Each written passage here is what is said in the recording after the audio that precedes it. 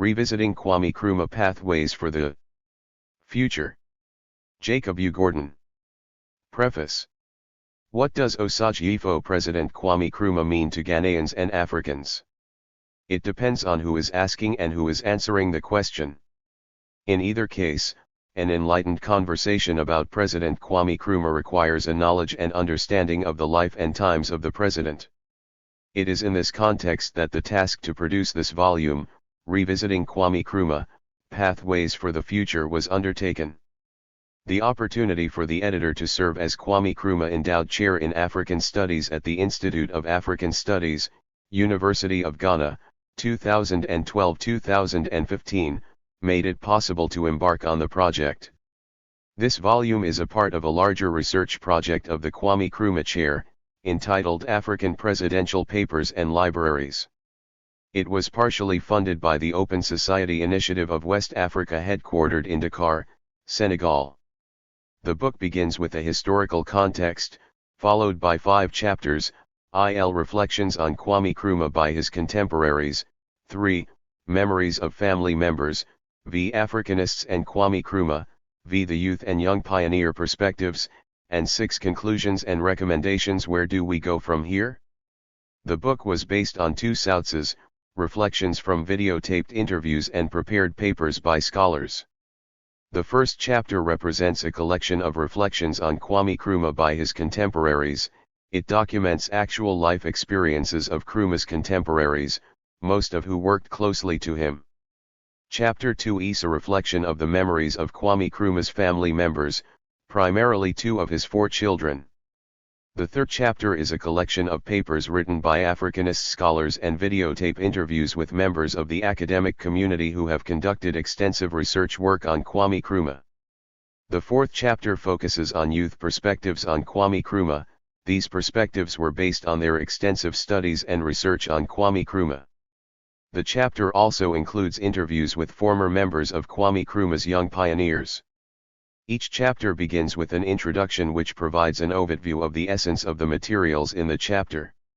A fifth and final chapter draws a conclusion and recommendations for moving forward. 12. This project could not have been successfully completed without the assistance of many people for whom I am grateful. I am particularly thankful to my contributors who took out time from their usual busy schedules to make significant contributions to the book. I am also grateful to the staff of the Media and Visual Arts Department of the Institute of African Studies, University of Ghana, for videotaping the interviews. Special thanks to my transcriber Mrs. Naakilari Yokal, who spent many countless hours working on the papers. Ms. Momkire Brabi, my senior research assistant, executed the coordination and other related activities of the project, and my 2 Ghana National Service staff, Ms. Asamena Akwa and Mr. Gideon Ampafo, for compiling bibliographic and related sources on Kwame Nkrumah. I would like to acknowledge the positive impact of the Institute and its leadership, Professor Akojua Adomako Ampafo, on the project for creating a conducive environment for conducting the necessary research background to the project. I am grateful to the Institute, its fellows, teaching assistants, research assistants, and postgraduate students for their engagements in intellectual discourses in the weekly seminars of the Institute. I found the seminars insightful, challenging, and intellectually stimulating. And, certainly, I want to thank my wife, Dr. Barbara McDade Gordon, Associate Professor at the University of Florida, for her technical assistance and encouragement throughout this project. It is certain that few statesmen have attempted or achieved so much as Kwame Nkrumah, a leading activist and theoretician of the African Renaissance and Pan-Africanism. His work lives on and continues to inspire Africans, people of African descent, and progressive movements worldwide. These observations and assessments of Kwame Nkrumah point to the need to revisit the late president, especially in light of what we have learned since his death on April 27, 1972 in Bucharest, where he had gone for medical treatment. It is important to note that Africa continues to grapple with the same problems, and in many respects, worse problems, exacerbated by globalization, corruption, and ethnic conflicts. It is therefore in anticipation of solutions to current and future problems facing Africa that we have embarked on this project to reflect on the past and hopefully present a better understanding of current state and realities of Africa. 3. In recent years, the study of Kwame Nkrumah has gained academic recognition more than ever before. Notwithstanding the destruction of his papers at the time of the February 24 coup in 1966, Nkrumah has almost become a household name in Ghana, the rest of Africa and the diaspora. Emerging young scholars are writing doctoral dissertations on Kwame Nkrumah, symposiums are organized to examine the life and times of Kwame Nkrumah, such as the one held in 1985 at the University of Ghana. Documents not previously available have now made it possible to further study Nkrumah's vision and legacy for Africa. These new sources include but not limited to the following. St. The Kennedy Library and Museum in Boston, Massachusetts, USA. St. Lyndon B. Johnson Library and Museum in Austin, Texas, USA. St. Howard University Research Center, formerly the Moreland Negro Collection. St. Richard Nixon Library and Museum, Yorba Linda, California, USA. St. U.S. National Security Files ** The 1958 Accra Conference of Heads of States at the University of Ghana Bomb Library. St. June Milner's Private Collections of President Nkrumah's Personal Papers in London. St. Biographies of Kwame Nkrumah and his autobiography. St. The Kwame Nkrumah Information Resource Site. St. The Osage-Ifo Dr. Kwame Nkrumah Info Bank, a web archive by the Nkrumah Centenary Committee. A bibliography of other materials on Kwame Nkrumah is included in this volume as an appendix. Born on September 21, 1909 in Enzima at the village of Nkroful, southwest Ghana, Kwame Nkrumah was a visionary leader whose transformational agenda for his country of Ghana and Africa remains as the cornerstone of his legacy. This volume is an attempt to create a better understanding of the contributions of this great man and his impact on society, Africa, and beyond. The following are milestones in Kwame Nkrumah's leadership. 5. Historical context, interview with Kofi Baku. Q. Could you identify who you are and give us some background of yourself and your relationship with Kwame Nkrumah, and then your reflections? A. Lam Kofi Baku and I teach history at the University of Ghana. I have been teaching history at the University of Ghana since October 1987. I'm currently the head of Department of History. I did my first degree in history and philosophy in the University of Ghana in 1980. In 1982, I proceeded to the University of Sussex, in Brighton in the United Kingdom, where I did my Master of Arts in Intellectual History and also the Doctor of Philosophy in Intellectual History at the University of Sussex. For my master's degree, I did both coursework and a dissertation. And my dissertation was on the political philosophy of Kwame Nkrumah. That is how I came to study Kwame Nkrumah, and I have been studying him since then. I graduated with a PhD from Sussex and began teaching at the University of Ghana. I have had some visiting appointments outside the University of Ghana. The first was in 1990 at the Center for African Studies, at the University of Boston, where I was a visiting scholar. The second one was at the Center of African Studies, at the University of California, at Los Angeles. Then in 2002, I was a visiting scholar at Smith College, and finally in 2008, I was a visiting scholar at Pennsylvania State University. There, I taught two courses, one, a Sudvay course on African history, and the second, an advanced level course on Islam in Africa. For the rest of the period, I have been teaching in Ghana. Q. What can you tell us about Kwame Nkrumah in terms of historical context for reflecting on this great man? A. It is often said that a person is a product of his age. But at the same time, some people live well ahead of their age. Looking at the historical context of Kwame Nkrumah, one can say that these two positions are true. 1. He's a product of his age, and 2. He lived well ahead of his age. Kwame Nkrumah was born in or about 1909, he died in 1972. So Kwame Nkrumah was born in the period in which European nations colonized Africa. He was born and he grew up under colonial rule. Kwame Nkrumah also lived to see the independence of Africa. Indeed, he championed the independence of Africa and he participated as one of the first leaders of independent Africa, and indeed, Kwame Nkrumah saw the guards literally changing at the time he died when the first leaders of Africa were handing over to the second generation of African leaders. If you look at all of this, you will say that there is a very broad spectrum within which Kwame Nkrumah can be studied. There is a way in which we can capture this very neatly under 4 main themes. 6. Theme number 1, religion. Theme number 2, economy. Theme number 3, empire. And I believe theme number 4 would be technology. So we can talk about religion, economy, empire, and technology. These 4 major themes provide the context within which Kwame Nkrumah could be studied. What do we mean by the context of religion? During the period of colonial rule and even before, 2 major forces swept across Africa. The first was, indeed, Africans' own various indigenous religions. The second was Islam. Islam swept across Africa very early in the life of Islam when it began to move away from Arabia. In fact, the first point of call was North Africa and subsequently the rest of Africa. That left its imprints on Africa. The third major religious force that swept across Africa was European Christianity. In the 19th century, all of these 3 forces competed. In a sense, all of these 3 forces interacted, and anybody who grew up in the 19th and 20th centuries was definitely influenced by them. So Kwame Nkrumah was born into typical Gold Coast society. It was founded on indigenous African religion in addition to all other things. It was bombarded with Euro-Christian religion. It also had the Islamic influence, and Kwame Nkrumah imbibed all of these. They invariably influenced his matured thinking. They impacted on the kinds of things he said, the way he acted, and indeed, the way he thought and wrote. Q. You are using the word European Christianity. Why? Is that different from Christianity as we know it? A. I would argue that European Christianity is different from Christianity as we know it, principally as written about in the New Testament Bible.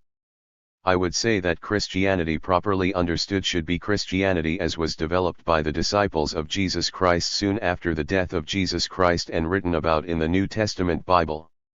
I would argue that that form of Christianity underwent some change with the advance of the Roman Empire. The Romans being the people who really carried the flag of New Testament Christianity to the conquered lands of Rome or the Roman Empire. As it moved into Europe, the European cultural underpinnings influenced Christianity. European ideas influenced it, and that was what was brought eventually to the areas that Europe during colonialism. So that is the reason why I talk about European Christianity. So I was talking about the different religious forces serving as a background to understanding Kwame Nkrumah. There is this very interesting story that was told by Kwame Nkrumah's private secretary, Erica Powell. She was British. She was recruited in the heydays of colonial rule, posted to the office of the governor as private secretary. Kwame Nkrumah inherited her in the office and decided to keep her as his private secretary. In the course of time, they grew to know each other very well and they worked together harmoniously. Erica Powell tells a very interesting story in her book. The book is her reflections on her time in Ghana, particularly when she served as Private 7. Secretary to Nkrumah. She wrote in that book that once upon a time she was gravely ill and she had surgery. After the successful surgery, Kwame Nkrumah presented a sheep to her. And the sheep was to be killed in celebration of a successful operation and also as thanksgiving to the gods for keeping her alive. She says when she took the sheep home, her houseboy, her butler, head household were all excited that they were going to kill the sheep, but she delayed the killing of the sheep, and so one day turned into the second day into a third day, and eventually the sheep remained in the house as a pet, and she would move the sheep around her compound to feed it and generally play around with her.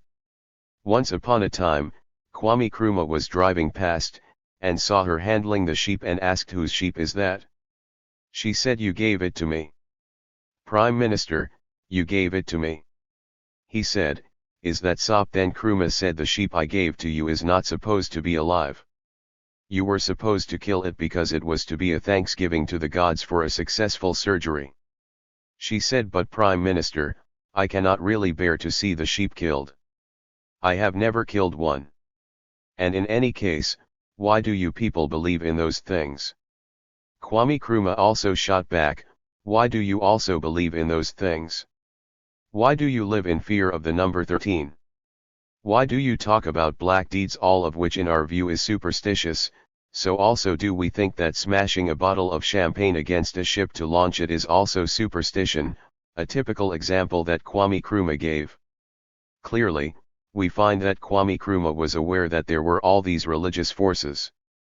Though he lived all of them, he did not escape the imprint of Islamic religion, he did not escape the imprints of Euro-Christianity, so also he continued with the traditional African religion in which he grew up.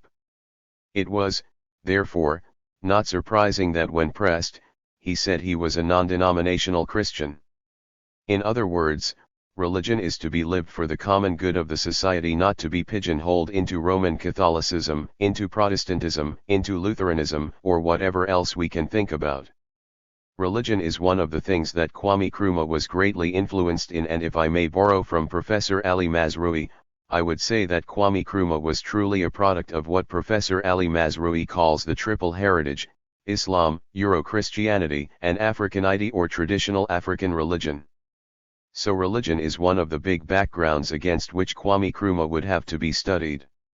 Now, we talk about economy, and that links us up with the period in which Kwame Nkrumah was born, the colonial period. The colonial period was the period in which Europe exported itself to Africa. It exported itself not only in terms of its political hegemony but also in terms of this economic ethics. And what are the European economic ethics? There is ruthless capitalism, exploration of resources for the benefits of the colonial power. We may look at this in terms of the development of Europe itself. Europe had practiced various 8 forms of ruthless capitalism even as a feudal society. Feudal laws exploited the resources of the feudal serfs for the exclusive benefits of the land-owning classes. It can be linked with the development of the Christian Church. European Christian societies were the biggest property owners that exploited the underprivileged in the society. These Christians did not bat an eye even in buying slaves and using slaves to enrich the resources of the church. These practices were brought to Africa. They also brought to Africa what they called the admirable aspects of capitalism, the fact that you must be encouraged to work very hard for yourself and reap the benefits of hard work. So Kwame Nkrumah grew up with all of that. Unfortunately, what was largely manifested in Africa was the exploitative nature of capitalism, and that greatly influenced Kwame Nkrumah's thinking, Kwame Nkrumah's own development, and his attitudes towards how society must be organized, how the economic basis of society must be organized when he eventually became the leader of independent Ghana. So any study of Nkrumah must revert to the ruthless exploitative nature of the colonial economy with all its Euro-Christian underpinnings. The third thing we need to think about when we talk about the context, the climate of opinion and ideas that influenced Kwame Nkrumah was also what I call empire, and of course, we have already alluded to that, the building of European empires in Africa, the extension of European influence into Africa, the whole business of colonial rule in Africa. At the time that Europe was busy conquering Africa, Europe was largely monarchical and imperial. Europe was in pursuit of an empire-building agenda. Empire building in all its senses: quest for market for European industrialized goods, quest for raw materials to feed European industry, quest of glory outside Europe, the extent of territory that you could well boast that I have this expanse of land. And indeed, if you read European history, you find that Her Majesty the Queen or His Majesty the King was not only the King or Queen of England but also of India, the Gold Coast and Nigeria.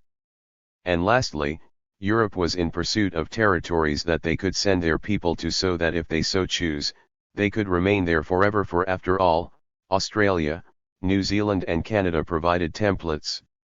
Europe was still smiting under the pain that they were booted out of America, and they lived in the hope that the new places that they could expand to in Africa and Asia, they would not be so booted out, they would not be kicked out.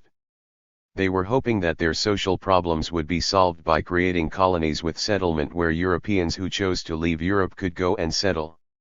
Again, the whole process of empire building in terms of economic gain, political prestige, resolution of social problems again, affected the people who were born and grew up in that age. And subsequently, those who really thought about them decided that those were the kind of things that they would try to resolve and redress when they get into power, and that's exactly what Kwame Nkrumah did. 9. If you want a specific example, quite apart from the situation in Kwame Nkrumah's Gold Coast, you'll find for example that when everything appears to have died down, in terms of colonial appropriation of territory, suddenly, Italy explodes into Abyssinia, at that time the only independent African nation. So you could see how anyone who is growing up, who is becoming politically aware, would be demoralized by such an event. In the 1930s, when it was thought that the fight should be against Europeans to get independence, Europeans were planting themselves via Italy and Ethiopia. So that again is one major context in which Kwame Nkrumah would have to be studied. The last one has to do with technology. How did Europe get to Africa anyway? What made Europe powerful? What is it that enabled Europe to move around the world with ease and to conquer the world? It was basically technology. The building of the steam engine that replaced the small sailboats, it made journeys across the seas much safer, a lot faster. The invention of the gun, the very powerful instrument of terror, the instrument of intimidation that sent people running away at the sound of it. Building of bigger ships with very good navigational instruments, developing guns, and indeed the history of gun making is very widely known, the speed with which models changed, and with it came the efficiency, and also the way they became a lot deadlier, to the extent that by the time we get to the second half of the 19th century, you had the repeater rifle, so you don't have to reload to finish off your opponent. All of this helped Europe to conquer the rest of the world seemingly with ease. Technology enabled Europe to industrialize and to develop itself. Railways, electricity, and all the modern conveniences of life, Europe started dealing with its sanitation problems. Europe suddenly started having portable water, life and longevity increased in Europe. All of these clearly were eye-openers to anybody who came into contact with them, and anybody who wanted advancement of his own people quickly recognized that these would be some of the priority items to be put on an agenda for development. We must also industrialize. We must make use of the benefits of technology. We must see to it that the lives of our people are adequately protected. Science and technology held the key. So again you find that Kwame Nkrumah was greatly influenced by that. If I may take one step back and talk again about colonialism. Colonialism also was not just a question of empire building, and of course, even if we look at it purely in terms of empire building, it came with the trappings of empire building. And part of the things that come with empire building is the question of superior subordinate position. In colonial terms, it had to do with racism. So colonial racism played a major part in shaping Kwame Nkrumah, in providing a context within which Kwame Nkrumah would have to be studied. In terms of reality, it enabled Kwame Nkrumah to think not only in terms of Africans in Africa but also Africans in the diaspora. Kwame Nkrumah met with Africans in the diaspora. 10. And actively interacted with them. Kwame Nkrumah read what they wrote. And that became a major agenda, and for him the eventual African liberation. It's African liberation in the broadest sense of the word. African then seen in terms of black, not in terms of just Africans in Africa. So that also influenced his Pan-African ideas. And indeed when you talk about Pan-Africanism, yes, in a sense, you limit it to the unification of Africa, but for Kwame Nkrumah, it would have to be broadened to go outside the physical boundaries of Africa to the rest of the black world. I think you are right, because in 1963, when he officially opened the Institute of African Studies in the University of Ghana, he made it very clear that African Studies is not Ghana Studies, it's not West Africa Studies, it is African Studies. It's beyond the study of the continent. It must include peoples of African descent in the diaspora. Now what do you think about the factor of World War I and its legacies, the creation of the Cold War? You think that has anything in the context to try and understand Kwame Nkrumah? Yes, indeed, it does, and if we were to go back to our four main themes, we could discuss that partly under economy and partly under empire. And here again, I would like to give a broad definition to empire which would then encapsulate the political. World War I and also the Cold War greatly influenced the thinking of Kwame Nkrumah, and that is the context within which you would have to study him. Let us take them one after the other. Kwame Nkrumah was already a young adult when the war broke out. Kwame Nkrumah saw the recruitment process of the soldiers in the Gold Coast. Kwame Nkrumah knew clearly that these were people who were being recruited to fight Europe's war. He also knew that they were doing so with a certain level of sincerity in the sense that they were the Queen's subject, the subjects of the monarchs. Duty calls, and they would obey with all honesty and sincerity. But he also trusted that the benefit of freedom would have to be extended to Africa. And indeed, European rhetoric, European propaganda made all that clear, that once we get rid of the tyrant in terms of European definition, there will be freedom for everybody. Of course, after the Second World War, we all saw what happened. That freedom never came. Even the veterans, the people who survived the war, were shabbily treated. The compensations that were promised, even when it paid, were hardly adequate. Indeed, the veterans became destitute, and that did not escape Kwame Nkrumah. Kwame Nkrumah realized, if we may paraphrase Chinua Achebe, that you can only rely on that which you call your own. It's only your own that is greatly yours.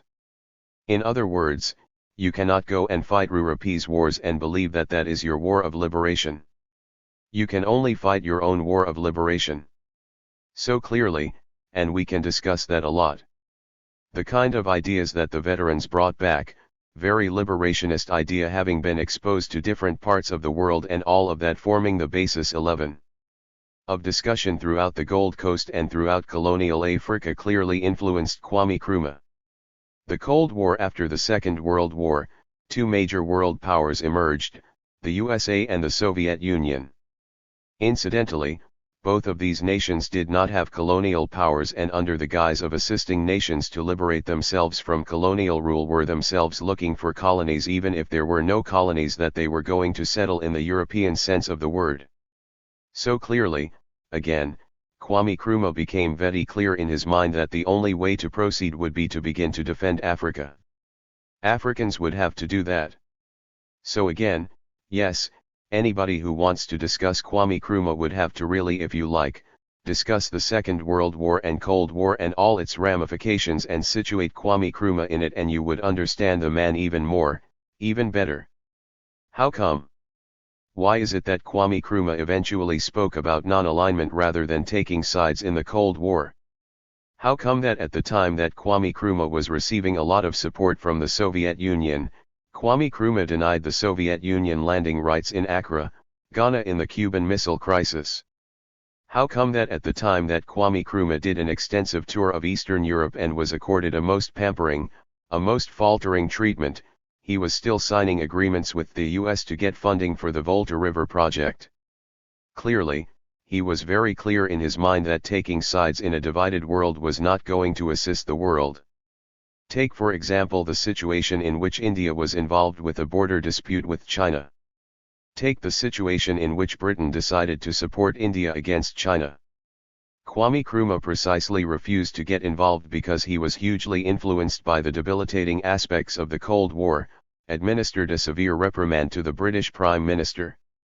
When the British Prime Minister said, "But we cannot afford to look at a Commonwealth country in danger of being mistreated by a bigger country," Kwame Nkrumah said, "Yes, we are entitled to support a Commonwealth country, but military aid is not the type of support we are looking for.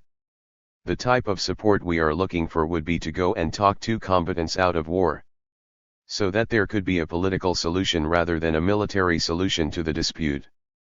And indeed, that was the mission on which he had embarked on in 1966 when, unfortunately, he was overthrown from power. So any discussion of Kwame Nkrumah would have to take account of the Second World War and the Cold War. During this whole period, from the time he was born and the time he died, are there certain personalities, individuals, that you think must have influenced him in looking at the historical context in United States, London, or even after he came back to the Gold Coast? A. Yes, and this is an emphatic yes. Largely, because Kwame Nkrumah thirsted hugely after knowledge. He was exceedingly greedy for knowledge, so he linked 12. Up with anybody who had ideas that were good enough to imbibe. So we can begin from the Gold Coast. Kwame Nkrumah linked up with Dr. Kwiji Agdi, who came back to the Gold Coast 1927 as the first assistant vice principal of Achimota College. Kwame Nkrumah admired him, he wanted to learn from him. And indeed, Kwame Nkrumah admitted that he was one of the huge influences on him, especially in terms of Agri's thinking that we cannot live in a polarized world and expect to advance. We need to build bridges, but we must also have the courage to admit that which is wrong, whether it was on the side of the blacks or on the side of the whites. So that was a huge influence on him. Again in the Gold Coast, Kwame Nkrumah met other Africans. Nnamdi Azikiwe of Nigeria, for example, who had come to the Gold Coast to continue the search for knowledge and strategies. It was in conversations and linking up with Nnamdi Azikiwe that Kwame Nkrumah eventually went to study in the US. There are many other people in the Gold Coast who influenced him when he was in the US. There was this largely unknown Ghanaian hero called Kobinasi Kai. Kobinasi Kai was a Gold Coast nationalist who believed that colonialism had destroyed the foundations of African societies and that African societies would only regenerate themselves if they went back to their original African philosophical, social, and cultural underpinnings. Kwame Nkrumah hugely admired that philosophy, so as a student in the US and also in the UK, he linked up Kobinasi Kai and they exchanged letters a lot. Indeed, Kwame Nkrumah came back to the Gold Coast and met Kobinasi Kai before Kobinasi Kai died. In terms of Africans in the diaspora, Kwame Nkrumah admired Edward Blyden very much. He admired Marcus Garvey. Indeed, there is a sense in which Marcus Garvey may be considered to be the first person to internationalize the black issue. He carried the black issue outside the New World of the Americas. Marcus Garvey was very well placed to do that. He was born in the West Indies, he spent time in the UK, he spent time in the US. So he saw blacks on at least two continents, the America continent if we may use that phrase, that is North and South America and Europe, and he recognized quickly that to solve the black problem had to be internationalized. It must be spread right across, and Kwame Nkrumah admired that very much and indeed learned a lot from that. That is how, as a leader of independent Africa, Kwame Nkrumah internationalized the black problem, internationalized the black revolution. Kwame Nkrumah also admired Sylvester Williams, W.E.B. Du Bois, George Padmar. These people were great influences on his thinking.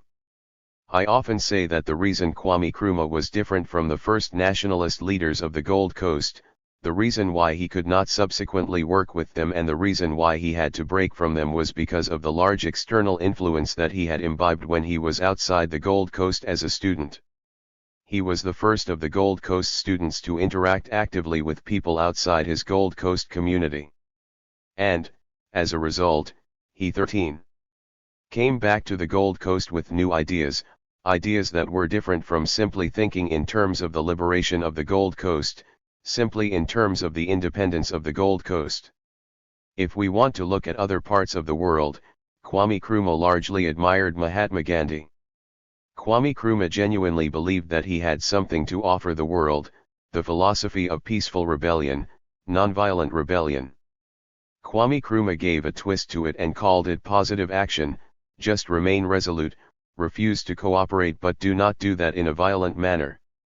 Make your point firmly, effectively, but in a nonviolent manner. And again, there are ancient philosophers and others from whom Kwame Nkrumah borrowed. And of course, as a politician, Kwame Nkrumah also admired Lenin, particularly the idea of an avant-garde party that would lead the African liberation. Q. Does that list include Karl Marx too? A. Yes. There is a sense in which many people say that Kwame Nkrumah deliberately used or reformulated the title of Karl Marx books when he was writing his own book, titled, Imperialism, The Last Age of Capitalism and Colonialism. The point I want to make again is that like all human beings, when Kwame Nkrumah was growing up, was becoming politically aware and was developing his own independent thought, he also kept an eye on the people who were the leaders of opinion and those that fit into the philosophies that he was developing. He admired a lot, he read them actively. Indeed, I was very impressed when I went to the National Archives of Ghana, now called the Public Records and Archives Administration Department in Accra, and I found among Kwame Nkrumah's collection of books, a journal entitled The Philosophy of Ideas. Clearly, he was not just a student who walked through the walls and the lecture halls of the university. He bought books that discussed philosophical ideas. Clearly, he was a man who had a thirst for knowledge, who was greedy for knowledge, who was anxious to imbibe ideas and to turn them round and to use them for himself. Are we therefore surprised that Kwame Nkrumah himself became a great philosopher?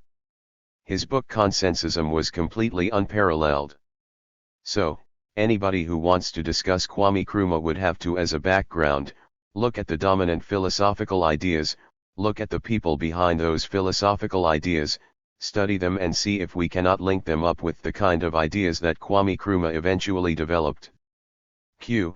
In reflecting on Kwame Nkrumah, the historical context you have provided, was he a man who was ahead of his time or was he a man who was behind his time? A. Absolutely ahead of his time. Let's go back to our 4 issues: religion, economy, technology, and empire.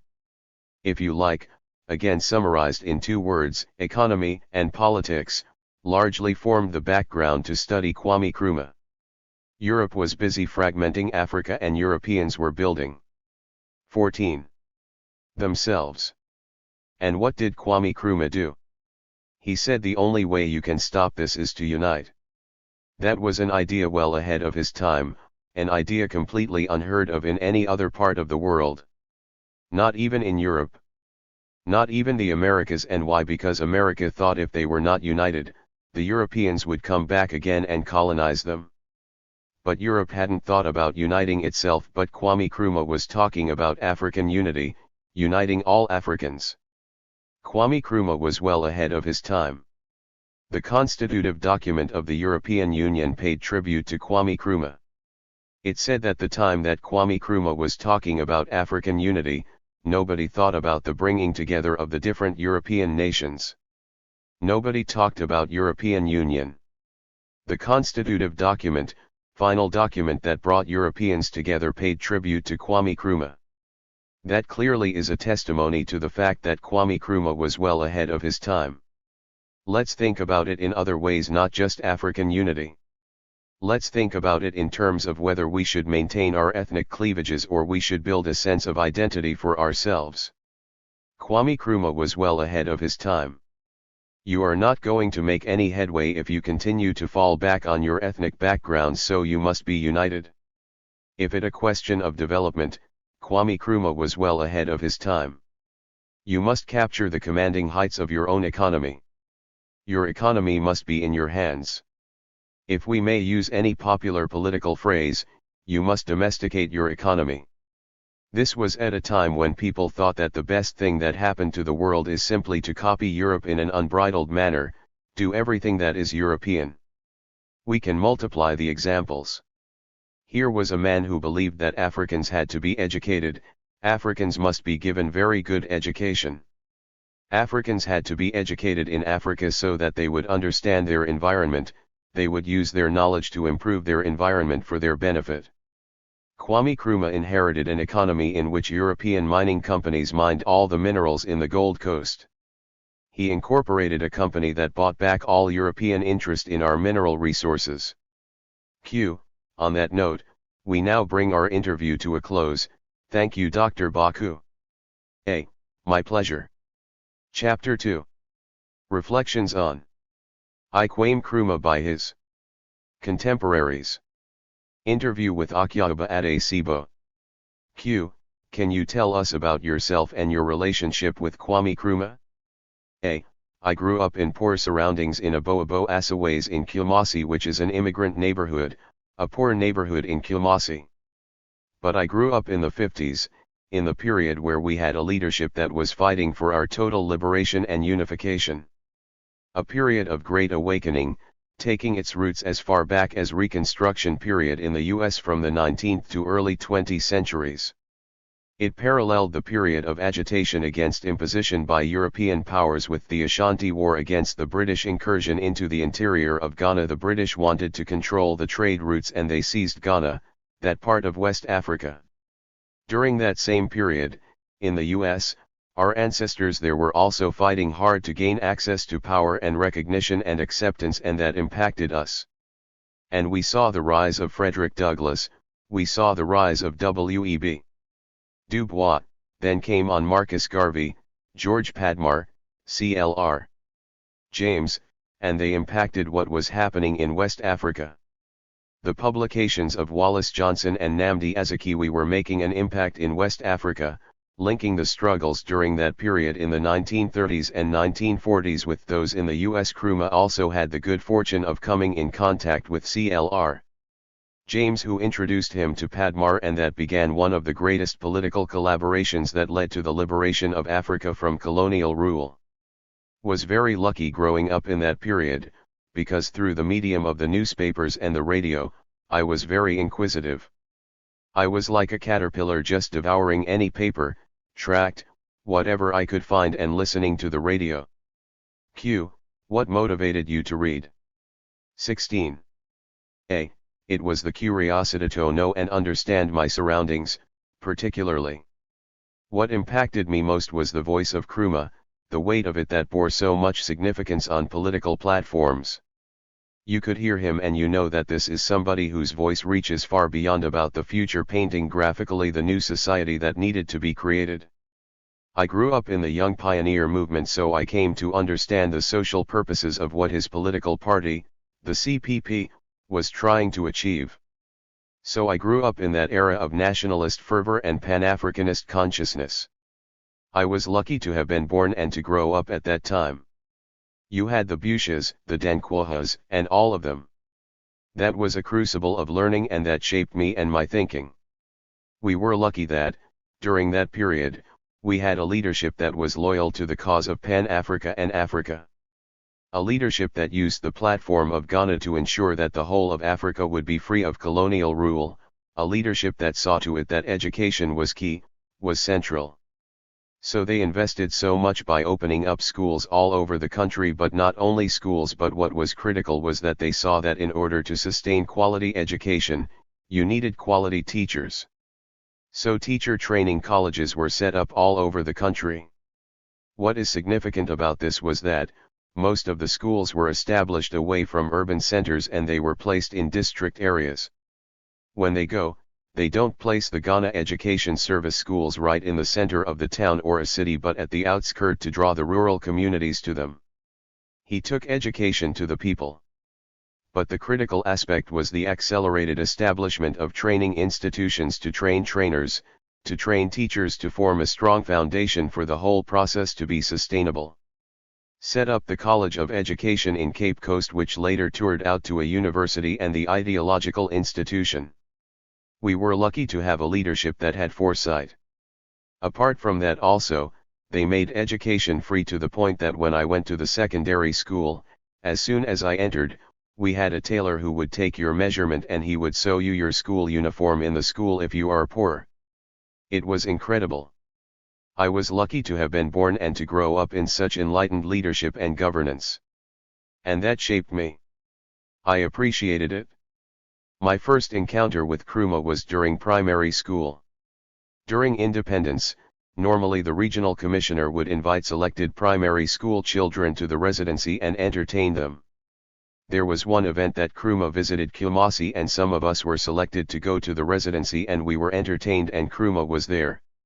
I was a very curious person, wasn't shy.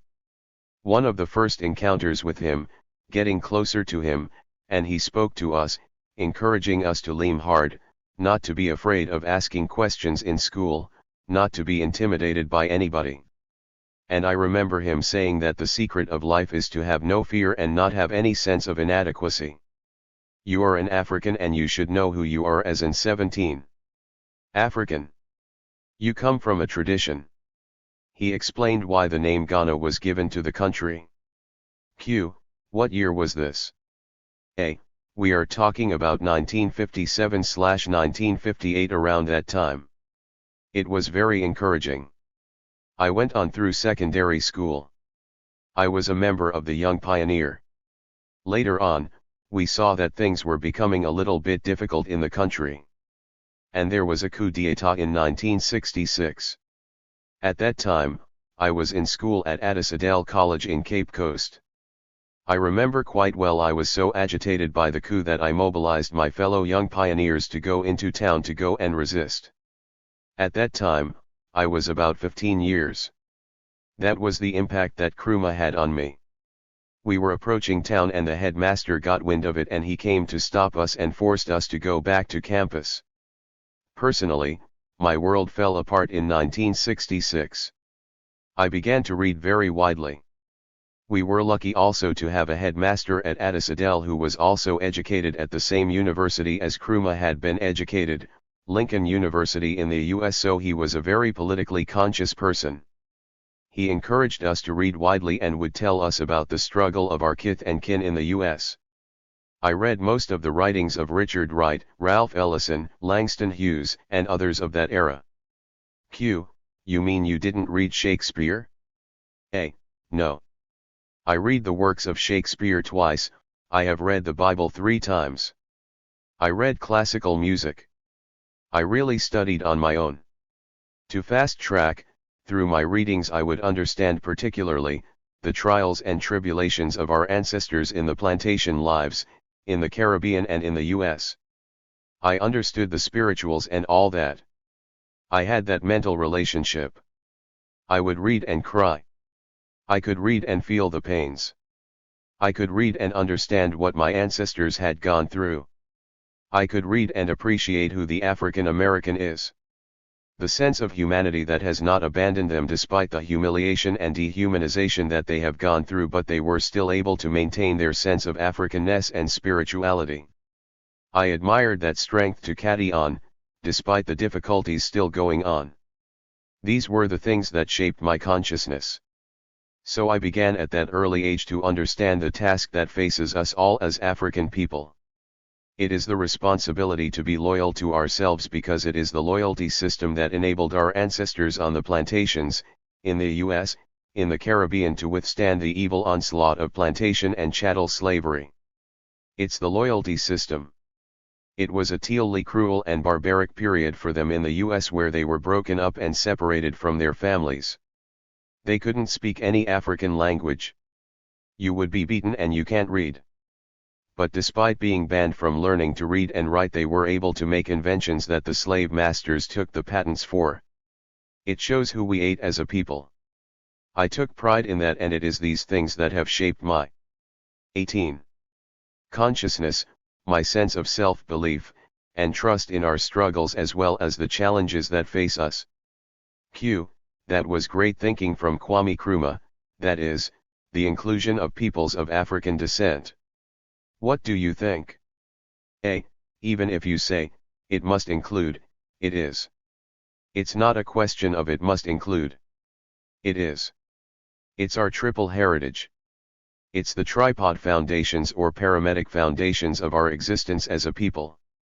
Our experience in the Caribbean, our experience in the Americas, our experience here combined together to create that new African personality. That is what Kwame Nkrumah was all about. So growing up in Ghana, I was very conscious of who I am as an African and loved my own memories as an African and was concerned about what was going on elsewhere. I remember quite early. It's ingrained in my mind, 1961 or so, I think it was January or so, it was during the Harmattan season, early dawn. The voice of Nkrumah woke up on the radio. You could almost feel the tears in his voice telling the nation about the assassination of Patrice Lumumba and some of his colleagues. You could feel the hurt and the sense of despair in Nkrumah. And I could feel it. At that time, if I could have volunteered to go to the Congo, I would have gone. At that time Nkrumah used to say Congo is that heart of Africa. To seize the Congo is to seize the heart of Africa. We will not stand by for the Belgians and the European colonialists to seize the heart of Africa. We have a responsibility to protect the heart of Africa. And Nkrumah understood that perfectly well. I went to the US to study and I came in contact with CLR. James. I was taken in by CLR. James and I studied at his feet. He used to tell people just before he died in London that all that Adesibo knows about politics is what I have taught him.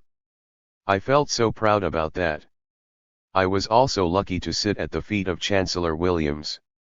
Every morning from about 4 a.m. to about 7 a.m., I would be receiving instructions under the feet of Chancellor Williams. I was also very lucky to have sat at the feet of Madame Jewel Mosaki, the first female who graduated with a master's degree from Howard University. She also, I was lucky to have studied at her feet. At her house in northeast London, I'll go there early in the morning and she will point at a particular chair and she would say, "This is where Malcolm X used to sit, so you sit there." Then John Henrik Clarke, I was lucky to have studied at his feet, and Ben S. Canaan, so they all shaped me. They made me who I am today. Q. What was your connection with Nkrumah? A. But I came into direct contact with Nkrumah by way of his wife, Favia Nkrumah. I got close to Favia Nkrumah and the family. I recall very well when I returned to Ghana from the US in 1982. During the early days of the Provisional National Defense Council, we were organizing an assembly of all the local defense committees and we brought workers and other people together. I was assigned to go and tell Favia what we were doing and to invite her to the meetings. So I went and told her why we wanted her to come. She sat me down and told me that she would not come and gave me her reasons. It was then that she explained to me that she believed the PNDC was not actually Nkrumahist. She did not want to give them the appearance of credibility by attending meetings or appearing on any party platform. She felt that they were using Nkrumah for their own purposes. She wouldn't lend herself to be used. That was very interesting and it confirmed a lot of things that I had read when I was in the US. Through Madame Jewel Mosaki, I had access to the Jefferson Memorial Library at the Library of Congress and to the declassified documents section. So had some idea of how Nkrumah was overthrown and the key people that were used by the forces of the US, German, French, Israeli, and British intelligence communities. When I came back to Ghana in 1982 during the period of the PNDC or the Rawlings Revolution, a lot of things happened that opened my eyes and confirmed the materials that I had read. So Favia reinforced what was going through my mind. And so that developed a very strong relationship between me and Favia until she was forced out by the PNDC regime because she was outspoken. She wasn't afraid to speak out if it became necessary. The PNDC regime at that time found her an embarrassment, so she was forced to leave with the children. And later on, she ended up in London where we met again. I had been chased out of the country in 1984. Favia and I got to know each other very well. I learned of the tribulations of the family, how she was struggling to help the children go through school. Samaya and Gamal, through their own good strips, educated themselves. It had not at all been easy for them being the children of Nkrumah living in London. You would have thought that. Of course, detractors were saying that Nkrumah had stolen a lot of Ghana's money, and sent it abroad. But the children and the wife were living ordinary lives, and struggling to go to school, to pay school fees and all that. But they managed to carry on and all of them did their master's degrees. The mother had to sell some of her jewelry and other possessions. It was difficult for them. Yet there were all of these people around who were so-called Pan-Africanists, who held state power in Ghana, exercised absolute power. They had all of the resources of the state at their disposal, but somehow they delinked themselves what was closest to Nkrumah, his family, the wife, and children. And Nkrumah sacrificed everything for Ghana and for Africa in the belief that his party would take care of them. I quite remember one day, Favia was so concerned about me that she called my wife and told my wife, that she used to ask Nkrumah, what would happen to us if something happened to you? And Nkrumah would say, don't worry at all, the party will take care of you. Nkrumah was so selfless that even the clothes that he wore, he would have them imprinted with the property of the Republic of Ghana. He had nothing. 20. I believe that every Pan-Africanist had a responsibility to see to the welfare of Nkrumah's family because Nkrumah did not steal. He didn't even build a house for himself. Colonel Akinpung, who came to power through a military coup in 1972, built a place for Favia at Labone in Accra. But when she was forced out of the country, the house that Akinpung built for Favia was handed over to then Justice Annan, who was a member of the ruling council of the PNDC. He became a Speaker of Parliament later on and he lived there. Why? And this was a regime that purported to be Nkrumahist. But let's not forget that when he was in exile in Guinea, Nkrumah said in his writings that for any regime to survive in Ghana, it would have to at least pay lip service to his ideals and the achievements of the CPP. And it is true. That's what the PNDC survived on and the NDC is still surviving on. So I have been shaped by the very experience of Nkrumah, his actions while in office, his overthrow, his stay in Guinea, and all. I was always on the radio listening to his speeches from Conakry and following him however I could. Q. How did you survive in London? A. I left here under very strange circumstances in January 1984. The PNDC felt that I was a threat. Q. But you were not an elected official, so why would you be a threat? A. My whole life had been political.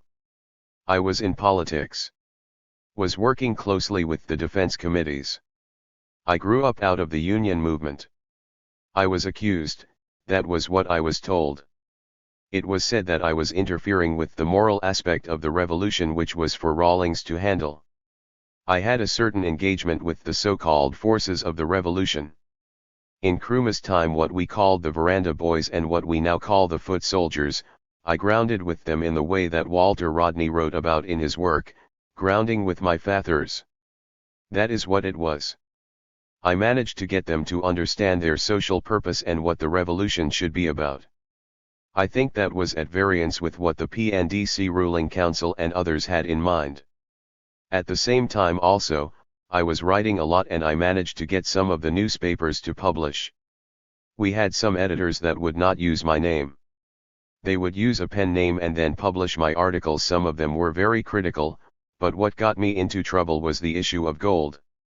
I and a group of people felt that gold should be declared a strategic national wealth. That if we are saying that we ate a revolutionary, we are following the path of Nkrumah. Nkrumah had established that by 1972, Ghana was going to have total control over its gold and it would pull out whatever reserves and bring them home and create its own Fort Knox. Ghana was going to have total control over its foreign reserves. Nkrumah had decided that he was going to put value to our gold. It was not going to be exported raw, so he had approached the Russians to establish a refinery at Tarkwa. The Russians brought in the cranes, the machines and set up construction. Nkrumah was to commission this in July 1966, but the coup 21 happened in February 1966. Ever since then, no government has dared to touch the issue of control or try to build the refinery. I wrote that we now had a revolutionary government that claimed to be Nkrumahist and that they should take the opportunity to pick up from where Nkrumah left off. At that time also, the PNDC had power over life and property. People were disappearing and the West was not saying anything. You could take over people's factories, but the West never said anything. And later on, the West was pouring in money and Ghana was the darling of the West. I posed a challenge to them that Ghana's gold, the revolution sinks or swims by it. We had done a lot of research and knew where our ancestors used to mine gold across the country, especially along the gold belt. This was traditional gold mining, which we call Galamsey now. I was also trying to show the link between intelligence and strategic materials. I noted how the operations that were precursors to the CIA and the British intelligence formed at the time of the Opium Wars in China. Opium was used to undermine resistance in China. I also tried to open the minds of Ghanaians to the fact about the 1966 coup and how it was accelerated. Because Nkrumah was going to go to Vietnam to see what he could do about the war. At that time, the Vietnamese leaders were not listening to anybody. It was Nkrumah who they would listen to. Before Nkrumah left for Vietnam, he tried to reorganize his intelligence organization. Before Nkrumah left for Vietnam, he gave a dossier to a trusted civil servant to start an investigation. He was convinced that some members of the National Police as well as the National Intelligence Agency were engaged in gold smuggling.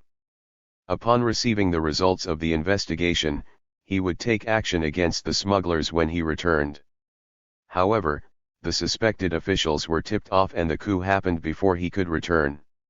My writings were an attempt to show connections between the 1966 coup and more recent events at that time. I found out that I was wanted for questioning by the police. I did not want to take the chance of being put in jail or detention. I managed to escape from Ghana to a neighboring country, and finally arrived in London as a political exile in 1984. However, I continued with my writing and other activities. Q. What are some other reflections on Kwame Nkrumah? A. Nkrumah poses a challenge to us and particularly any leader of his or her sort in Africa or in Pan-Africa. Here is a man who gave off his best, sacrificed himself and the family for Ghana and Africa and Pan-Africa. I think the best person who can describe him is Julius Nyerere. I would like to quote what Julius Nyerere says. Nyerere says this: Kwame Nkrumah was Ghana's leader, but he was our leader too. For he was an African leader. People are not gods. Even the best have their 22 faults, and the faults of the great can be very big too. So Nkrumah had his faults, but he was great in a purely positive sense. He was a visionary, he thought big. But he thought big for Ghana and its people and for Africa and its people. He had a great dream for Africa and its people. He was no looter. He did not have a Swiss bank account. He died poor. Shakespeare wrote that the evil that men do live after them, but the good is often interned with their bones. This is Kwame Nkrumah. The mere mention of Kwame Nkrumah poses a challenge: that are you a leader that stands up to what Kwame Nkrumah represents, selfless leadership that would not loot, selfless leadership that is loyal to the nation that it serves, selfless leadership that pursues the national interest to a fault and will not consciously sell out Ghana or Africa. That is the perpetual reference point that Nkrumah poses to every leader or every so-called revolutionary.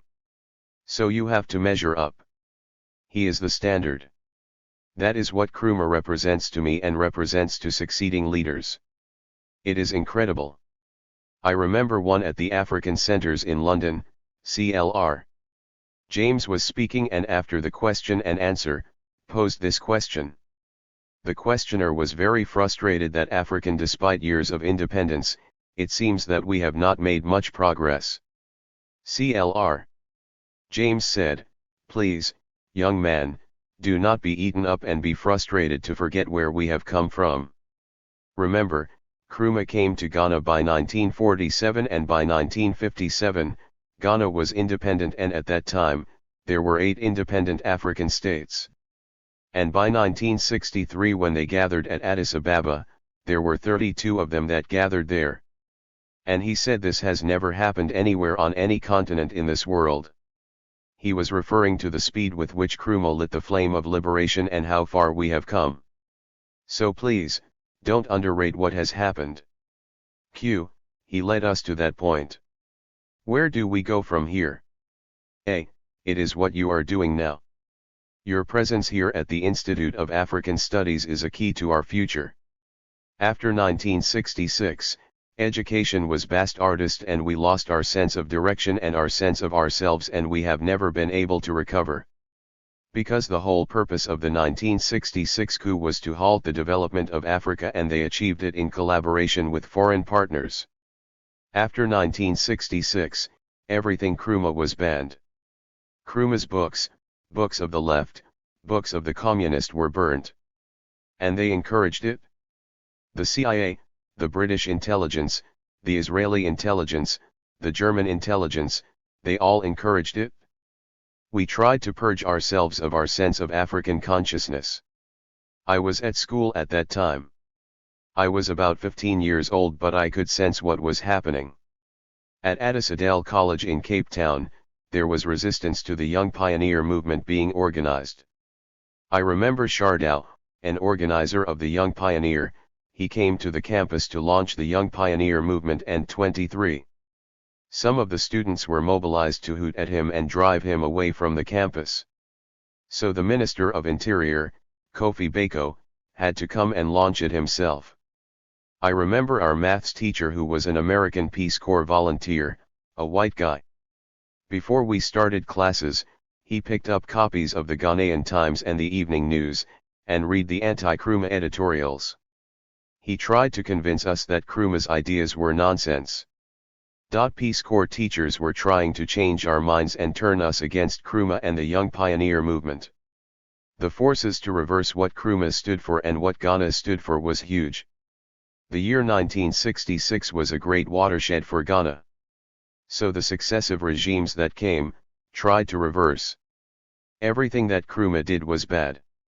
For example, President Bizia changed the teacher training colleges that Nkrumah had established, Bizia, into secondary schools, and that is why we have a backlog. That stemmed the tide of teacher training, and the country has not been able to catch up. We are still suffering from that. But Bizia was an intellectual, right?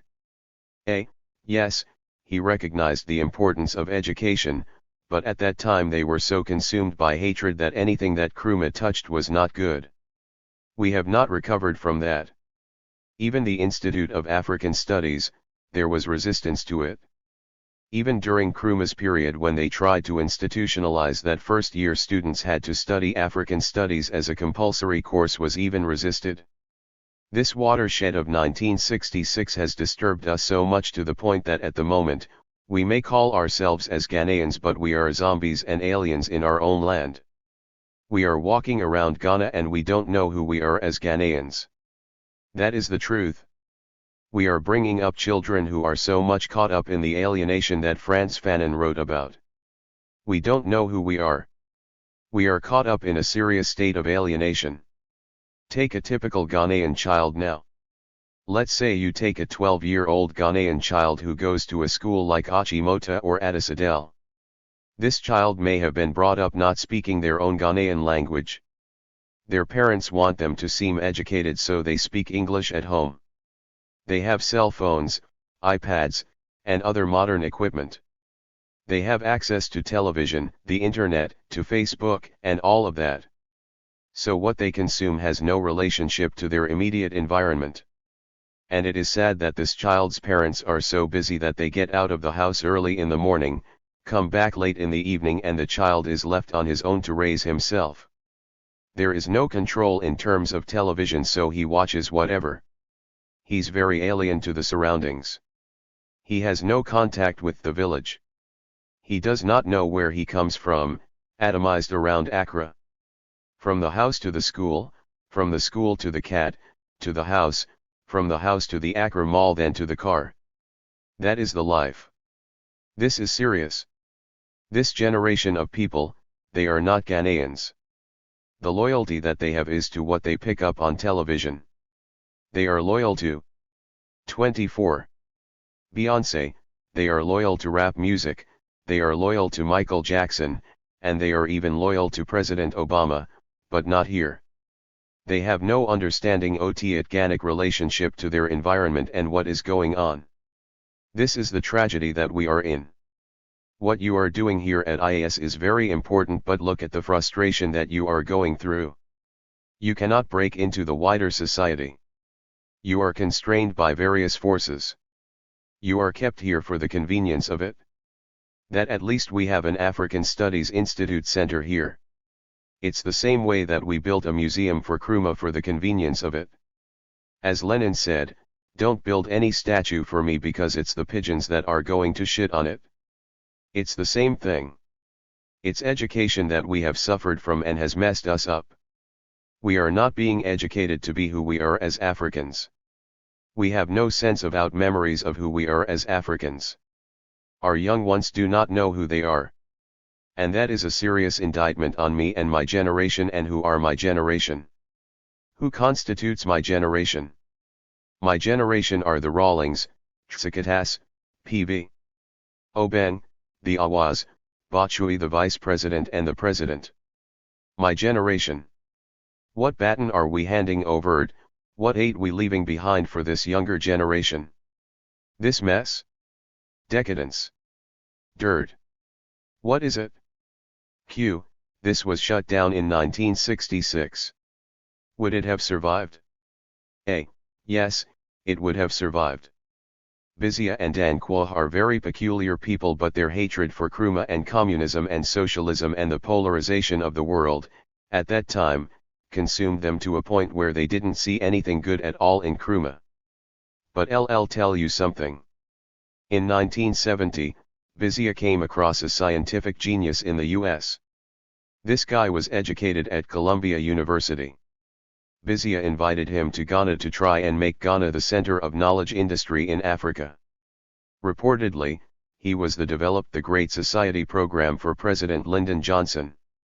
He was a computer systems developer and a renowned educational psychologist. His thesis was on the field of learning. Bizia felt that he could bridge learning gaps.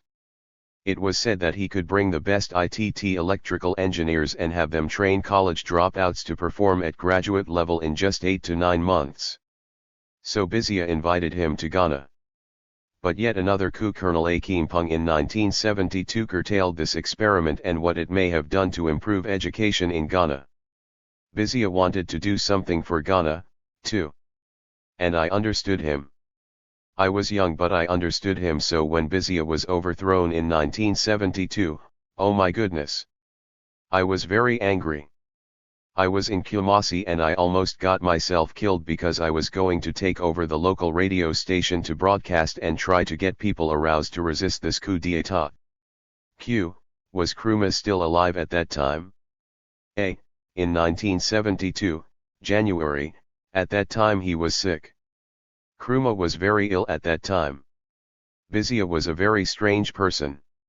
Like J.B. Dan Quoh. They had their Pan-African consciousness. They were nationalists. They knew who they were as Africans. 25. And wrote very well. Well educated. I remember quite well in my studies with John Henrik Clarke, and he said, "Please, I know you are an Nkrumahist, but go back and read Dan Quoh."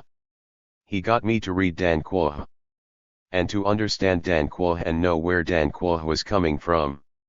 He said forget about his problems with Nkrumah. And go back and read him, and I did that exactly. Of course, I read Agdi, I read Bizia, Casely Hayford. I read everybody. That was Bizia in that respect. He would have set up the educational system and he would have resourced it. Q. What was the nature of the relationship between Nkrumah and Bizia? A. Though they were opposed politically, Bizia and Nkrumah, when it became necessary, they talked. They used to talk. Nkrumah cried when Dan Quoh died in prison. He didn't know. And he felt that was a big disaster. But of course he had to protect himself. People were throwing bombs at him, and all that. Not a single person was executed under Nkrumah's regime. No one can point anywhere. Even those who were throwing bombs at him and shot at him were not executed. There was this rivalry, but apart from that, when it came to certain aspects of the country in relation to the African personality and the culture and all that, Bizia and Nkrumah respected each other, but it was the way, the method, that they disagreed upon. They read each other very well. They would infer with each other's writing and all that. That is what Henrik Clarke taught me. He said, this is your heritage. It's that richness, the struggle. You have to move yourself away from the internecine and just look at the intellectual discourse that was going on. That is what Henrik Clarke tuned my mind to. I became an important beneficiary of this. Ghana is a very peculiar country, and the West and the East, they know. Irrespective of anything, there is a certain degree of nationalism in the Ghanaian personality stemming from as far back as the 16th century, when the Europeans landed, long before there was this country called Ghana. They knew that the value of the land was critical, and the Ghanaians knew this. It's not like East Africa, where Europeans immigrated to the areas and settled themselves upon the land. They could not take hold of this land. The people who occupied what is now Ghana fought tough, and that is the essence of our people. We must understand this about ourselves. Our colonizers found this out, and so they will do everything to destroy the sense of consciousness and nationalism, to set us at each other's throat. They are good at that. And you, Prof, understand this. Look at former President John Kufuor and his regime. And look at Rawlings. Here you have Kufuor's party that believes in property-owning democracy, and you have the PNDC or NDC regime that believes in social democracy or socialism. In 2006, Kufuor made the significant statement that his regime was weaning Ghana away from the dependence on the World Bank and the IMF and the Western powers. It's a Ghanaian thing. You have to own that as a 26. Ghanaian. Here on the opposite side of it, we have so-called socialist leftists who voluntarily gave themselves to the dictates of the World Bank and the IMF. And again, Kufuor. No one can take this away from him. When Favia died, it was Kufuor who brought Favia's body and interned her right by the side of her husband. There was a lot of resistance, but Kufuor did it. I'm saying this and to go back to the education that I was lucky to have received at the feet of Henrik Clark.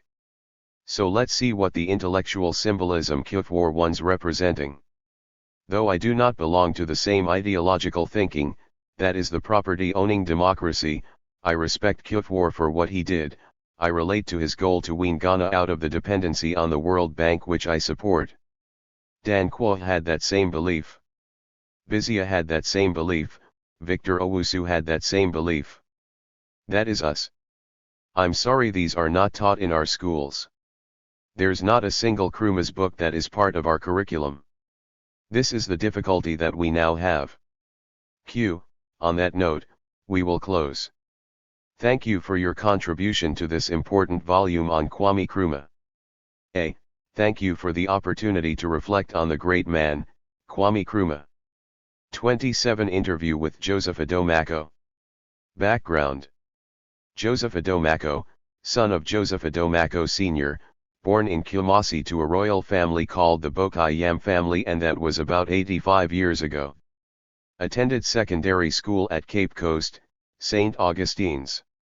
It was a college because we had a training college department and a secondary school, so it was called St. Augustine's College. One of the subjects I loved at school was history, and this was British Empire history, and we had teachers who let us into colonialism even at that time, and many of them showed their bitterness even to us the young ones at that time in the 1940s, and that colonialism was evil, even before we got to know of Kwame Nkrumah. We had teachers who told us that colonialism was evil and therefore, it should not be entertained.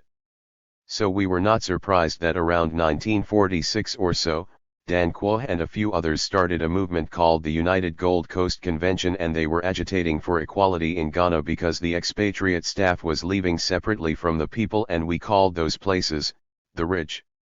Their salaries were 3 to 4 times higher than ours. So even our teachers were at that time showing that they were a bit aggrieved about the situation. I can give you an example. My father used to work with United Africa Company. And they used to transfer him. He started at Dunkwe on Offin, he was transferred to Cape Coast, and when he came to Cape Coast, I was in the boarding school at St. Augustine, so I only went home during the holidays. Then from Cape Coast, just before the war ended, around 1944, he was asked to go to Bibiani to take over from an English chap, and he had a bungalow in the European quarter. They told my daddy, go and look for a place to stay in town. The keys were given to him, all that he had to do was to see that the house was always cleaned, and I as a young student came on holidays and I said, Daddy, why don't we move and live in that bungalow? If I move in that bungalow, I would be dismissed. And I said, but this is unjust, and I was only about 15. He said, son, if I do and I'm sacked, who will look after your? It was in us even before Nkrumah came. We were living in town and I continued my education. Around 1948, the UGCC came and we were all following, and their message was self-government within the shortest possible time. In 1947, that's the year we had to sit for the Cambridge School Certificate, We were quite matured, I was around 19. We heard that somebody called Nkrumah was coming and he had joined the Pan-African movement in England, and he held a very big conference in Manchester, and Jomo Kenyatta and George Padmar and others were all there, and in that same year, he was invited to come and join UGCC. When he came, he put fire in the message. He said, "No, self-government in the shortest possible time is not the thing that would move the white people to go. 28. We want it now. Self-government now," and we all followed Kwame Nkrumah from that time. Because he was preaching a different message from the Dankwaha's people, he said he had to break off. So they had a conference in Salt Pond, and he declared that he was going to break off from UGCC as he was their organizing secretary. In January 1950 CPP was formed, and all of us, we followed Kwame Nkrumah because his speeches were so fiery. Colonialism, neocolonialism, imperialism must go. We were so thrilled about his message. I was registered by Kwame, the first propaganda secretary in Ashanti. He registered me as a CPP member, and all my age group at that time left the UGCC and followed CPP because we felt that colonialism was really wrong from the history that we had learnt, and this was the person who could lead us to get self-government, and we put our trust in him. Every Saturday, we would organize rallies, and then we would group, and either Nkrumah was coming or some of the other members. I can remember one guy called Saki. He too was very free in his speech. Kwame, he wasn't very highly educated, but when he talked, you thought he had studied politics. The British gave in a little bit, and by 1951, they allowed local government elections, and in almost all the towns, CPP won. A year later, they said we should have a national election, and CPP won almost everywhere, and so they made Kwame Nkrumah leader of government business, and the first time, he appointed Gold Coasters as his ministers. But the British took the portfolio of external affairs, internal affairs, and finance, but they gave the people chance to learn to govern ourselves. Nkrumah, he really opened out eyes. Was this British indirect rule policy in action? Yes, in the beginning, Nkrumah wanted to get rid of the chiefs. In fact, at one rally on the platform, he said the chiefs should run away and leave their sandals.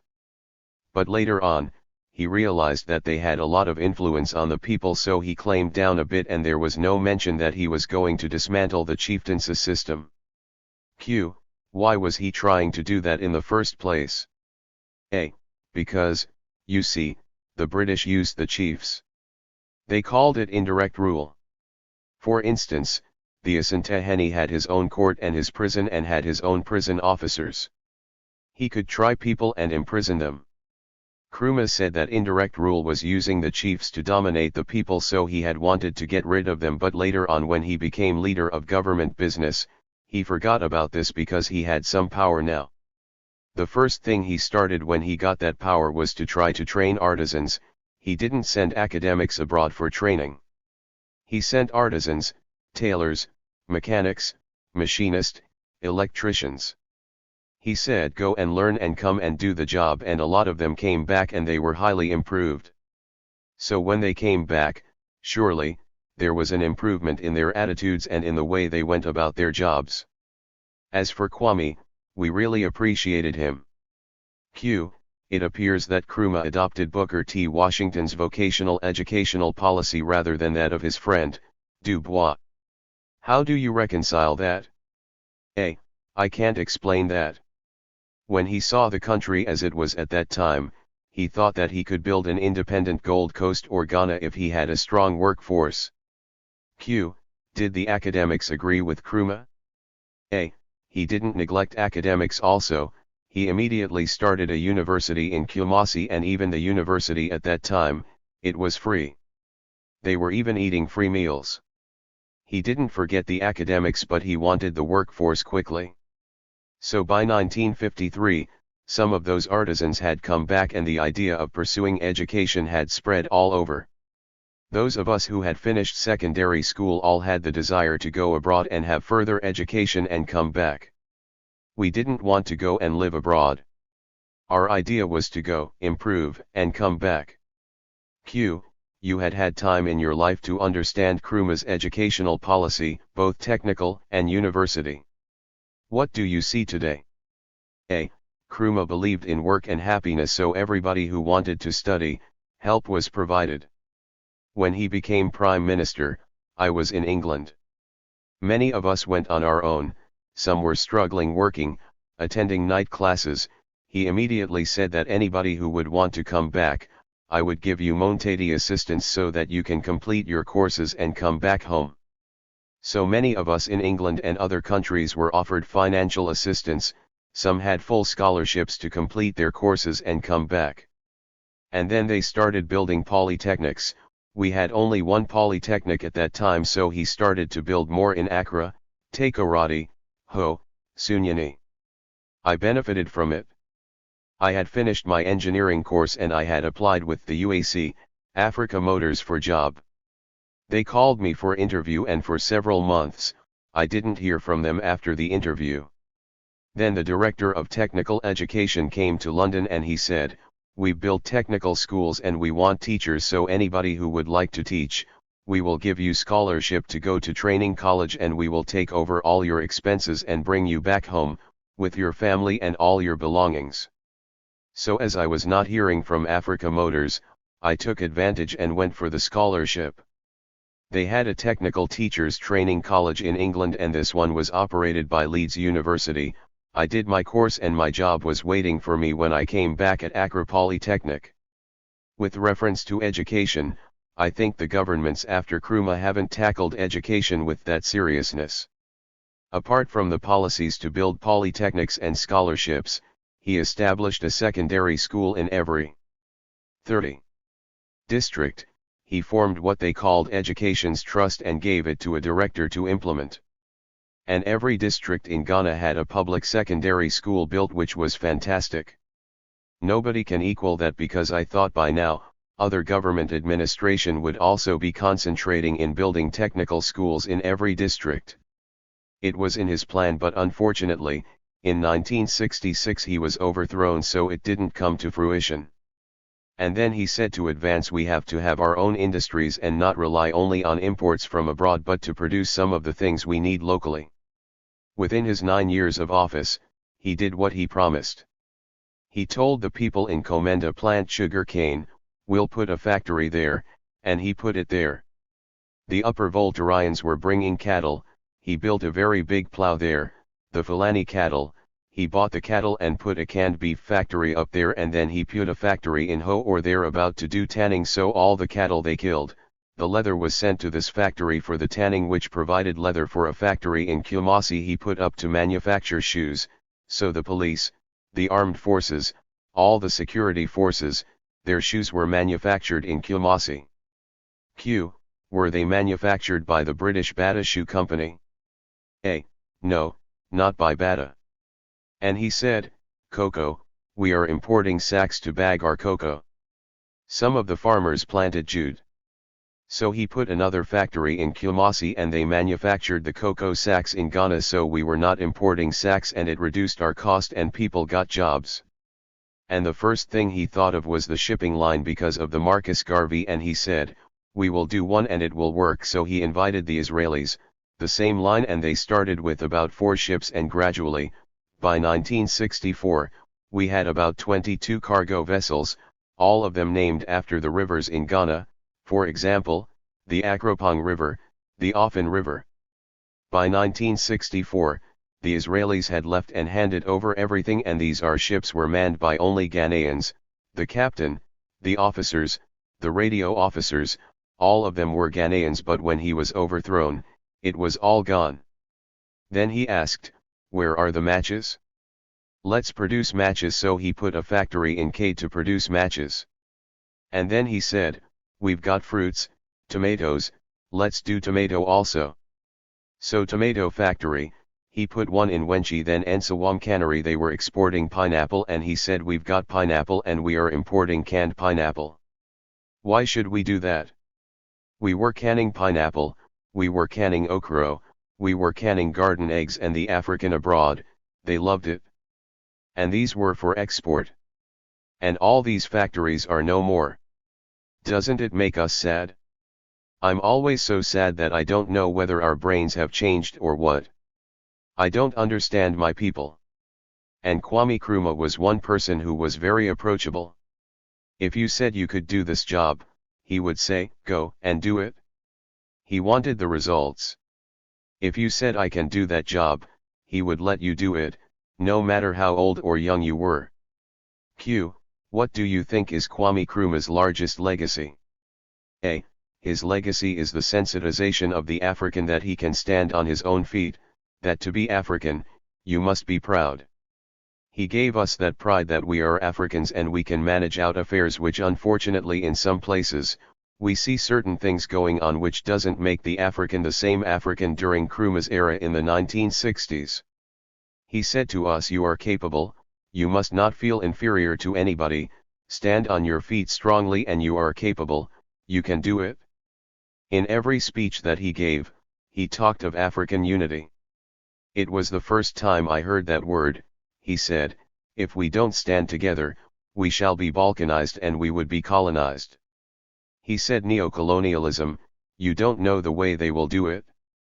He would say, give him an inch and he would be carrying all your things, so Africa must unite, Africa must unite. This idea of unity started between him, Nasser and Haile Selassie, and then every country. And he also noted that the independence of Ghana was meaningless unless all the other African countries are also free, and so Ghana helped a lot both financially and sometimes, some of us were angry. We were sending our money to go and help people in Malawi, South Africa, and Southwest Africa. When I was teaching at the polytechnics, we had students from Namibia, then Southwest Africa. They were living in hotels here free and we were giving them education free. Some from Somalia, I taught some people from Somalia. One guy was living in the Hotel Avenida, he invited me one day for lunch. The legacy was that Africa must stick together, and when we unite, then we will not be balkanized. That's the word he was using. Q. Where do you see that dream going now? African unity, is it going to be a reality? A. The way it is now, it's no reality because you see, many of the leaders became dictators and therefore were not able to. They are not able to check their other colleagues because they are not behaving well. They are stealing the money from their own country and putting it in European banks, and that is one of the things that is not making this African unity work. It's a pity. Nkrumah had even thought of Africa High Command. That a United States of Africa must have its standby army so that it could curtail any aggression against an African state. After they left the scene, nobody believed in the idea anymore. Q. Is there a leadership vacuum in Africa? A. Yes.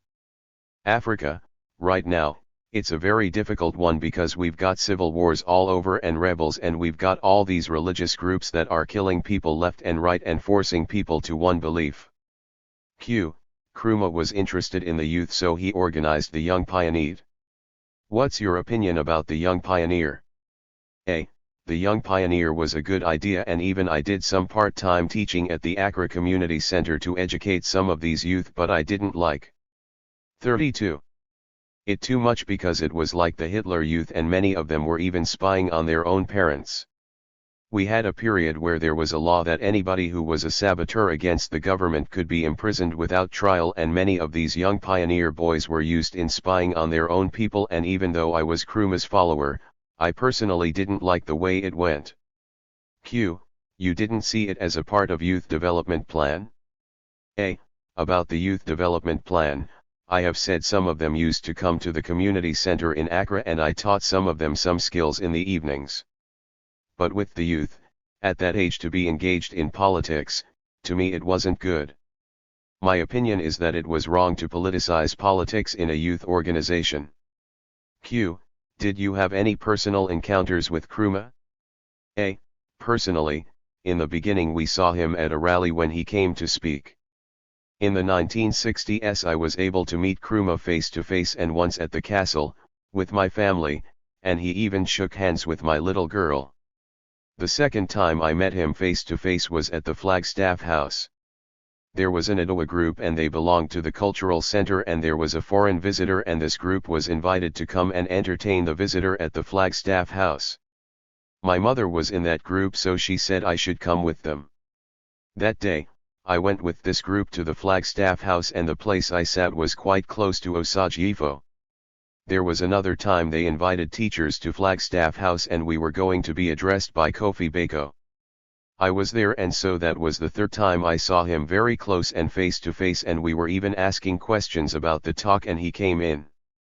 At close range I met him only 3 occasions. Q. How would you like Ghanaians and Africans to remember Kwame Nkrumah? A. Like some countries, Nkrumah's statue, some have named places after him, some have opened Kwame Nkrumah Institute in the universities. That's the only way they can keep Nkrumah's name. If we teach our children history, it's very lacking. I don't think we teach history in the schools these days. We learned history, we learned about the American War of Independence, the Civil War, the French Revolution, the British Empire history, the Gold Coast history and many others. Today I don't even think they are teaching our children history of Ghana. And that is the way you can remember Nkrumah. They say the heritage is used to propel us to the future, but if you don't teach history and if you don't have places and buildings and monuments listed and we break them down, everything will be lost. Q. Are things that bad? 33. A. It's so bad. Even in my own city, Nana Prempeh, he was captured by the British and they took him to exile to Seychelles Island. At that time, they disintegrated the Asante nation, there was no Asantehene. When he came back, that time we had some 1 or 2 Asante lawyers, they went to England, British Colonial Office and fought for his return. Eventually, he was brought back around 1920. So they said, you are not Asantehene, you are still only Kumasi Hene. So Kumasi at that time was being developed with modern gadgets because during the Asante War, the whole city was burnt by the British, so from 1910, Kumasi was being rebuilt with monuments. So when he came to a sector in Kumasi called Adam, which is the business sector now, there was a corner house and he put the inscription, Prempeh, Kumasi Hene. This building is heritage, it should not be touched. In any civilized country, nobody would break that building down. You can do some refurbishments inside, but the building as it was should stand. All the other buildings are there and this building has been broken down. It has been wiped out, the history has been destroyed. Q. Who broke it down? A. I was asking the question in Kumasi and nobody was giving me an answer. They said it had been sold to Melcom Group of companies, and if you go to Kumasi today you see they are putting high-rise building there. Q. Is this modernity? A. They think that by putting high-rise buildings you are being modern. I was so sad. I asked some of the sub-chiefs there, what happened? This building is heritage. Sometimes, UNESCO even can undertake to give you money to refurbish, so you should list this building, a historic site, some other places, so that we don't touch it. And now, the whole thing is gone, it's over, no reconstruction can bring it back. No wonder we have little evidence of African architectural achievements apart from the African pyramids in Egypt and Ethiopia. Q. How would Kwame Nkrumah react to that? A. I don't think Kwame Nkrumah's time he would have allowed anyone to destroy history. I don't think so. It can't happen. But now I don't know what is happening to my people. Seaview Hotel in Accra, it is not such a beautiful building. It's an old 2-story building, wooden floor and all that, but I read quite recently that UNESCO has given money for that place to be renovated and kept because we used to call it Bento Place. Those of us who had been abroad and come back, that's where we used to go Saturdays to dance. It is being preserved. Nana Prempeh has got history, because of him came the Asante War and he puts up a building and somebody breaks it down just like that. But nobody is asking any questions about it. I wrote to the Daily 34 graphic newspaper, but they didn't publish it. Now, I hear that the building has been sold to Melcom and now, I believe it. A. My father was CPP number 1, and when they were trying to bomb Nkrumah and so on, they wanted to bomb my dad in Kumasi, and the guy who volunteered to do it said this man has done no wrong. So he told the group that he would do the job, and about 50 yards away, he exploded that bomb there. So they said Adomako was dead. He didn't do it to his house. There was a public bathhouse and he detonated that bomb there. And then he came to the house to wake them up and told my daddy that he did that explosion and the message was to bomb his house. We call our cousins brothers. My father's mother's sister's son was in the party, and they wanted to come and kill my father. That's what made Kwame Nkrumah put the people in detention without trial. If he didn't put them in, he wouldn't get the chance to do what he wanted to do. They were very wicked. Many of the CPP people ran to Accra and Nkrumah started building estates to accommodate them. They were calling them refugees. It was terrible. If you were a strong CPP supporter in Kumasi, they wanted to kill you. At that time, I was in England. What I told my wife was that we don't need a dictator. The police were there. You were allowing the offenders to stay there because you thought they would vote for you. They named the Kwame Nkrumah University after him again. They've seen their mistakes. The name was removed after the coup. His statue was broken and it was a crime to hold Kwame Nkrumah's books. My father let us put the books in the ceiling because if they found them they would arrest you. It was terrible in 1966. So Professor, these are some of my reflections on Kwame Nkrumah. I thank my wife, Mrs. Hannah Adomako, was with me during this interview. 35. Interview with KB Asante. Professor Gordon and Mr. Asante. Q. What are some of your reflections as a former staff in Kwame Nkrumah's administration? 36. A. I look back now with nostalgia about those days. I didn't like working in Nkrumah's office at first. My name was mentioned to him by George Padmar, with whom I had a very fruitful evening in Tel Aviv, Israel one night. We had dinner together in Tel Aviv. After that, my wife was tired and I asked Padmar if he wanted a drink. She brought the whiskey and the two of us finished a bottle of whiskey between 8:45 in the evening and 3:15 in the morning. During that time, we thought we had solved all the problems of Africa. I had read most of his books, so it was a very interesting conversation. He was then working with Nkrumah. He was at the Bureau of African Affairs and he was a close advisor on foreign policy. He said he was going to tell Nkrumah for me to return home and help. The next day, I told my wife it was what George Padmar said, but I was sure it was the whiskey which was talking and he would soon forget it. Within 3 weeks, I had a letter asking me to come home. I did go home eventually. I went to the African department of the Foreign Office. Then Nkrumah asked me to come to his office and help prepare for the Casablanca Group of Powers meeting and so on. I did. As soon as I finished the papers, I handed over and ran away to the Foreign Ministry. Then he called me again, gave me some work and I did. The third time he said, "Look, you ain't not going back to the Foreign Ministry. This is your chair. You work here." In those days, there was a long civil service procedure before you were moved from one section of the ministry to another. I started working with him. I didn't like it at first. I always said I behaved like a gentleman when I worked in the ministry. At about 10:30, I would call my friends and we would go for tea. We left the ministries to a small place near the Bank of Ghana. We called it Soda Fountain for drinks and cakes. We went and had tea, returned to the office at 11:30, saw what our secretaries had written. We looked at it, signed a few papers and went home for lunch. That was civilized living. When I was with Nkrumah for those few days, he was on air. You were on your feet all the time. I didn't like it at all. So when he gave me the seat, I stayed there and worked with him. I accompanied him to Casablanca for the big conference. Then we came back. He was with the secretary and I did a lot of work helping him to get the papers organized for subsequent meetings. But he also asked me to deal with African matters. Before I went to his office, one was in the African department of the Foreign Ministry, so it was natural. I continued with that.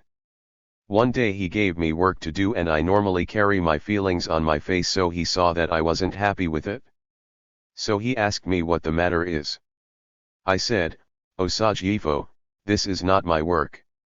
He didn't even allow me to finish my sentence, and he said, "Asante, any work I give you in this office is your job, do you understand?" I did not agree with him. I stood for a second or two, and suddenly my mouth said, "Yes, Sid," although I didn't believe what he said, and that was the end. I worked with him, not only on African affairs but sometimes on matters pertaining to governance or other matters within Ghana. Q. Do you remember what you disagreed with him on? A. He asked me to deal with something on health, and to me that was so fat removed from my office. The ministries were very jealous about their roles. Our colleagues in the health ministry were jealous. Some of them were my senior in age or heads of departments. You can't go and tell the man at Ajarban, the medical officer of health, what to do. He was much older than me. And they resented it. If you were from another ministry, especially from the president's office, there was a feeling that officers in the president's office were taking on more responsibilities. So I did it, and from then on, I did many African affairs matters, but then and again, I dealt with matters pertaining to other ministries. To Nkrumah, any matter of importance to the nation must be addressed, and it was addressed by those around him. Then eventually, I was satin into his method of work. I remember one day I got to the office and the security officer told me that Osajifo was looking for you and he wants you to report as soon as you came. It was 7:35 in the morning and work was to start at 7:30. So I went, and he looked at me and said, "Asante, why are you so late?" I said, "I sent my children to school." He looked at me from top to bottom. He didn't say a word. Then he gave me an assignment. From that day, I was never late to the office. He was in the office and I was only 15 minutes late. Every morning when he came at 7:30, very often, he would call three of us. There was his Nkrumah's office, and behind him was the office of English Secretary, Miss Powell, then after that, the office of Enoch Oko, the Secretary to the Cabinet and Head of Civil Service. Then you had one Michael Dei Annan, who was Ambassador, Special Duties.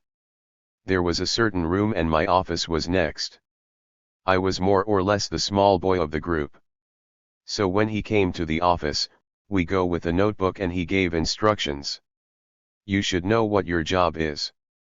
When he says we have to open a mission in the East African countries, I knew he was referring to me and I took notes. When he assigned these jobs at 7:30, he expected to see drafts with suggestions by 7:30 because he worked in the early morning up to about 9:30 on African affairs. That was his priority. Then from about 10 to about 11 o'clock, he went into Ghanaian national affairs, and then after that, he went to what we called international affairs. If an ambassador or a foreign dignitary wanted to see him, he saw him at about 11:30. That was a big thing for foreign dignitaries to see him. Not everybody saw him. If an ambassador wanted to see President Nkrumah, he would have to present an important subject to discuss and inform the foreign minister in advance so that Nkrumah would know something about the topic. Very often some of us lower down, we have something to do with it and we write appropriate briefs, so he comes and he is told and he says his piece, Nkrumah answers, and he goes away within 5 to 10 minutes. Of course, he can then report to his country that he saw the president and report what he said. The 38th matter had been sorted out by us down the line. So that's how he worked. If he had important announcements to make, he would come in at about 12:30 p.m. to l.p.m. and the announcements were made immediately on the radio. There was a saying that ministers did not eat until after the 1 p.m. news. Because it was at that time that they knew their fate, whether they would keep their post or whether they had been sacked or moved elsewhere. Q. Did the president operate like this on a daily basis? A. No, sometimes, once or twice a week. In the afternoons, he would go home for lunch between 1:30 p.m. or 2 p.m. Sometimes if there was a matter of interest or importance, he calls Oko, Dein, or the three of us plus somebody from outside who works on that field and it is a party member, who discussed the issue and a decision taken or further work requested to be done. Then he goes to lunch about 2 o'clock.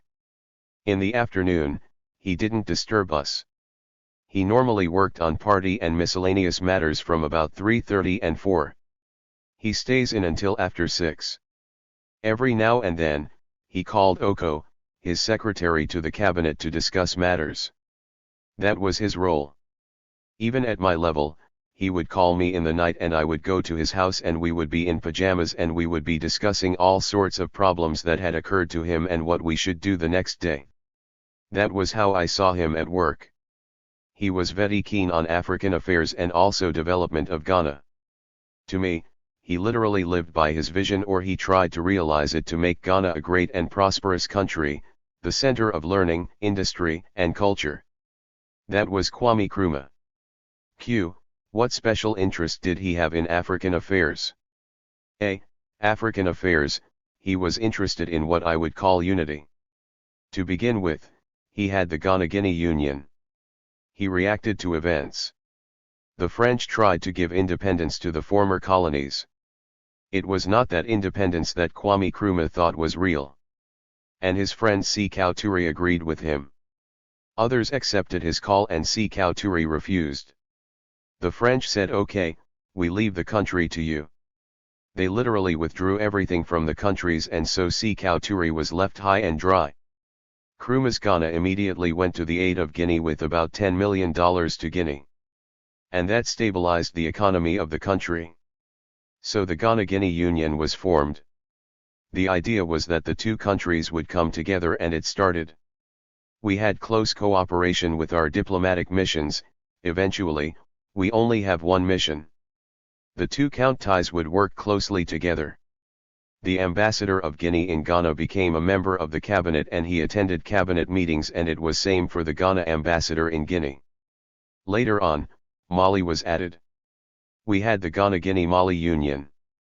And he worked very hard to bring Upper Volta, now Burkina Faso, into the fold, and also, Côte d'Ivoire. In fact, it was at one of these meetings with Yamiago of Upper Volta to cement, or rather to improve or enlarge the union, that an attempt was made on his life 39. At Kolangyogu. His first aim was to enlarge the Ghana-Guinea-Mali Union, but it didn't go that way somehow. And frankly, I can't relate what events happened that made him change his mind. One day, he called me and said, "Asante, this regional union thing is not good. I want a paper on it that we want African unity immediately." I was a bit dazed, yet I wrote a paper. The main argument was that when countries became independent, they must immediately join the big union. Otherwise the heads of states would be thinking of consolidating their positions and become big men, and they would want to shelf this power with others. And some other serious arguments were also made. He looked at it and modified it, and that became the policy now. That Ghana was more interested in African unity. In that regard, he had differences of opinion with others, especially his good friend President Nyerere of Tanzania. They quarreled over it and later on, patched it. That was when we started developing African unity now. That became the aim of my secretariat. All the ambassadors were properly briefed. The climax was to have been the O Conference, which took place in Ghana in 1965. He built a whole complex to be the headquarters of the Union. But it didn't come that way. Q. What happened next? A. The OAU headquarters was then in Addis Ababa. I hear a new premise has been built. Haile Selassie gave the police cottage as temporary headquarters and in fact, worked there at one time.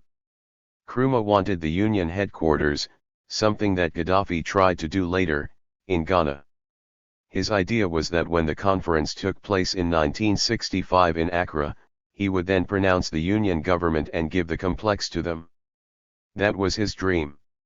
Unfortunately, a Ghana delegation in Addis Ababa went ahead and offered Ghana as the conference venue for 1965 when Nkrumah was not prepared. When they reported, he was unhappy about it. Unlike these days, if you are an official civil servant, and a problem occurs, you try to solve it. You anticipate a problem. I didn't go to the conference. I was here with him. As soon as I heard of it, I tried to find a venue. I surveyed all the hotels in Accra and I found we didn't have sufficient accommodation. I came to a conclusion that we should do it here at the University of Ghana. We should send all the lecturers on holidays for the duration of the conference. I talked to a few of my friends here. We would furnish the accommodation. We took over very well for heads of states, and when they had gone, they would enjoy all these facilities, so something good would come out of this meeting.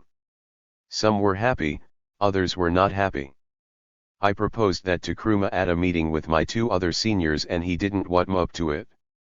My senior, Oko, called me and said, K.B, you should stop that your suggestion. The old man is getting angry with you. So I stopped. But he was already angry with me for making that suggestion. 40. He called one Adajidi, a friend of mine from Achimota, an architect, and he asked him to construct what became known as the Job 600 because it was the 600th job done by the state construction company. One wing is where Parliament meets today, and there's a banquet hall to the left. It was all done within 1 year. He himself supervised it. I was made the general administrator to ensure that everything was ready for the conference. It was done by Ghanaians.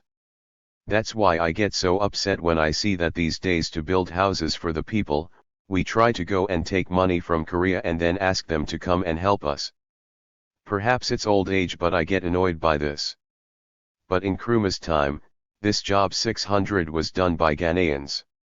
Our people themselves should learn how to handle some of these modem projects. And then he worked very hard to promote the Union Government of Africa at the conference. I went round our ambassadors briefing them. He sent me as an envoy to some heads of state with letters proposing the Union Government. Ambassadors were asked to continue. He worked hard on this. Am sorry to say that some of our ambassadors did not report faithfully. They gave the impression that the heads of state were for the Union Government, and it wasn't so. So when the conference took place, Nkrumah expected majority to vote for Union Government, but it didn't happen and he was thoroughly upset. The conference took place.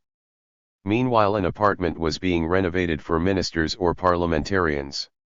The original idea was a suite for every head of state, and it was so built. At the conference in 1965, all the heads of state and leaders of the delegation had apartments in Job 600 for themselves. The meeting took place, Union Government was not declared, and unfortunately he was overthrown in 1966. It's a long roundabout way of giving you an idea of what he did. It's a long story. Perhaps it's better if some of you academicians delve into it and find out more about his views, his philosophies and policies for Africa, what he did and what the repercussions have been, and how Africa should proceed from now, because with me, involved in Nkrumah's idea, I feel very sad about the present state of Africa. I think Nkrumah would turn in his grave to find that Africa, to put it mildly, is in disarray. Problems everywhere. Congo, which he thought was going to be one of the pillars of Africa's development, is now in shambles. Nkrumah did meet Lumumba here and they signed a treaty. As you know, Congo is probably the richest country in the world.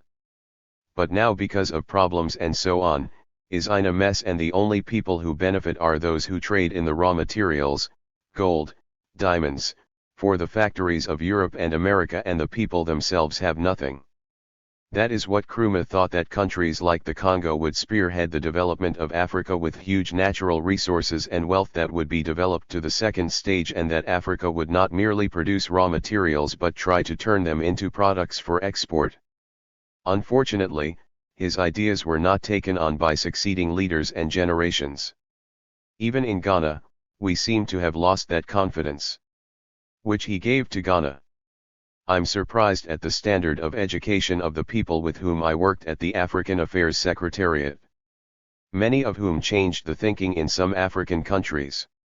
Most of them had what we called the 7th standard education, elementary school education. Ghanaians were made to feel that they were as good as anybody else. Some worked hard on their own, they studied and they tried to carry out the vision of a great self-confident African. Q. Did you work with Dr. Nkrumah for the Accra Conference in 1958? A. No, I wasn't here then. I was then in Europe trying to turn the Gold Coast office into the Ghana High Commission, and after that I went to Tel Aviv to establish the Ghana Embassy. During that period, I wasn't in Ghana. Q. Do you see any big difference between the Accra Conference and the 1965 conference? A.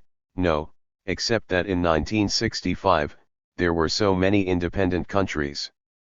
In 1958, there were only 8 African countries.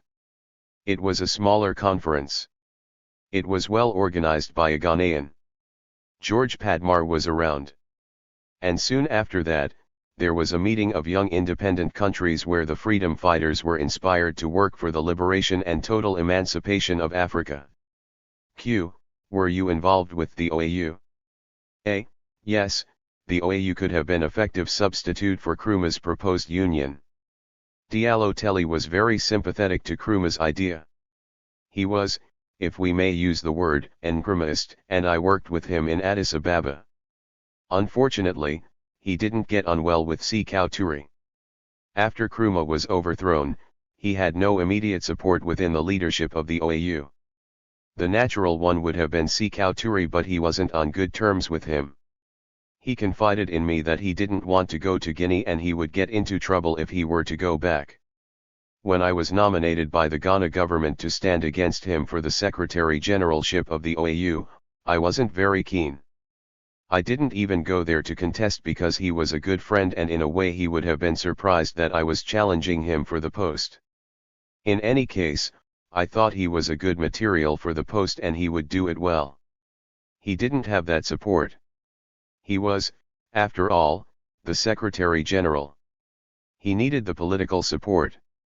Even at that time, he had 4 assistants appointed by heads of state on regional basis to breathe on his neck, to see that he did what the heads of state wanted and didn't go beyond what he would do. Oh, honestly, I've not been following the process closely, but the little I can see when I follow, I get upset I don't continue. It's become an assembly of leaders who once in a while go on a jamboree in Addis Ababa or somewhere, big resolutions and statements, and nothing happens, and now we are reduced to the status where even our heads of state is being tried outside Africa for 42 crimes. Even if they've done something, why don't we try them in Africa? I don't follow because each time, I get so depressed when I try to follow what is happening within the African Union. Q. What do you see about the future for African unity? A. We have a long way to go, but I think we shouldn't despair. Because we don't know where big leaders will come from. As time goes on, the young men will see that there is no future outside unity. And that we can't go on believing in partnership with Europe and World Bank and so on.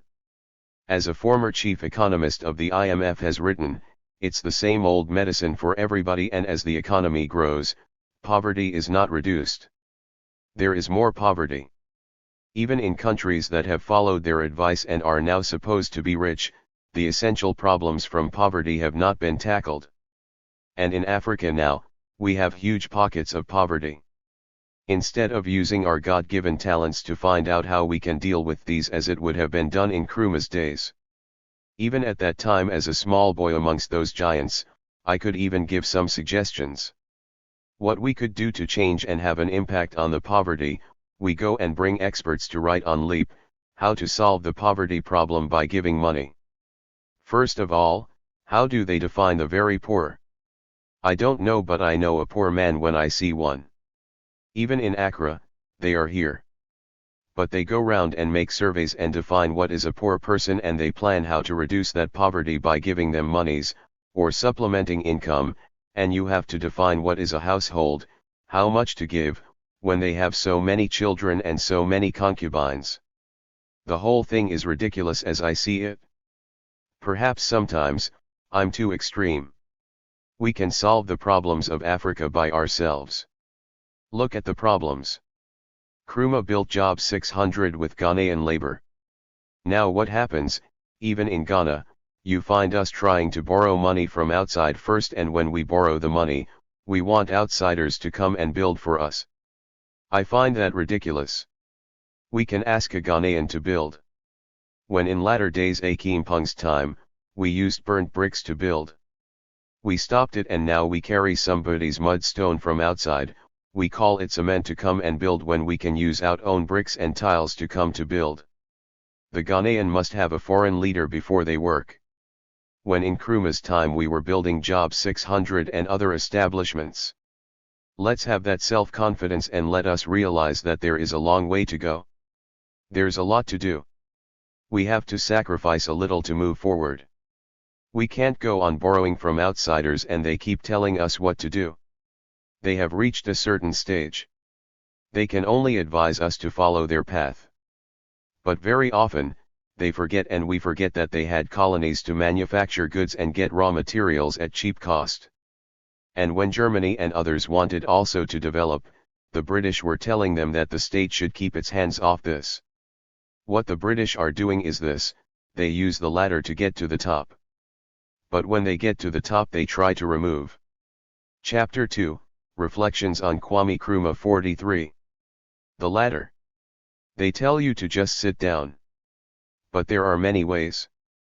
The Germans used the state to help develop their economy. Look at the writings of Frederick List, the political economist. If the Germans and others studied their own conditions and used their own knowledge, brains to build their country, we can use their knowledge to our advantage. We can study what has been done elsewhere. But we need not copy them. We need not follow. We know how to get there and what we want, and we can do it. But the point is, we can't do it if we leave Nkrumah's path, lose the confidence in ourselves. Nkrumah tried to preach that we are as good as anybody else, and when an African was given a chance, he could do it. And I believe we can still do it. But now, we've lost that confidence and we follow what they tell us. So we stay where we are, and in many cases, we seem to be going down the ladder. If we can only remember that self-confidence which Nkrumah tried to inculcate in us, we will do well. Q. Who is supposed to create this self-confidence? A. We who have the opportunity of having been educated. We've been abroad, we've seen what is happening. We should tell our people that this is the way: study your own conditions, think hard, believe that you can do it and begin to do it, that we have to suffer a little to get there. Those of us who are educated have a great responsibility, because very often, we are the leaders or among the leadership, and we have a lot of influence among the leadership. Q. You sound like Du Bois. The talented 10th theory. A. Unfortunately, we think of our own conveniences. If the roads are bad, we ask for four-wheel drive so we can travel. At Independence, I used to go to Kumasi a lot. I had a small French car, and in 2.5 hours I was in Kumasi. Last time I went to Kumasi, I was in one of these big buses and it took us 5 hours. And I said never again by road to Kumasi, so the next time they invited me to Kumasi, I took a plane. That is what is happening. It is nonsensical. And I believe people like us are partly responsible. Those of us who are educated as a part of the talented 10th have the responsibility to provide effective leadership to our people. Q. So why can't we build roads? A. We've been doing it for donkey years. Q. We have more engineers than ever before. What is missing? A. There's nothing missing except the will and the conviction that we can do it. If you look at construction contracts, they are given always to foreigners. Yes, they have the machines to build and our own contractors do not, but in Nkrumah's time we used Ghanaian contractors. I knew some of them. They didn't have much education. They had only elementary education, they worked on their own and they studied on their own and they were able to do a little bit. 44. It was good that we should give the road building work, especially the major one, to Taylor Woodrow and so on, but we have been doing that for the past 50 years now. We should by now, if we have been doing the right thing, have a few Ghanaian contractors who can do the job, and the cost will be cheaper if the firm brings in the machines and they know that the machine can go on to build so many roads, not one.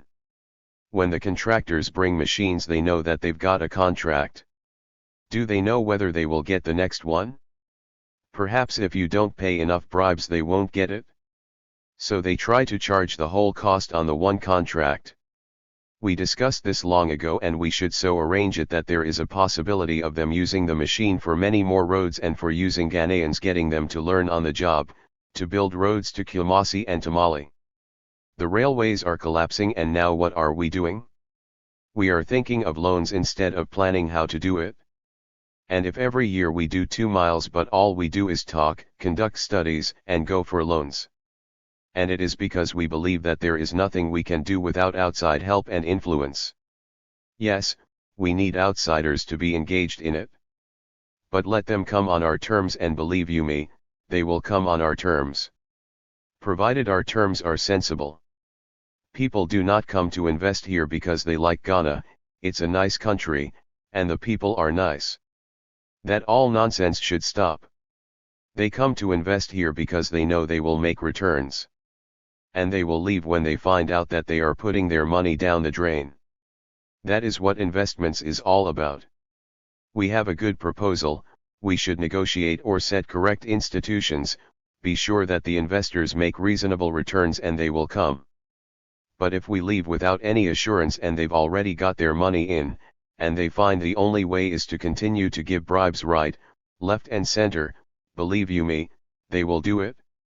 We really create the conditions, and we shall get foreign participation in our development, provided we know what we are doing, provided we set our house in order and insist that those who come to Ghana to invest or to work will have reasonable conditions. They will find the returns such that they will stay and work.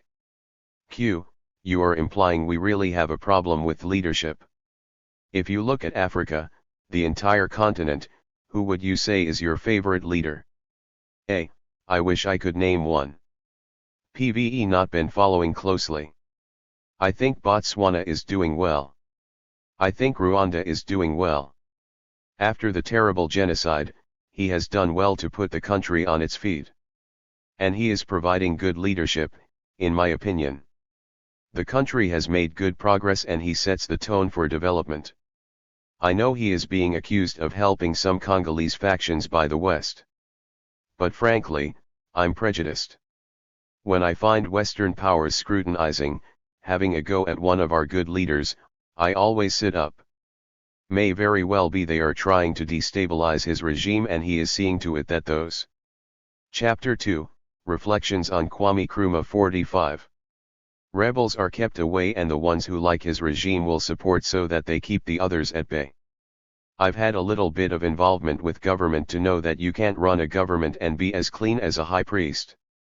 You have to do certain things sometimes to keep the ship of state progressing very well. You can't tell me that the West went to Libya because they were interested in human rights, or that Saddam Hussein was toppled because of a good reason, or they are in Syria because they love the Syrians. Please.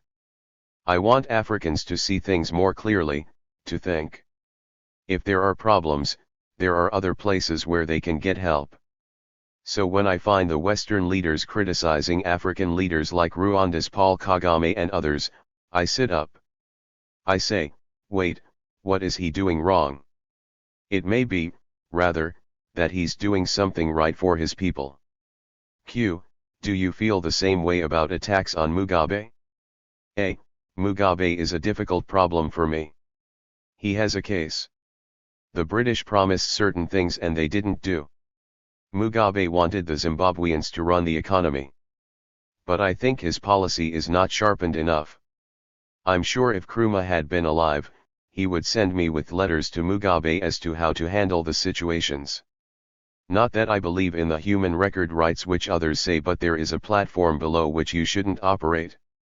Mind you, it's not easy to keep the Africans behind him after so many years and after so much battering from the West.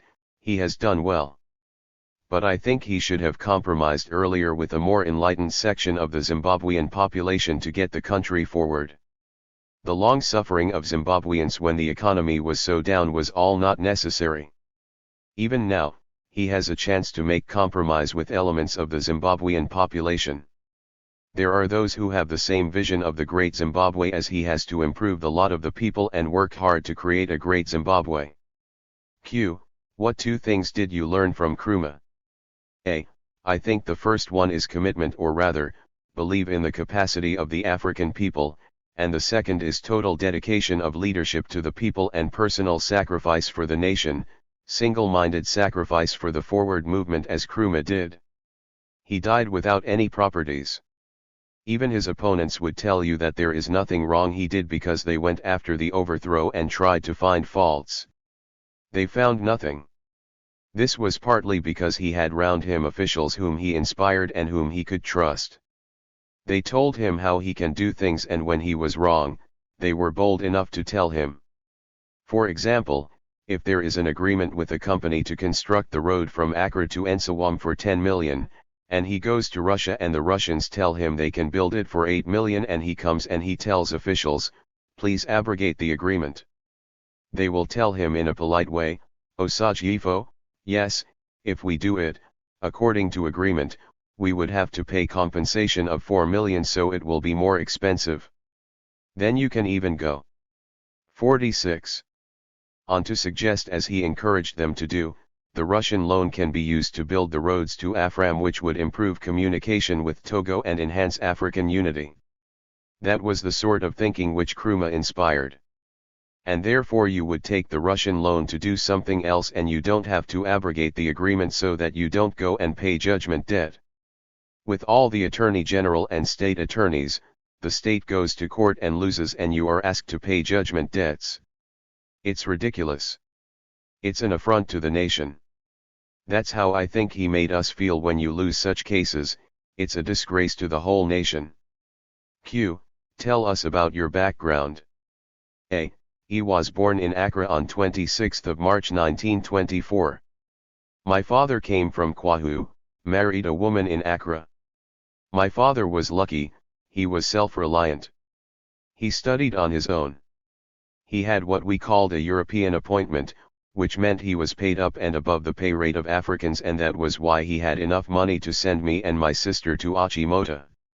They were 6 and went to good schools and all highly educated. I was in Achimota for the lower primary and secondary school. My aim was also to have an European appointment like my father.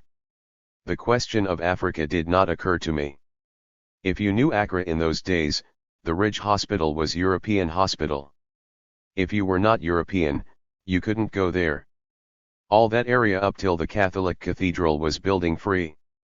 The African who used to mess the road up were not allowed to build there. It was a cordon sanitaire which separated the bungalows from the African quarters. We have a road called Kojo Thompson Road. It was known as Boundary Road. It was the boundary. My aim was to study, get to the university and work on my own as a professional man and have a European appointment. Then I went to England and the scales fell off from my eyes. At that time there were not many Africans in Durham University. I made friends with some Europeans who had just come from the war and the Labour Party was in power and they had grants to go to university, and I befriended many of them. And I learned about politics. That is where I read George Padmar's books. That was when I joined and went to places like Yugoslavia because we heard of Tito, to go and help build the socialist state. I went there and helped as a student laborer. I then took interest in the role of the African in his own country. Therefore, I changed my style. I went to London and I found out there was a Gold Coast Union. I joined it, and within a short time, I was elected as president because in those days, we worked. When I was asked to give a vote of thanks for a Conservative minister who was coming to speak, I went to the Conservative office to find out all the good things he had done, went to the Labour office to find out all the bad things he had done, and I guessed what he would say and I had questions to ask, and when he finished, it seems as if you have changed your policy since 19 October when you spoke at Liverpool. The students are all very proud. They didn't know I had done my research. Chapter 2. Reflections on Kwame Nkrumah. 47. When we were to become independent, I applied to join the new Foreign Service. I was selected and I went to the British Embassy in Ankara to learn the mysteries of diplomacy. I worked in Ankara, I worked in the Consulate General in Istanbul, and then after that, I was asked to go and help establish Ghana missions. By the time I went to Nkrumah's office, I was well versed in left-room politics and in Africa. The scales had disappeared. I wanted the African to be master in his own country. I laughed at myself that I even had an idea of obtaining an European appointment in my own country. Q. How about your family? A. Yes, am married. I feel that I'm very lucky. My children are all doing well. One is lecturer at Ghana Institute of Management and Public Administration, the other was in a university here. He didn't find things here very well. He wanted to do things. He is a chemical engineer. He is now working with the Energy Commission. He was doing consultancy service in Europe and he came over here. One girl is a lawyer by profession and married. The other one, she also a university graduate, she didn't do what she wanted to do. She is majored, in England, at the moment she is the mayor in Howard in London. She seems to be quite happy, doing well. I can say that I'm very lucky. None of them is giving me problems. These days, I have friends who it's very sad to see them with children with problems of drugs and so on, especially those in the higher group. No matter how well you try to look after your children and to lead them, you can't be sure, they somehow go astray. But I thank my God that I am blessed. My wife has been very supportive. When I was with Nkrumah traveling and leaving the country for many days, she still kept her faith. Sometimes I go to the office and I won't come back for lunch either because we had a meeting with Nkrumah which goes on until 2 o'clock, or sometimes I traveled out of the country and I would come home in the evening. In those days we had these caravels or small planes. You get to the office at 9, Nkrumah would say I want to send a message to Madabokita, so you draft, and send it to him and he agrees. Then about 10:30 a.m. he would say yes, I think it's a good draft, I signed it. Why don't you deliver? When can you go? Then you say, I would take it perhaps next Monday, and he would say, I want you to take it now. You ring the Air Force and they send over an aircraft and you fly over and you come back in the evening. It was hard on the wife and she sort of accepted all that. It was very exciting time. I can't complain. I think I've had a good life. At my age, I can still come to the office and meet people like you. I am still active with so much commitment to the advancement of Africa and its ways, culture, its history, the process of the economy and social development. 48. Interview with Ebenezer Moses Debra Prof. Fiau Gordon and Ambassador E. Tenet Benexer Moses Debra. Q. What is your background and how did you become involved in the Foreign Office? A. My father was the first Asante minister of the Methodist Church of Ghana. My mother was the first educated woman from Fidua, the next town to Koforidua in the eastern region. She went to school at Aberi and they had to walk all the way from Koforidua to Aberi because there were no motorcycles and there were no roads then, and they walked the distance through the bush. She said whenever she was going to school, her father, a cocoa farmer, asked 2 men to carry her, one carried her halfway to Mampong and the other to Aberi, and at the end of school year, they will come and carry her back. And 2 other men would carry her suitcase. That was my mother. Q. How old was your mother then? A. When my mother got married to my father in 1921, she was 19 and my father was 21, and they were the first to have that kind of wedding. My mother's father, being a cocoa farmer, was determined to make this wedding very grand. So they imported everything from England, her beautiful trousseau, gloves. In 1935, my mother was giving me the history of her wedding, and she had preserved this trousseau up to then. She said, "Come young boy," and she put this thing on me. And we couldn't get it back because from 1921 to 1935, everything was destroyed and old. In 1928, my father decided to join the ministry.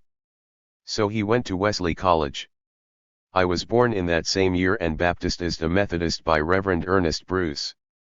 If you go to Adabraka, opposite the Ghana Commercial Bank, a suburb in Accra, there is a Methodist church called Revd. Ernest Bruce Memorial Church. It is that Ernest Bruce who baptized me in 1928. My father finished his training in 1932 and was posted to Oda Methodist, and that was my first remembrance of life. I remember we traveled from Koforidua to Oda in a car. My first recollection of life was getting out of that car and walking to the mission house. I started class 1 and on Sundays there was Sunday school and there were a lot of little children like me, so every Sunday they selected me since I had been to primary 1 to teach the other children of my age 1 to 100 and alphabets. So in my first year, I was both a little pupil and teacher of my little mates. I spent time in Oda, and when my father was transferred to Accra, I came to Accra in 1936, and in Standard 1 and in Standard 2, I went to a Methodist school which had just been built and opened by Governor Hobson. I went to class 1 in Jamestown where the Freeman Memorial is now there.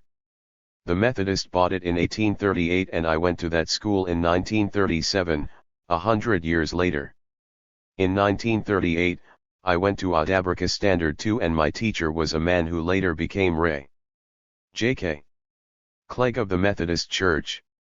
His father was a superintendent minister, Reverend J.T. Clegg, who we called Atake Pakpa because each time he starts his prayers with Owotsa Atake Pakpa, so that was his nickname. In 1975, Reverend J.K. Clegg was retiring from the Methodist Church after servicing as a Methodist minister, and there was a big function. They looked round for a chairman and somebody said, "Oh, Dr. Debro was his pupil in 1938. I was then the secretary to the cabinet, so they came and asked whether I would like to be chairman for the function, and I accepted. The minister talked about when we were children under him. 30 pupils in a class, I was always the first boy. What happened was that when my father got to Accra, I did not understand one word of GA and we had to do dictation. They dictated in GA and I wrote what I heard in Shwi. I didn't know a word of GA, but 3 months later, I was the best in GA in the class and I was the first in the class. I was first for the 3 terms in Standard 2 until Standard 5 when my father was transferred to Koforidua. I attended Standard 5 to 7 in Koforidua. Then I took the entrance exams to go to Wesley College. Professor Addo and I were the 2 from Koforidua to be selected, and we went to Wesley College. One day I was walking there when Rev. Nemako, who was a teacher at the theological college across the street, who also happens to be my mother's cousin, stopped me and said, "Little boy, what are you doing here? Are you visiting your uncle? Your sister?" I said no, I'm a student, and he said, "What? How can you be a student? You must go to secondary school." I told him my father has no money, he can't pay.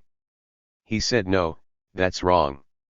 Now this 50. Nemako didn't go to any secondary school, but he studied at home. He did his metric, BD and PhD at home. He called my father and the 2 agreed that I should take the entrance exams to Mfantsipim school. So I took the entrance and I did so well that Mfantsipim decided to give me a scholarship. I went to Mfantsipim and at the end of first term, the least I got in any subject was 93%, so the school said this boy is too good for this class, so after 1 term they pushed me up 1 class. Then in the next class I did 2 terms and was pushed to the next class. So instead of doing the course in 6 years, I did it in 4 years. Then when I was about to leave, the government of Ghana decided that they must have the grade level up to 6th form. Before then, anybody went on to do intermediate, and for that, you had to come to Achimota school, and they were going to introduce the Cambridge High Certificate in the Ghana schools. They wanted to select a group of people to form the pioneer group from Mfantsipim, Addis Adel, St. Augustine's and Odumas Presbyterian schools, which brought 2 students to join a group of students in Achimota to start. The thing was that each school should present 12 candidates and the public service in Accra would select the 2. So 12 were selected from Mfantsipim, 6 for arts, 6 for science. Tumiklo, who later became a doctor, was chosen for the science and I was chosen for the arts. After that we went to the university still at Achimota because the University of Ghana at Legon was being built. In 1952, they finished Legon, so we were the very first to go to Legon. We studied in Legon Hall, which was the first to be built, and I lived in E31. Professor Johnson and J.H. Mensah were my mates. One man in a room, you had a wardrobe, a desk, and a balcony. Recently when I went there I was told officially there were 4 of them in a room, and in the night, purchasers joined, making 6 to 10 in a room. When we finished Legon with my first degree, in 1954, Mr. Baum was the president of the university. I left the university on Friday. Monday, I started work. Why? Because when I was in Standard 5 I was a Boy Scout, and the district director in Koforidua was a 21-year-old man who had come from Cambridge University. He met me one day and asked what I was doing, and I told him I was in the university about to finish in 3 months' time. He replied that I should come to Department of Information Services, so I went on Monday and I had a job. On Wednesday, the man who was on the schedule was transferred to Cape Coast and I was asked to take over. I was taken aback because I was new there. I was the editor in charge for the news broadcasts of Radio ZOY, now Ghana Broadcasting Corporation. About 8 months or so into working with them, there was an invitation that they were going to form a foreign service and that to apply, you should have been working for 2 years in the senior civil service. Now I had barely done a year, but my head said that I had just come from university and I had done 8 months, but I have done much better than people who had been there for 351 years. Therefore, they should waive the 2-year requirement in my case and they allow me to attend the interview, to which they agreed. So they put out the adverts, 2,000 people applied, they went through and decided that 235 people should come for the interview. I went for the interview, I spent about an hour. They selected 8 and I was one of them. They added KB Asante and Aki, making 10 of us, and we started the Ghana Foreign Service. Q. When was this? A. This was 1955.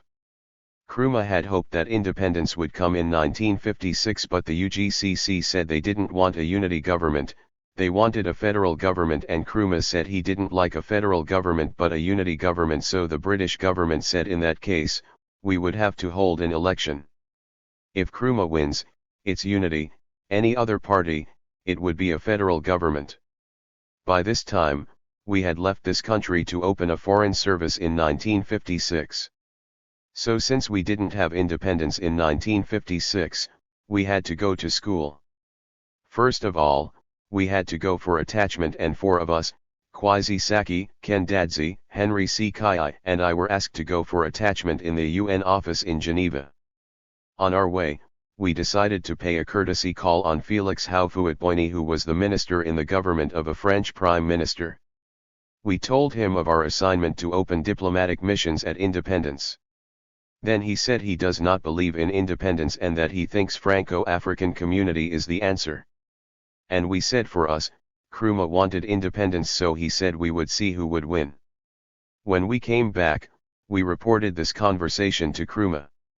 So when Ghana became independent, the first foreign travel Nkrumah made was to Côte d'Ivoire to see Houphouët-Boigny, and then they had a discussion on what we had with him, that the future for Africa is not independence for African countries but dealing with Europe. And Nkrumah said, you are wrong. Now, this man, an interpreter at the OAU, wrote this book, Nkrumah versus Houphouët-Boigny. So Nkrumah stood for independence of Africa and Houphouët-Boigny stood for Euro-Africa future. Nkrumah put his group to action. The first thing he did was to host the Conference of African Independent States. And then he followed this with an All-African People's Conference. He turned the whole Africa upside down, so to speak, and started a movement for independence. When we became independent, I went to Liberia, and it was there that I found out that the Ghanaians were badly treated by the Liberians. Ghanaians were fishermen and clerks there. Many years later, the manager of UTC Liberia came to UTC Ghana when I was an ambassador, so I fought very hard for them. I told Nkrumah about it. My ambassador was Mr. Hutton Mills. he was a very old man, so I really did everything. Nkrumah sent a letter to me and asked me to send it to Tubman. I asked for an appointment. Tubman was in his village called Totoda, 60 miles away, and when I told him I had a letter from Nkrumah for him, he asked that I come to see him immediately. I said tomorrow, and he 52 responded, come now. I jumped into the office Land Rover and had a meeting with Tubman at 8 p.m. I told him about the treatment being given to the Ghanaian citizens and that Nkrumah had asked that something be done about it. He read the letter and he said I would give you a reply and you go. At 8 a.m. the next morning in my office, Tubman had sent a letter to Nkrumah confirming to him that he would do something about it, and immediately, he did something about it. I became a hero for the Ghanaians. When they go fishing, the best fishes are what they reserve for me. This is for Consul. When my wife goes to the market, they just put everything in the car. By this time the Ghana mission in Cairo wasn't doing well, so Nkrumah said, why don't you send Debrata there? So he asked Kumi to move. He then gave me a month to prepare, and the Ghanaians said they were going to send a delegation to beg Nkrumah not to move me. And others said that I was a young man and that if they insist that I didn't move, they would say I instigated all these things, so they should allow me go, and they agreed, and I went to Egypt. When I got there in 1958, there was a man at the Ghana mission who was always fighting with his cook. The mission was in trouble, so I had to improve that situation. From 1959 to 1960, I was sent to Washington, D.C. to work with Mr. Hom, who later became the governor of the bank, and he was the treasurer of the CPP. After 2 years, I came back home and Nkrumah said he wants a very young man who was dynamic as the ambassador, so Mr. Hom said Debra. Somebody said, but he has no ideology, he's not a party man. He's just a civil servant. But Mr. Hom said Debra is super, so Nkrumah said let him go to the ideological college and let Kojo Addison send a report about him so that we would know whether he has the right ideology or not. So I went to Winneba. When I saw the place, I was so disappointed. No textbook, no syllabus. All they did was shout. I asked Mr. Addison, do you mind if I organize this place for you? He said go ahead. So I wrote a syllabus, timetable, and everything. Addison was very pleased and left everything in my hands. Then one day they were having a conference for DCEs. One DCE came with his girlfriend and he said, where is my bed? I said, all of you are sleeping in this room. Then he said, but I came with my girlfriend. So I said, you are not bringing your girlfriend here. Then he said, me a DCE, I brought my girlfriend and you are preventing me from enjoying her company. So I replied, if you bring your girlfriend here, I will tell Nkrumah tomorrow and you will be sacked. He said, no, I'm sorry. Then I replied, go and leave your girlfriend in town and come back. That made Addison very pleased, so for 2 weeks, I organized the place for him. So he said I had to send a reply to Nkrumah. Immediately Nkrumah got the reply. He said, look, I told you this man is good. Look at what Kojo Addison wrote about him. In 2 weeks, you must be in Addis Ababa. I got to Addis Ababa in March and the OAU meeting was held in May, signed the charter on the 25th of May, which was actually on the 26th of May. During the course of the meeting, Nkrumah used to talk to me. So one day, in the night at 53. About 8 p.m., I was in my residence when the security guard came to inform me. Your president is here, the president is here. Not knowing it was Nkrumah. He called out, Debra, I'm here. He sat down and I sat down. Then he said, Debra, bring me brandy. This man didn't drink but he requested brandy.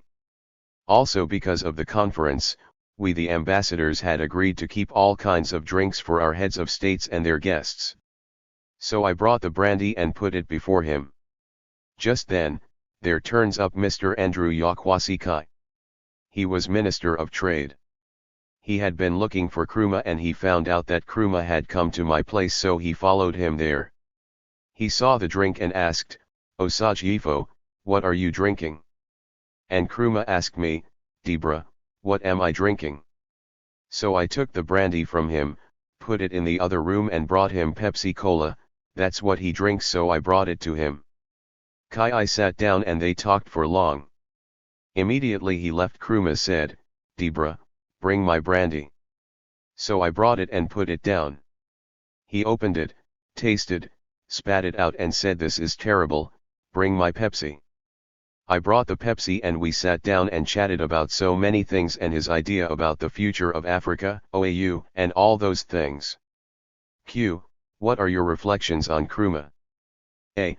Here was a young man, I had just become ambassador, and here was the head of state, talking to me in confidence, in open, and telling me what his vision was.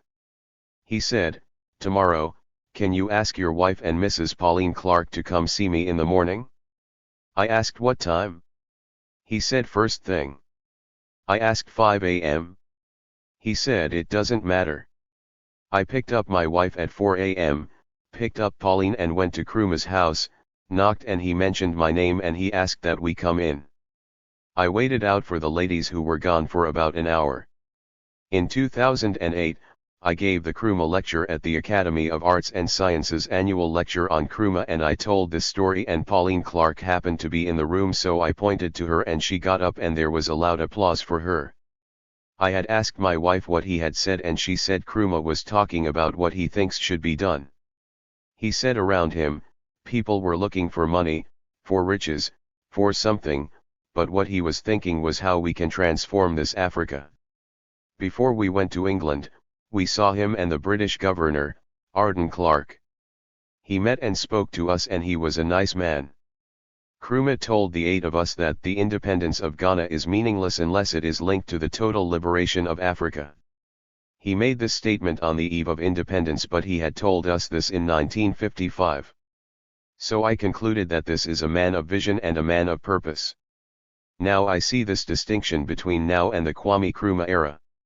When we came in, we had an objective. He said unless all Africa is independent, we have gained nothing. And other leaders had other ideas. For example, Nyetera said Tanganyika would not be independent for after 30 years. Nobody thought about independence of Africa, and the Europeans were 54. Thinking of how the Europeans would consolidate or turn their colonies into territories. But Nkrumah was saying that we must have independence, all Africa must be free. So when I went to my first station, you knew we had a man who had a vision that you were fighting for. And Nkrumah also said in order to make all Africa free like this, we must have a country which has money and power to help the citizenry. For some time now I ask myself, Ghana, where are we going? He and I worked very closely. At one time he said he wanted to have a socialist conference and everybody said it was good. So I asked Osagyefo, all the heads of state in Africa, the majority are conservative, the socialists are in opposition, and you ain't saying you are going to have a conference of opposition people? And already a lot of these people are afraid of you, like Abubakar Tafawa Balewa of Nigeria. I told him if you are going to have a conference of socialists, I don't agree. I wouldn't recommend it, sir. He dropped the whole thing. People came to ask, Osagyefo, what happened to the socialists' conference? He didn't say anything, but he dropped it. So on Wednesday 23 February, 1966 he told me that he was going to Hanoi. When he got to Cairo, Nasser told him that there was news coming from Ghana which isn't good. And Nkrumah said don't worry. Before he could reach Peking, the coup took place in Accra. I went to my office. My telephone rang, picked it, and they said there was a coup in Ghana. Few minutes later I had another call and the same thing. And they said Nkrumah had been overthrown. But let me go back to 1963 when we finished the OAU meeting and Nkrumah was asking, let's have the union government in Africa now. Haile Selassie said no, let's have an organization where we would work together and so on, and particularly Article 3, nobody should interfere in the internal affairs of member states. It became clear that Nkrumah may not go along. Haile Selassie asked to see Nkrumah, so I informed Nkrumah. I introduced Haile Selassie to Nkrumah and sat outside and waited for them. They chatted for about 30 minutes and they opened the door and both of them were smiling and Nkrumah saw Haile Selassie off. I asked about the results of the meeting and Nkrumah said that Haile Selassie was afraid that I wouldn't sign this document and if I don't sign it, the whole thing is gone, so I will sign, and that's why we were both smiling. Now Haile Selassie had been assured that Nkrumah would sign. In the last session in the evening, they signed in alphabetical order from about 8 p.m. on May 25, 1963. By the time Nkrumah signed, it was Lamb. Nkrumah told me not to worry. He was saying he wanted a union government of Africa now. He asked me to go and put my name down for the next conference in 1964, so I went to the secretariat. Nasser was to hold a meeting in 1964, so I told Nkrumah about the meeting but that I had put down for 1965, he said fine. Debra, we are going to do something. Haile Selassie had a police college and he was determined to keep the OAU by giving the police college to the OAU, so Nkrumah told me to wait. You see, Job 600, the banquet hall and the conference hall, everything was done in 9_55 months. Everything came by air. Then we said we were going to have the meeting. Felix Houphouët-Boigny, Ivory Coast, Nassing B. Iriadima, Togo, Maurice Yamiago, Upper Volta, now Burkina Faso, and Hamani Diary, Niger, said they were not coming to any meeting in Ghana. They were determined that if the 1965 meeting was coming on, it should be shifted from Ghana. Nkrumah had just started building this big project for the meeting. Balewa said he would talk to them, but Balewa didn't like Nkrumah at all, and so the idea was to get the conference to move and shift the meeting from Accra. Nkrumah called me and said, Debra, this is happening. You are going to that meeting with Mr. Kojo Botsio. We both got on very well on many cases. I said, now, we have to plan. These people wanted to ruin these things when Nkrumah had spent money on this meeting. The meeting started at about 9 a.m. At 1 p.m., a Francophone representative made their case and we went and started preparing our case.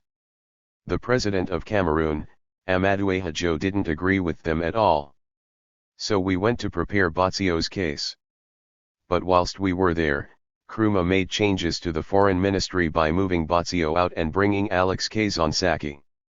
I heard first but didn't tell Botsio. Botsio made his speech.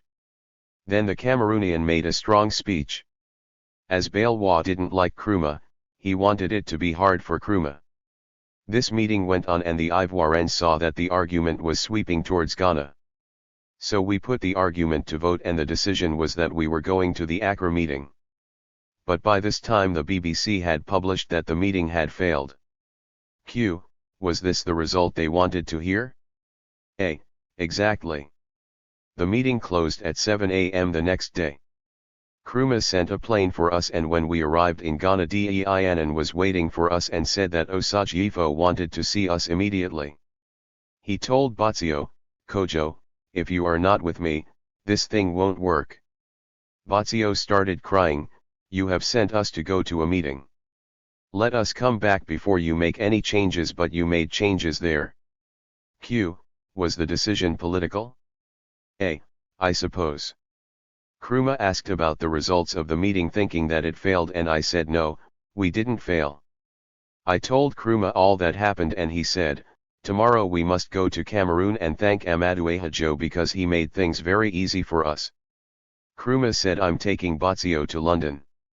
Debra, you go with another minister of your choice. There was a lady called Sophia Duka whom I chose, Tolan N.A., and one general who was a deputy minister for foreign affairs, and we went. And Nkrumah went to the Prime Minister's conference. When that meeting was over, he asked me to join him to visit with Haile Selassie. We did that, and when we came back we stood in front of this big house. The place was beautifully lit and he said, Debra, you see this? I'm going to turn every village in Ghana, every place in Ghana will be 56 lit like this, and there will be total electricity for everything in Ghana. Mark my words, he said. In 1964 during the OAU meeting, he was talking about the union government and he did something. He said something which really annoyed Nyerere. And Nyerere attacked Nkrumah openly at the meeting and everybody thought that Nkrumah would reply. He did nothing. So I walked up to Nkrumah and said, Osajifo, ignore him. Nkrumah said, thank you. He didn't say a word and he became a hero because everybody thought Nyerere had overreacted. Kwame Nkrumah and I became very close as evident in this photograph. He had talked to me about personal things. For example, he was dishing the soup and he said he liked chicken wings at the state function I had hosted in Ethiopia. The other people in the above photo are Chief of Security, Ambrose Yankee and Ambassador Bosman, a close friend of Kwame Nkrumah. He was asking me whether or not I had put the chicken wings in the soup. Q. You worked very closely with Nkrumah. What do you think about him now in light of what's going on in Africa? A. I say that Nkrumah is the greatest African in the 21st century and the 21st century. They put up a statue in Addis Ababa. I think that Nkrumah's objective succeeded because even Houphouët-Boigny by 1962 was planning for independence. He finally embraced Nkrumah's idea of independence for Africa. I don't think Nkrumah should have been overthrown because I always say he was a man of purpose and he had changed Africa. But for Nkrumah, we wouldn't have had even the fragile peace we now have in Africa. All of Africa would not have been independent with OAU for progression to O, and when you work with him, you could see that he has an idea that he wants clearly to achieve something for Ghana and Africa. His problem was that the people around him didn't understand him. He declared this country a one-party state and he had become life president. He had too many enemies of his own creation. Q. Enemies of his own creation? What do you mean by that? A. Because the people he took to court were members of his party, the CPP, and so his own friends said let's get rid of him. But in spite of that, what I keep on saying is that the greatest African to have lived in the 20th century was Kwame Nkrumah, not Mandela. Here was this man who fought all these colonial powers and was able to take away from them people like Houphouët-Boigny. It was he at the British Commonwealth Prime Minister's Conference who led the sacking of South Africa from the Commonwealth. He is very friendly but people were frightened by him. It is good that African leaders decided to put up this statue for him in Addis Ababa and honor came to all Ghanaians. He was a man of ideas because if Nkrumah had not concentrated on the one-party state, look at what he did for the nation. Today we say we are importing matches and all those things. Look at what we did with his vision. By this time, we would have been far ahead. And even his foreign policy. When you are active with him, he knows where he wants to go. It's a question of working towards it. Q. Why have we lost that spirit of yes we can? A. We haven't lost it. Democracy is a good thing. But having democracy doesn't mean there shouldn't be a leader. The expressions, man of purpose and man of vision, Lyman described Governor Gug Siberg using the same set of words and it is true. He built Achimota School, Coral Bulletin Hospital, and Takoradi Harbor. The real successor of Gug Siberg is Kwame Nkrumah. He wanted to put Ghana on the map so he was out to stay, but when he got into the one-party state system, and as I keep on saying, he needn't have a one-party state because nobody could have beaten Nkrumah at any election. And I said Prime Minister, Mackenzie King of Canada was Prime Minister for 25 years and Canada is not a one-party state. And Nkrumah had enough but his own people did not show to him the loyalty that he deserved. Q. In your view, what is wrong with Africa now? What can we do to move forward? 58. A. I see that today, there are too many of us looking after riches, so you hear corruption and all other vices. This is true. When I was secretary to the cabinet, I gave licenses to and people would come to me with varied proposals. In one case, somebody said give us the entire license for tin fish and we shall give you half a penny for every tin fish imported. Look at the amount of tin fish in the country. I said we don't do that and we don't need that kind of money, sorry. Then somebody would come give Tema oil refinery to us and we will reward you. I said sorry, there are rules for that. One day the fishermen in Tima carried a bag full of money to my wife in the house. They said, "Your husband is doing very well, but we know you don't have money, so we brought this for you." My wife said, "Thank you, but take it to him in the office so that the money would be accounted for." They never turned up in the office because we were not looking for money, we had a job to do. After Rawlings said that we should go for pension, all Africa had set up these foreign services, and in the West Indies also. Money is not my aim. The fact is that some people in positions of trust think that what they need is money. Listen to all the sermons now. There is corruption and all vices which are not necessary. Recently, I gave a lecture and I said, God is a spirit, and they that worship him must worship him in spirit and in truth. And that is my motto. If you say you ain't worshipping God, do so in spirit and in truth. Don't think of anything, but so many of us are stealing and being dishonest, and that is what is hurting us in Africa. So everything at all that you do it truthfully, and you think of the other people. At the moment, I'm looking after 4 students in the university and none of them is my child. Every Sunday when we go to church, I have 15 children to take care of. My elder brother and junior brother are dead, leaving behind grandchildren who are now my responsibility, plus people who once lived with us. What is gone wrong is that the word truth is just missing, and once truth is missing, you are on the wrong path. Q. Is Christianity missing? A. Christianity, God is there. We have to teach them that God is there, and it's God that they are cheating, not individuals. Those of us God has put in positions, we do not want. The Lord is my shepherd, I shall not want. You find out that the little you have is sufficient for you. One day somebody wanted a license and he came to me and wanted to bribe me. Then he said, I paid for another official's house. I would get you something even bigger. I said, no thank you, I don't need idol. Q. Did you get some of these values from Nkrumah? A. I served him as Foreign Service officer and I found him to be a very good mastet because I was truthful to him. And as the head of state he trusted me enough and told me what he liked and what he was going to do. It was a pleasant and rewarding experience for me, and I believe that the president felt the same way. 59. Q. It surprises everyone that he didn't even build himself a mansion. A.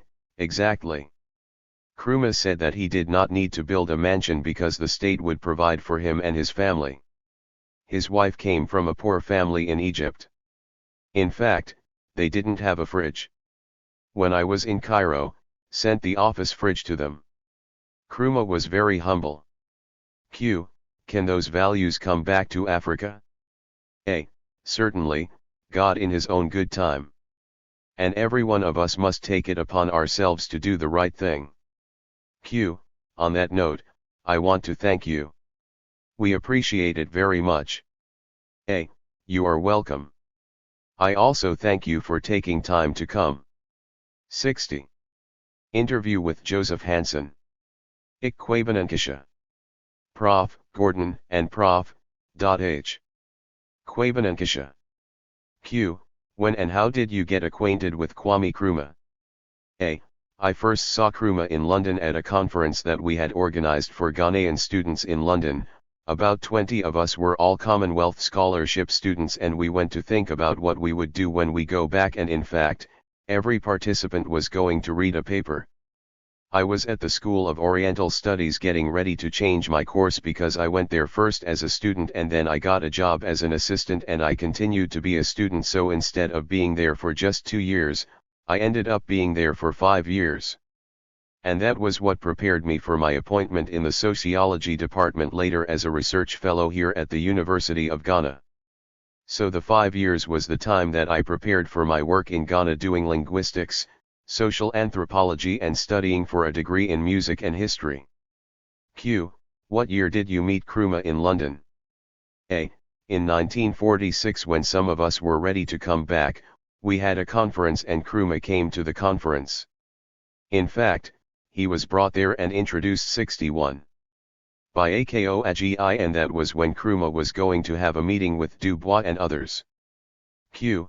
Who was Ako Agi? A. Ako Agi was a lawyer who had studied in the USA. He was a very good friend of Nkrumah and they both came to London in pursuit of Pan-Africanism. He heard about the conference, told Nkrumah, and they both decided to come. We did not know that Nkrumah was not happy that we were having a Gold Coast students meeting because at that time, he was planning his West African Secretariat and felt that we should look at the bigger picture rather than just Gold Coast. When Ako Agi talked about him, we were all pleased that he was joining us. Ako Agi suggested that we make him secretary of our conference. So Nkrumah came and gave a long speech and suggested that we postpone or cancel our meeting because he had the West African Secretariat that was thinking of bigger things and that we should hold on. We listened and disagreed with him and he and Ako Agi left and we continued. I was surprised later on when I heard that he had moved to Ghana and that Ako Agi again had invited him and recommended that he comes and acts as secretary of the United Gold Coast Convention. Of course, I remained in London when Nkrumah was here so I wasn't in touch with what was going on but I heard about all the problems. When I came back, I knew Nkrumah had rallies, he was a great man and in fact, he had decided to break away from United Gold Coast Convention. So that was the Nkrumah I came to meet. I was at Akropong Training College, far away from Accra so I was not in touch with the rallies and so forth. Q. What did you think about him when you first met him in London? A. Well, he was quiet and persuasive in terms of what he was saying but I didn't think that he would really try to prevent us from holding a Gold Coast students meeting. At that time, he was thinking of West Africa and yet, he accepted the secretariatship for the United Gold Coast Convention. And upon the recommendation of my friend who preceded him, he came to Gold Coast and joined the party and suggested that they invite Nkrumah. The fact that he accepted that but refused to be the secretary for our conference meant that he had changed his mind and maybe the strategy. He had had time to reflect on the kind of people who were in Ghana because all of us in London were like the UGCC people but he decided to be secretary of this but he had ignored their ideas and it became evident that he would disagree again and take his own line. So that was my first impression of him. He wasn't boisterous or anything, he was quiet. And he impressed me, the fact that he was firm on his convictions. But I was a little surprised when I came back to Ghana and found that he was leading this campaign with rallies. Q. Did you know that he would one day become a politician? 62. A. I wasn't aware of this. Of course the secretariat meant that he was coming in for politics so it was only a question of time and strategy. I was in London studying, I wasn't a politician and I was thinking about the problem of language, a more positive approach to how we develop. Not the political seek ye first the kingdom of politics which was his philosophy. Q. Do you think that the education that he received in Ghana and in America had any impact on his life? A. I think it did because, before he went to America, he was interested in cultural things. So when he got the chance to go and study in America, he studied black culture but he had the arts also in mind. And this is reflected in his activities as a politician in Ghana and a government person fighting for liberation and so on. Because he became interested in the arts. Nkrumah had a soft spot for artists. That is my impression.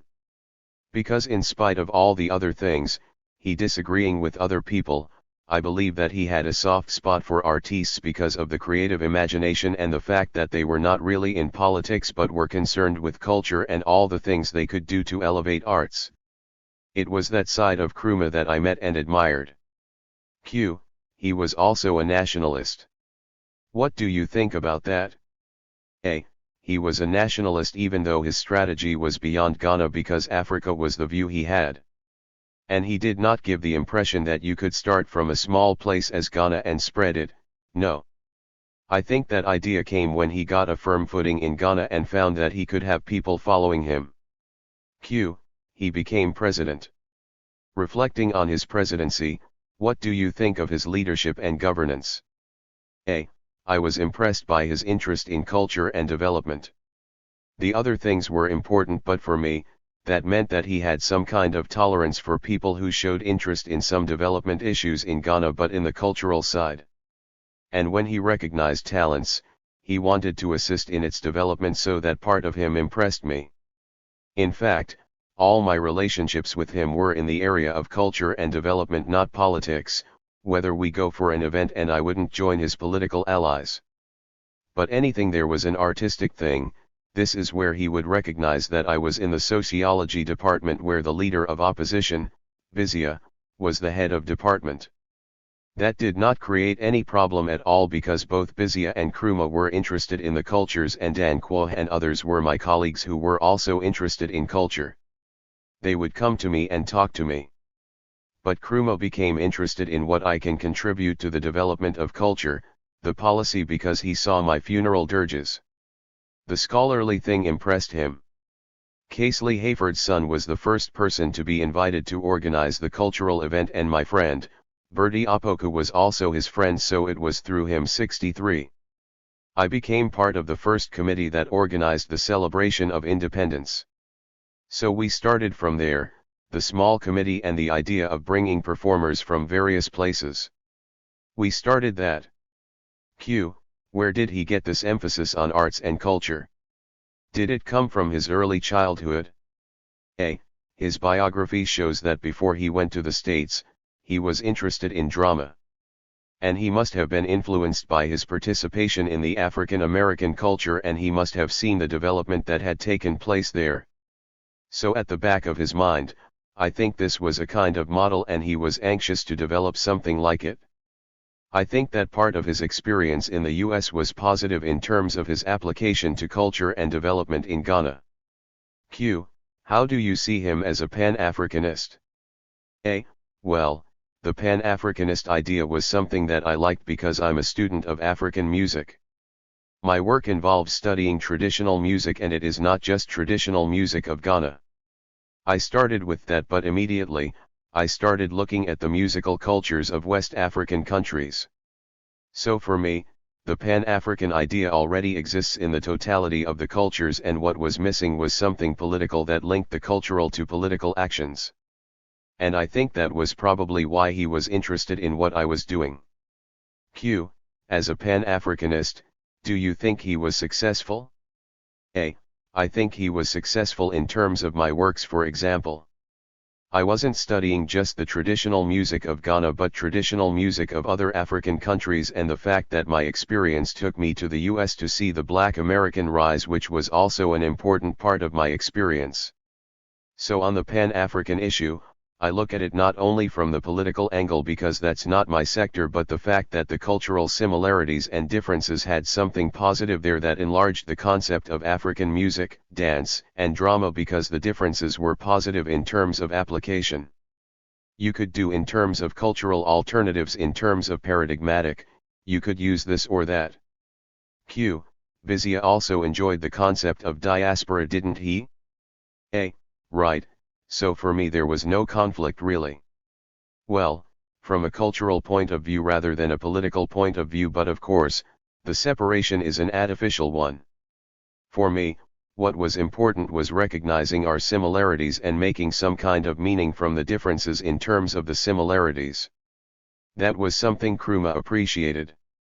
In fact, when we started bringing traditional groups to perform in the city because we wanted to reinstate traditional music in contemporary context in a major line of development. So 64.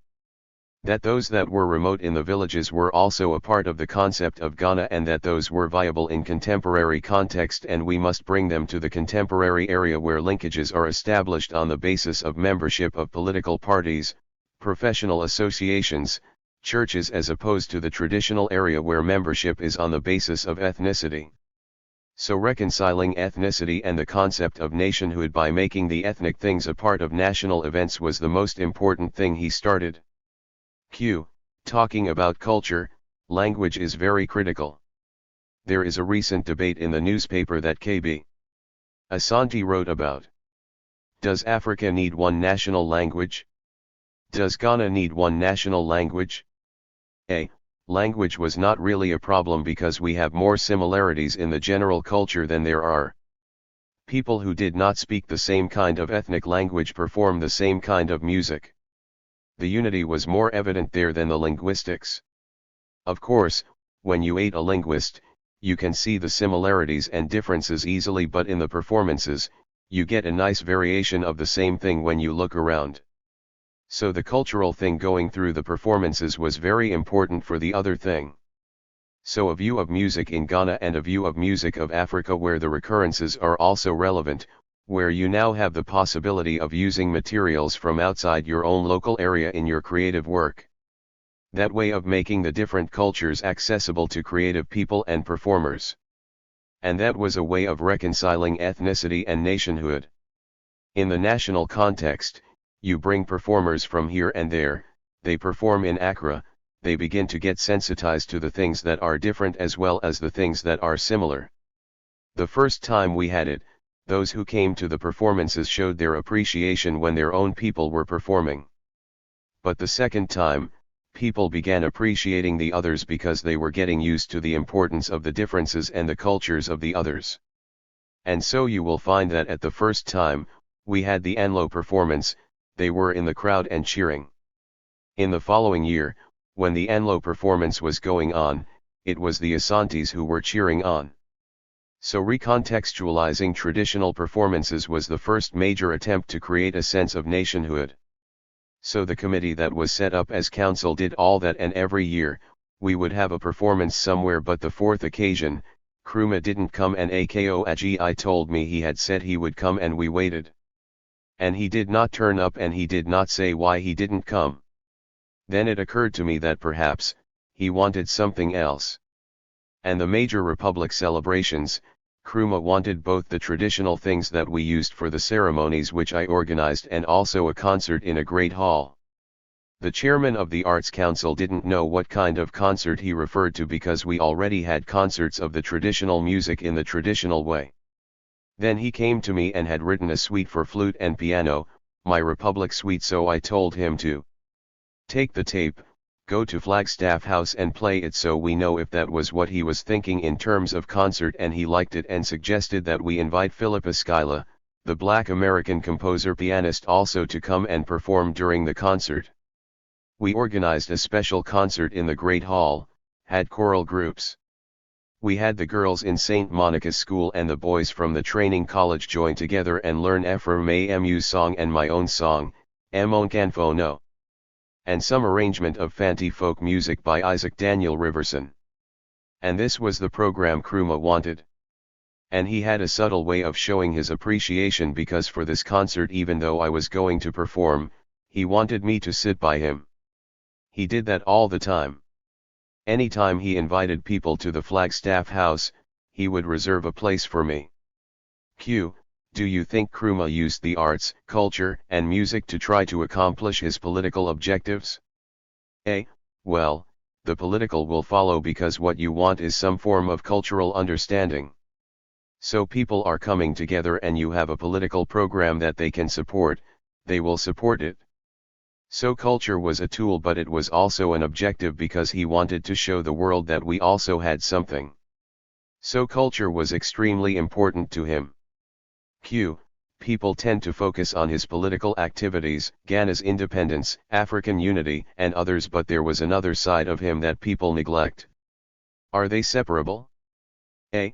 Right, I looked at the others because that was my field.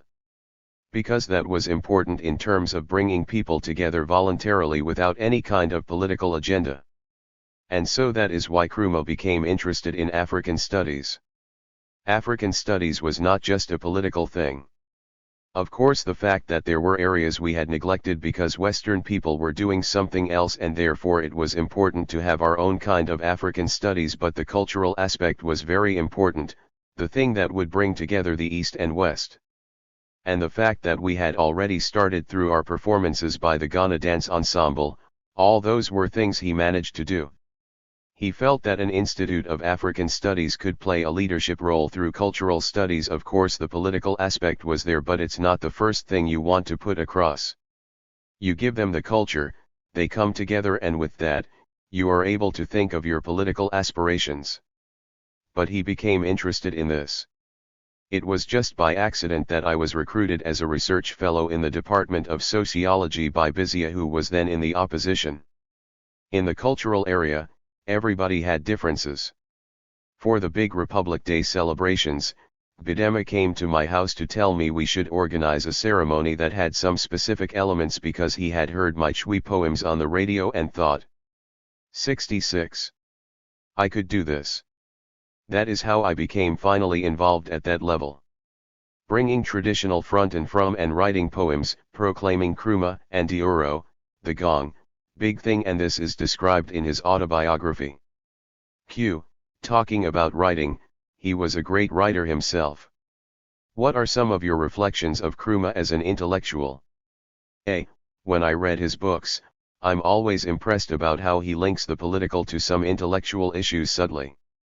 I have been interested in the speeches that he refers to culture, and it is an intellectual reflection. When he wanted to say was that you should not call yourself Akan but Akan Ghanaian, and that the time has come for us to recognize that we are Ghanaians. And so reconciling ethnicity and nationhood was a very important theme through culture. And you would find references to this in quite a few of his speeches. And that was part of the reason why he was interested in establishing cultural institutions, including a radio and television with emphasis on culture and the Osage Ifo Players drama.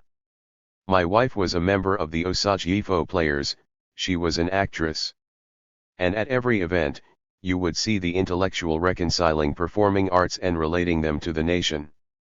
That should be the objective of our cultural things, not the display of the particularities of the area, but the idea that all those things contribute to what Ghana as a nation has to share with the rest of the world, and what the population of Ghana can learn from one another rather than just ethnic groupings. Q. But his writings were very broad. Do you have any that you specifically prefer? A. Yes, very broad. But I have looked at the official statements he made when opening or installing the Osage Ifo Players. He made a statement listing achievements for the group, so the cultural thing was very important. Politics, we can't avoid it, but it is another line. Q. What do you think about his speech on the African genius at the official opening of the Institute of African Studies in 1963? A. It was part of the objective of setting up an Institute of African Studies, not of Ghanaian Studies, because the time had come for us to recognize the similarities and also the differences as paradigmatic differences. So he was insisting on African Studies, not Ghanaian Studies. Q. Kwame Nkrumah had some impact from his faith and religion, even though he studied Karl Marx and the rest. What do you think about that? A. Perhaps the religious aspect gave him a little tolerance. I did not see him preaching, using that as a basic reference at all, because he was liberal. In terms of Ghanaian customs, there were certain things that he could have done or have wanted to do. For example, I saw a private ceremony at the Flagstaff House where I sneaked in on lots of things there. But this was when the Asafo groups 67 of Cape Coast were performing their dance and ritual with the important people going through the rituals. I persuaded him to participate, and they came to Flagstaff House, and those organizing invited me to partake as well. I was there with his civil servants, and then he came dressed in white, saw us, and then he joined them. They were shooting and trying to scare him, but the point is that you shouldn't be scared at all. He went through this. Every time he saw me, he would greet me, but he was interested in my cultural things, not the politics, because I'm not into politics. Q. As you very well know, Kwame Nkrumah had many enemies that led to the coup in 1966. In your reflections, how do you think he treated his enemies even before the coup? A.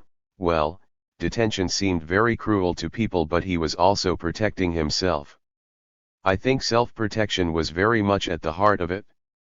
It wasn't that he didn't like J.B. Danquah or any of his competitors, but he feared that the person he would talk to would be the problem. So that kind of defense was there, which made him take a very strong position in self-defense. It was unfortunate that it happened that way, that violence had to come in. And of course, when those things happened, it made it even worse in terms of trusting your colleagues. And it got to a point where at the time of the coup that people were feeling that they didn't have too much room. But I know that my brother-in-law, my wife's uncle, who was a chief criminal investigations department person, advised him not to travel. And he told him he had to travel citing a number of reasons and he did not appreciate it and it happened. What he was going to do was more important in terms of world peace, not realizing that that is the big catch. It was amazing when it happened and the person in charge of public relations, K. Boateng, came to me and said sometimes Nkrumah seemed to be a bit remote from the ordinary people. So how can we make his presence a little bit felt? Can we change the station alert for Radio Ghana? So he came to my house and we talked about it and he said chiefs in their own areas send a gong beater when he had a message for the people. The gong beater would always say the chief says he greets you when he has a message. So to bring Nkrumah closer to the people, why can't we use that formula? So I created a little poem which I read myself. Adahyman ba, osajifo se oma mo aki oo. ACDIOSE OMA MO AKI 000 and then the front end followed and that became the station alert. When the coup came, somehow people were thinking about the person wrote that. And the person who was the principal actor in the coup was also a cousin-in-law, Afrifa, and after the coup there was a party at the house of the governor of the 68th Bank of Ghana who is also a cousin. And at that party, my wife and I were standing there and Afrifa came and asked who is that person always saying Osajifo se oma mo aki oo, and my wife told him it's your cousin-in-law. And that was the end of it. Somebody else would have paid for it. And the thing that impressed me was that even though the army did that to Nkrumah, they were very fond of me. I had been planning on organizing a conference on International Folk Music Council before the coup, but the soldiers agreed that I could bring them here and they sponsored and we went to Akosombo. What I say is that, I have not had any problem with any government because of my cultural thing. Each government, military or civilian, gave me a bit more money for my WOM at the institute. And I left for UCLA at the appropriate time. Let me say that the Institute of African Studies came into being because I had a research program in the sociology department and it was from there that I was doing the state thing. So when he set up a committee to look at the university, Nanankisha came to me and said, why don't we change your little music in the sociology department because you are in that department and Bizia is there, and you left to Northwestern because you had a Rockefeller scholarship, and when you were there, they packed your things and put them under archaeology. So to save from investing in the archaeomusicology which did not exist, they suggested we set up an Institute of African Studies, and that is how it started. Because Nanankisha and Thomas Hopkins were the secretaries, they organized it and they made me, recommended by Nkrumah, a deputy director because they needed a buffer for the expatriate because there were so many of them and Hopkins was the person who held the fort. Where was Professor Peter Shinney, whom according to available records was acting director on the institute? He was in archaeology because my drums had been put there, and this is why Shinney suddenly had the idea that he would start an Institute of African Studies. So it moved from there to being independent. Was Nkrumah involved in that process? Yes, he was involved because he knew my work. So as soon as he set up the institute, he created the Ghana Academy of Arts and Sciences. I became a founding member of the Academy of Arts and Sciences, so he was impressed by my publications. So what do you think in that context are some of Nkrumah's legacies? For me, the setting up of the institute was a major thing because it stirred the nation and the programs that we had to being important. Even though history and culture were important, drumming and dancing made the country very visible. Can you give at least 3 legacies? _69. The setting up of the School of Performing Arts is one of his legacies. Originally, the idea he had was for an African Academy of Music, and he wanted to create this in honor of Ephraim Amu the musician. So he invited him to Accra and had a meeting with his people. It didn't work out well because Amu had another idea and so they dropped it. But as soon as they dropped it, Nanankisha, Pro-Vice-Chancellor, came to me and said, why don't you write a letter to Osagyefo and tell him that you want to set up School of Performing Arts. He hand-carried this letter to Nkrumah and he came back in an hour or two with the letter, endorsed by Nkrumah. That was how I set up the School of Performing Arts as part of the Institute in 1962. There was a small contribution from Nanankish's office, but the bigger grant came from Nkrumah. I was the Director of African Studies and the School of Performing Arts. And we began recruiting people and organizing syllabuses. It was part of the institute until it came to the point where it was possible to separate it, but I was still teaching and organizing courses whilst somebody else handled administration. Q. Are there other legacies of Nkrumah? What about his Pan-African dream? A. Another thing which hasn't seen the light of day. I was invited to Tanzania as a UNESCO consultant for culture, and whilst I was there, Nkrumah had an idea and he wanted to share with me.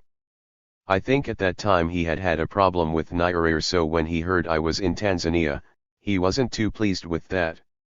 He sent dispatch riders to the institute to get me, and when I was not there, Thomas was alarmed, so he went to Flagstaff House to tell him I was away.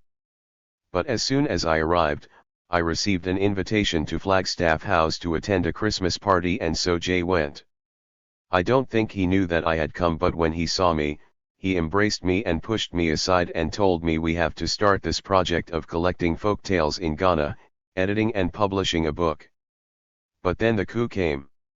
However, the manuscript continued to advance. F. W. Sutherland, the dramatist, was in charge of it. I suspect that the idea came from F. W. and Nkrumah wanted to implement it. Q. So was it ever done? A.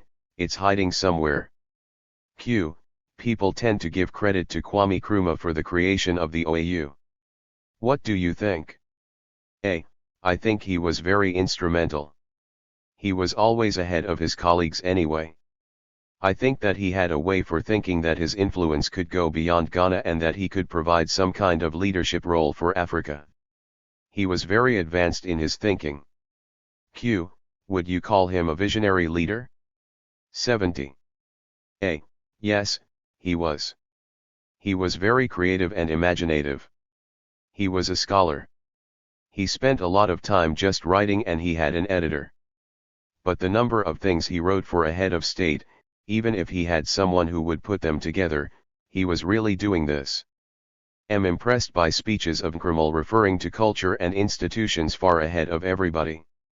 He was imaginative, and I think he had that before he went to the US, so he might have developed that kind of skill before he went there. The thing that was peculiar was his creative imagination. A head of state wouldn't think of creating a match factory. Of course he had creative imagination, he was running a bit faster for his people and his budget.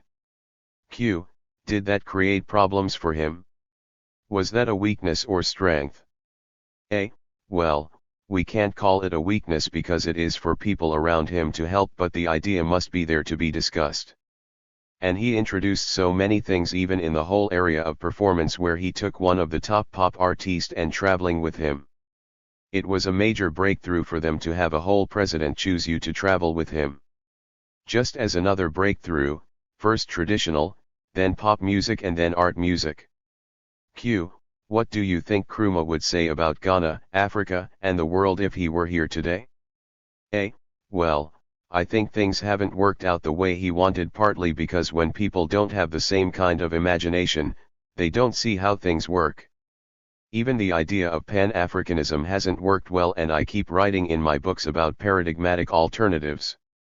Why should you do just Akan music in Ghana instead of African music?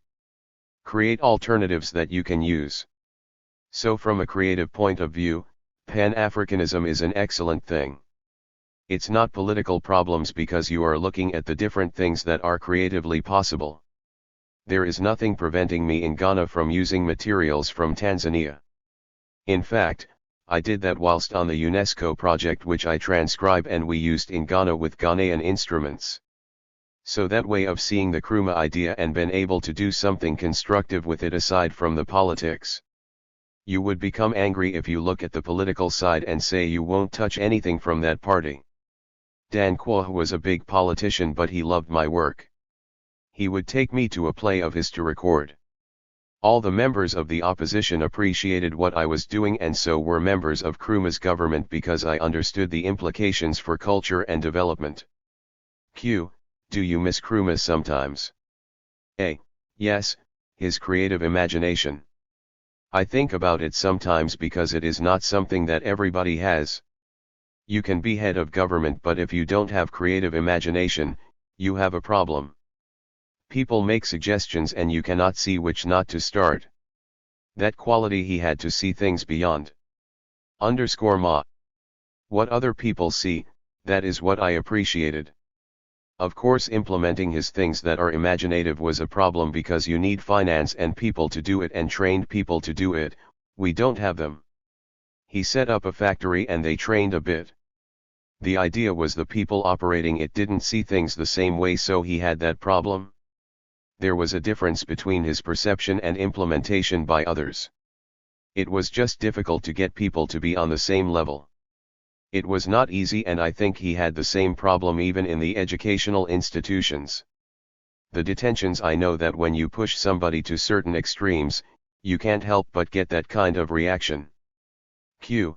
Professor Nkisha, I want to thank you. Thank you very much. A. You are welcome. 72. Interview with Francis SOSU. Q. This is Jacob Gordon, Kwame Nkrumah Chair at the University of Ghana, Institute of African Studies. Am here with a friend, Mr. Francis Sosu, who will tell us about himself and some reflections on Kwame Nkrumah. A. Thank you, Professor. My name in full is Francis Mensa Sosu. I'm from the Volta region of Ghana. Am not an academician, but through private studies, I was able to attend the University College of Cardiff in Wales. I would say in the private sector, I was the first to do a diploma course in apiculture, that is beekeeping. After the school I came back, I tried that project for some time, then I gave it up. Originally, I was in the police service. We marched to Usher Fort in Accra on 1 July 1960. I came to know Nkrumah because of the march to the fort as well as my service in the police force at the castle. As a result of these encounters, I believe that I came to know the first president of Ghana very well. Q. I know you have some children. Tell us something about your family. A. I had more than one wife and 11 children, 4 girls and 7 boys. They are all grown-ups now. I also have several grandchildren. Q. I read your book on Kwame Nkrumah and I was impressed with what you did with Nkrumah's speech, the Independence Day speech on March 6, 1957. You took that speech and created 10 commandments out of it. What's that all about? A. Am not an ordained minister of religion, but I am a Christian. I love reading the Holy Bible and other books and researching into the gospel. I returned from Britain in 2008 to meet Ghana's election and the way the politicians are throwing this country into chaos. I sat down and prayerfully asked myself, what type of legacy did Dr. Kwame Nkrumah leave as a result of his sacrifices for Ghanaians, himself, and the Big Six? So I took this into prayers and I started to research. They used to play his maiden speech on the radio every Saturday on the Al-Ba'i and Al-Hajj program. I started to think about all of his speeches and I wanted to know why he paid that price to free this nation from colonialism and imperialism, and the way Ghana has gone since his overthrow from office in 1966.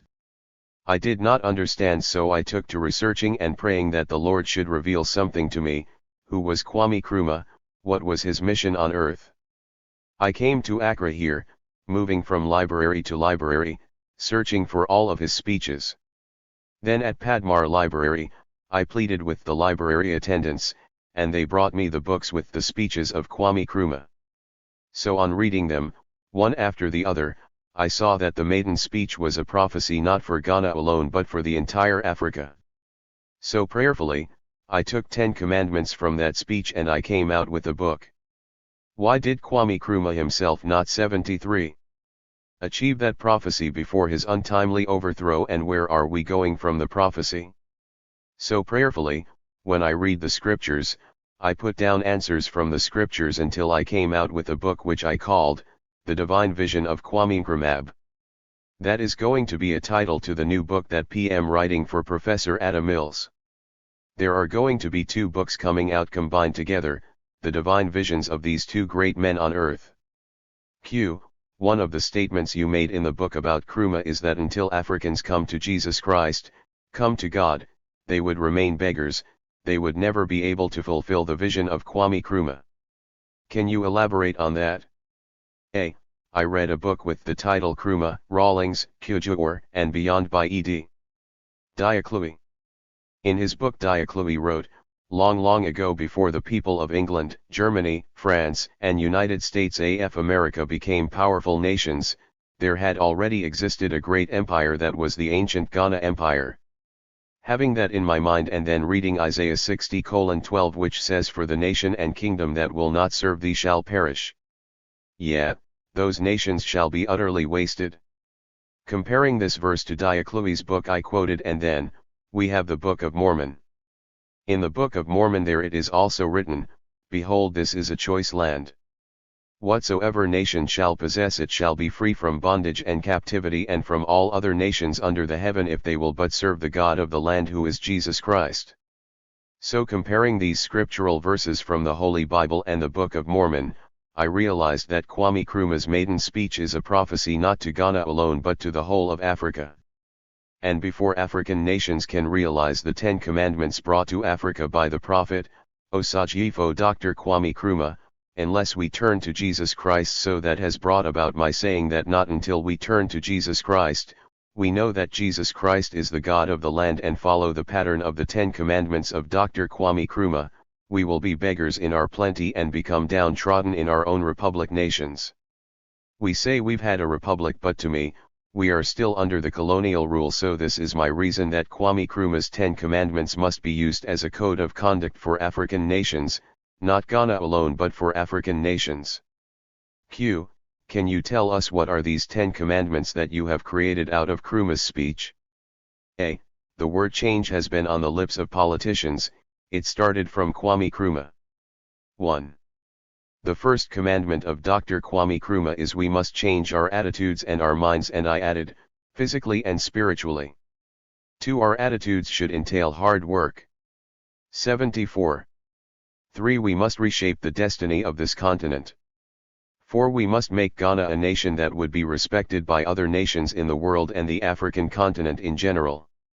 We must prove to the world that when an African is given a chance, he can show his capabilities. We must be wide awake to protect our resources. We must be able to lay our own foundation. We must create our own African personality and identity.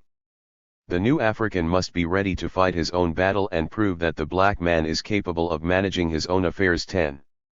We have fought the battle, we must rededicate ourselves in the struggle to emancipate other countries in Africa, for our independence is meaningless unless it is linked up with the total liberation of the African continent. 6. And. These are the 10 Commandments. Some Christians are challenging that the 10 Commandments have already been given through Moses, so nobody could come with the 10 Commandments. And I'm saying that God is saying He is the same God of yesterday, today, and forever, and a book is saying that. Does it mean that God has spoken to the Israelites? His speaking mouth, is it sealed that He cannot speak to other people from other continents?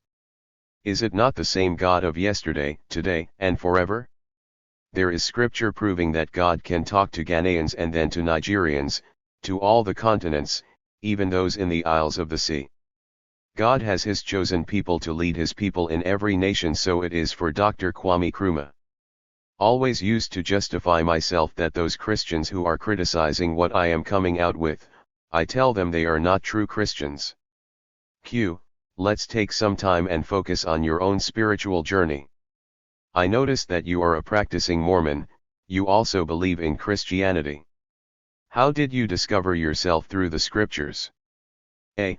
Thank you very much, Professor. In fact, I am a man who likes researching and never satisfied with any situation until I go further. Whenever I go and I am not satisfied, I used to tell myself there is something more.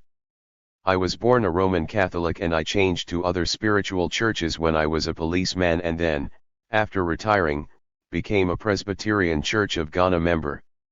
During Rawlings Revolution, a freeze was imposed on 2 churches in Ghana here. One is Jehovah's Witness and the second one is the Church of Jesus Christ of Latter-day Saints, and by then, I was at the militia headquarters. We were enforcing that freeze they impose on the two churches. Anytime we are about to chase the people, my conscience would ask me, you know something about Jehovah's Witness, what about the Church of Jesus Christ of Latter-day Saints? Anytime we want to go and chase the members, my conscience used to ask me this question until I got hold of one of the elders and asked him to tell me more. 75. About the church. He stopped everything he was doing and getting to know that I am one of the militia officers. He lectured me on the church and gave me the Book of Mormon, which reluctantly accepted. I kept the Book of Mormon among my books. I was not minding it at all, but it came to a time that the Spirit was asking me to read the book. Then, after reading it to some extent, I used to use some of the verses in our morning devotions. When they are going out to hawk, I pray, and I use a verse from the Book of Mormon. Till one day, the Spirit was again forcing me, why don't you investigate the church? I was resisting, but one Sunday, I was forced to go to the church to trace the church. I was staying at Nungwa Estates and tracing the church at Dan's Oman area. Before I could enter the church, they were saying Amen. That was the one who introduced me to the Church of Jesus Christ and Latter-day Saints and the Book of Mormon. That was where he was. I was well received. The next Sunday, I was shown a shorter place at Teshi. So went and worshipped with them. At times I don't go to church because of the contributions of monies on Sundays. I feel very guilty when I don't have money and I just have to go and dance around the collection table and put my empty hand and open it in the plate. I used to feel very guilty, so I don't go to church. When I traced the church to Teshi, I went there first Sunday. There was no collection. I collected plenty coins in the pocket with the intent that I will give them, but there was nothing of money collection. First Sunday, second Sunday the same. So I asked them, how do you pay your bishop and the elders? They said they don't pay. They only pay their tithings and fast offerings. When I went home, I told my wife, I have found a church. This one's the church the whole family will be attending. Missionaries visited us and we got baptized into the church in 1992. I went to Britain and I was going on a short visit, but I didn't know God had something for me. When I went, I had a full-time job in the London Temple. I was asked to come and establish a security department at the London Temple, a temple which has been in existence for several years. It is only Francis from Ghana who has been asked to open a security department for the temple. There I took to serious reading of the scriptures, including the Bible. Even my name Sosu, it is from a shrine. So many people, they have this name on them and they don't understand it. The name Sosu is from a shrine. If your mother has gone to join that sect and is in the white calico and she conceived, and she give birth, if it's a male, they call him Sosu, and if it's a female they call her Sasha, this meaning the thunder, the male thunder and female thunder. Having the understanding of my name, when somebody worries me, I used to say, I will strike you. When I went to the temple I said that name is too typical a fetish name. I have to change the name.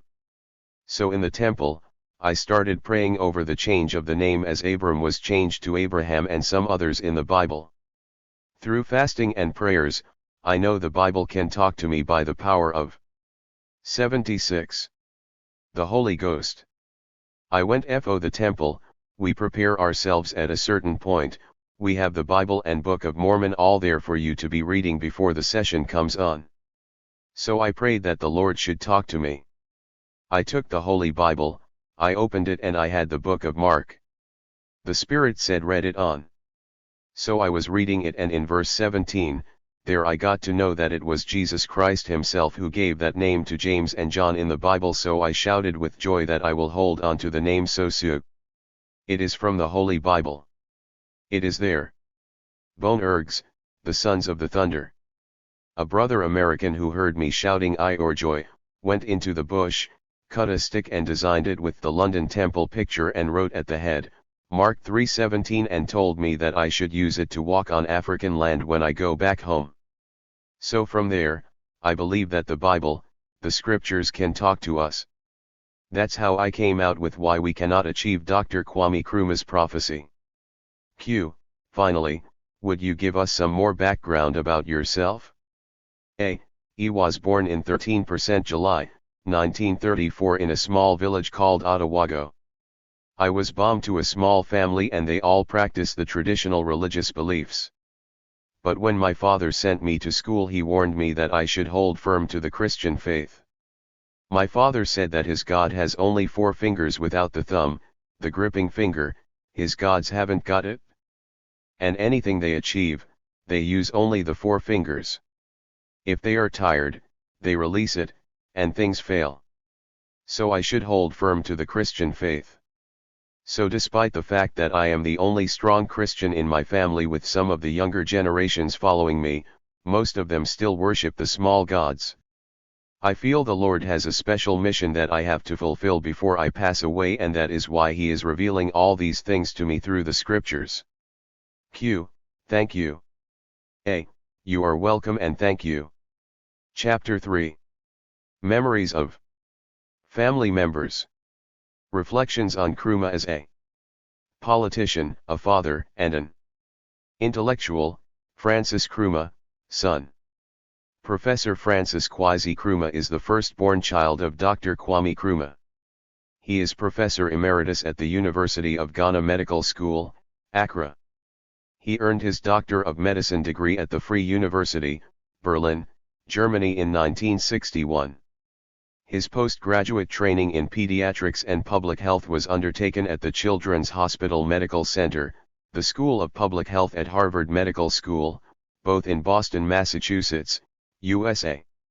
He returned to Ghana and started his academic career as a pediatrician and lecturer in the Department of Child Health, University of Ghana Medical School from 1969 and became professor and chairman of the department in 1980.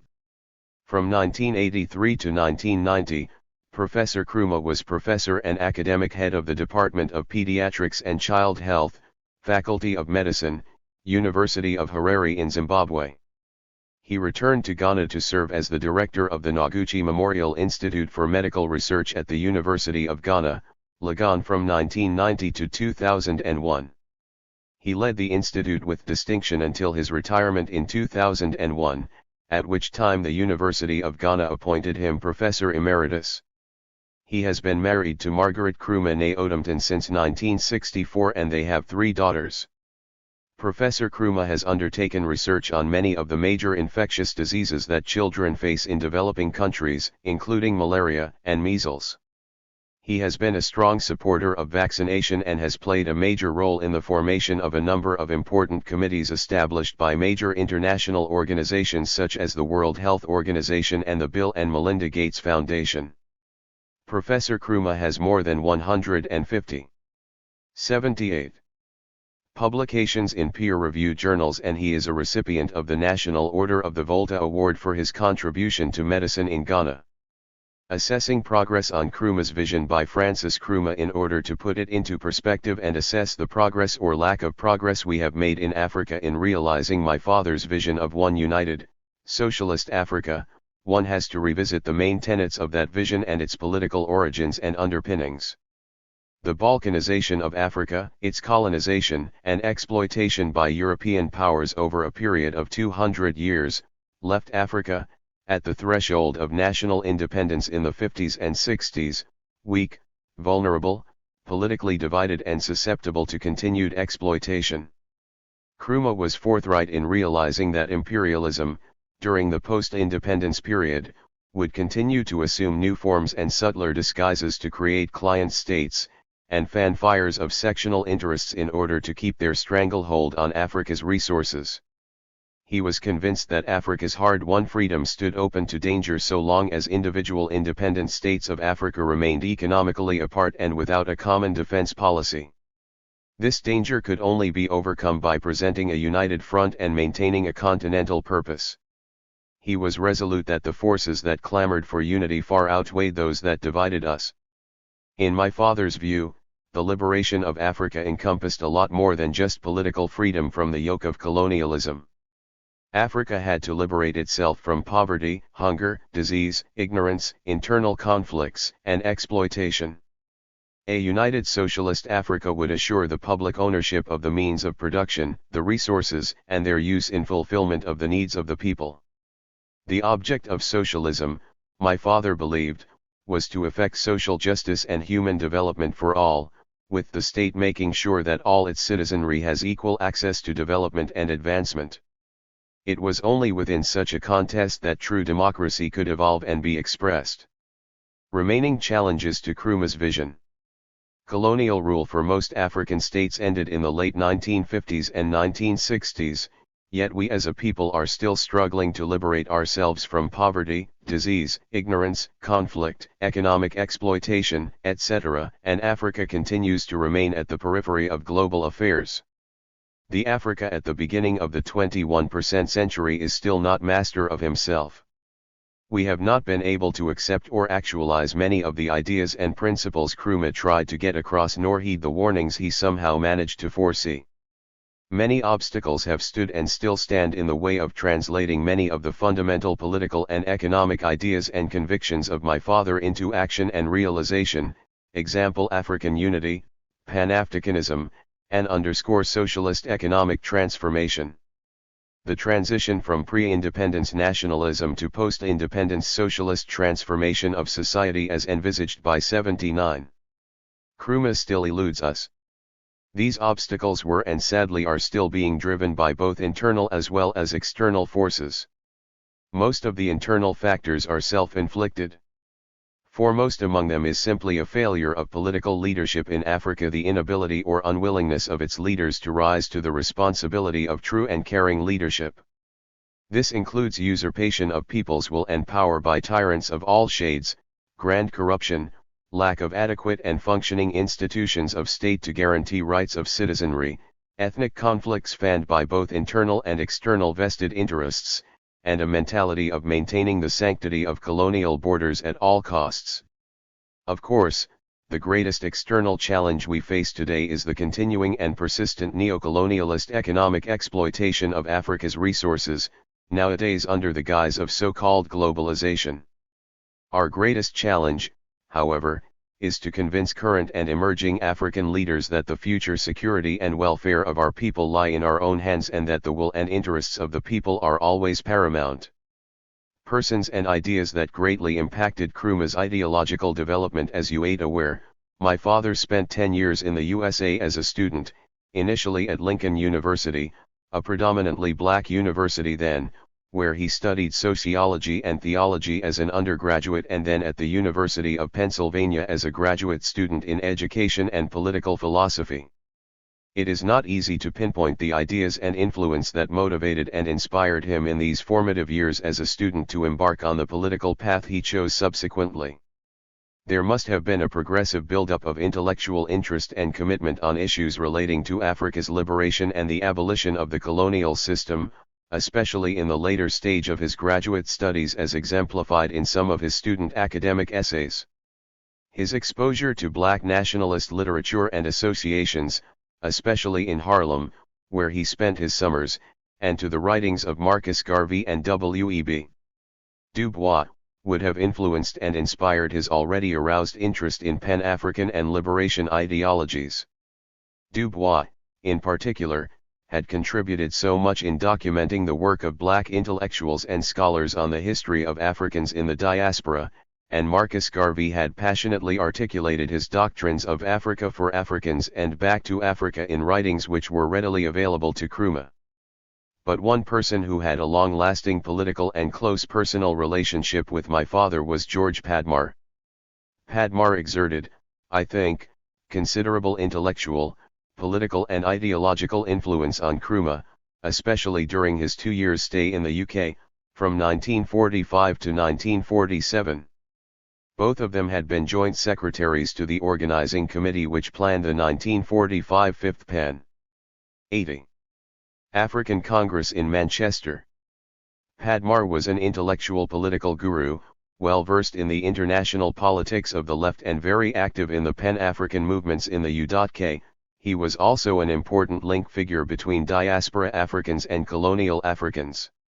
He and Nkrumah shared a common political and ideological platform that was anti-colonial, anti-imperialist, Pan-Africanist and socialist. Padmar, I think, provided that intellectual and political companionship that my father needed in the early years of his political life in the UK, and subsequently when he became advisor to my father on African affairs in Ghana. On a personal note, I always viewed Uncle George as a second father. He and his wife, Dorothy, were always very kind to me. His premature death must have been a great loss to my father. The African personality and its relevance today. In many of his speeches and writings, my father used the term African personality to express and promote a common social and cultural consciousness that make us uniquely African. This inherent Africanness had been badly brutalized, firstly through the traumatic and inhuman historical experiences of the slave trade and subsequently by the subjugation and exploitation of the African people through colonial rule. Africa, especially in the post-independence era, needed to rediscover and re-identify itself in order to regain its self-esteem, pride and self-confidence. It needed to search and rediscover its true soul and create that African awareness that transverses religious beliefs, ethnicity and social class. I think Nkrumah wanted to rekindle that inherent spirit in us by referring to its totality as the African personality. Does the projection of this identity have relevance today in the context of a globalizing world? Absolutely. Identity and culture should be the common thread that weaves society together to facilitate and create the platform for development. Europe, Japan, China, and India have not subsumed their identities under a so-called globalist world, rather these identities are being enhanced. The globalization playing field is still uneven and we as Africans should take the advantage of what globalization offers without globalization taking advantage of us. As the world increasingly becomes interdependent, the African personality and what it embodies should be allowed to contribute to the totality of human progress.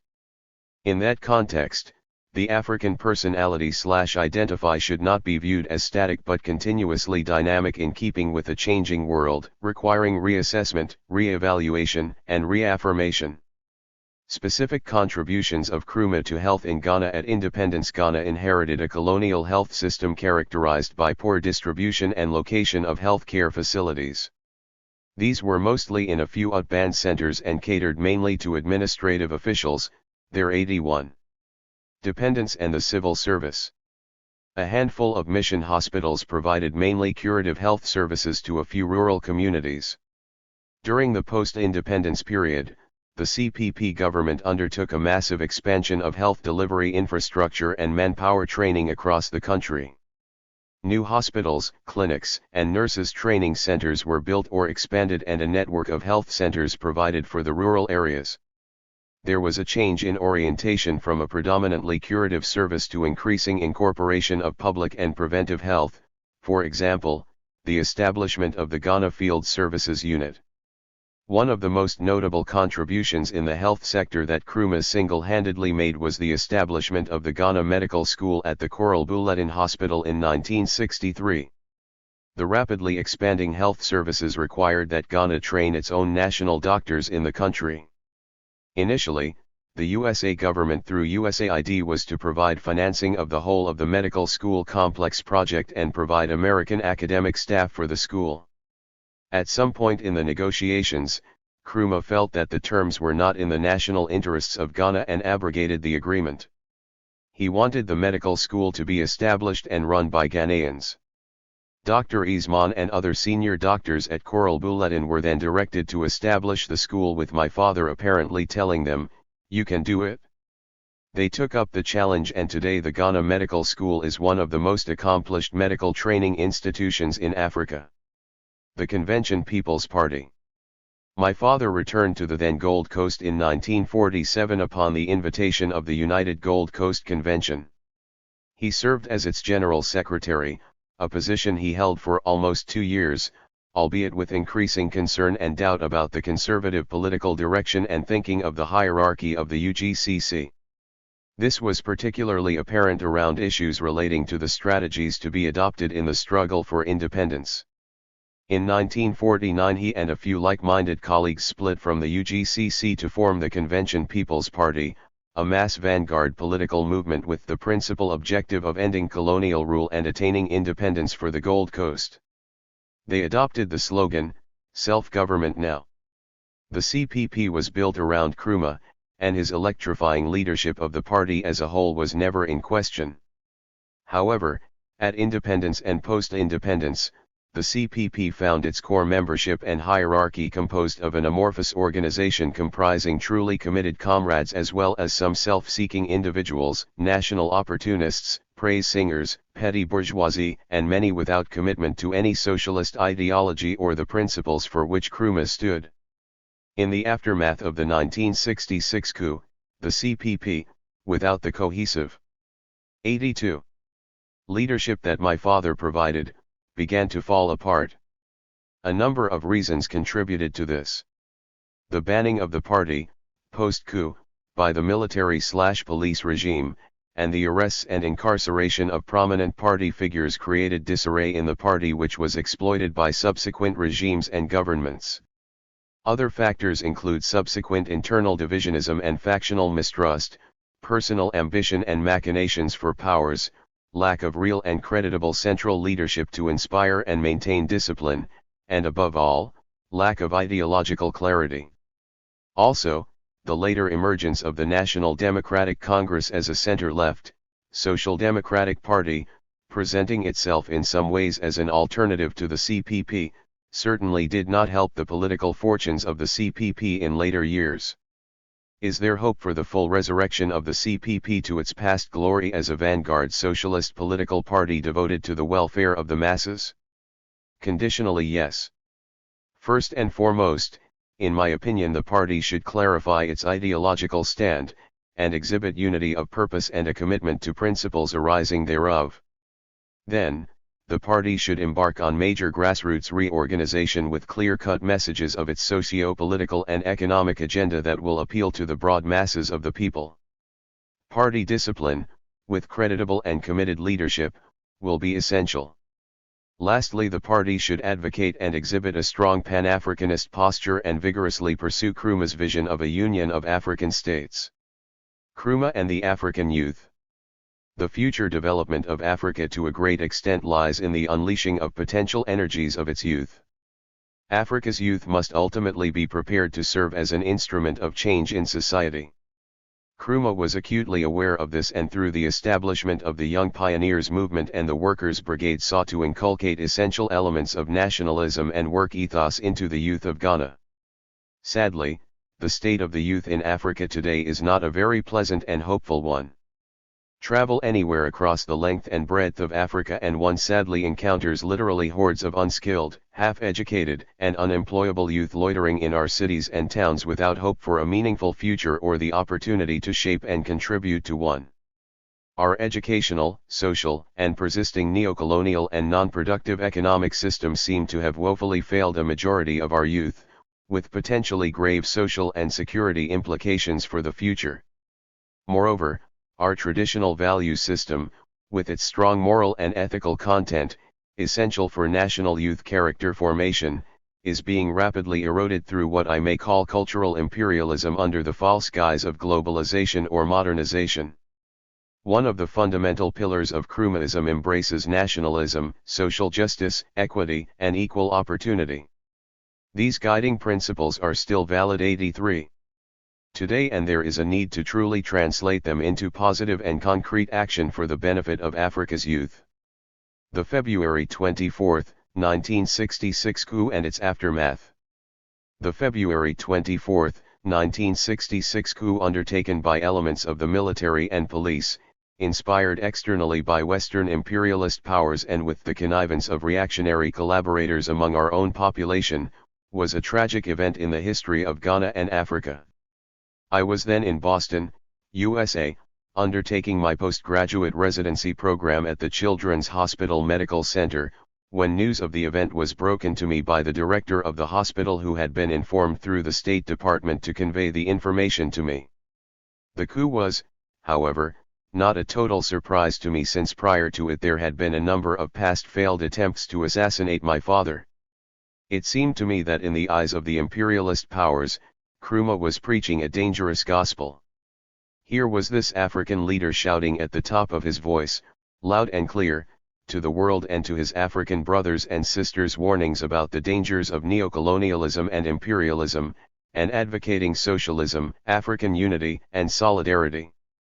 To the Western world he constituted a threat to their economic and geopolitical interests, and the voice had to be silenced.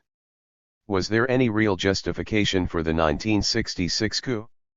Apologists for the coup have, posterior, advanced the creation of a one-party state, compromised democracy and dictatorship, socialism and a drift towards communism, and economic hardship as possible justifications. My father, I think, genuinely believed that in the immediate post-independence era, a one-party state could only function for the good of the people within the framework of a socialist state or a developing state with a socialist program. Such a state would govern through the people and not through class cleavages and interests. Economic hardship. Nkrumah requested Ghanaians to suffer a little for the common good.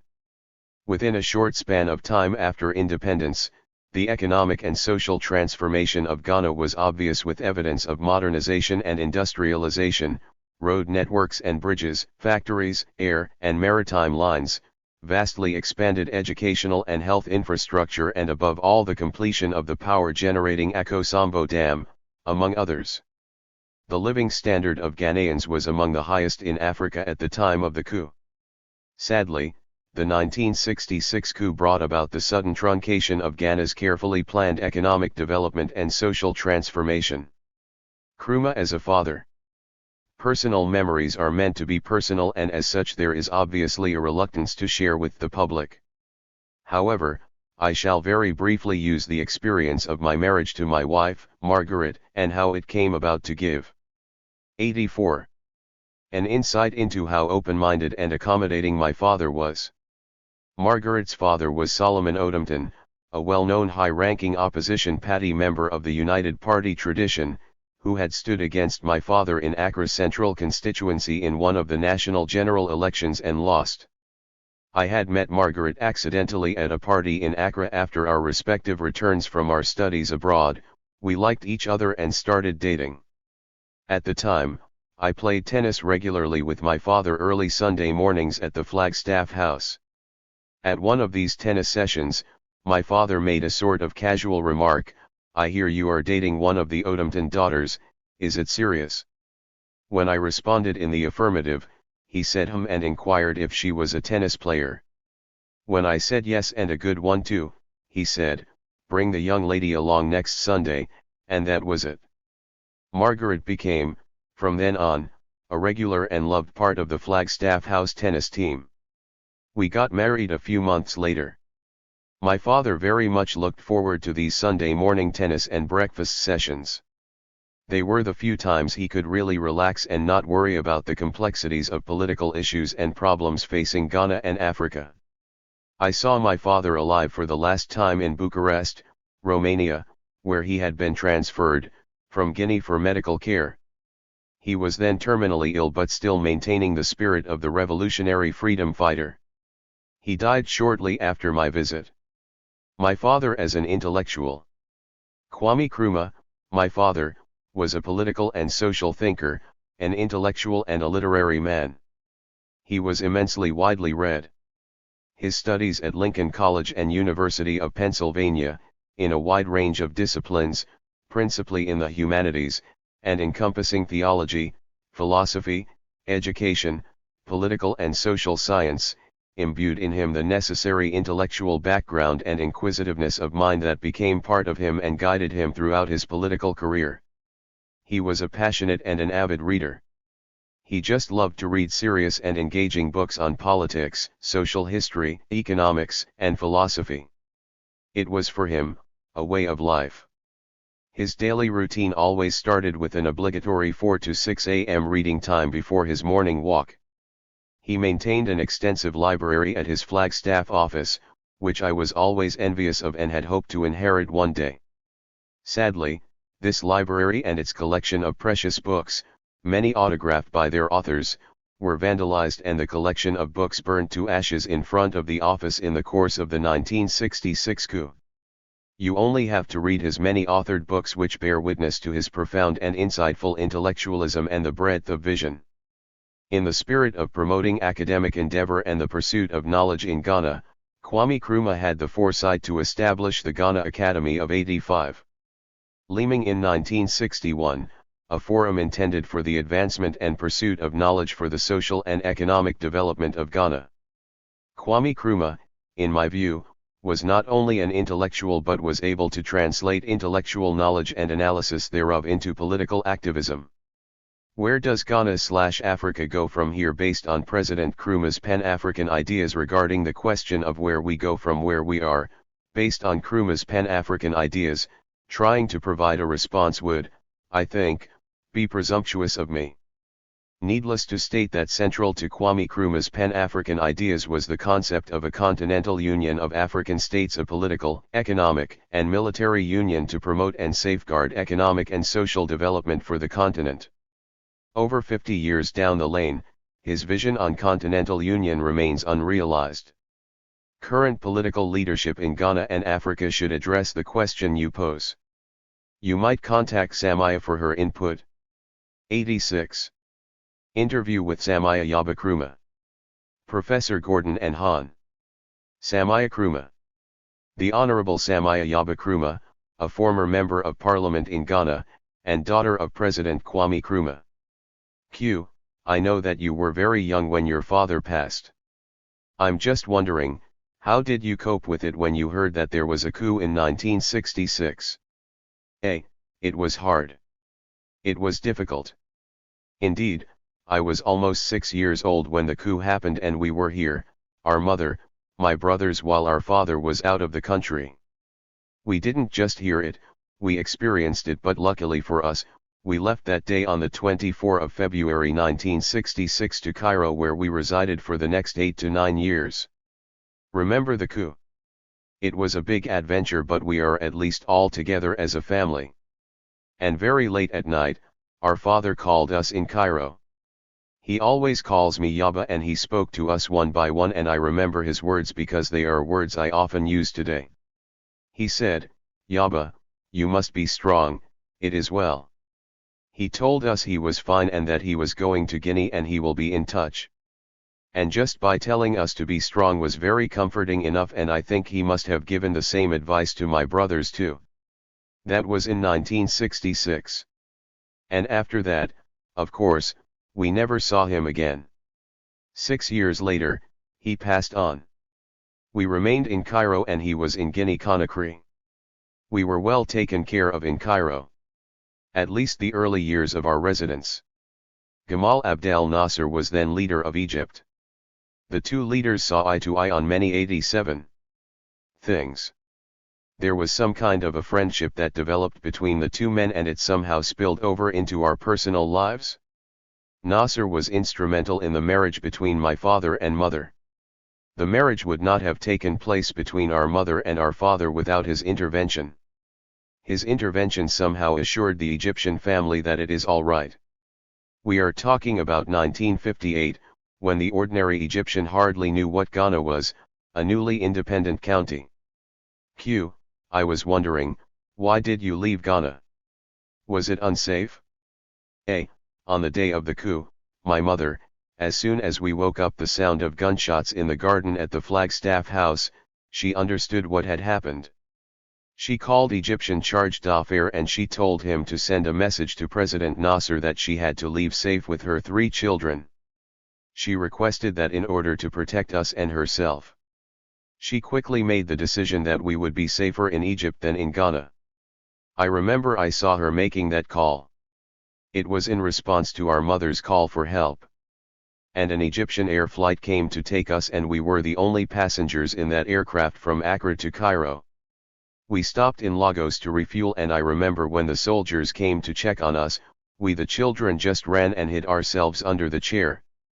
Because a coup had taken place 6 months before in Nigeria, before our counter-revolution, as we choose to call it.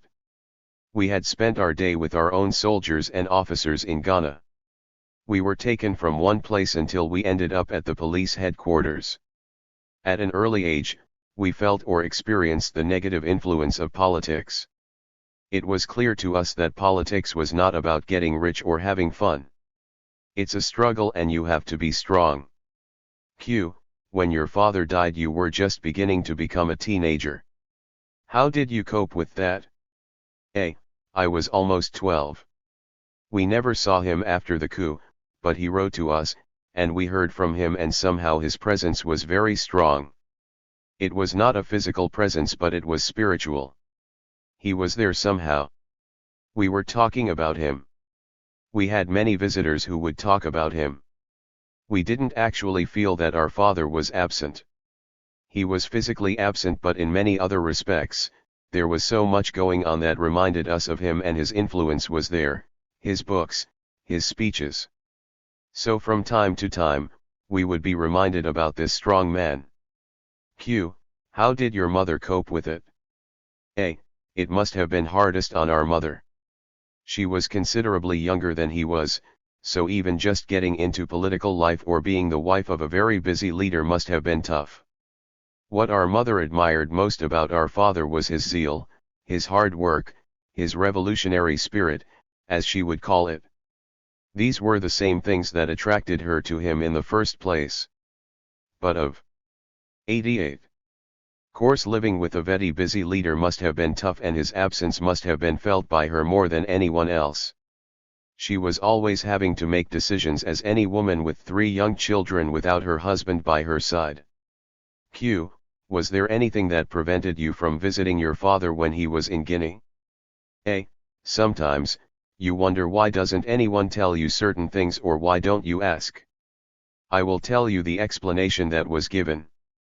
We were told it was not safe for us to go and it was not safe for him to come either, to move. He was a wanted man at a certain point. There were several attempts on his life even after the coup. So it wasn't too far-fetched. That explanation sounded logical and we accepted it. Of course, initially, we were waiting to reunite with him. That gave us some hope but we accepted that explanation and I think it's very close to the truth. After all, what is 6 years in a struggle? Q. You studied about your father and the great man he was. What are some of your reflections about his works? A. My reflections are many things. It's a change in our lives and the lives of many I'm sure who were inspired by him. In my case, I got to know him later on in life. When I say know him, I'm not talking about the man. Of course, I know the man. I used to sit at his feet, eat with him and he was as modest as you would have expected. I got to know about the leader, the politician, the Pan-Africanist, in time, as I started looking at his books, talking and meeting people who knew him, who worked with him. The body of ideas he left us trickled down into my consciousness step by step. It didn't happen overnight. But it happened moments when I needed understanding of a certain political development or issue. There were moments I needed to go to his books and to understand, what is the meaning of this, what are the implications? I sought answers from his writings when I needed to take a stand, even mentally. It happened very gradually. By the time it hit me, that as Africans, we have a blueprint for our socio-economic and cultural emancipation, I was ready to return home and somehow do whatever it takes to reactivate that vision. And I think the impact of Kwame Nkrumah's writings, ideas, his work, if you contemplate a bit on what he did for Ghana and Africa, you will come to the conclusion that we cannot just let it rest in archives, or be reflected in symbols, or sculptures. No, I think the message is much more powerful. It is our responsibility. Those of us who understand a little to do something about revisiting and reviving it. Q. What part of his legacy inspires you most if you have to choose? A. It's difficult, I have to go through a few things. You must have also heard from many Ghanaians and Africans. He didn't just say things, he did them. He left us a framework for social change. That doesn't happen very often. He left 89. Us political philosophy, ideology, thought. He left it there for us to guide us. Whether you agree with all of it, half of it, it is there for you to be guided as to how to make decisions today. and it hits you at odd moments. When you heat the African Union grappling with how we can internally generate funds to maintain the operations of the O, you wonder, where is Kwame Nkrumah's self-reliance? When you hear us wondering how are we going to achieve food security? You wonder, it's all there, everything is there. Let us look at Nkrumah's 7-year development plan. It is all there. I think that is what strikes me and for many of us as his followers, because I am his follower. Aside from being his daughter, I am his follower. In fact, I lay no claim on him. I dare not claim this great leader for myself or for ourselves, as a family. I don't think that would be right. So, as a follower you admire him most because he didn't just talk. He walked the talk. He practiced what he preached. And that is what we need to emulate. His books are there, his speeches are there, his writings are there, and his letters are there. But he also made it a point to live his political thoughts. He was a very modest man. When he left for Hanoi, the last time he left Ghana, whatever he had, which couldn't have been much, he bequeathed to the party with request that they look after his family, of course. But things turned out differently, so it became impossible. Whatever he was given, whether presents in the form of lands or material things, he gave back to the state. For example, where I was born, Pijuas Lodge, the land was given to him, but he never retained all these possessions. He never built himself a mansion or anything for that matter. So he actually practiced everything to the letter. He led by example. That is why his influence on us is so strong. Nobody can tell us your father did this or that. I'm talking about how the politics reflected on his personal life. So when we initially heard he was corrupt, we knew it could not have been true. It couldn't have been true because we would have been beneficiaries of it. Q. Did he have houses in London or in the US as it has been reported to be a common practice among some rich African leaders? A. Or God knows where. So I think that is what I admire most about him. He left us a framework for social change, and that he led by example, so he left us a body of ideas. He left physical evidence reflecting the political direction he was taking, making Ghana self-reliant, laying the foundation for Pan-Africanism. He walked the talk. In the speech that he made at Independence, I think it sums up all he wanted to do and try to do. And imagine at that moment when he was very emotional and ideas were just pouring out, but he said it all. I'm not sure whether we understood it. There he is, Ghana is free forever, we understand that. But when he starts talking about the African personality, wonder if anybody understood it. Even when he said that the black man must demonstrate to the world that he was capable of managing his own affairs, he was talking about self-reliance, self-sufficiency, self-determination. He said it all. 90. In a few words. If you dissect that speech, all the keywords summed up his political thoughts. Q. Do you think he was grossly misunderstood by his enemies, or were his enemies just critical of him without providing any evidence? Or was it a combination of both of these? A. It must have been either or both. I think the path he was taking was indeed radical. A radical way of doing things, and that might have scared some Ghanaians. Q. Maybe he was moving too fast? A. He was moving too fast, and in a completely revolutionary and different way. People were not used to suddenly reversing the way Ghana had been running. He had to say it as it is. Even if it was difficult to implement it, he had to make that case for his vision. He had to lay out his vision, and then we quarrel about it afterwards. But it had to be laid out. Some people understood but were scared of the change. Of course it probably harmed some interests. Of course, we know that none of the ills of our society could have happened in the past without our collaboration, we know that. We do not just blame others because we ain't responsible to a large extent for what has happened and what is happening to us. Yes, he must have harmed some interests with the direction that Nkrumah was taking. Then, of course, it is very possible that some people did not understand him. We must remember that he put a lot of emphasis on education. There was a reason for that. He believed that we have to understand our African situation and condition, where we came from, where we are going. We have to develop and restore our cultural confidence before we can have the self-esteem to move forward. Education was one of the most important sectors for him. UNESCO reported in 1965 that Ghana spent the most in the whole world on education relative to its population and its budget. Q. How does that compare to today? A. Of course, big difference. How can you have a revolution or change without people understanding and embracing it? Indeed, some people didn't understand back then. But that did not deter him from laying out his vision. He was not afraid of laying out that vision. Even knowing very well the possible consequences, he was undeterred. It's as if he knew he didn't have a lot of time. So at least, even if he couldn't do all that he wanted to do, his vision would be there. You can see it clearly from the proposals to the Organization of African Unity in 1963.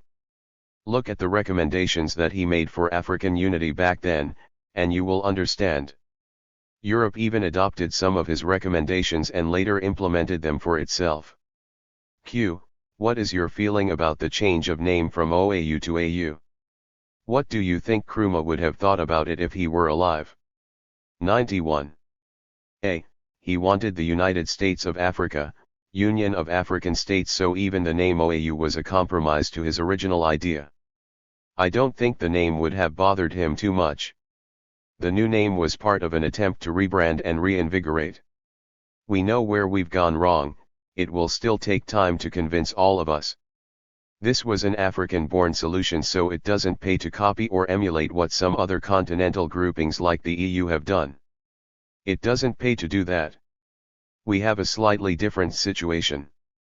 We are very small economical and viable states, and we needed a centralized, unified political machinery to push the whole project forward, so we need to tackle it from a different perspective. 50 years on, where are we? Q. You have just come back from Addis Ababa for the 50 years celebration.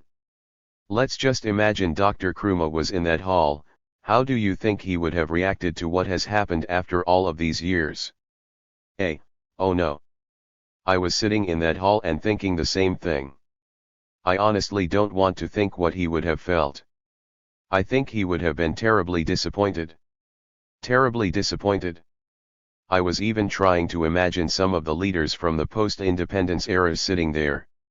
Terribly disappointed. Because you have to come to the conclusion that we are a pale shadow of the way we emerged after independence. We also have to admit that we don't seem to be free to make decisions, and we also have come to the conclusion that it is time we put the interest of our people first. We have to admit these things. We are not saying good intention is not there. It might very well be there, but we have to go beyond just good intentions. After 50 years, we can't live on good intentions, can we? 8. A. We need courage, conviction. Africa has the solution to the world's problems. Q.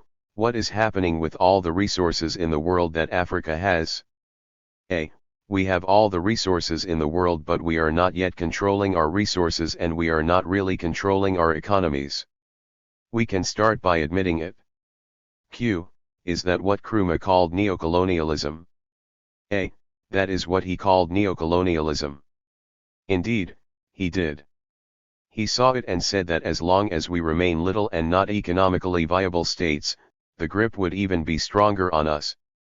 There will be many conflicts, we've seen them. It's happening. It would be harder for us to extricate ourselves from the situation we ate in, and we've seen it. It is indeed harder.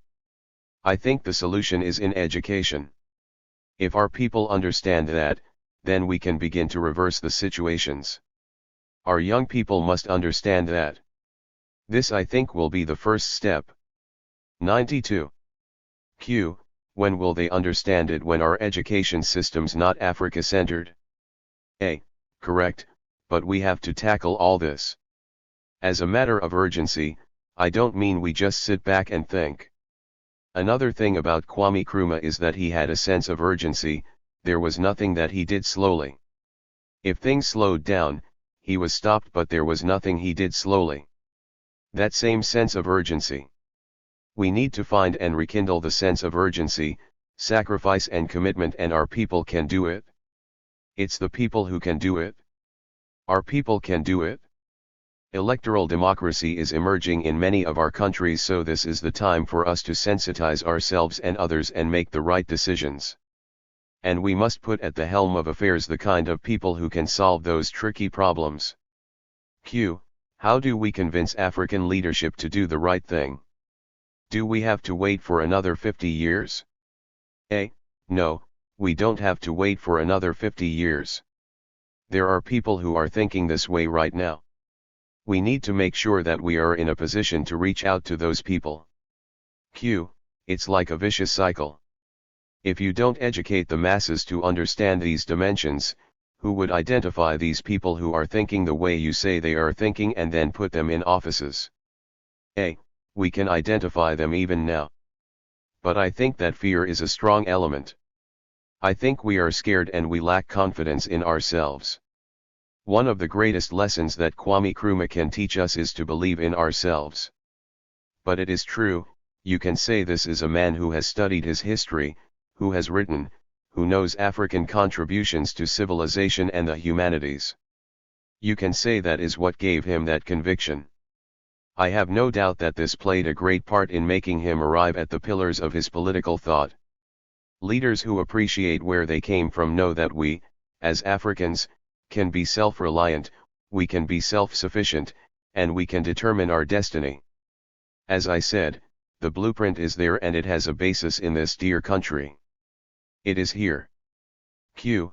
Where do we go from here? A. Let us get together, like-minded people. We are not talking about partisan politics now. The minds of our people are in the academia, they are in the business world, and they are in education in all its levels. They are everywhere. They are here. Am convinced of it because I've met them, I have spoken to these people. Many are in Ghana. Many are in other African countries. Many are all over the world. We have a very strong African diaspora and it is waiting to be invited to be part of this process. All the ingredients are there. I'm talking about the human resource. The human beings who can take up this challenge are there. The minds are there. We have to get together. We have to find a way of identifying each other and getting together. 93. Q. How do we organize that? Nkrumah was good at that. How do we do that? A. He was superb. He was a supreme organizer. If you listen to his speech, the independence of Ghana is meaningless unless it is linked to the total liberation of the African continent. He immediately practiced that in 1958 and 1962, the Conference of Independent States and the Pan-African Women's Organization. He made sure he brought people together. That is why 4 years later after Ghana's independence, 18 countries had gained independence. It was not a coincidence and would not have happened without Ghana's independence. Can a similar movement be activated today? Yes, it can. It began with 6 million people in Ghana who made a decision to elect a leader who symbolized the dignity of the African. Today, there are over 24 million people in Ghana alone, and more than 1 billion people on the African continent. We can start by identifying those minds and it can be done. Q. Are you going to start it? A. I'm going to be part of it. Some people are already doing things to make it happen. Q. We thought O was going to do it, is that correct? A. And O should do it? That was the purpose of having this supranational body. But there was too much interference and we were too weak. We have to ask ourselves the questions. How do the O leaders and commissioners get there? Who is putting those people where they are? These are the questions we should be asking. If we collectively make an effort to put genuine Pan-Africanist, staunch, Pan-Africanists in the helm of affairs, would things change a little? Of course, yes. Q. but there are those who don't want African unity who are Africans. What do we do with these kinds of Africans, especially those types of leaders? Indeed. As it's always been, as it was from the initial stages. These ideas were fought from the beginning even before the organization emerged. I don't think that should be a deterrent. On the contrary, it must strengthen our resolve. I think we have to move, step by step. We can get a group of those willing, like-minded people, like-minded countries. Even if it starts with 2 or 3 countries and it grows. The United States of America did not suddenly become 50 states. It took time. It can happen. The best way is to start step by step. On that note, let me ask you about the United Nations. Your father was quite an internationalist, not only a Pan-Africanist. What do you think he would say today looking at the United Nations after all of these African countries have become independent, and yet they have no power on the Security Council? He would have said that it is better for us to have one voice which would be speaking for millions, today 1 billion. Won't it be more powerful for us to 94. Have one voice to speak for 1 billion people than so many voices to speak for 1 for 20, 1 for 30, 1 for couple of thousand. That is what he was saying, and like you rightly said, even to enable us to have a greater voice in world affairs, he teamed up with other countries from the global south. For example, there was the non-aligned movement. In addition to protecting Africa from the dangers of East vs. West conflicts in the Cold War, it was also a bloc of developing nations that would speak for themselves. The cooperation with countries in Latin America was part of this movement. So, like you said, he was an internationalist indeed. We have to sensitize our people, and I think it is simpler than we think. If Kwame Nkrumah's body of ideas is spread and diffused, it will take care of half of the problem. The problem is that his ideas are still not adequately known amongst Africans everywhere. We have to make an effort to publicize and disseminate his ideas. The good news is that for the past decade or so a lot of work has been done academically, about Kwame Nkrumah. Theses, dissertations, I read about him everywhere. In the Americas, Europe, Asia, I know many people who are conducting research on Kwame Nkrumah. What do you think about this? Will this help to disseminate his ideas? That is good news. There should be elective and required courses on Kwame Nkrumah in the universities and secondary schools. We must find ways to disseminate it. The dissemination should go beyond the academic. What is the relevance of teaching about Kwame Nkrumah in our schools and communities? There is much relevance for today. It cannot simply be confined to history.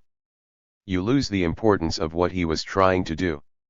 He was not allowed to complete his work, so the relevancy of what he was trying to do to our problems today is what has to sink in. What do you think of the idea of creating an institution that is going to help to do some of the things you talk about? It would be wonderful. And I think a group of us should sit down to plan and then do it. We will do it. So you are still a politician? Very much so. As I have been trying to say, some of us came to the conclusion that we have to demonstrate and implement Kwame Nkrumah's political thoughts. And we are doing it through our political work by trying to revive the political force he brought into being. Understandably, it was fragmented. Members were just driven out here and there, totally demoralized. It took time to regroup. Even when they regrouped in 1979, many factors 95. Resulted in the end in yet again another coup and the interruption of that vision in 1981. So here we are coming back, many of us, to revive that political thought. For me it is essential. It would complement all of the other things we ate trying to do to revive that vision. The political force that Kwame Nkrumah built was a Pan-Africanist one. The CPP of Kwame Nkrumah was never meant to be only a Ghanaian party. Never. Ghana was just the base. Of course, you have to have a base and a strong base, otherwise you can't go anywhere. But it was meant to go beyond that.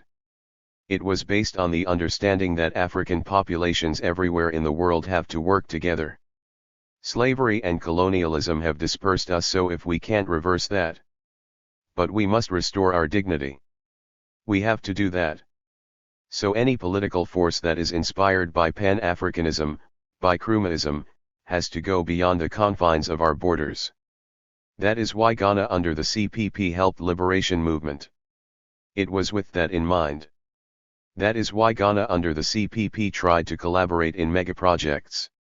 Even the Volta project scheme, it was meant to spill over and benefit other countries. Everything was done with that wider continental vision in mind. Many of us feel that even as far as the political philosophies in the narrow sense of it, we need to work on the political level. That is why I returned to Ghana to contest and become a member of parliament, and I also work for the leadership of the party. I knew it was going to be hard. We know the struggle is hard if you want genuine change. The task is to reform the party and inject some discipline, transparency, participatory democracy. Our small party also is going through the same travails that the nation is going through. We have to lead by example. So we have to implement these reforms internally to be able to lead our country. I very much believe that without this political force, Kwame Nkrumah's vision would be very difficult to practice, to implement. You need that avenue too. We need the larger picture, and you also need the politics on the ground, because that's where people feel you should be. And I'm heartened to see many young people embrace Kwame Nkrumah's political thoughts. Step by step we will see the results in many changed minds. I think the terrain is difficult with all the new elements of politics today, monetization, ethnicity, and all that. The terrain is not easy. But I'm heartened by many of the responses. If young people today can understand something they had not experienced, or the import of something they had not experienced, then that is good news. Q. If your father were alive today, what would he think about his little girl? A. He and our mother, they always thought I was strong. Think he would approve. You asked me a personal question, so I'm going to tell you a personal story, but somehow it sums what you ate saying. When I was pregnant with my son, who is also a Kwame, I remember I had a very powerful dream. I dreamt about my father almost about 3 or 4 times only in my lifetime so far. But every time I dreamt about him, it coincided with either a decision or a challenge. 96. I was facing. The first one was when I decided to go back to the university. I had interrupted my studies and was working in England for several years, and the decision to go back was a hard one because I didn't know how I was going to manage financially. I had a powerful dream with him talking with me directly, telling me to do it. This dream when I was pregnant, I remember it vividly because I spent some time with him in the dream, something I didn't do before. I was nearing the end of my term and I was a bit disturbed by a number of things. So I had this incredible dream that we went out to the cinema, we went out for a meal, things we never did. I was living in Egypt at the time. And I remember telling him, you see now what has happened to me, what am I going to do? What am I going to do with this? And I remember him saying, oh, as for you, but you are a strong girl, you are a strong woman, you will handle it. That somehow sums up his message. I felt it on the day of the coup and also when I was feeling the brunt of this specific challenge. So I think he would have said, as for this one, she will manage, I'm not going to worry about her. One other thing I've noted is that, we don't value thinking and planning. We haven't done that yet. If we listen more to our academics, we will make some progress. These are people that have dedicated themselves to thinking. And we all say it's 80% thinking and planning and 20% action. But we are not doing it. So who do we consult instead? Our decision makers. People are just thinking about tomorrow. So there is no depth. And the result is what we get. Kwame Nkrumah was an academic and surrounded himself with academics. And he consulted widely. I believe they are like little pieces of a puzzle. If you put them together correctly, that change you are talking about would come much quicker than you think. We are not using our academics and they are all going overseas. Even for those who are abroad, there should be a pact where they return to Africa for 1 or 2 months a year to come back and do something. There should be an agreement with the countries. The same with doctors. There can be a pact where they return to some African country for a year or 2 and serve there. Let it be part of the contract. Let us agree in the contract that they do 2 months here in Ghana, for example. All this can be done. We are not asking for impossible things. This I think we've all recognized. We can do something with what you ate saying. Q. Are you concluding that there is hope? A. Yes, indeed. Chapter 4. Africanists N. Kwame Nkrumah. Interview with Kofi Eniadoho. Q. What are some of your reflections on Kwame Nkrumah? A. Well, maybe we take it from where we are now and work our way a bit back into time. I had the very rare privilege of being offered an appointment as the first occupant of the Kwame Nkrumah chair when it was launched here at the Institute of African Studies, University of Ghana. It was something that came to me at a point where I believe I was getting a bit worried. Worried very much about what we were not doing with the legacy of Kwame Nkrumah, and so it was a challenge for me to see what we could do with this opportunity. There are many personal factors involved. I am one of those countless often silent Ghanaians who would not have been where they are today if it hadn't been for Nkrumah's intervention in our lives as a people and as a country. There was no chance for me to ever stepping into a classroom and moving on to a point where I would become a university professor if it hadn't been for that intervention. My entire formal school education, I would say, was financed by the state as a result of programs that Nkrumah himself and through his government put policies in place. After Nkrumah was overthrown and those programs were interrupted, I almost dropped out of school. I was a teacher in training, and at that time, teachers in training received a minimal allowance, but soon after Nkrumah's overthrow, an attempt was made to stop even that, and I almost dropped out of the teacher training program. Fortunately, it was possible for me to complete the program and I started teaching. Shortly thereafter, I enrolled at the university. I then received a scholarship which allowed me to go to the US to do graduate work. I first went to Indiana University, then completed my PhD at the University of Texas at Austin. My graduate education was financed almost entirely by the state.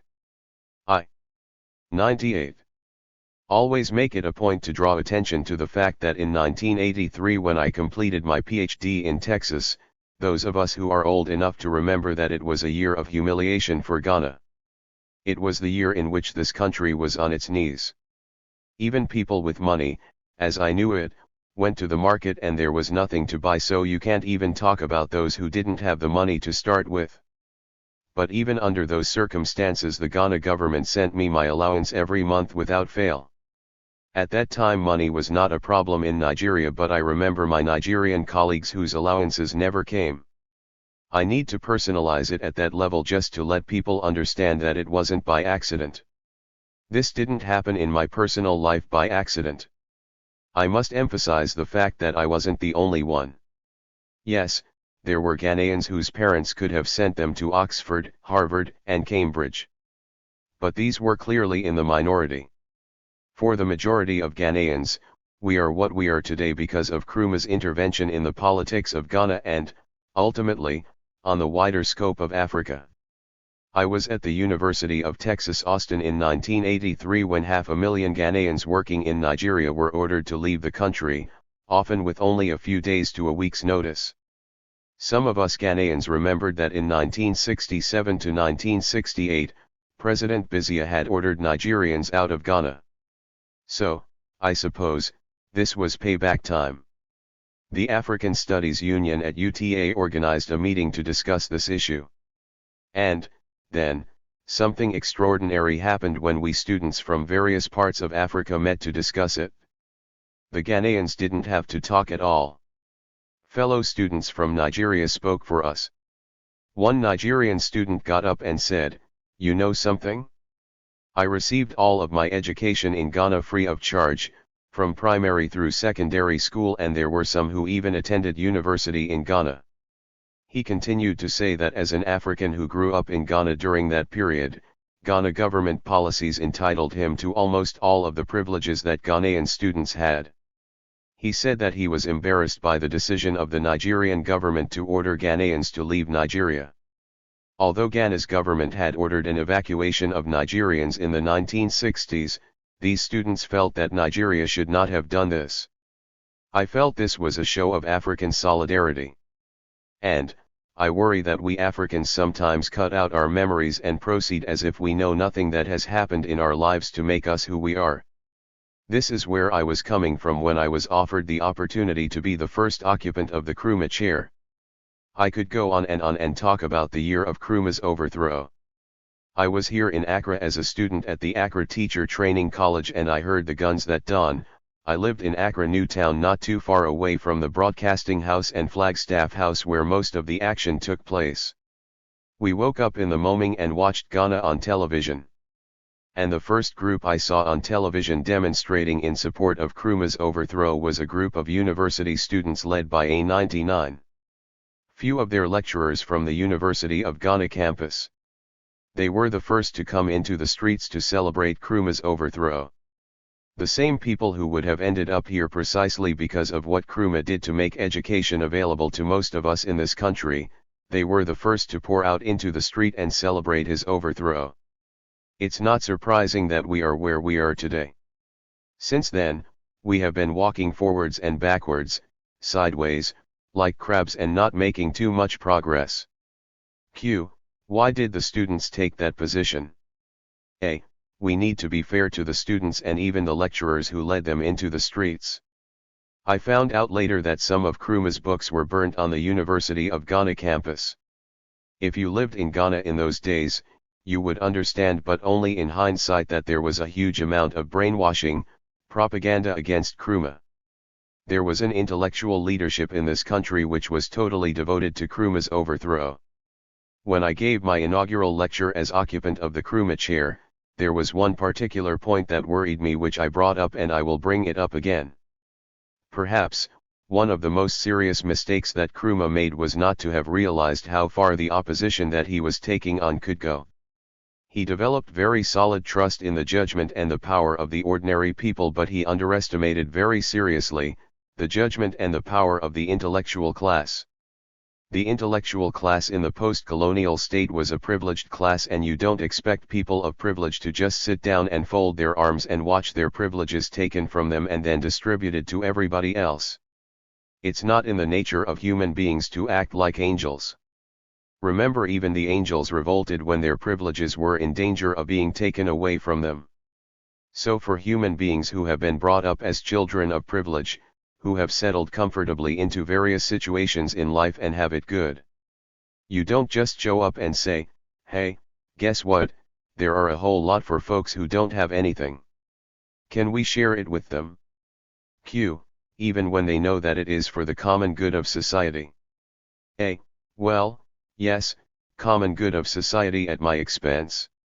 That's the way I've been brought up to see it. So there was intellectual industry of campaign against Nkrumah, including blatant lies and, of course, persistent attempts on his life by champions of democracy who he had beaten at the polls. When he beat them in 1951, they cried foul and called for another election. When he beat them by an even wider margin in 1954, they cried foul and called for another election. And then, he beat them badly again in 1956. Let me point out that in 1951, he was in prison. He wasn't able to even campaign. Something was happening throughout the African continent. We must acknowledge the role played by that first generation of leaders about whom you've launched this wonderful research project, but we must not overlook 100. The push that was coming from the people. Nkrumah had to be pulled out of prison to go and take over government. That same thing happened in Kenya, about 2 to 4 leaders who became presidents directly coming out of prison because the people wouldn't let the British sleep. I remember very easily. I also bought into some of that propaganda as a young student. Incredibly coincidental as an event, I recall myself and two colleagues at the training college, the night before Nkrumah's overthrow, there we were engaged in a very heated debate. And I don't remember any one of us who was ready to defend Nkrumah. There was short supply of almost everything. There was no milk, no sugar. We forgot that many of us had grown up in our little villages without drinking milk and without eating much sugar. But in the post-colonial state, we were beginning to judge success in life with those good things of life like sugar and milk, tea, the processed beverage ovaltine. Q. What happened to native food? A. Native food no. We worried about ourselves and the long queues we had to join. But we had no idea how this happened. We were not in the position to see that it was part of a trap which had been laid first and foremost for Nkrumah and, ultimately, for all of us, and we bought into it. So it was easy to understand. We argued. We went to bed about a little after midnight, and 2 hours later, the guns started going, and when eventually we heard the announcement, we couldn't help feeling happy even if we didn't join the crowd in the street, because something told us maybe it shouldn't have happened. I would like to believe that it did not take us too long to realize that there is something wrong about the way things had gone. Soldiers came in and they were too busy trying to force the alternative down our throats. It didn't take too long for them to start taking real good care of themselves. And in spite of the lies that were originally told, it didn't take us too long to remember that Nkrumah built this country, the schools, the housing project, he built the State Housing Corporation, he built the Ekosambo Dam, he built the universities. He built everything. But we did not hear that he had built anything for himself. Q. He was building for the people, correct? A. Drew attention in one of my lectures to the fact that it was an amazing achievement. Some would say almost unacceptable that Nkrumah built this country and didn't build one small house at least for his children, even if not for himself. Q. No mansion in London, nor in the US? A. Nothing, and not here.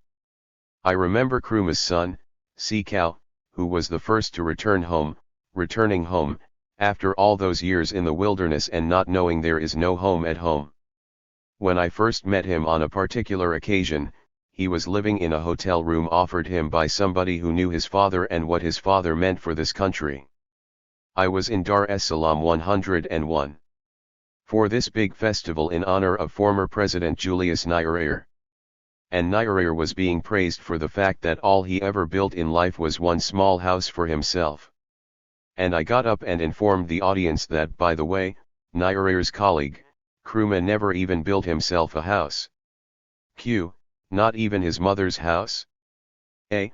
No, his mother, who survived him, lived in what we always called Nyaniba Estates, named after his mother, who was living in one of these estate houses, modest 2-bedroom house. We drove the old lady out of the house after the coup and took the house from her. Q. Are you serious? Did that really happen? A. Yes, they evacuated her from the house and confiscated the house. I'm sure it would have been given to somebody else. But in the end, Nkrumah's legacy is more about his dream for this country and the rest of Africa and the world. After all, when we kicked him out, he was on his way to Hanoi to intercede in a quarrel between the world's most powerful states, as we are told. And he was seeking peace. A colleague poet here captured it in an incredible line of poetry: T who once carried the peace of all mankind, am I alone? He was a missionary carrying the peace of all mankind. Suddenly, he found himself alone. I don't know that he was alone because some other people somewhere recognized who he was. So a fellow African president said, "Brother, come home." I've never heard of any such thing, from my little knowledge of world history, that a fellow president would welcome a deposed president and proceed to make him a co-president of a neighboring country, Guinea, and with the support of his own people. So Nkrumah never lost his presidency until his death. Yes, he was no longer president of Ghana, but he was still president of an African country. I think, based on what I could remember, if Nkrumah had lived a few years longer, something in the air at the time tells me that he would have come back here as a president. This was the one hope that he held onto through most of his stay in exile in Guinea.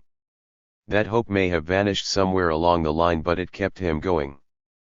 PVE had the privilege of talking to one of his security detail, one who was part of his security in the Flagstaff house, who was with him on that ill-fated trip, and who stayed with him in exile in Guinea, and was part of the party that brought his body home. He said, within a short time, military preparations were complete for Nkrumah to be brought back to this country. All kinds of exercises. They could have restored Nkrumah to power here in a very swift military operation. They were ready to move, but each time they told him, he just laughed. He said, "Of course, I want to return to Ghana as president, but if it means having to launch an attack on Ghana and in the process kill some of 102 the very people over whom I want to rule, then let it be as it is. If the Ghanaian people decide tomorrow, they want me back, I'll be running, but I'm not going to shoot my way back into power. I don't know too many leaders who wouldn't take such a chance. Not too many. But as we know from the history, once he saw that there was very little chance of his coming back to Ghana, he spent those last few years writing like nobody. You would also notice from the last series of books that he gradually moved away from theoretical reflection on leadership to what became like manuals for revolutionary action. Specific instructions and directives as to what it would take, what to do in order to put things back on course. He's done his part, but are we teaching about him in our courses at the universities, let alone in our lower levels? Q. He was a great thinker and not just an ordinary leader. Do you agree? A. I spoke about the greatest mistake that he made, but I've also written of the greatest mistake made by his opponent who refused to recognize him as an intellectual. That's where he's beaten them. They may have derailed him politically. But as an intellectual, the impact that he has made on the rest of us is invaluable. None of those with the big titles as professors and doctors from wherever can claim half the impact he has had on all of us as an intellectual. Q. What do you think about his impact on his own concept of African unity? A. Two things. First, you must recognize that he himself revealed initially in the very first major publication towards colonial freedom. Like the earlier nationalists of the first half of the 20th century, the nationalism as conceived by that generation, the Casely Hayfords and down to the Nkrumahs. It was a very narrow concept of nationalism. West Africa and even the West African, it was only the British West African, but as he reveals by that text, by the time he returned to the Gold Coast, it was already becoming clear to him that this thing must be the whole of the continent in spite of the colonial division. We can't be thinking of West African national unity only with reference to British West Africa. What about the various boundaries you're going to cross before you move to one British territory to another? When he began to embrace the whole of the continent, initially, I think, if you read him right, he was hoping for a united Africa as one big state, but that concept underwent major revision towards the end when he started writing and talking about a union of African states at a major address to the liberation fighters, the leaders of whom he hosted here in Accra. I think this was in a speech he gave in Kumasi at one point. He was dreaming of Ghana as a free country prospering within the armpit of a united Africa. He was envisioning, maybe, now we can point to the example of what we now have as the European Union. That's when he started talking of a union of African states rather than one united country. Once we begin to appreciate that, we can see that this was entirely feasible as a project, although it might take a bit of working to achieve. Q. Do you think the present leaders, not only in Ghana but in Africa, are drawing lessons from Nkrumah's era? A. A lot. When things have gone so wrong, it's part of human nature to wish that it could all be sorted out at the quickest possible time. The present leadership in Africa clearly seems to have come to one realization. And I think it's the realization that they've tried everything else but none of it has worked. Except the one option that Nkrumah laid before them. What they are so far not able to do is to take it on as one comprehensive project. A project of African emancipation cannot be achieved by working on one protocol in the area of trade without reference to everything else. There must be some protocol in relation to foreign relations, peace and security, in the area of economy, common currency. But even that, something is happening. Are you aware that here in Accra, less than a kilometer away from here, there is a building which is the headquarters on the common currency for West Africa? A secretariat is running it. They've set a couple of deadlines that they've not been able to meet so far. Let's admit it, something is happening. When Nkrumah spoke about an African common currency at 1963, Addis Ababa meeting, everybody else thought that he must be joking. When he spoke of an African high command, they all thought he must be crazy. An African central bank, his colleagues, at least, they all clapped for him because they recognized that this was a wonderful idea. Even if they didn't believe that it was possible. They've gone back to it in restructuring the OAU into the African Union, but without a comprehensive programmatic agenda, let alone action plan. Nkrumah had presented that to them in his speech in 1963 in Addis Ababa as a comprehensive programmatic agenda, and immediately, if they were to move on it, they were to set up a committee of foreign ministers who were to settle down to work and present a report to the next meeting of heads of state. That report was to identify a possible capital, it could be Banjul or Leopoldville, somewhere in the Central Africa at the center of the continent, to be followed by step-by-step action-oriented programs. He knew it was going to take time, but everybody went back and held on to their little territories. That's the problem. We don't seem to be able to produce a leader like Nkrumah who thinks about continental unification or union. For example, what happens to the UN General Assembly and Security Council? Africans are there in great numbers, but does Africa have any impact on the UN Security Council? As a bloc, we have the largest number of votes. But those votes, individually and collectively, don't count. Even in the assembly, as we say in Ghana, most of our francophone brothers and sisters will not cast their votes without first cross-checking with Paris if it's all right to vote this way or that way. The rest of us, with a really critical vote, will be looking over our 104 shoulders whether the WS will be pleased or whether China will be pleased if we voted this way or that way. So is Nkrumah's vision for Africa then so far ahead of us that to talk about him after 50 years remains a dream? Let's see it the other way round. I've quoted a very serious politically mature mind in this country, Capt. Kojo Tsakata. VE quoted him, statements he made on one occasion, a program on Nkrumah's birthday, and everybody kept saying he was too fat ahead of us, and he got up and said, "Wait a minute, that's not the way to look at it. If we put it that way, you are blaming Nkrumah. You are suggesting that it was his fault that nobody understood him. He wasn't ahead of us, we were too far behind him. He was abreast with the times. We were the ones behind. It was for us to catch up." To what extent have African leaders accomplished Nkrumah's goals for Ghana and Africa? Unless something goes wrong with the world and everything collapses in a twinkling of an eye, I think we're going to do so. What I'm happy about is one thing that gives me some hope, and as one writer says, if you let go of hope, what else remains? Kofi Awunar talks about to believe in hope and the promise of hope. When hope itself is uncertain, at the very least, we can hold on to the possibility of the promise of hope. Otherwise, we are completely incapacitated. And I have said things are happening here and there. A decade or two back, I lived in a part of Ghana which is in one direction, 10 miles away from the so-called border with Togo, but up to about 15 or so years ago, if I needed to go across the border to Lomé, I would have needed to come to Accra, first to get a passport, then apply for a visa in order to do a legitimate border crossing into Togo. Today, I don't have to. The protocol that made it possible was put in place by the same heads of state in whom we have expressed serious reservations.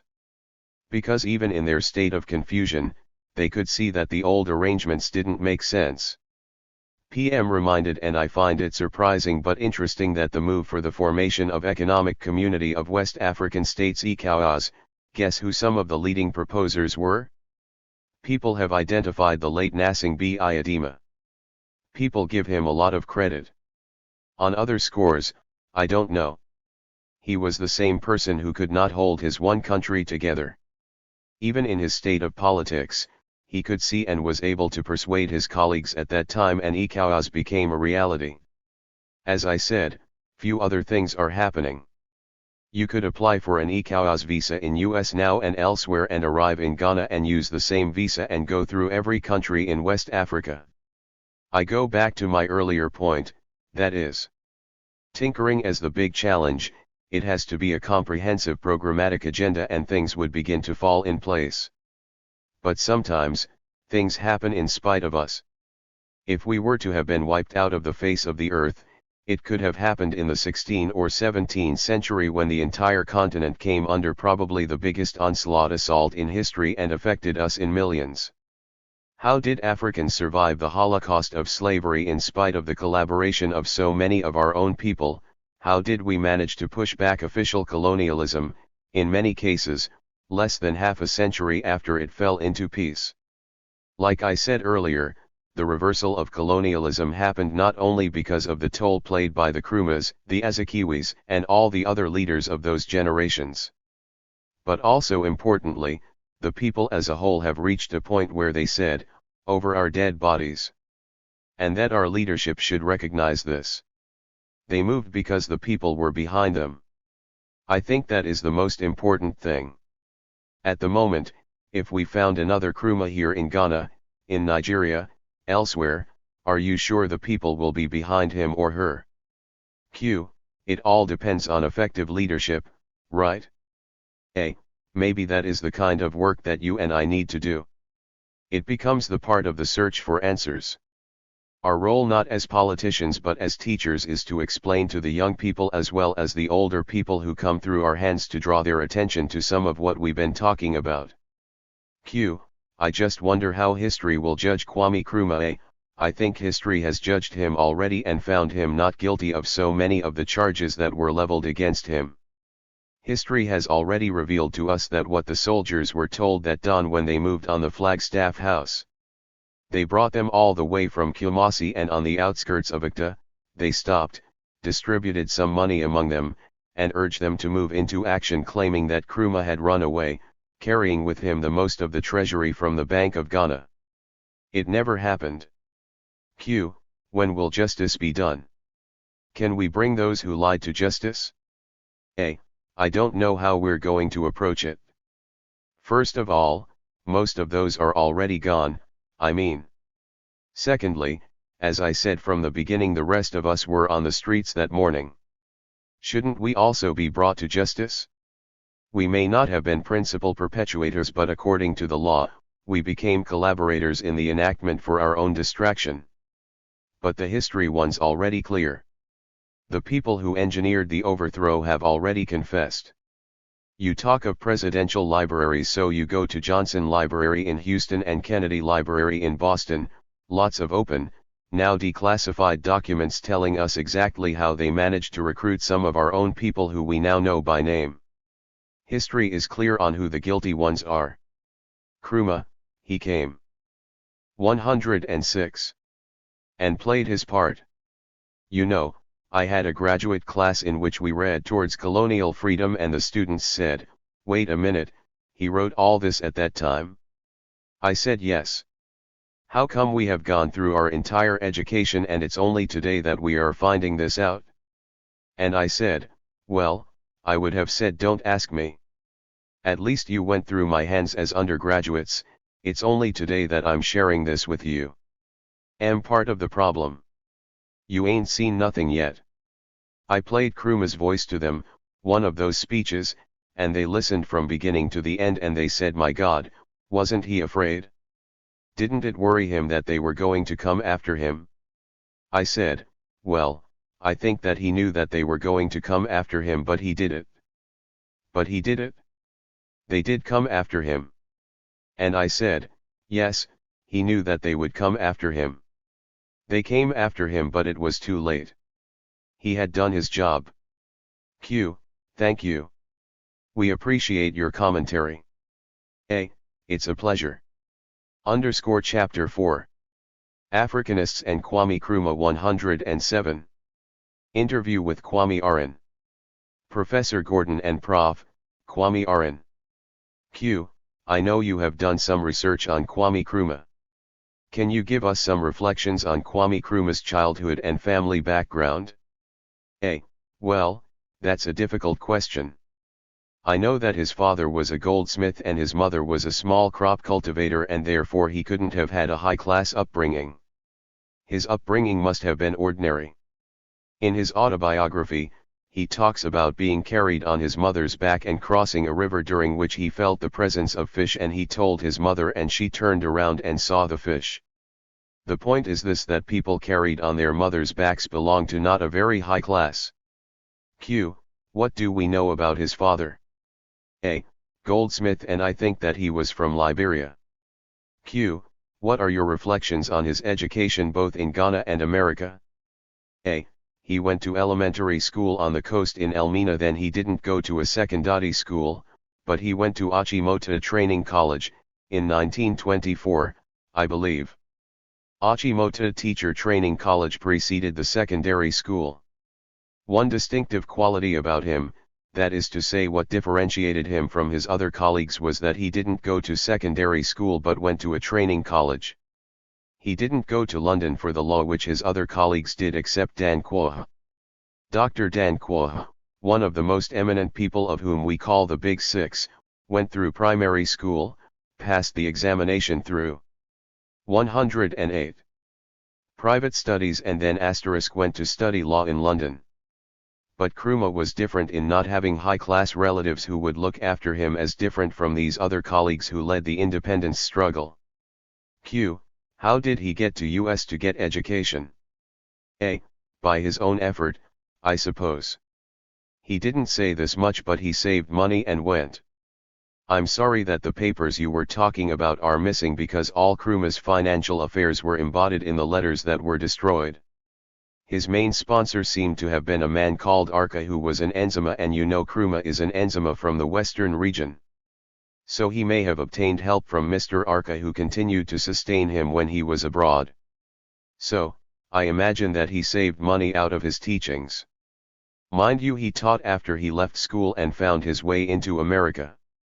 And when he was in America, I know that he worked as a help in the kitchen and sometimes went on the sea to help again as a kitchen staff.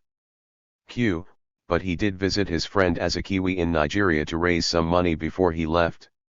What do you know about that? A. I didn't know that. Did Azikiwe give him money? He couldn't have met him in Ghana. Nkrumah met Azikiwe in America, and later on, I suppose there was a connection in London leading to the Pan-Africanist Congress in 1945, so I'm not sure about the financing. Q. What are your reflections on Nkrumah as an African nationalist? A. There's no doubt about his vision of Africa as an entity that could develop together. Scattered in his books is the idea that you can't expect these little or balkanized states to develop. Then if Africa came together, then the resources could be put together and they could be the basis of large-scaled industrialization. He was an Africanist, a vision of Africa as an entity long before other people have. Other people didn't accept the idea that Africa could develop into a real entity for development. That these scattered territories, there is nothing they could do. That if you came together, you had everything on a large scale, whether it was resources, manpower, or skills. Q. How would you characterize Nkrumah's political career, as a leader, and his governance? A. Well, there is no doubt about that. Nkrumah came to Cape Coast, where I went to secondary school, when he was released from prison. I had read about him and I was a devotee of Nkrumah. I had read his paper, the Evening News, and got all the information. So I went from Fansipim School and ran all the way to the lorry station where Nkrumah stopped after he traveled all the way from Accra in a car. And when he got there, about 8 hefty-looking men got out and dragged him out of the car and put him in a palanquin and carried him. And I remember him waving his white handkerchief and people loudly cheering 109. And I remember his face looking extremely solemn, and from time to time he would wave. Later on, when I learned sociology, I came across the word charisma. If any politician had that charisma, that innate capacity to draw crowds, that was Nkrumah. There is no doubt about that. And that same day, I remember he came to our school. Our headmaster brought him to our school to talk to the school, and he stood on the platform, and I remember his smile, and he talked about nothing but education, how he was going to bring free primary education and then he was going to develop up to the university level. He said nothing about politics. But we were charmed beyond measure, and he was the consummate of politicians. Later on, when I went to teach in Greensboro, North Carolina, USA, I met the bursar and her husband, and they told me how they got acquainted with Nkrumah. He came to their house and he sat there. The lady said when he came, he took off his sandals, sat there for 2 hours, said nothing, and at the end of it, put on his shoes and left. Without saying anything or eating anything. Later on, when I read about charisma and I heard this story, I put it together and saw how Nkrumah was subject to so many things. I don't know whether you heard of the tales that were told about Nkrumah, how he was the boyfriend of Mom Water, the sea goddess, and that Mom Water revealed to Nkrumah all the machinations, the plans that the British government had about Nkrumah, so that when he went to, for instance, take karate to speak and the British had made up their minds to seize him, Mom Water gave privy information to Nkrumah to escape the British. So Mom Water was his guiding angel? Yes, she communed with Nkrumah. Nkrumah was accredited with the ability to vanish.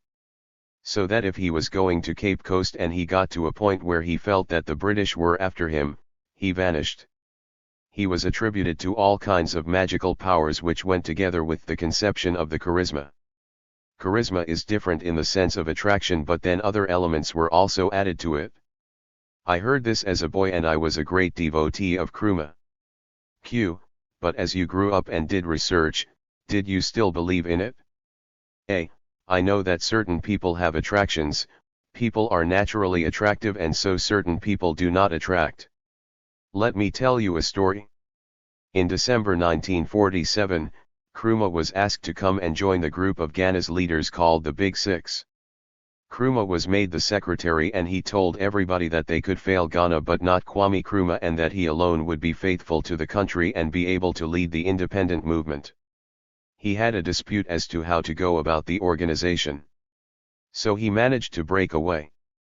In 1949, somewhere in Salt Pond on the coast, Nkrumah was said to have wept and broken away from them and formed the CPP. The real leader of the Big Six was a man called Dr. J.B. Danquah. Dr. J.B. Danquah is from the Akiem area. 110. He went into law, and by 1928 I think he had finished and written a book about Akiem Aboakwe customs. Then in 1934, the British proposed the Sedition Bill and the Water Bill, and they were going to raise the bill, and Danquah came together with GA lawyers and they went to London and protested against these mock-in acts. And it was out of this that grew the United Gold Coast Convention. So Danquah was the preeminent leader. In 1954, there was an election. The last one before independence, and Danquah had lost to the Convention People's Party in his constituency, so I was there when the chaplain, Rev. Bradford, came complaining about how Ghanaians had rejected his plans. And in the newspapers, they said Danquah wept. How Nkrumah was able to defeat all these people and drew people from outside shows to you whether people felt that he was a seer or because of his capacity to accommodate himself with the young people, other people, and get together with everybody. Then I saw him as a boy, and he came to our village and he was wearing a smock, and I stood there and he was very simple. And all that he said was that he was thinking of giving loans to farmers to take care of their cocoa farmlands and spray the cocoa pods. Simple. He was very adaptable. For example, he came to Mfansipim to open new buildings during my second year at school, and Nkrumah spoke. I suppose I was too young to be able to capture all that he said, but then I remember one phrase. It is ironically.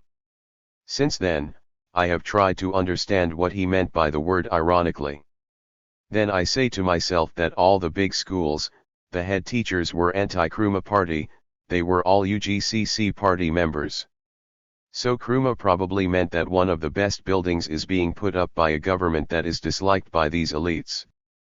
He wasn't wrong, because one day was in the library when one top UGCC man called Mr. Blay, who was also an old boy, came and said, "Hey boy, do you bring the evening news here?" which was Nkrumah's paper, and I said, "No, sir," and he said, "Don't bring those filthy rags to pollute the shades of Mfantsipim." So you see the gap between UGCC and CPP. Q. What are your reflections on Nkrumah as a man, as a husband and as a father? A. As I said, he was a very charming man. I will tell you another story. When the University of Paris organized the History of Africa ethnographies, they asked me to write a paper on Nkrumah. Then I went around asking people like KB Asante and Mr. Eric Otu, who had been my history master and later in Nkrumah's government. Mr. Otu worked in the security services, and I asked him about Nkrumah, and he said I would tell you a story. He said one day he went to look for Nkrumah, and when he knocked at his door for some time, the door wasn't opening. So he said, "Let me enter," and he did. And when Nkrumah heard him, he lifted up his eyes, which were filled with tears, and Mr. Otu said, "But why?" And he said, "Come and look at World Health Organization's report on health needs of Ghana. Now I don't see how we are going to get the money to satisfy these conditions for good health for Ghana." And that tell you what kind of man he was: sympathy and concern with other people. And you may not know it, but when the first attack was launched on him by a man called Amatwi, and the security services knocked him down and they were going to shoot him, he said, "No, leave him alone." That was the first attack on Nkrumah in the Flagstaff House before he was attacked at Kolangugu in 1958, where a bomb was thrown at him and he was injured. He was a non-violent man. He was a very complex character, because we have to weigh that against his ability to imprison Danquah and all these people. For example, Danquah was a committed Democrat, and it is true that there have been threats of a coup and so on, but I couldn't understand how he could put Danquah into prison. Danquah died because he suffered from asthma, and at the crucial moment he couldn't get the medicine for it whilst he was in prison at Usher Fort. There is a certain commitment which excluded when it came to compassion, that if we are constructing Africa, and somebody is being a saboteur, then we could comfortably put him into prison. So there is this other side of Nkrumah, a compassionate man who was so committed that he could also be so fanatic about his ideas. Remember my headmaster telling me that Nkrumah was the most intolerant politician he had known. So there was this contradiction. A man committed to the salvation of Africa, Ghana. Q. How did his enemies react to him? A. They hated him. From 1954, when there was the National Liberation Movement, which was a movement in Asante which wanted to succeed because they said Nkrumah was a dictator. Then in 1958 or thereabout, there was the Northern People's Party which also threatened succession, and then 1958 or 1959, Nkrumah then had to bring in this Preventive Detention Act. People saw him as intolerant. Sometimes, I think that there was some kind of superiority complex. There was a time when people talked about the inferiority of American education and Nkrumah's family background. Sometimes, think that they didn't see how Nkrumah, who had this American education, could become president. There was a slight bit of contempt and a bit of that, and they didn't like him particularly when he put people like Danquah, Obetsby Lamptey, in detention. So the Preventive Detention Act put the lid on the feudings of his enemies. They thoroughly disliked him and called him a dictator. I think that there was time when he couldn't get out, particularly after the Amatwi attack on him at the Flagstaff House. But Nkrumah was beloved of the young men and women. He was the most handsome and charming to the women. Particularly, people thought he was a usurper. I told you how he was brought from London to become secretary of the UGCC, and so people thought that he had taken power away from them. Then he had gone to prison and he came out and had defeated them, and then later on imposed the Preventive 112 Detention Act on them and imprisoned the very prominent people, and a whole lot of people had gone into exile, and so you can see the basis for disliking him. Q. Would you say the detention camp was a mistake or a good response to his enemies? A. Sometimes I hesitate. I myself, I told you earlier on that I believe in tolerance. That's my cardinal thing. And Nkrumah had about 57% of the vote, so he had no business restricting other people from politics. He had no business imposing the Preventive Detention Act. That's what I believe. Q. Did you see them as imaginable threat? A. Precisely. On the other hand, I had no idea about security reports, and I suppose he would have acted as he did on the basis of threat to his life or something. Q. Because after all his life has been threatened. A.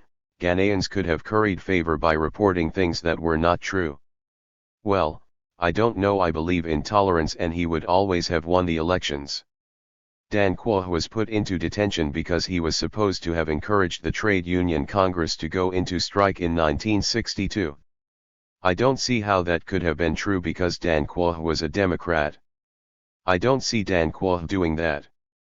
But Nkrumah later on became haunted by his own fears. Q. What are your reflections on him as an intellectual? A. He wrote many books and the impulse to go to America to study, and he took 3 degrees, Master of Philosophy, Education, and Religion, I believe. So he was as much an intellectual as anybody could have been. And in America, I'm not sure whether he taught as a professor there in Lincoln. He had the curiosity of an intellectual. Q. Which of his books appeals to you most and why? A. Maybe his autobiography. The man reveals himself and there were certain exaggerations.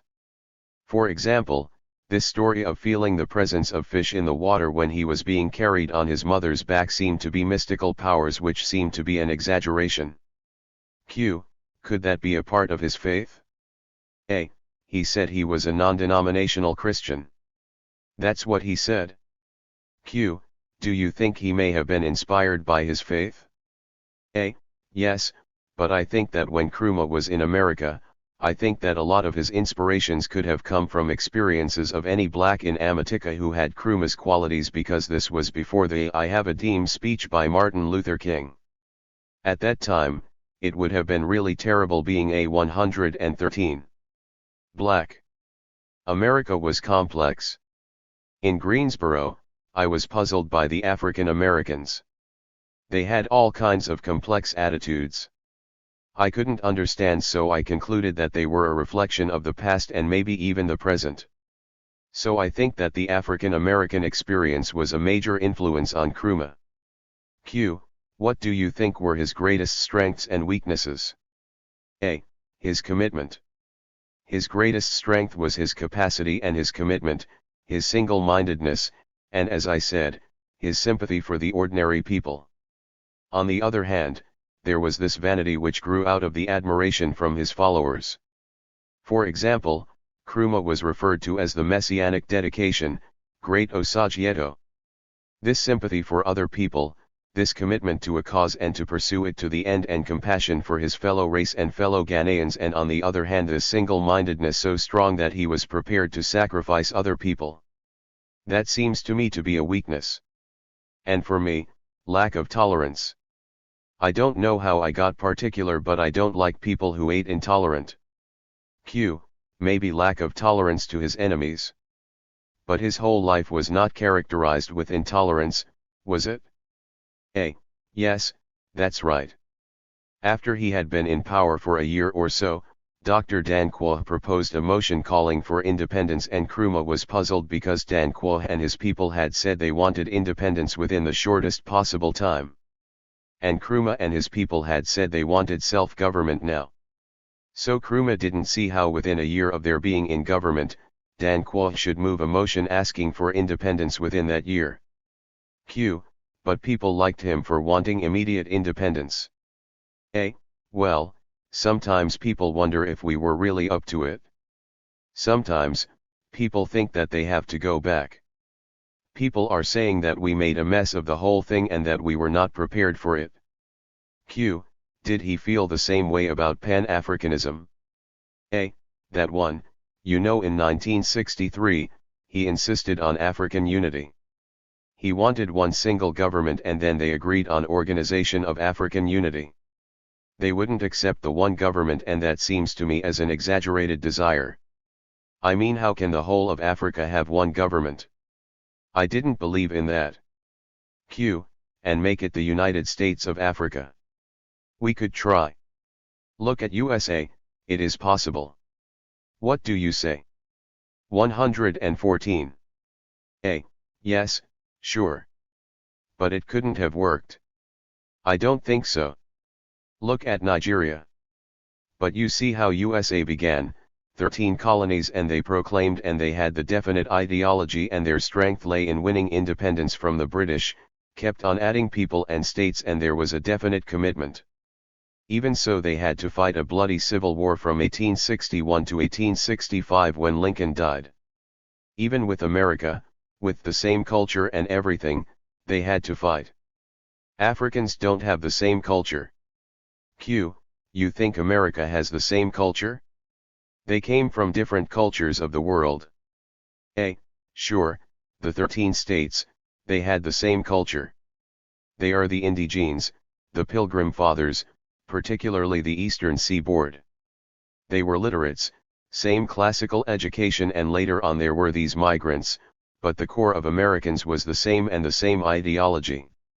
We hold these true and self-evident, that all men were created equal and endowed by their Creator with certain inalienable rights, and among these are life, liberty, and the pursuit of happiness, that government is constituted among men to secure these things, and that people have the right to overthrow them when they fail to do so. And then Lincoln later summarized this by saying, government of the people, by the people, for the people. This is the core of the ideology. America interests me so much. I was given the opportunity to go on a state visit when I was the chairman of the Commission on Culture in Ghana. I never went, and I don't know why, but America fascinates me. For example, President Obama, and everybody calls him Obama. Here we would say His Excellency, Honorable Obama. Q, what's your overall assessment of Kwame Nkrumah based on your reflections? A, he was a great man. You know, in the little book that I wrote, I dedicated it to my mother, who said Kwame Nkrumah had immortalized himself by saying everybody must go to school. And whenever there were elections, my mother would say Kwame, who is near Nkrumah, and when I mentioned the person, she would say then I would vote for him, but if I said nobody, then she would say she wouldn't vote. Her reason was that when I was away, Nkrumah said everybody must go to school, so every child in the household went to school to a certain level, so for my mother, Nkrumah was supreme. She was a devotee. I think that if somebody had the sense to salvage his policies, his state enterprises, and as I suggested earlier, combine private enterprise with state enterprise, Ghana would be far ahead. This statism was too much. Development through the state alone was not good, because we didn't have the psychology and mentality for it. Even Russia is broken, China, there is a threat. And this emphasis on party loyalty as the test of competence. That was too much. If it? Chapter 4. Africanists and Kwame Nkrumah 115. Hadn't been for my impaired vision, and when I left, I had had a post-retirement contract, would have gone back to Nkrumah. Q, what do you think Nkrumah would say if he were here today about the state of affairs in Ghana and Africa? A, he would find it very disorderly, purposeless. One way to define the man was consistency. Nkrumah was consistent, statism.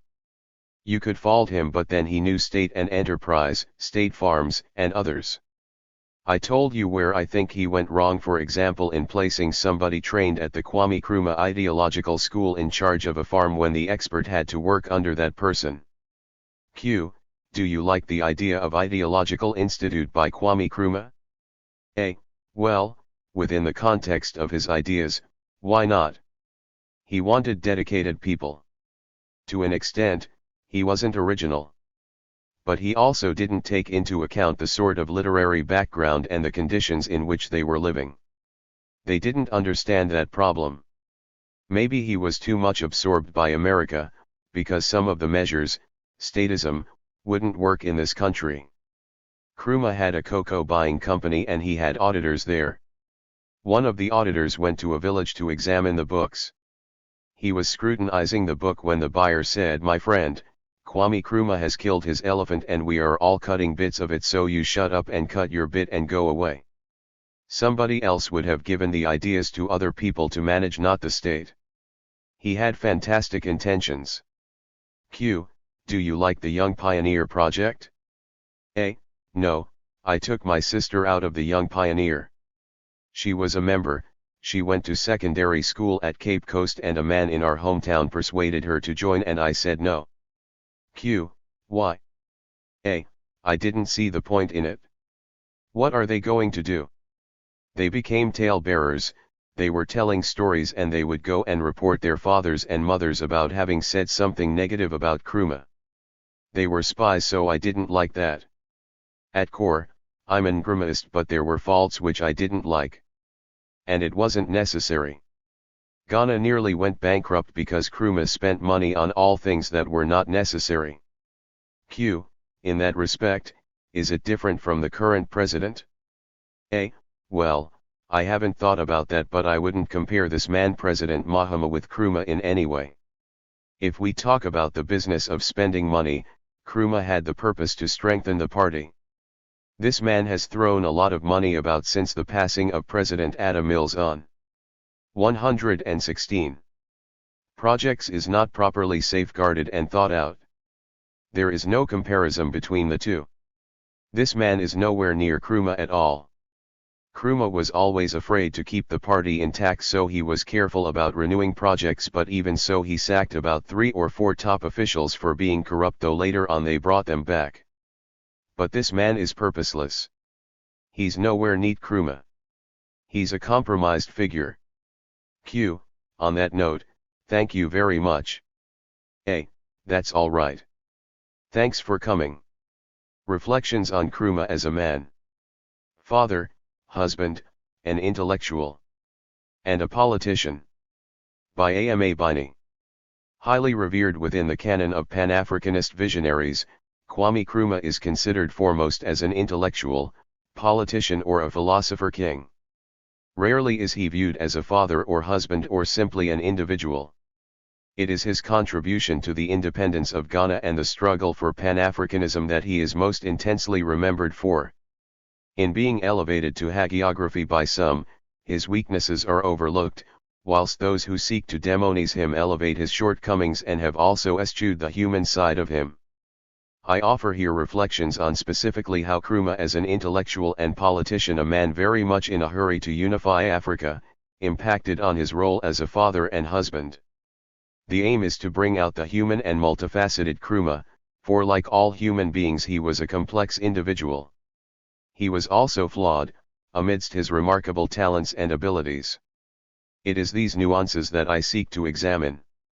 In our patriarchal society, representation of African male politicians, leaders, officials, and statesmen, present a public persona in which the private and personal are concealed, if not managed, or downplayed for public consumption by what we today call PR consultants. In the era of Western feminism, the dictum "the personal is political" necessitated scrutiny of how the private and the public intersected, how one's ethical and moral principles are exercised in both spheres and the extent to which there are contradictions in both and how they are manifested and resolved, if at all. It is apparent that Nkrumah disagreed with this maxim, for in 1969 he wrote in a letter to an African-American radical woman by the name of Reba Lewis, who had been married to a Ghanaian medical doctor. Nkrumah wrote, "I agree one must love a person who is also in agreement with one's socialist revolutionary objectives. If not, the revolutionary should leave women alone. Women, money, and alcohol are hindrances to the revolutionary cause if not sensibly handled." We shall return to this controversial stance shortly. However, paramount to understanding Nkrumah is his passionate commitment to his political convictions of Pan-Africanism, or as he defined it, Continental Union Government for Africa, that is the political, social, economic, and military unification of Africa under scientific socialism. As he said at the dawn of Ghana's independence with great ardor, our independence is meaningless unless it is linked up with the total liberation 118 of the African continent. This passion that could not be controlled at times is demonstrated in Kofi Bats's memoir, in which he writes of his recollection of the 1963 OAU summit. To cite Batsa at some length, he wrote, I sat behind Nkrumah when he spoke to the OAU conference in Addis Ababa in 1963, and I watched the faces of the leaders as he left his prepared script and pointing at each in turn, Haile Selassie, at Tafawa Balewa, at Modbo Keita, at Mega, he said, "If we do not come together, if we do not unite, we shall all be thrown out, all of us one by one, and I also will go." He said the OAU must face a choice now: we can either move forward to progress through our effective African Union, or step backward into stagnation, instability, and confusion, an easy prey for foreign intervention and subversion. He got a standing ovation for that speech, and although we felt he should have been calmer and that perhaps he had gone too far, his reaction was, "Let me tell them, let me tell them." Nkrumah was driven by the objective of fulfilling his Pan-African objectives, and his private life, i.e., commitment to a wife and children, were wholly subordinated to these political ambitions. In the volumes that have been devoted to Nkrumah, there are two sources that shed light on the more humane aspects of Nkrumah as an individual. Firstly, is the small, rather unknown and underappreciated book entitled Nkrumah the Man, a Friend's Testimony by Genevieve Kanu, published in 1982. The author, who was a South African colored, was employed as an inspector of schools in Ghana in the late 1950s and 1960s. She was introduced to Nkrumah by her father around the time of Ghana's independence. Kanu emphasizes that the book seeks to paint a portrait of Nkrumah and is by no means a biography; it gives a first-hand account of Nkrumah's personality. The author's focus is his strengths and weaknesses as an individual, as opposed to evaluating his performance as a politician or an intellectual on the world stage. The book has been relegated to obscurity, perhaps on account of its subjectivity, or that the rather disdainful attitude of those in ivory towers consider it as lacking in academic usefulness, unlike the anthology of letters published by June Milne, who was later appointed by Nkrumah as his literary executrix. An Australian by birth, Milne was key to the founding and publication of Panaf Books that published the majority of Nkrumah's books, even after his death. Milne's Kwame Nkrumah, The Conakry Years, His Life and Letters, was published in 1990 and is perhaps considered far less subjective in giving glimpses of Nkrumah's aesthetics, personal preferences, and views on the most mundane, and one can conclude for himself or herself on Nkrumah's actions and thoughts. Nkrumah's love for the rain, marmalade, chocolate, and roses, as well as his personal routine, in addition to his political views on many subjects, including his relationship with Milne, his wife Favia, and his children, are exposed in the correspondence during the last 6 years of his life. However, Nkrumah did not consider his stay in Guinea-Conakry, from the time of his 119 overthrow in February 1966 to his death in April 1972, as exile, for according to his Pan-Africanist beliefs every inch of African soil was home. Whilst Kanu directly tells the reader that she was Nkrumah's friend, some of her observations cannot be corroborated. Milne allows the reader to interpret Nkrumah via the correspondence he engaged in, which are a precious primary source for understanding Nkrumah's political views as well as seeing his humanity and personality. Before discussing Nkrumah's views on women and his controversial matriarch, it is important to understand the convictions and interests that motivated Nkrumah. In short, one seeks to address the following question: what values and aspirations guided Nkrumah in living his life? As a man with a great passion for the unification of Africa under scientific socialism, he also possessed an enormous zest for life, optimism, and love of people. Consequently, Nkrumah was a workaholic, as his colleagues observed. Milne writes, his typical daily routine would begin at 4:30 am to 5:00 am, when he would rise and take exercise, playing tennis, riding or walking, sometimes as much as 4 miles. He would sometimes eat the yolk of an egg for breakfast, sometimes nothing at all. Then into the office, where he would work through until 2 or 2:30 p.m., when he would have a light lunch. After a short rest, he would return to the office and often work through without a break until late at night. More often than not, he would only have 5 hours sleep. He worked hard and he expected others to be as tireless as himself, writes Kanu. Michael D. Ianang, who was head of Nkrumah's African Affairs Secretariat, confirms this devotion to working his own memoir.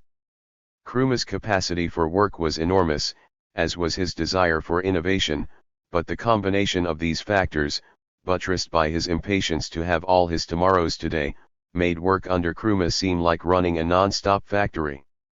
In one of his letters to June Milne, dated April 9, 1967, Nkrumah wrote, "I love to work in the early hours of the morning."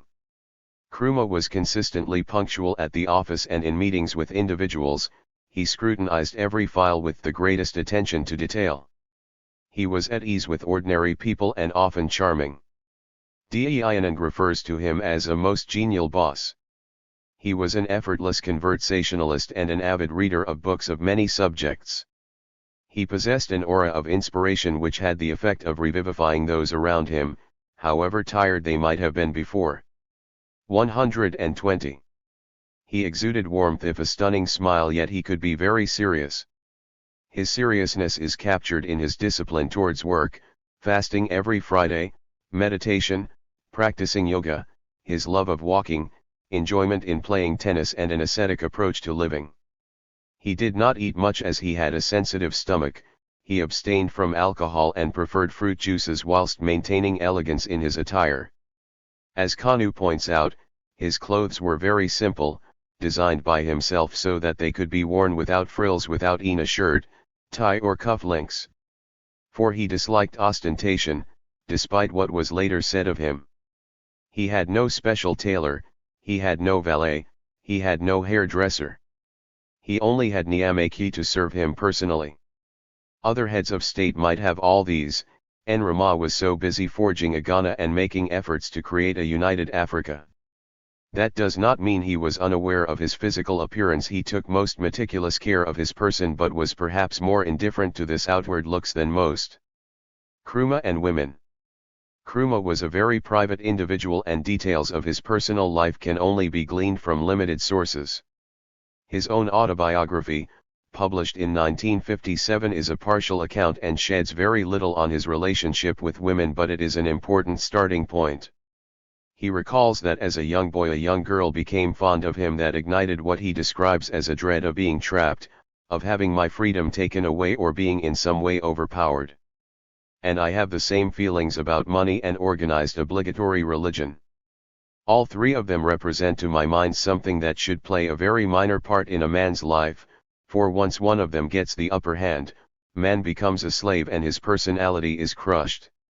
Yet, when Nkrumah left the Gold Coast for his studies in the USA in 1935, at the age of 26, he had already fathered a young son by the name of Francis, with a woman of Dutch ancestry that he does not mention in his autobiography.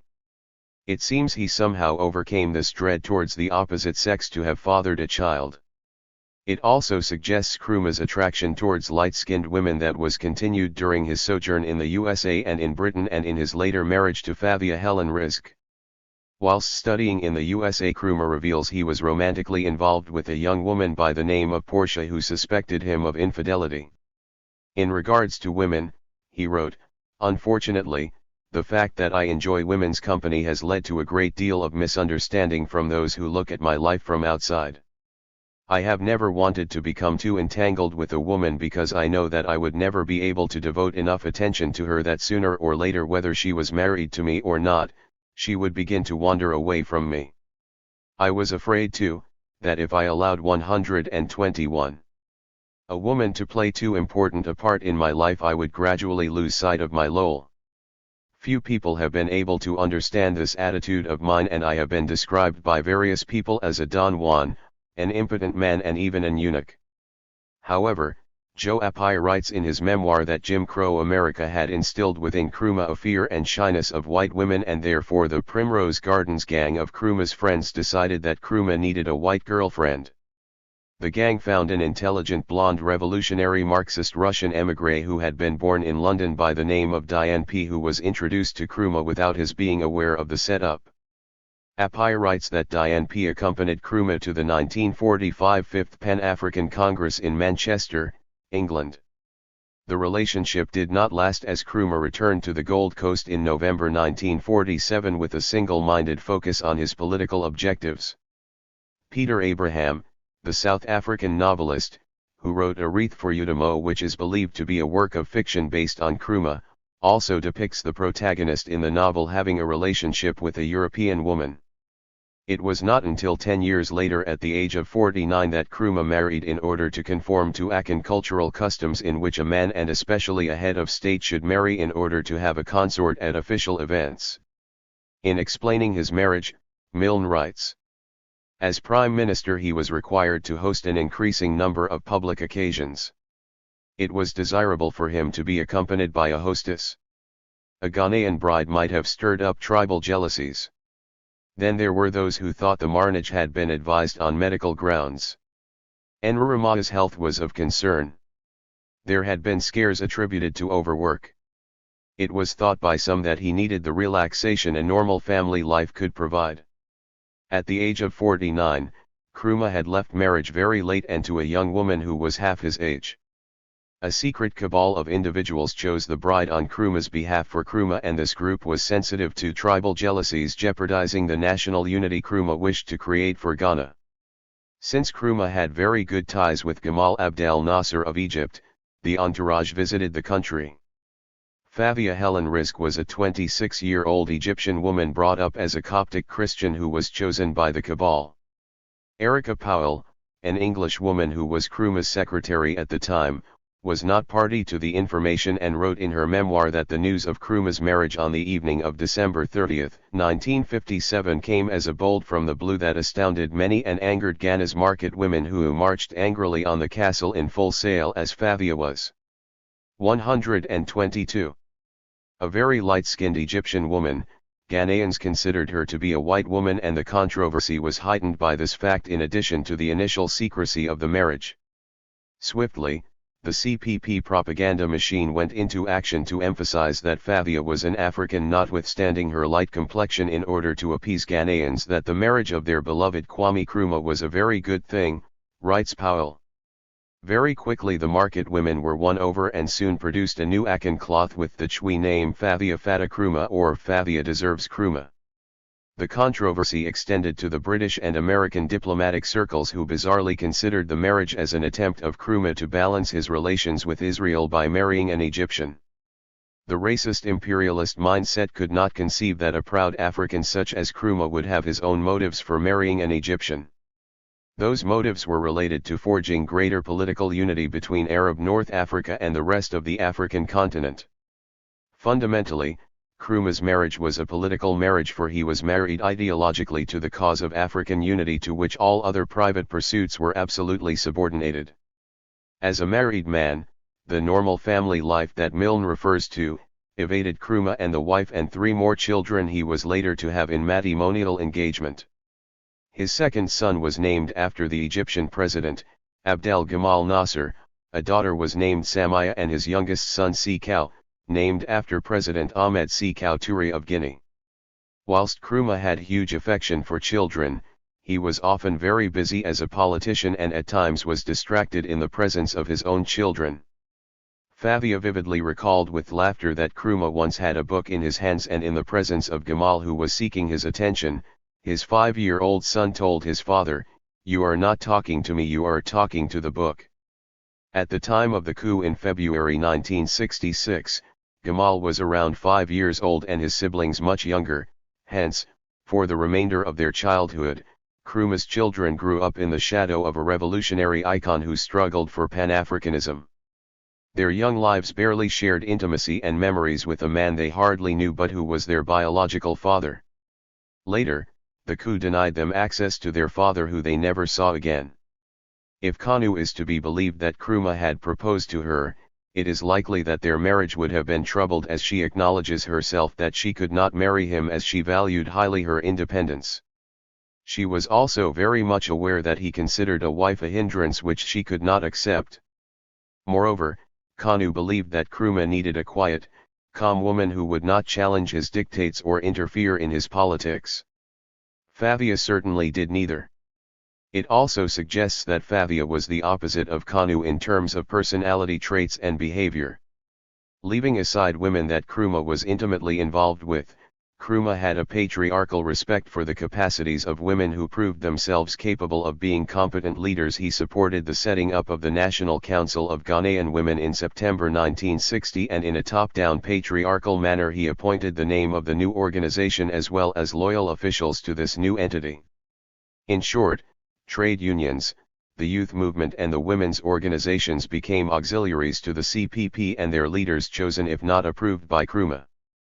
Favia warned Nkrumah about certain individuals within his government that she personally distrusted, but he did not listen, neither did Nkrumah heed her directive that he should not travel on state visit to President Ho Chi Minh of Vietnam.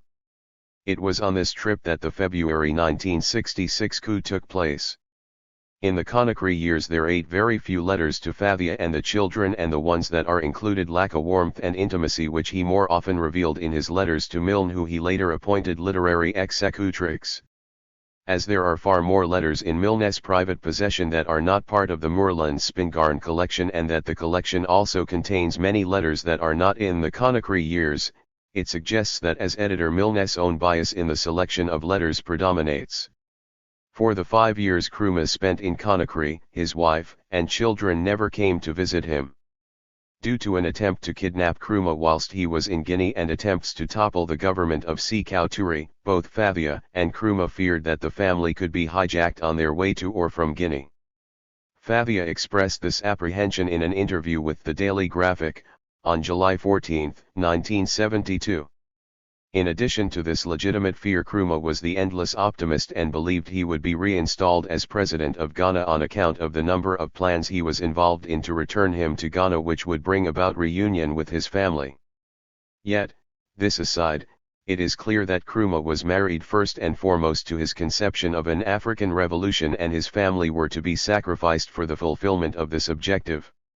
Little is written in terms of memoirs or autobiographies of the lives of the wives of great men. However, the piece by Gamal Nkrumah entitled Favia Nkrumah, Farewell to All, that profiles his mother and offers us glimpses of a marriage that was not meant to be made in heaven. Whilst ill-equipped for the role as wife of a famous and controversial head of state, she coped reasonably well with being in the public eye, for she understood what part she was to play when she stepped on stage, and she also learned how to come to terms with life behind the last curtain. That 124. Favia left her family against her mother's wishes and was supported by President Nasser, who supplied her with personal effects, demonstrates a strength of character and independent resolve in Favia.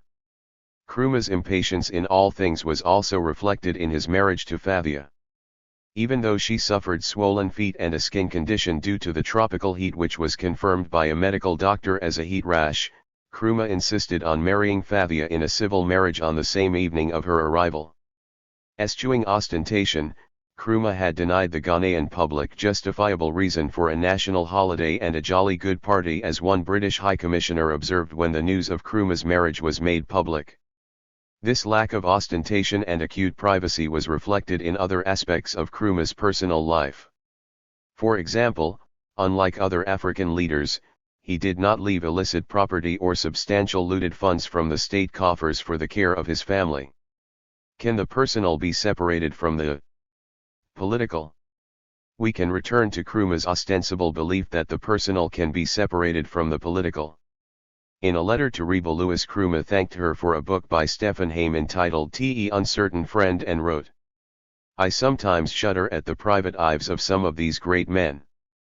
But a man's private life is his own insofar as he does not allow it to destroy the objectives of his socialist revolutionary life." He subsequently qualified his initial position with the following revision: "When I said that a man's private life was his own so long as he does not allow it to destroy the objectives of this socialist revolutionary life, I meant exactly what you mean.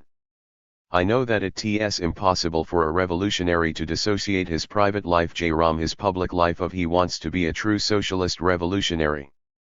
When I said his private life was his own, I said so under one condition, namely, that he does not allow his private life to destroy his socialist revolutionary objectives.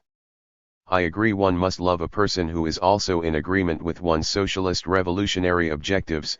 If not, the revolutionary should leave women alone. women, money, and alcohol are hindrances to the revolutionary cause if not sensibly handled. It appears Nkrumah was able to compartmentalize aspects of his life, that is the personal and private, from the public or politics. There is a complexity here that relate to two issues. Firstly, there is the realm of privacy that all human beings deserve, and there are also the ethical and philosophical questions relating to the maxim the personal is political. Among these interrogations are the extent to which personal desire for love may hinder a revolutionary cause, and whether 125 revolutionaries must love a person who is also in agreement with one's socialist revolutionary objectives.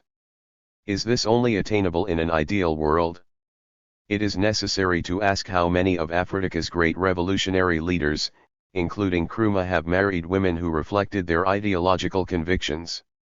If they were not able to do so, is it on account of the inexplicability of human attraction, sexual and physical chemistry, coupled with societal and familial expectations that transcend and conflict politics? In regards to privacy, Milne writes that Nkrumah seldom spoke of his personal life. He regarded his wife and children as purely private, having nothing to do with his official and public life.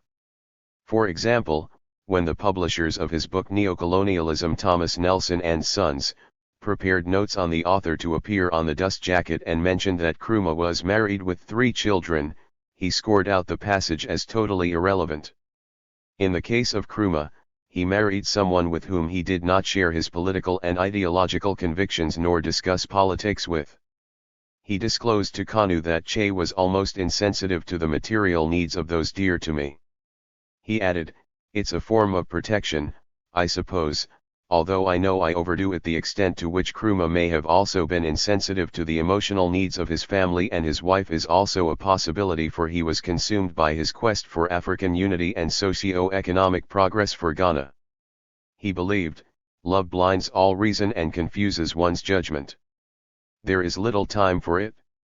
However, Nkrumah's sacrifice of his family for his political commitments is shared by other political figures such as Amilcar Cabral, Patrice Lumumba, Che Guevara, Lenin, Fidel Castro, Paul Robeson, Agostinho Neto, Malcolm X, and Shirley Dubois.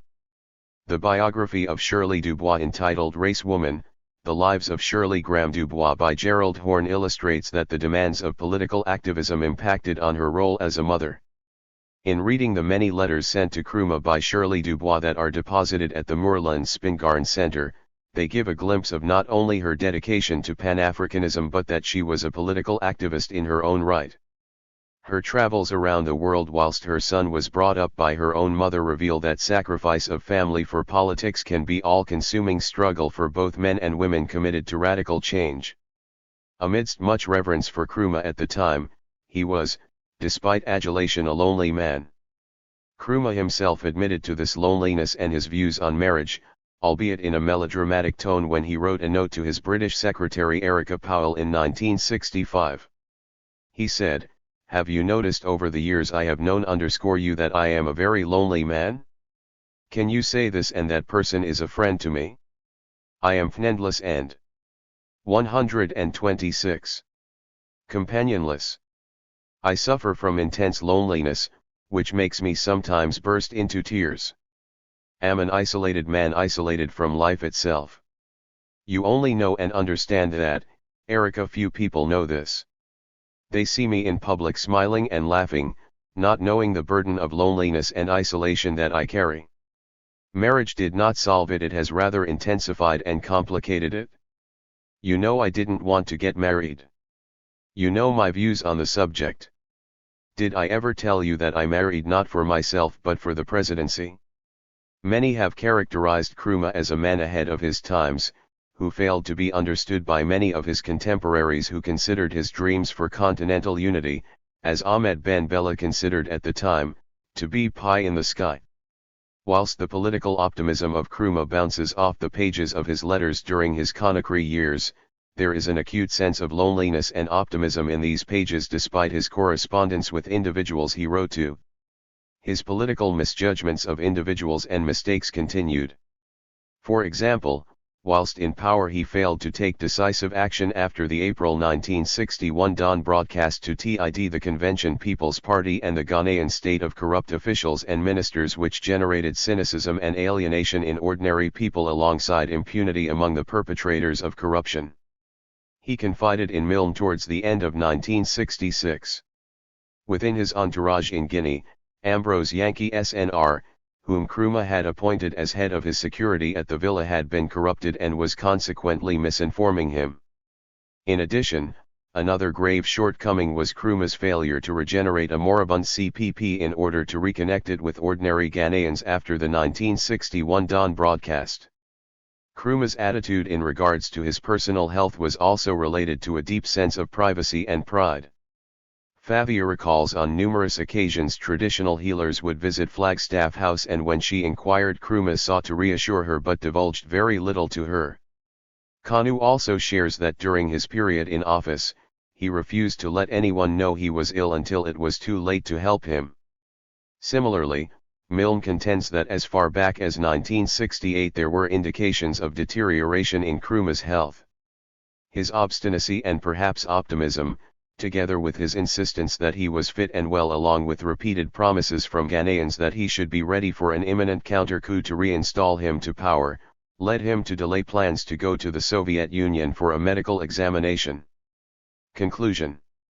As a consummate politician, Nkrumah was motivated by the ideals of equality, freedom, solidarity, and unity against centuries of European imperialist subjugation of the African continent.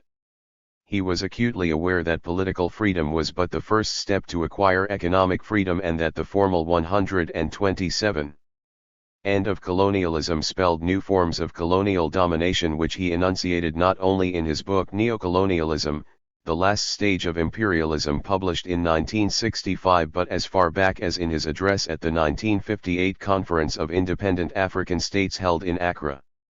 His book Neocolonialism, The Last Stage of Imperialism, earned him the ire of the Americans and the rest of the Western world. To focus on the human aspects of Nkrumah, that is, the intellectual and personal values that consciously and unconsciously pervaded his role as a father and husband, makes him a human being with admirable strengths and weaknesses. For too long Nkrumah has been portrayed as a larger-than-life abstract figure who has become canonized within the Pan-African pantheon of distinguished leaders who are devoid of human qualities and imperfections, in an analysis wholly lacking in holistic evaluation of the lives of such individuals. Bibliography. Appiah, J. Joe Appiah, The Autobiography of an African Patriot, Batsa, K. The Spark from Kwame Nkrumah to Lyman Biney, A. The Development of Kwame Nkrumah's Political Thought in Exile, 1966-1972, in the Journal of African History, 50, pages 81 to 100. Biney, A. The Political and Social Thought of Kwame Nkrumah. D. Ianang, M. The Administration of Ghana's Foreign Relations, 1957-1965, A Personal Memoir. Kanu, G. Nkrumah the Man, A Friend's Testimony. Mazrui, A Nkrumah's Legacy and Africa's Triple Heritage. Milne, J. The Conakry Years, His Life and Letters. Milne, J. Kwame Nkrumah, A Biography. Nkrumah, G. Favia Nkrumah, Farewell to All That. http://weekly.ahrm.org.eg/2000/499/profile.htm accessed August 27, 2013. Nkrumah, K. Autobiography. Nkrumah, K. Neocolonialism, The Last Stage of Imperialism. Nkrumah, K. Revolutionary Path. Powell, E. Private Secretary / Gold Coast. 128. Kwame Nkrumah is Social Political. And the Pan-African Movement. By Mitbuffer. By what? Kwame Nkrumah is an iconic Pan-African figure who impacted the lives of millions of people of Africans both en continent and in the diaspora. His work is credited with dramatically influencing the independence movement in Africa and the fact that Ghana was the first sub-Saharan African country to gain independence. Despite his undeniable impact on Pan-Africanism, Nkrumah's vision is neither fully understood nor broadly implemented. Outside of Ghana, many Africans are introduced to Osagefo Kwame Nkrumah and Pan-Africanism by chance, likely in an African history class or through a Pan-African organization. Fortunately for me, I was introduced to Kwame Nkrumah and Pan-Africanism as an undergraduate student in 1996 at San Jose State University as a student activist and participant in a study abroad program that gave me the opportunity to study at the University of Ghana, Legon. While in Ghana, I developed a healthy interest in Pan-Africanism. As my interest grew, I concluded that Nkrumah and the Convention People's Party should be at the center of all Pan-African conversations. As a doctoral student at Howard, pursuing a degree in African Studies, I became further engrossed with his selfless commitment to liberating Ghana, Africa, and the African diaspora. This paper reflects on his socio-political thought and its impact on the Pan-African movement. Political philosophy. Nkrumah's political philosophy guided his socio-political policies and interactions with other African nations and the African diaspora. Nkrumah believed that colonial powers were directly responsible for Ghana and Africa's economic, political, cultural, and social underdevelopment. His political work and speeches reflect his belief that gaining independence, both politically and economically, was the initial step in achieving sustainable development. In the Handbook of Revolutionary Warfare, Nkrumah described the relationship between imperialism and neocolonialism. It is precisely the increasing dependence of the imperialist system on neocolonialist exploitation on an international scale which renders its existence so precarious, and its future so uncertain. The relationship between imperialism and neocolonialism is a central element in his philosophy, its implementation, and achieving his vision of Pan-Africanism. The relationship between social classes, the mode of production, and economic resources is a key component of Nkrumah's political thought. Like philosophers before him, Nkrumah emphasized class divisions as central to capitalist societies. Nkrumah saw that non-socialist societies comprise the subject class and the ruling class.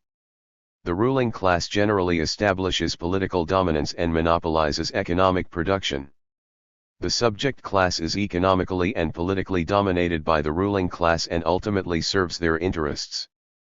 Nkrumah, who subscribed to Marxism, also identified traditional African culture as the birthplace of communalism. Much like other Marxists, he believed that capitalism in Africa is a product of worldwide imperialism.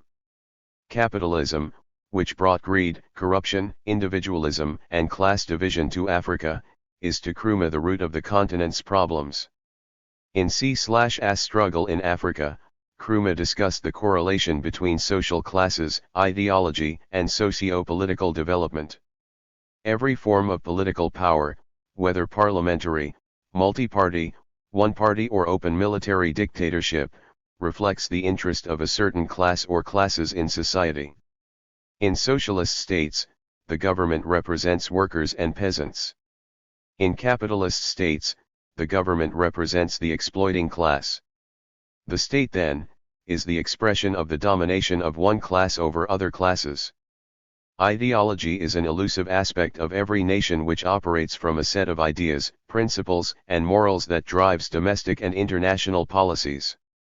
Ideology is transferred from the ruling class to the general population through institutions of learning. The primary modes of transmission are education, arts, media, politics, and entertainment. The ideology of a society runs total. It embraces the whole life of a people, and manifests itself in their class structure, history, literature, art and religion. It also acquires a philosophical statement. If an ideology is integrative in intent, that is to say, if it seeks to introduce a certain order which will unite the actions of millions towards specific and definite goals, then its instruments can also be seen as instruments of social control. It is even possible to look upon coercion as a fundamental idea in society. Nkrumah incorporated the ideological impact of society into his political philosophy, and as such he attempted to integrate this philosophy into the policies of the CPP. The transmission of the dominant ideology to the general population allows them to advocate for it even if it is negatively affecting them. Because the dominant ideology is controlled by the ruling class, the general population does not have the option to challenge it. In some instances, the general population is not aware that they are being governed by an ideology and adhere to it without awareness. Nkrumah was attempting to transform the ideology of society by changing the mindset of individual Ghanaians. Ultimately, transforming an individual's ideology would result in completely revamping the collective consciousness.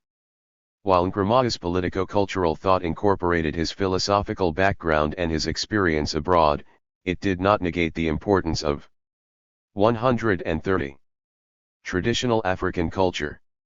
He articulates his political philosophy in a declaration made on July 10, 1953. The right of a people to decide their own destiny, to make their way in freedom, is not to be measured by the yardstick of color or degree of social development. Nkrumah believed the basic right of self-governance was well overdue for the people of the Gold Coast. Without embracing capitalism and the class structure, he operated under the premise that a new nation needed international corporations and/or Western capital to function. He examined the relationship between Ghana and its financiers in an effort to identify a positive plan of action for the new nation.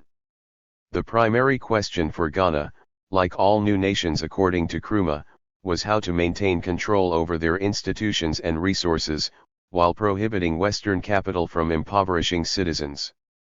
Nkrumah resisted neocolonialism in Ghana but advocated that the only way for an African nation to fully resist it, they must study capitalism, imperialism, and neocolonialism, unite as a continent to fight the evils of neocolonialism, and operate under a socialist economic and political system.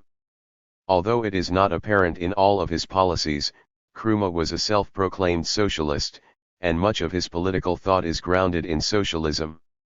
In Revolutionary Path, he declared, long before 1957, I made it clear that the two major tasks to be undertaken after the ending of colonial rule in Ghana would be the vigorous prosecution of a Pan-African policy to advance the African Revolution, and at the same time the adoption of measures to construct socialism in Ghana. To Nkrumah, socialism should be applied scientifically. Nations should arrive at socialism by different paths depending on their culture and history. Most importantly, everywhere socialism is practiced, there should be an attempt to create a society where all citizens are free of exploitation and offered equal opportunity. Scientific socialism is dialectically opposed to capitalism and operates from the general premises that the society should be run and controlled by the producers that create the goods in society. Socialism features four primary premises for successful implementation: 1. Collective ownership of the means of production and resources; 2. Producing goods for consumption versus for individual profit; 3. A planned economy utilizing the nation's strengths; and 4. The people hold all political power. According to Poe, Nkrumah's political philosophy focused on helping the people of Africa gain economic, political, and social independence. Without independence in these three areas, Ghana and Africa would be operating with a false sense of achievement. Achieving political independence without economic independence left the door open for neocolonialism to run amok. Nkrumah's philosophy dictated his political career and his quest for national and continental unity. Although he was seeking national and continental unity and development, he was very aware of the ramifications of embracing 131. Capitalism and incorporating wholesale the corresponding Western economic system. This apprehension guided the way he interacted with international financial institutions, corporations, and countries offering financial aid during the anti-colonial and post-independence periods. Cultural philosophy. All nations and groups of people have a culture, possessing similar attributes while maintaining unique features based on ethnicity, geography, and history. Culture manifests in all aspects of life and it continuously evolves. According to Sekou Touré in Revolution, Culture, and Pan-Africanism, culture is thus for every society, a frame traced from its attainments which are the fruits of its past and present, a kind of life shaped according to the demands of the present and the future as well as a creative and driving force of which it is at the same time the source and the consumer. Culture is manipulated and grows based on achievements or setbacks in a particular community. The importance of using the positive aspects of culture and transforming the negative is reinforced in many of Nkrumah's speeches and writings. He embraced classical African history while denouncing tribalism and during the campaign for liberation, cited Africa's glorious past as proof of its ability to achievement. Although it is a product of culture, history is a significant force in world politics and can in turn influence a nation's culture. Nkrumah believed it was necessary to rewrite African history since post-slavery history was written by colonizers. According to Botwi Asamoah, Nkrumah's vision of African culture has two distinct parts. The first segment is composed of the past achievements, the African genius and identity. The second part is the creation of institutions like the Ghana Young Pioneer Movement used to express African culture. To Nkrumah, culture was much more than dancing, singing, and playing the drums. Culture encompassed all aspects of life, from the most micro component of society to the macro-societal institutions. For example, the government and its ideological underpinnings was a manifestation of culture and a reflection of the overarching cultural framework in Ghana. His belief that culture could be used as a revolutionary force to change the mindset of Ghanaians and Africans alike, can be found in his cultural policies. The policy of Africanizing all sectors of Ghana was premised on the belief that it was important to infuse culture into politics. The African personality, first used by Edward Blyton around 1883, was reintroduced by Nkrumah during his tenure in Ghana. The African personality speaks to an African people, which Nkrumah referred to as the African masses and which Sekou Touré often called the people's class. It speaks to the behavior and character of organized entities. 132. In their attempt to establish an optimal zone for continued cultural development. Commitment to the idea of the African personality led to the creation of the first African Studies Institute on the African continent, created to serve as the epicenter of African agency. The institute opened at the University of Ghana, Legon, in 1961 and served as a model for establishing educational institutions that would research, create, and preserve African culture. Nkrumah's speech, "The Flower of Learning," given at his installation as the first Chancellor of the University of Ghana, during the inauguration of the university, outlined the role that the university was expected to play in developing a renewed cultural outlook, one that would decolonize the African mind. Quoted in Samuel Obeng's Selected Speeches of Kwame Nkrumah, he says, "It is the government's hope, however, that within a few years, the Institute will have a firm basis of African scholarship and that it will become an internationally recognized center for the advanced study of African history, language, sociology, and culture, and of contemporary African institutions. I am happy to learn that the Institute of African Studies is already committed to these objectives, and I appreciate the efforts being made by the Institute to give every student here some courses in African studies. This is vital if we should eradicate the colonial mentality which our contact myth Europe has induced in us and rediscover ourselves with confidence and a distinct world outlook." Nkrumah believed that the cultural transformation of the African intelligentsia and the African masses was directly related to achieving sustainable development and ensuring that countries would be run by African nationals.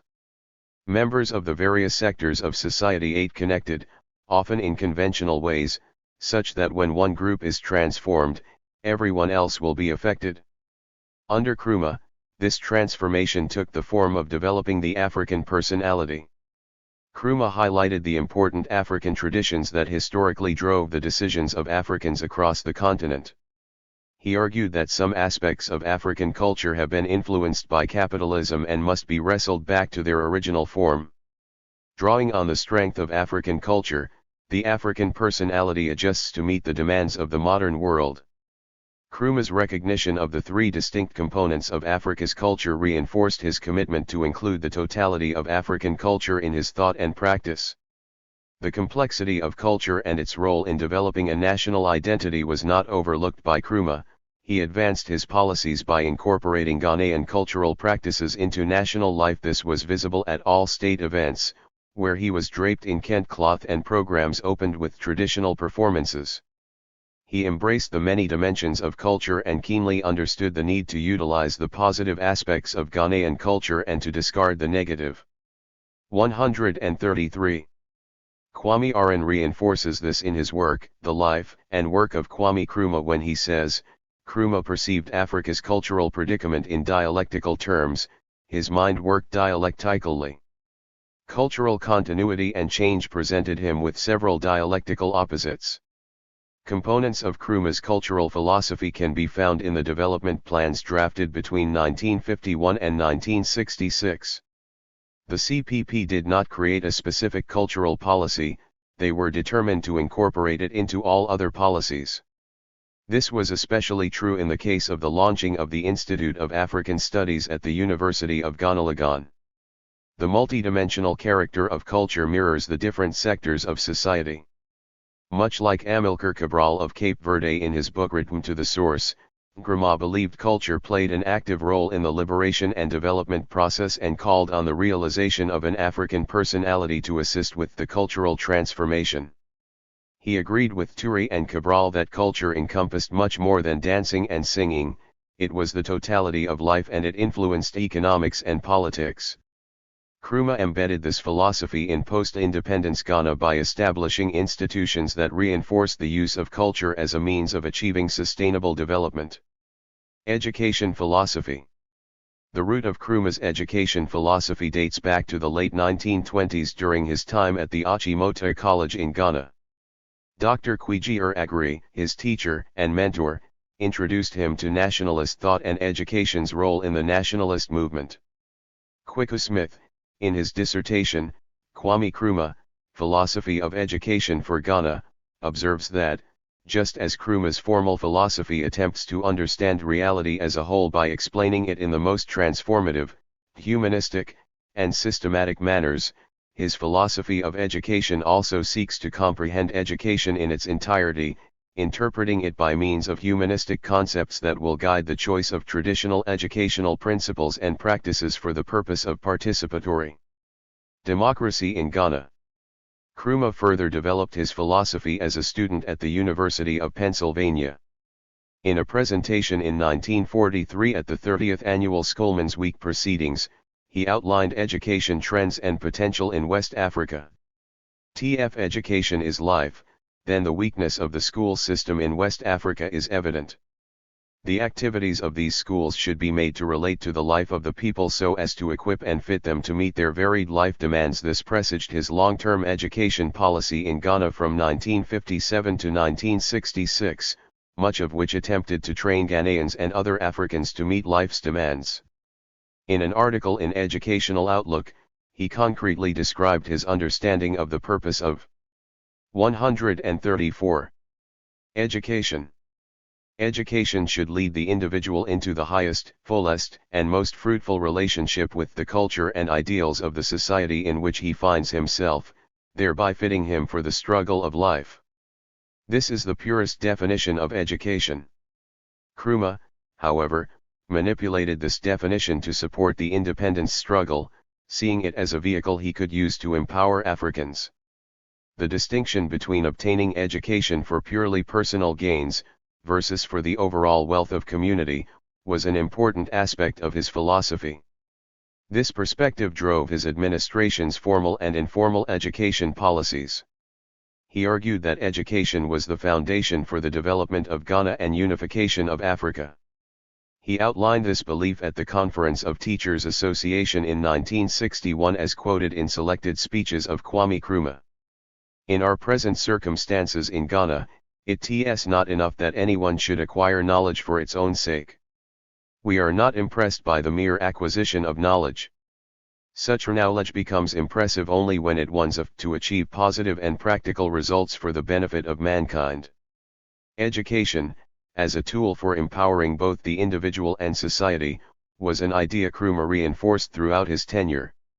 In his speech, Genius, he challenged Ghanaians to use their education to raise political consciousness and to contribute to nation building.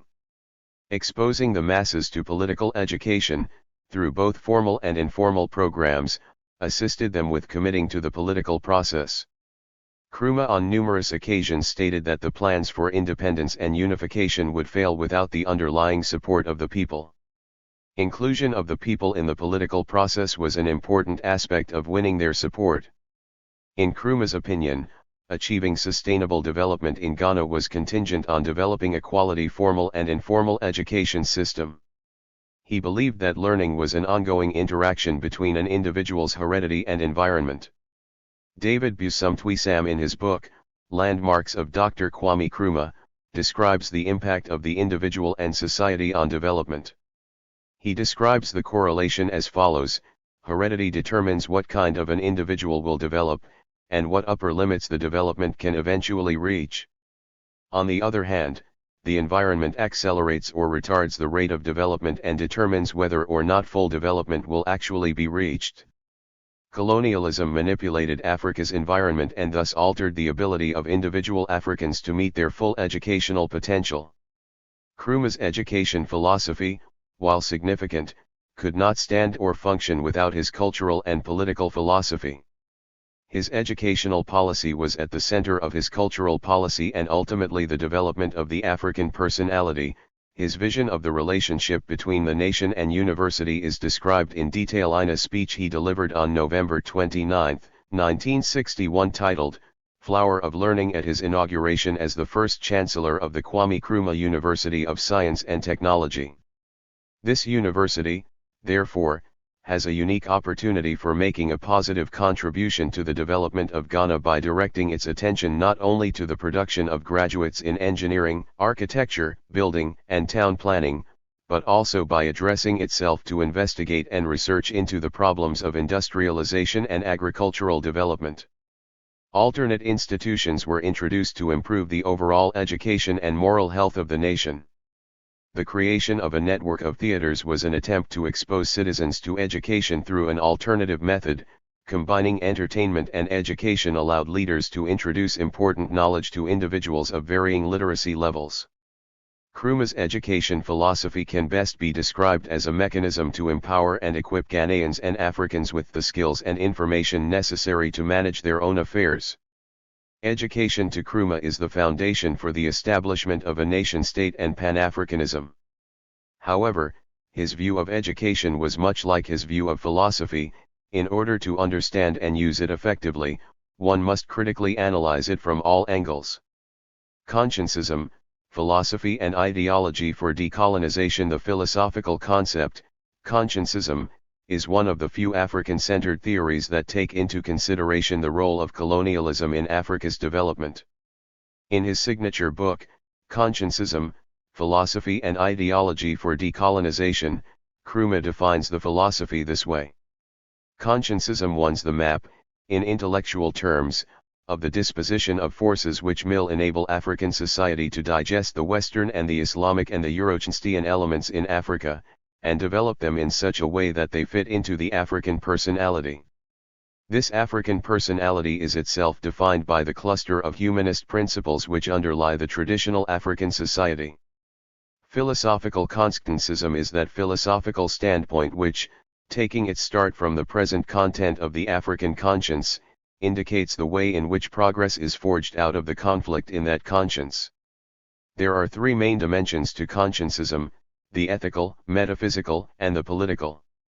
As Bodhi points in the Ontology of Kwame Nkrumah's Consciencism and the Democratic Theory and Practice in Africa, published in the Journal of Black Studies, describes consciencism as a philosophy and an ideology that must stand behind the necessary social revolution that seeks the emancipation of the African continent through the restitution of the ethical egalitarianism of human society. Unlike other philosophers, such as 136. Marx and Engels, Nkrumah clarifies that consciencism asserted non-atheistic materialism. Traditional materialists adhere to the theory that matter is primary, thus negating the existence of spirit.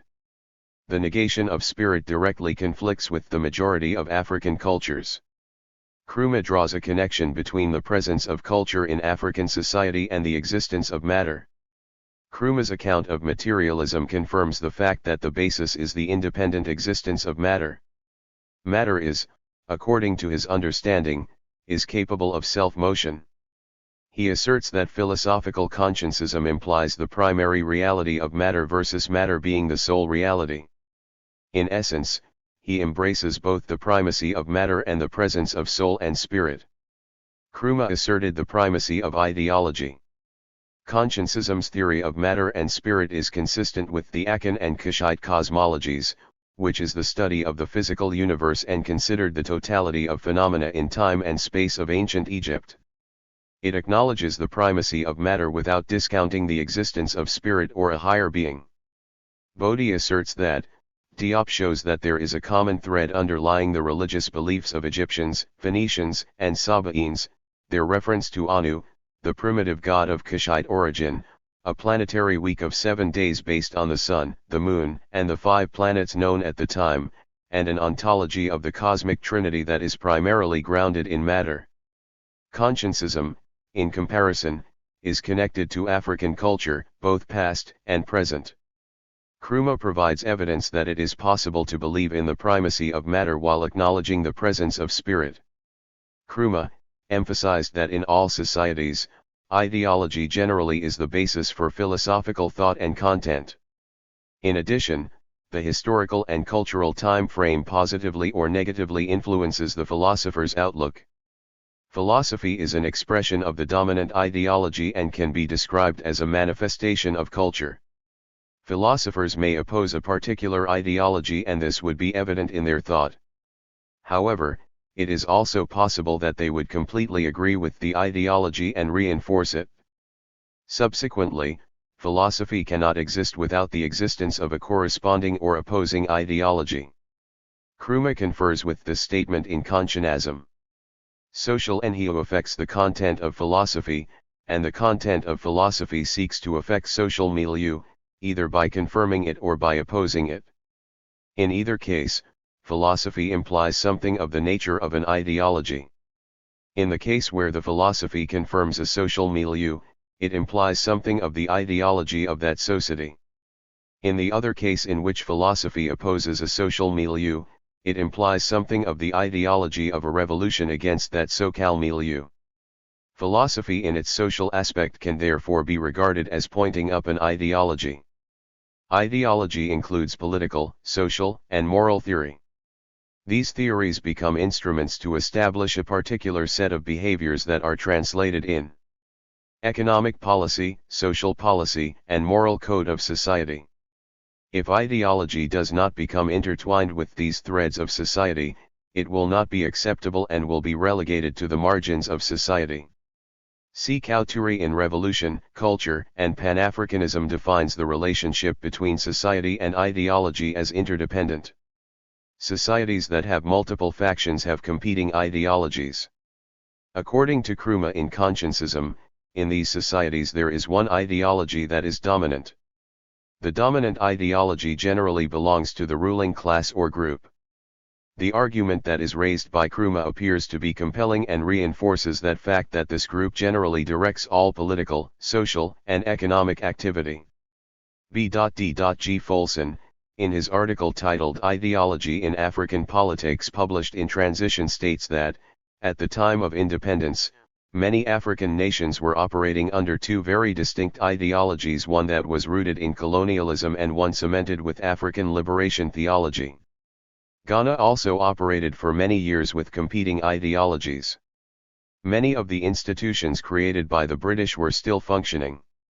Egalitarianism, an important component of Conscientism, is a philosophical principle embedded in most societies. The universal principles that it promotes can be traced back to traditional African culture. Egalitarianism does not mean everyone will be the same, as critics of socialism have argued. It celebrates the differences, for instance, between men and women, while not making these differences a dividing force.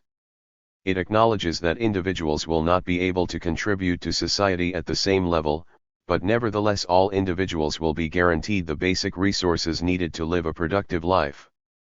Nkrumah acknowledged the complexity of egalitarianism.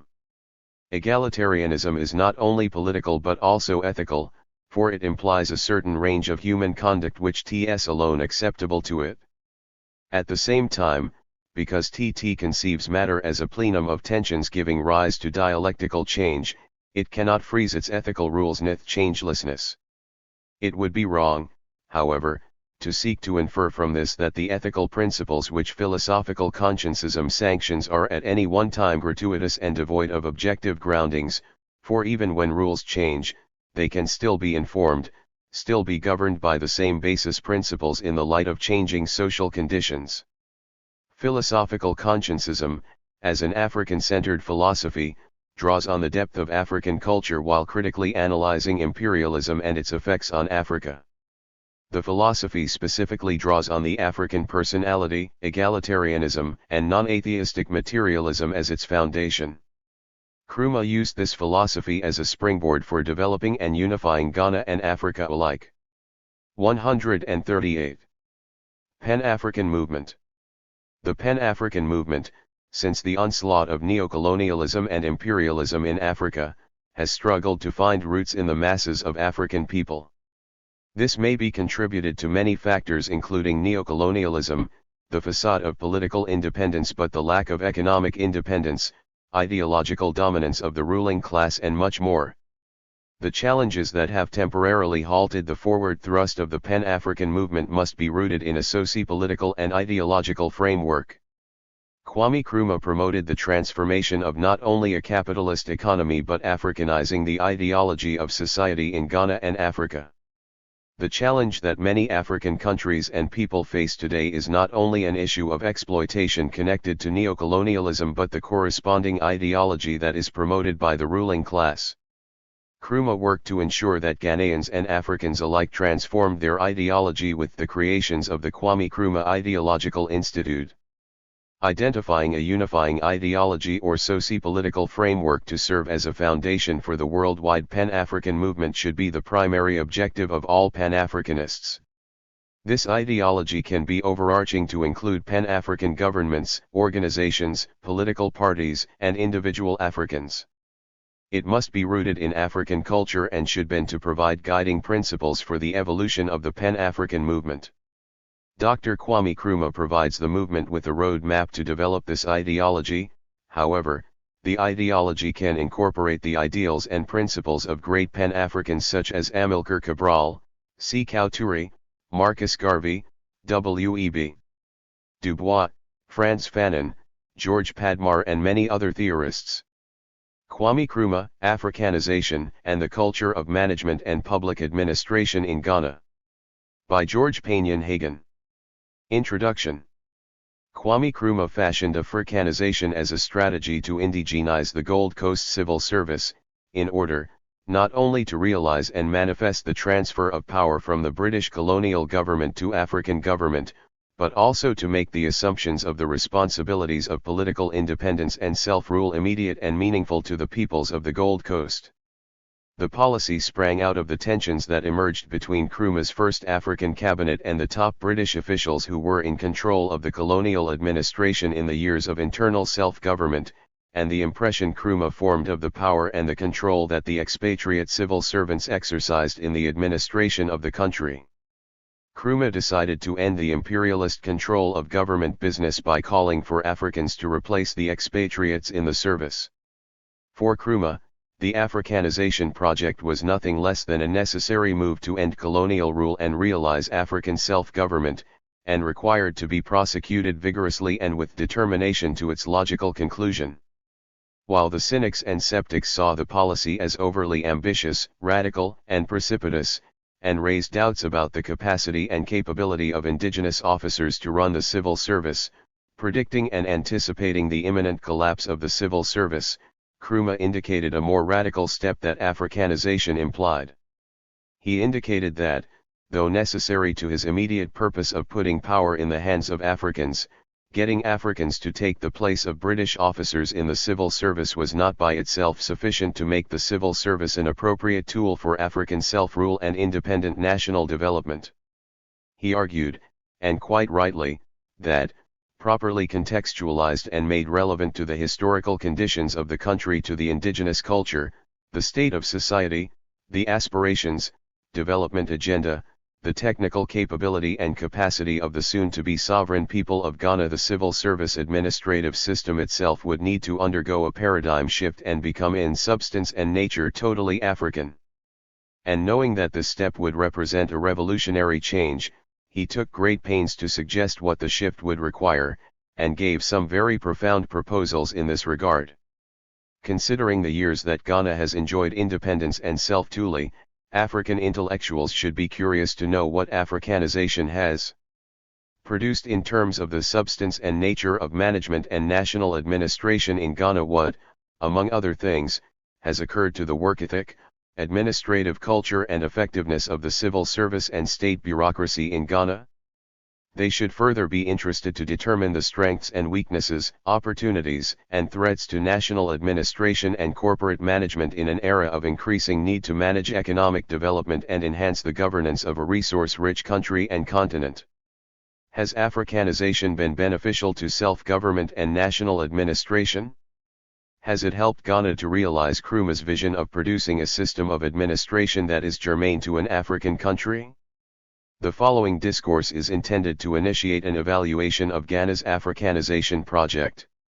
It explores the key elements of Nkrumah's Africanization project and postulates that, in spite of Nkrumah's call for a radical change in the central administration, in the hands of Africans, the service has retained the formal structures of the British colonial administration and kept its asymmetric power relationship with the people, but, and this is an unplanned development, it has acquired several management practices and corporate attributes that reflect the norms, attitudes, expectations, and modes of behavior that bear generic resemblances to Ghana's indigenous cultures and traditions. This paper is not meant to be a cultural anthropological study of the Ghanaian civil service and bureaucracy. It is only an attempt to understand and interpret my experiences as an academician who has been privileged to serve on many boards of the university, secondary schools, and several important national corporate entities. It is founded on participant observation and experience, and constitutes an effort to raise analytical questions and reflect on what I saw as management and governance practices that I thought manifested the traits of traditional African cultures and posed challenges to corporate actors and to public administration and corporate management in Ghana. My study of Asante and Bantu bureaucracies hinted of the insertion of African traditions into a modern system of state administration. My personal experience of the Ghanaian civil service administration began when I did vacation employment in the civil service in the 1960s. My academic career exposed me to hall and university administration, particularly from the positions of Dean of Students and Director of the Institute of African Studies. In the 70s, I had the privilege of serving on the board of the now defunct State Construction Company in its time, the largest employer after the central government, and I chaired the board's Establishment and Welfare Subcommittee. I also served on the boards of two eminent Catholic secondary schools. From 2001, I was chairman of the National Commission on Culture, and also chairman of the Electricity Company of Ghana, two huge organizations, the former, in charge of 12 cultural institutions across the 142 country, and the latter, the sole distributor of electric power in Ghana. With this privileged exposure, and equipped with the discipline of cultural anthropology, I began mulling over the impact of culture on management and administration. And I came to realize that I owed it to Ghana, perhaps, even to Africa and the world, to give some intellectual reflection on Ghanaian work and management style and explore the challenges that African cultures and traditions pose to good governance and economic development. Unavoidably, I have used the discipline of social anthropology to study the workings of a modern state administration and of corporate enterprises and civil institutions, within a national ambience in which officials are prevailed upon to respect the norms of African cultures and work with some understanding of the African way of life. The colliding narratives of modern administration and the pervasive cultural institutions call to be studied.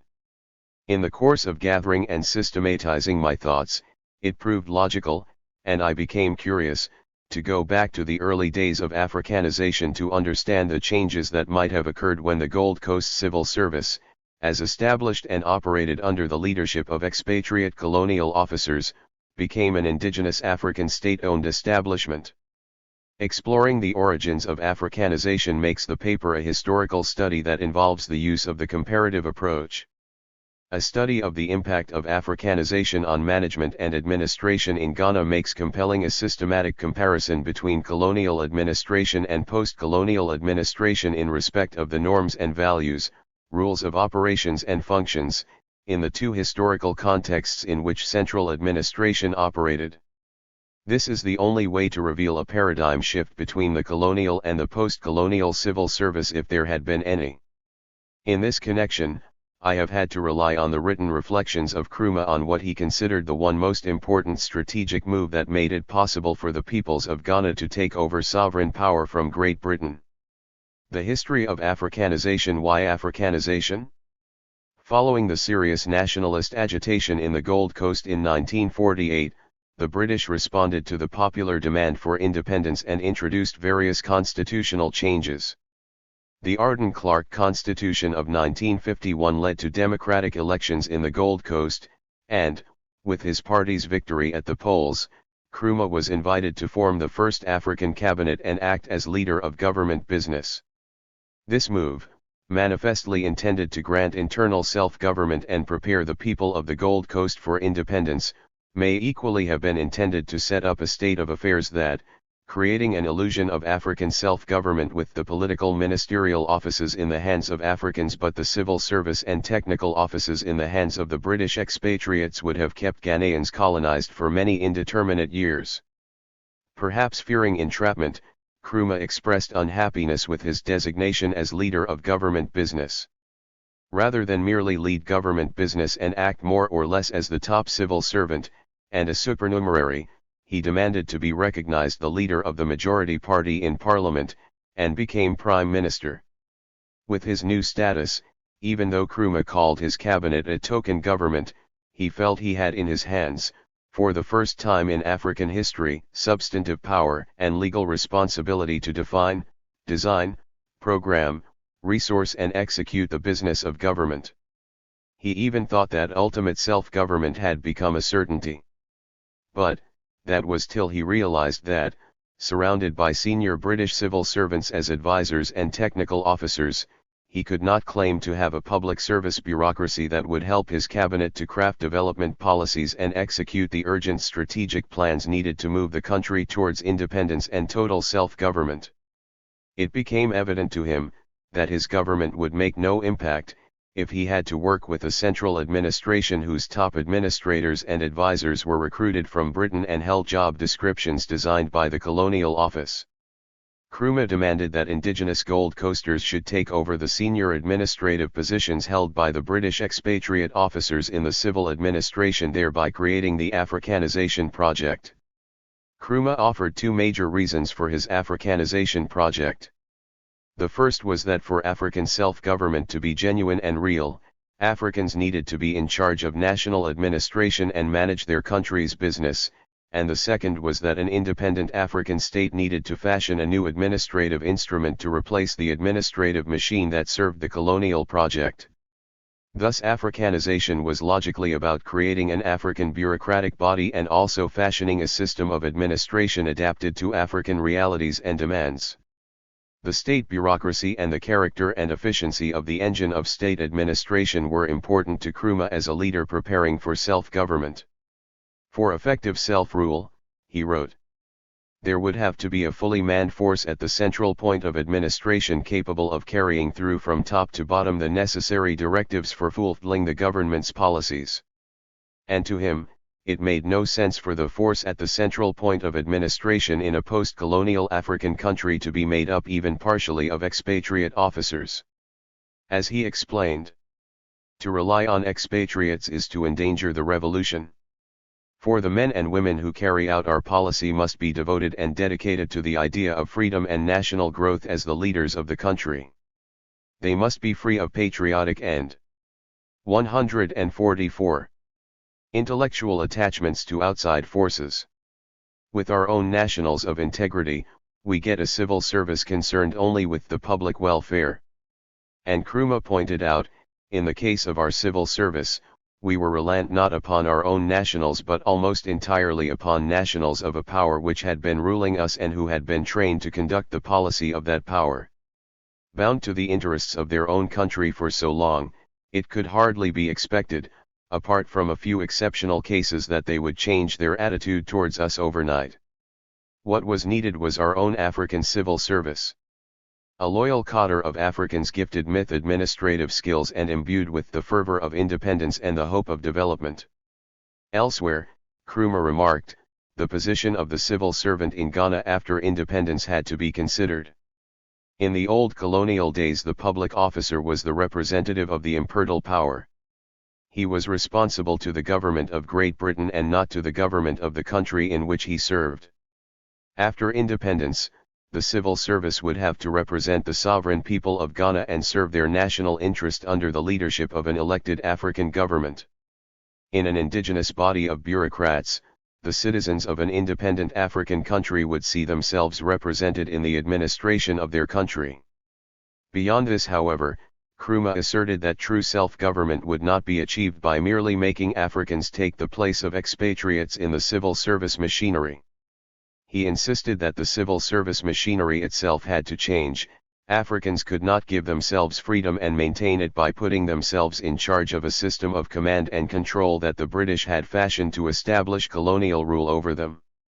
With some anxiety he had to state and restates this: the civil service, being the administrative arm of government, is the instrument for putting into effect the economic and social program of the government. It is through its machinery that the political platform of the party in power is given effective implementation. Our civil service, the one which we inherited during our spell of internal self-government between 1951 and March 1957, was the machine that had been formed by the imperial power to carry out its colonial policy. Though we had joint control, it was as a junior partner. We were, it is true, the ruling party, but the imperial government still reigned supreme, and were subordinate to its colonial proconsul, the governor. Nkrumah further explained. When we took over, our civil service was definitely and absolutely British in substance and nature. It was certainly not of Nean. It was the realization of this 145. Jack that caused me, sometimes with dismay, to recognize that when we did take firmly into our hands the reins of government, there would be the danger of finding ourselves in possession of an administrative machine that had a general staff and other ranks but was devoid of officers. For a free people to use an administrative system that served as the colonial instrument of command and control to rule themselves and implement an African-centered program of economic and social transformation flew in the face of logic. To put Africans in possession of the colonial machine of command and control would make the African both the oppressor and the oppressed. The African officers who took the place of the British officers in national administration would be the oppressor, and the vast majority of the sovereign citizens the oppressed. Ghana needed an indigenous bureaucracy, but it also needed to redesign the administrative system in order not to perpetuate an oppressive system of administration. Nkrumah might have been prophetic heir. To Africanize post-colonial public administration, Nkrumah's dilemma: if for genuine and effective independence and self-rule Ghana had to establish a civil service machine that was African in substance and character and had to create a body of African civil servants to run the machine, Nkrumah realized immediately that he could not create both entities at once. He was impaled on the horns of a vicious dilemma. He could make Africans take over the civil service machine, but he could not redesign the machine. With candor he wrote, "Two courses of action lay open to me and my party. We could boycott the existing colonial government machinery, the civil service, the police, the judiciary. Or we could cooperate with it, meanwhile strengthening the position of myself and my colleagues in the cabinet and so advance the date for full independence. In choosing the second, we did not forget, but tried to bury, past differences and sought cooperation with the existing executive machinery of government." And he explained. Two major aims impelled the decision: the speeding up of Africanization, and the prevention of a breakdown in the administration through a wholesale exodus of British officials. My keenest anxiety was to avoid any dislocation of government. We had at all costs to hold off any possibility of a situation of instability which would enable Britain and other colonial powers to point at us a finger of scorn and gloat over the disastrous effects of handing over self-government prematurely to Africans. 146. Nkrumah's dilemma was clear to see. To keep the colonial legacy, a familiar tested system, but a system of repression and exploitation, would not represent African liberation from colonialism. On the other hand, to create a new civil service system designed and adapted to African self-rule, would look like the proverbial changing of horses in midstream. Horse and rider might be swept away. In any case, to attempt to create a new administrative system would so look like seeking to reinvent the wheel and would constitute an awful waste of time. If, on the other hand, Ghana initiated a serious attempt to create an original system, it would be a dangerous leap into the dark unknown. Considering the serious lack of experienced and qualified African officers, to construct a new civil service machine, would be fraught with many uncertainties and experience many false starts.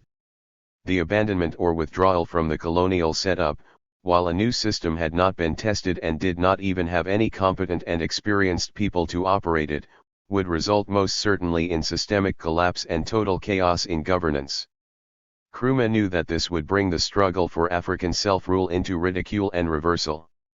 It would undermine any realistic chance of other African colonies gaining independence and freedom. For Nkrumah, Ghana had to so manage its affairs that there would be no questions and doubts raised about the capacity of Africans to be free and independent. As he urged, "It was of prime importance to us, therefore, and the freedom movements in other parts of Africa, that we should be able to effect a smooth and gradual takeover of power, free from serious administrative shocks." Realism meant that Ghana had to slot Africans into the top echelons of the colonial civil service and allow experience to tell what adjustments the machinery of administration needed in the context of African self-rule. As if to report on this, Nkrumah noted, "We were finding that an administrative and legal pattern under which a colonial regime could contrive to maintain itself required constant piecemeal adaptation to deal with the very different problems of our need to bring order and unity within the democratic framework and to establish a firm base for our national development. Change and adaptation were necessary to create the civil service that would deal with the very different issues of self-rule, to manage the business of the country for the benefit of the people of the country, and to establish unity and stability. Africanization of the central administration, the human resource challenge if creating a machine germane to autonomy, was risky and had to be approached piecemeal and tentatively, making Africans take over the machine for 147. Implementing government policies had to be prompt and decisive. In Nkrumah's words, "We were not prepared to wait, and I turned my attention to the problem as soon as I became leader of government business in 1951. 80% of the Gold Coast senior civil servants were British. The 20% African government employees were mainly in the lower ranks of the senior service. Hence I had to retain the most essential of the 80%, move up the best of the 20% to take over from the British who would leave, and introduce more Africans into the senior grades of the service. This would ensure an ample nucleus of African civil servants ready to take over the highest positions of trust when we gained full independence." To replace the expatriates in the civil service, Nkrumah recognized that the Africanization of the civil service faced many major challenges, and this was his candid assessment. "At the moment of independence, we had several first-class African officials who could assume the highest positions of trust in several ministries, but there still remained many ministries whose permanent secretary was an expatriate. Expatriates also continued to fill many of the high-grade key positions in the execution of policy. Nor can I say that every African civil servant was suited to his job. Some were good and experienced. Some were good but lacked training. Some were second-rate. Whenever I and my cabinet colleagues sat down to formulate policy, we always had to keep in mind the capability limits of our civil service in the implementation of our programs in the time we had set." In sum, Nkrumah quickly realized that Ghana needed a trained civil service to implement self-government, and African civil servants had to be of the highest quality and efficiency and display the highest level of loyalty and commitment. He needed, within a short space of time, to set up a supply chain of educated and dedicated Ghanaian men and women to serve the nation, and this felt strategic need gave rise to the Institute of Public Administration. In the National Assembly, Nkrumah reported with pride, "An Institute of Public Administration has been established, where postgraduate students take a year's diploma course in the theory and practice of public administration. There are also special short courses and seminars for senior civil servants, and research is being carried out to find new techniques in public administration specially appropriate for Africa. Degree courses in administration are being offered.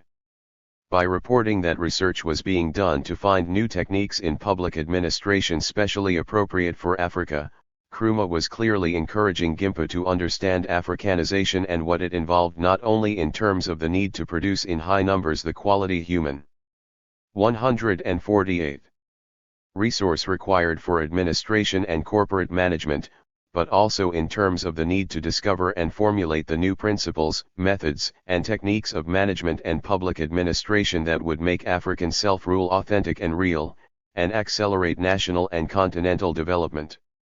And this was in line with his conviction that there must be an African mode of administration that would differ from that established in the country for colonial rule. The imperatives of a paradigm shift, Nkrumah's propositions of the four components of Africanization.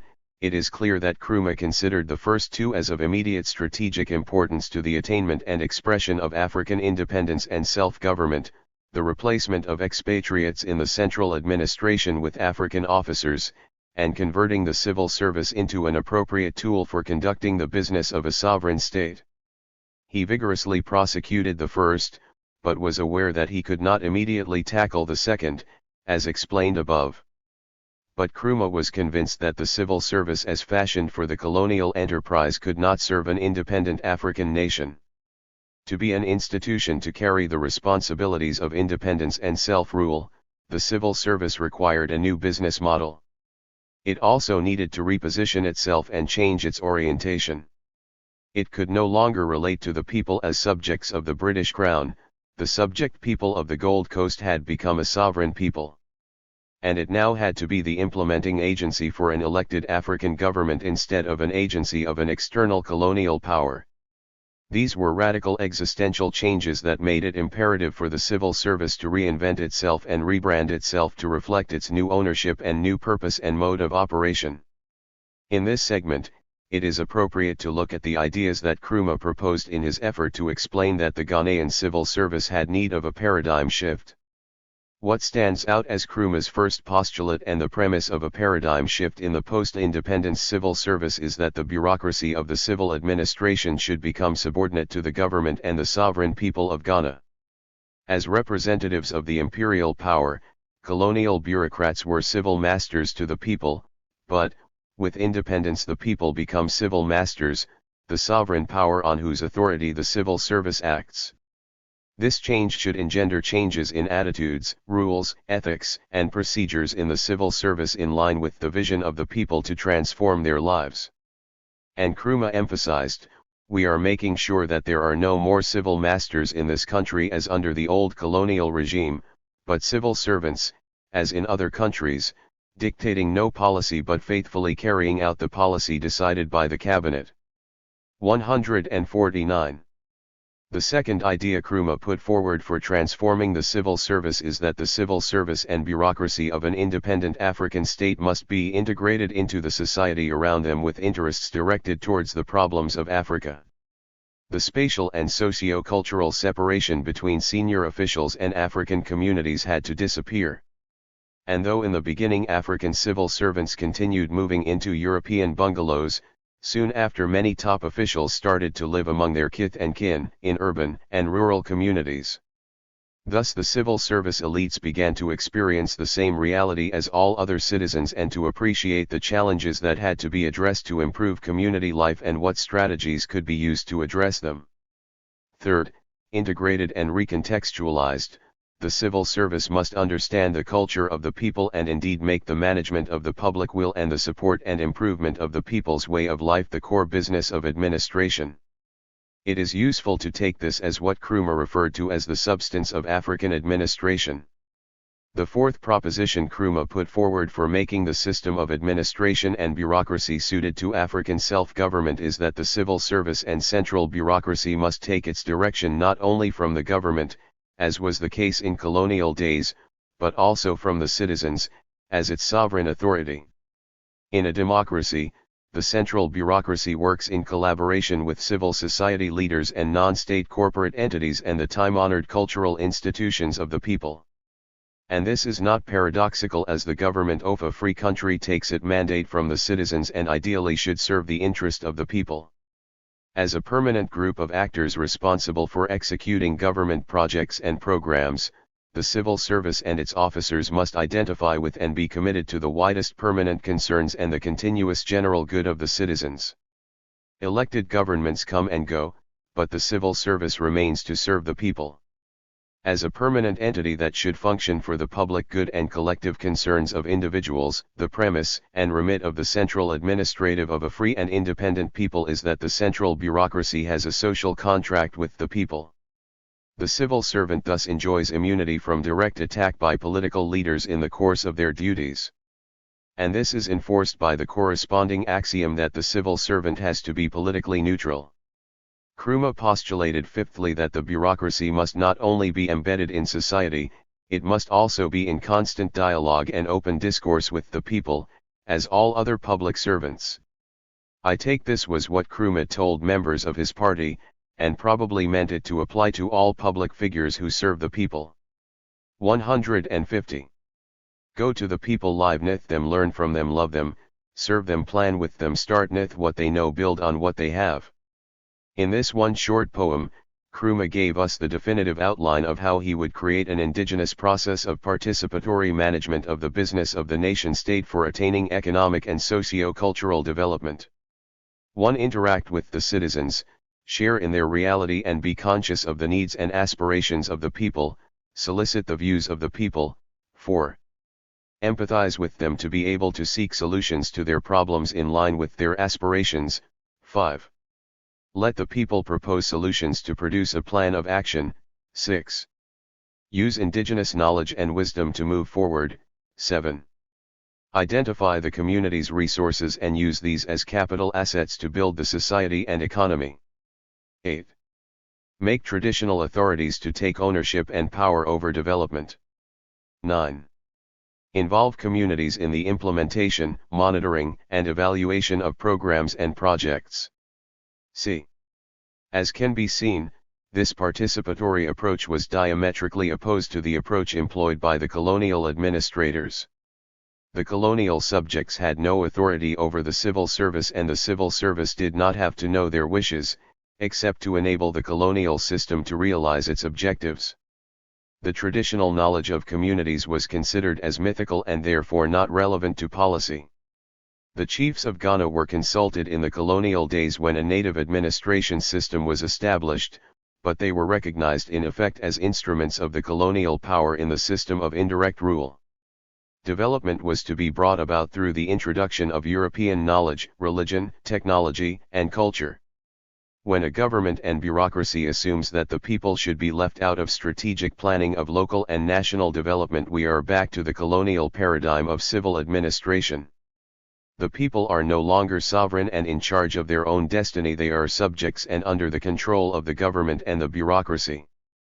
The sixth proposition of Nkrumah is that, within an independent African state, the central administration and bureaucracy should adopt a new ethic, attitudes, 15. Rules and patterns of behavior to reflect African ownership of the business of state.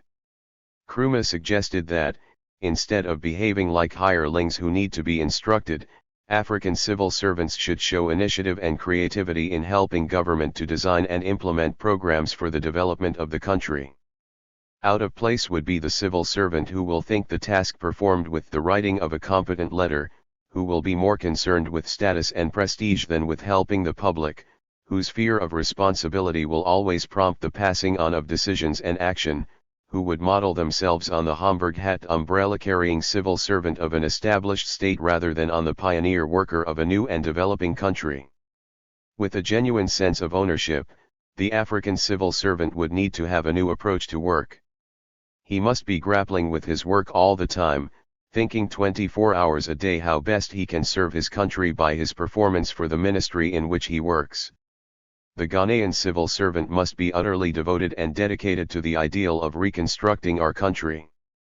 He must show leadership, he must, like his minister, set an example to the people he serves. He must be a pioneer. It is noteworthy that Nkrumah should demand these attitudinal and behavioral qualities not only of the top civil servants but of every civil servant, high or low, and these qualities should manifest in their interactions with every citizen. Indeed, it might be said that the civil servant who serves his fellow citizen or any person on behalf of the state, serves himself, and does so with the sense of ownership that makes self-rule meaningful and real. It is to give the sense of ownership that the next proposition becomes significant. The seventh principle that Nkrumah proposed to give public administration African substance and character is actually what he executed first in his program of Africanization. The personnel of the civil administration must be indigenous, recruited from among the sovereign people, so that, by their loyalty to their own people, they would work in the interest and on behalf of the entire civil society and the country. Thus, the governments are most anxious that the public service should be representative of the country as a whole. One great benefit of a civil service that recruits from the entire national population is that the central implementing agency of the state comes to represent all ethnic groups and segments of the population. The bureaucracy becomes the nation in microcosm, and gives assurance of administrative justice, the conviction that, in appropriating and sharing the national wealth, no section of the population would be marginalized, excluded or victimized. Nkrumah's eighth proposition is that those who serve the country in the civil administration and corporate management must be first-class civil servants. 152. Whose outlook was attuned to our African aspirations. Attuning the minds of officers to the collective aspiration of Ghana and Africa provided the reason for setting up the Ideological Institute of Winneba. Nkrumah wanted the implementers of his national development programs to understand the ideological basis of the government program, especially African socialism and the Pan-African aspirations of Nkrumah. However, rather than unite the civil service and the nation, the Ideological Institute divided. The socialist ideology Nkrumah advocated was a red flag to those who believed in capitalism. What is needed is an education that identifies the highest national values and gives a vision of the ideal society, pursuit of which should drive the ambitions of all citizens. The ninth postulate that Nkrumah proposed to make national administration African is that the national bureaucracy must be decentralized in order to make the wishes of the common man decisive in the consideration of rural problems and programs. He saw that failure to decentralize would not only put distance between the service providers and most citizens and deny access to the majority, but it would also lead to the marginalization of citizens located far from the centers of administration. More importantly, it would deny a large segment of the people participation in decision-making in matters of vital interest to them. All citizens must have equal and equitable access to public services and share in the administration of the nation by their direct participation in decision-making. In Consciencism, Nkrumah further emphasized that when the citizens of a country abdicate responsibility in supervising public business and sharing in decision-making, it creates a dictatorship of the administrative class. His argument was pointed. Ideally, the intention of bureaucracy is to achieve impartiality and eschew the arbitrary. But when a society develops an unwieldy bureaucracy, it has allowed the sphere of the arbitrary to become pathological, and it is itself autocratic. The central bureaucracy, being responsible for the business of the entire state, should not be made to gather all powers to itself and become self-serving, autocratic, and overbearing. It must be accountable to civil society. For reasons of history, more than Nkrumah's own desire to concentrate power in his own hands, decentralization did not represent a sound proposition immediately after independence. Besides his fear that decentralization would break up a state whose internal forces of unity were weak, the basis of decentralization did not immediately exist. The populace remained largely rural, largely uneducated, and greatly traditional. Roads and communication infrastructure was largely absent in most areas. Facilities like schools, hospitals, electricity, and water were absent. The personal, individual, and collective resources of local communities was far from making communities capable of undertaking any form of local development programs. Since the educated 153 class was too small even to manage the business of central government effectively, the state became the main agency with any capacity to manage the vital concerns of the people. The central administrative machine, manned by the educated elites, became the most powerful institution for serving the interest of civil society, and remained the hub of sovereign power and development planning and action. Put together, the ideas that Nkrumah proposed for repositioning, realigning and reforming the civil service to become an instrument of African sovereignty and self-rule seem to offer a possibility of relating the civil to the vision of a free African country, its development objectives, its human and material resources, and, therefore, rebranding the civil service as an African-owned enterprise. In the following segment, I advance the view that with administration not decentralized, and with the professionals and the elites of the civil service greatly limited in numbers, power in post-independence Ghana became concentrated at the center. The hierarchical authority structure of the central administration remained, and the power relationship between the civil bureaucracy and civil society reflects what it was in colonial times. Having emerged as a power elite, bureaucrats continue to behave as civil masters rather than civil servants. Yet, without undergoing any significant structural changes, the civil service has changed in praxis. Run by Africans, embedded in a society of strong and vibrant Africans' cultural traditions, and dealing with the realities of African life, civil administration and corporate management is characterized by practices that show strong African cultural influences. African administrators and corporate executives and workers have adopted and employ many ideas and practices in management that clearly derive from African cultural norms and traditions. Workers' collective bargaining agreements reveal that the cultural obligations and expectations of workers have assumed as much force, and received as much response, as the universal rights claimed by workers. The influence of African culture on management is unmistakable. The change that has occurred represents a definite paradigm shift in administration and corporate management in Ghana. And it is important to explain how the power of the civil service and bureaucracy has persisted and the change in culture of administration and management in Ghana to appreciate the nature of governance in the country. Culture shift in administration and corporate management. How African culture pervades administration and corporate management. 154. Though Nkrumah did not institute a comprehensive program to bring about a transformation in the civil administration and management along the lines of his propositions outlined above, especially about putting culture into administration and management and making administration relevant to African culture, it might be argued that by merely making African officers take over from British officers, he had made inevitable the insertion of African cultural perceptions, norms, attitudes, and patterns of behavior into the administration and management practices of the country. In a bureaucracy or management group dominated by Africans, many elements of African culture have become part of accepted or tolerated practice. English is still the official language, but the language and idiom of communication in any particular context could be a local language. Staff recruitment and employment practices, however objective and rigorous, tend to manifest cultural selection. Though formal relationships are important, relationships among staff would be expressed in traditional cultural terms. General ideas about leadership abound, but leadership style is invariably in African cultural mode, and attitudes to superiors are influenced by indigenous traditional norms. Modes of thought and decision-making would show best practices in African contexts and employ cultural norms. Cultural priorities would influence the choices the worker makes in life.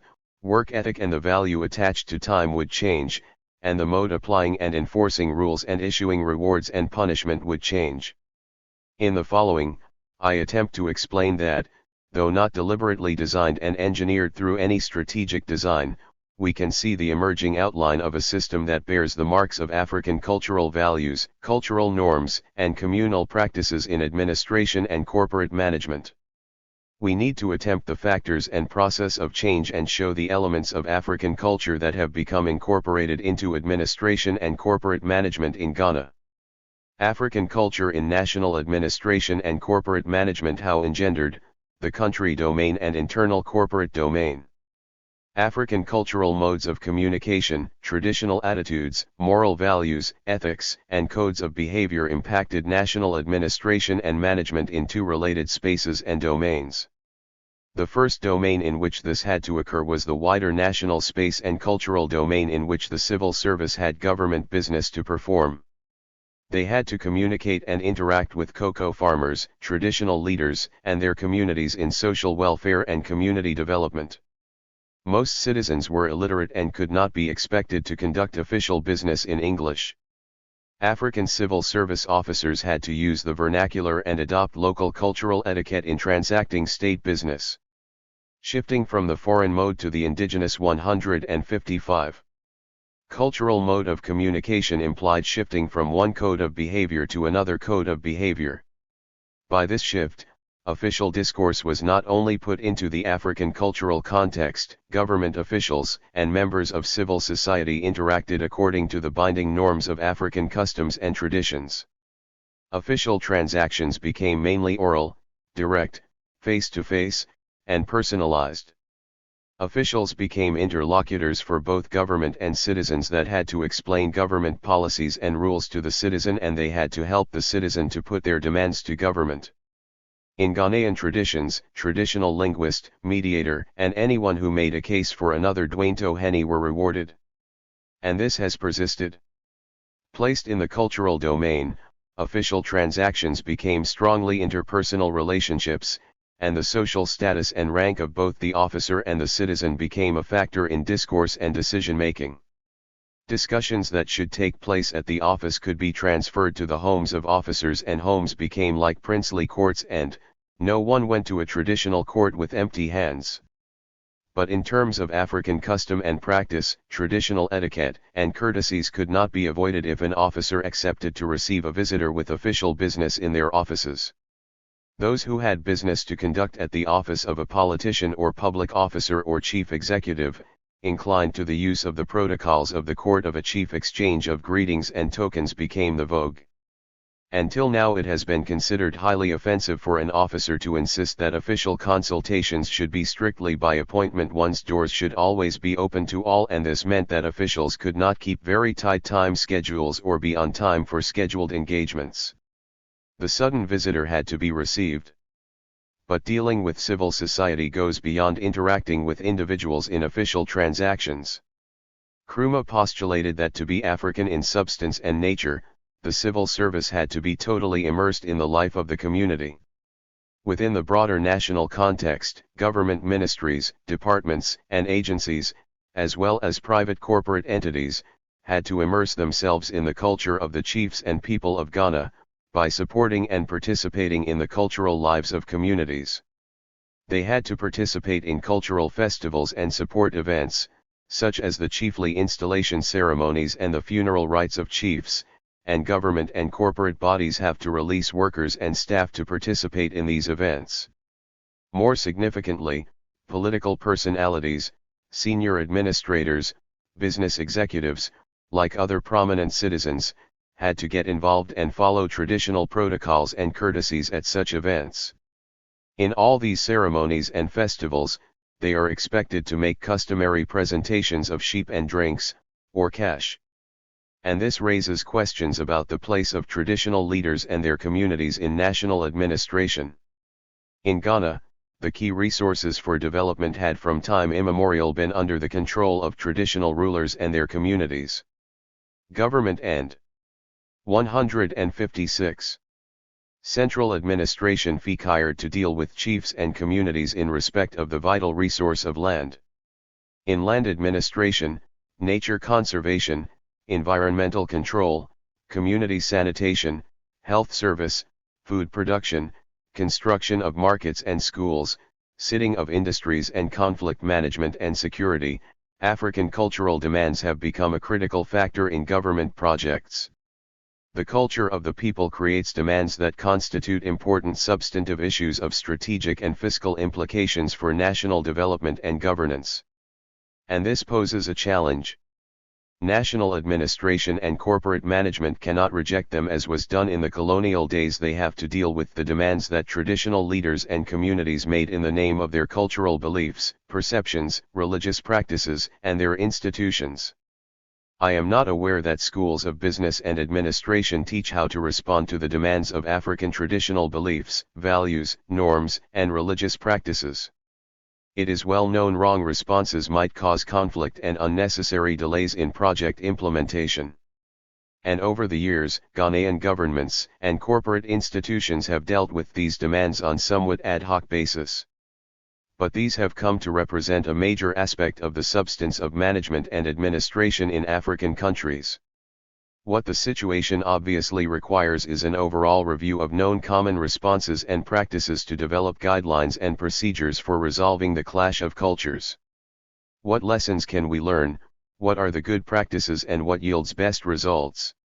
To avoid the arbitrariness, irregularities, and abuses that prevail in the name of giving space to African cultures in national administration and corporate management, we have to posit that there might be an African paradigm of management and administration that is implicit and is waiting to be unveiled. Africanization of internal corporate culture. The second major domain in which African cultural norms and practices have penetrated and changed management and administration is found where Africans have to come together in corporate entities, ministries, departments, private enterprise organizations, civil society groups, religious bodies, and, generally, behave as living communities. It may be observed how elements of traditional African culture have transformed the internal culture of business organizations, state institutions, and public organizations, to the extent of impacting business strategies, productivity, and profitability. Corporate culture seeks to build a sense of community among the management and workers to forge them into effective organic working group capable of sustaining the business of government or the tasks of a corporate entity. Every organization designs regulations about how its members should communicate and relate and interact with other officials and the public in the course of doing official duty. Such regulations are in line with their vision, mission, aims, and objectives. Corporate enterprises and organs of state seek to brand themselves and exhibit their corporate character and personality this way. But set against this formal sanitized corporate construct, another construct develops. Thrown together in the workplace, African staff, diverse in ethnic background, education, religion, and professions, would create a sense of community with values of good human relationships derived from the broadest African cultural traditions and their collective moral consciousness. Working and interacting together, the entire corporate body, a department, agency, or a company or church, evolve a natural culture to define themselves and act together.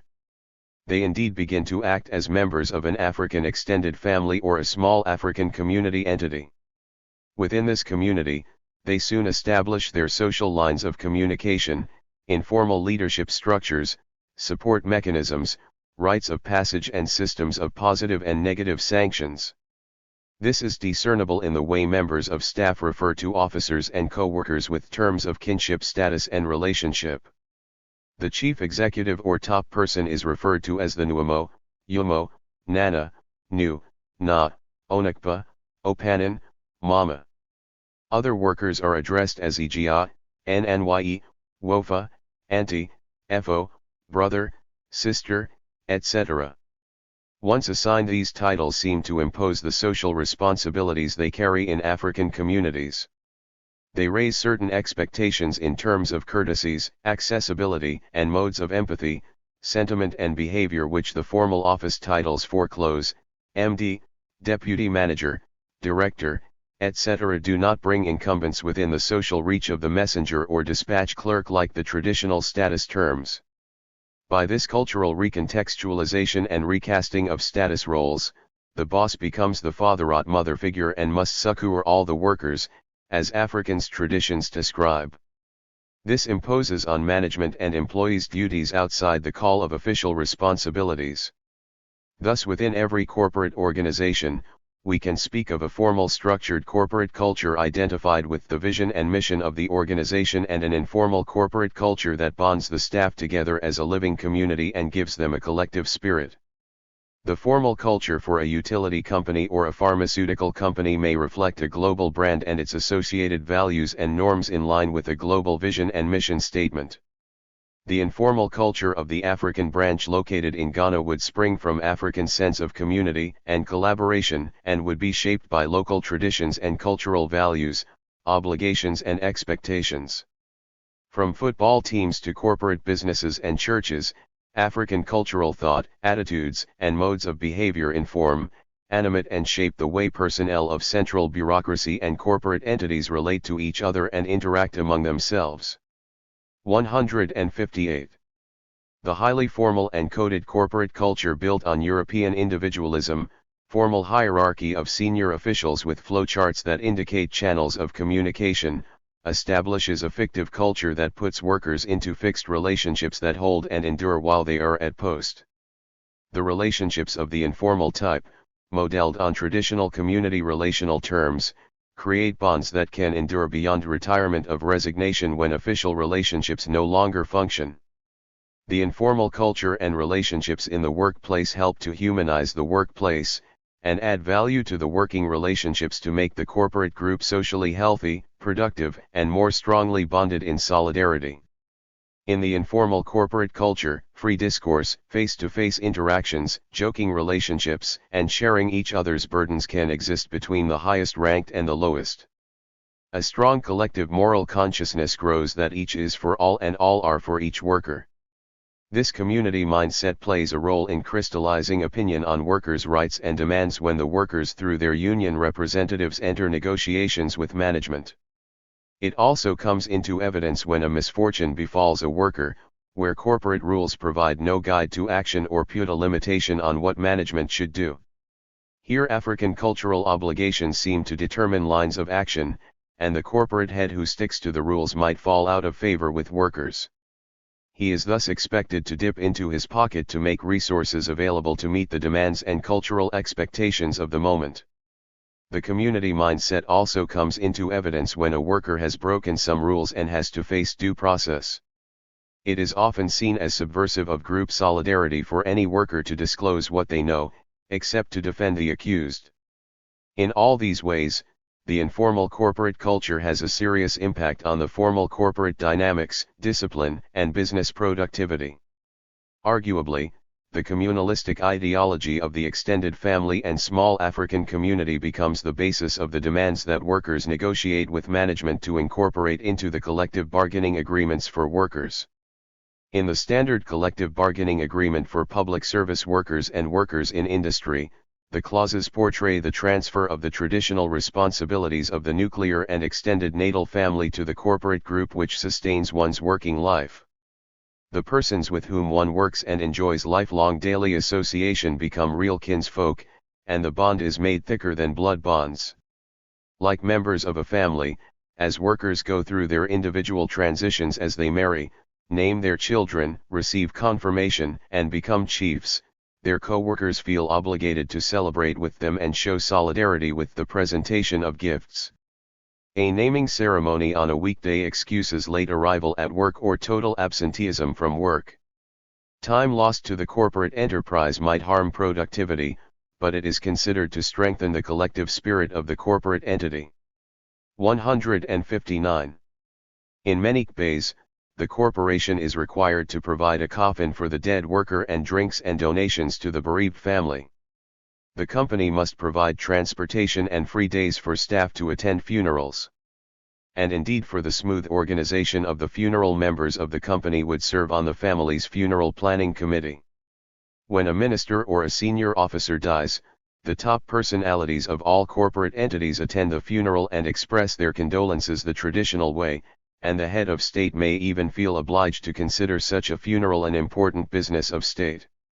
Clearly, since all ethnic groups take funerals as a serious communal affair and many communities suspend productive activities for easy, the entire nation is blind to the impact of funerals on national productivity, and no one questions when participation in funerals became part of the business of a corporate enterprise, of state, or of even foreign enterprises in Ghana.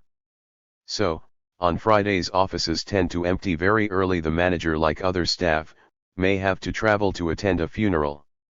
On Mondays, Work in offices pick pace very slowly because the top officers ate late to work because of the funeral he attended, and, like the boss, the other staff are taking time to recover from the fatigue of funeral celebrations or from their all-night prayer sessions over the weekend.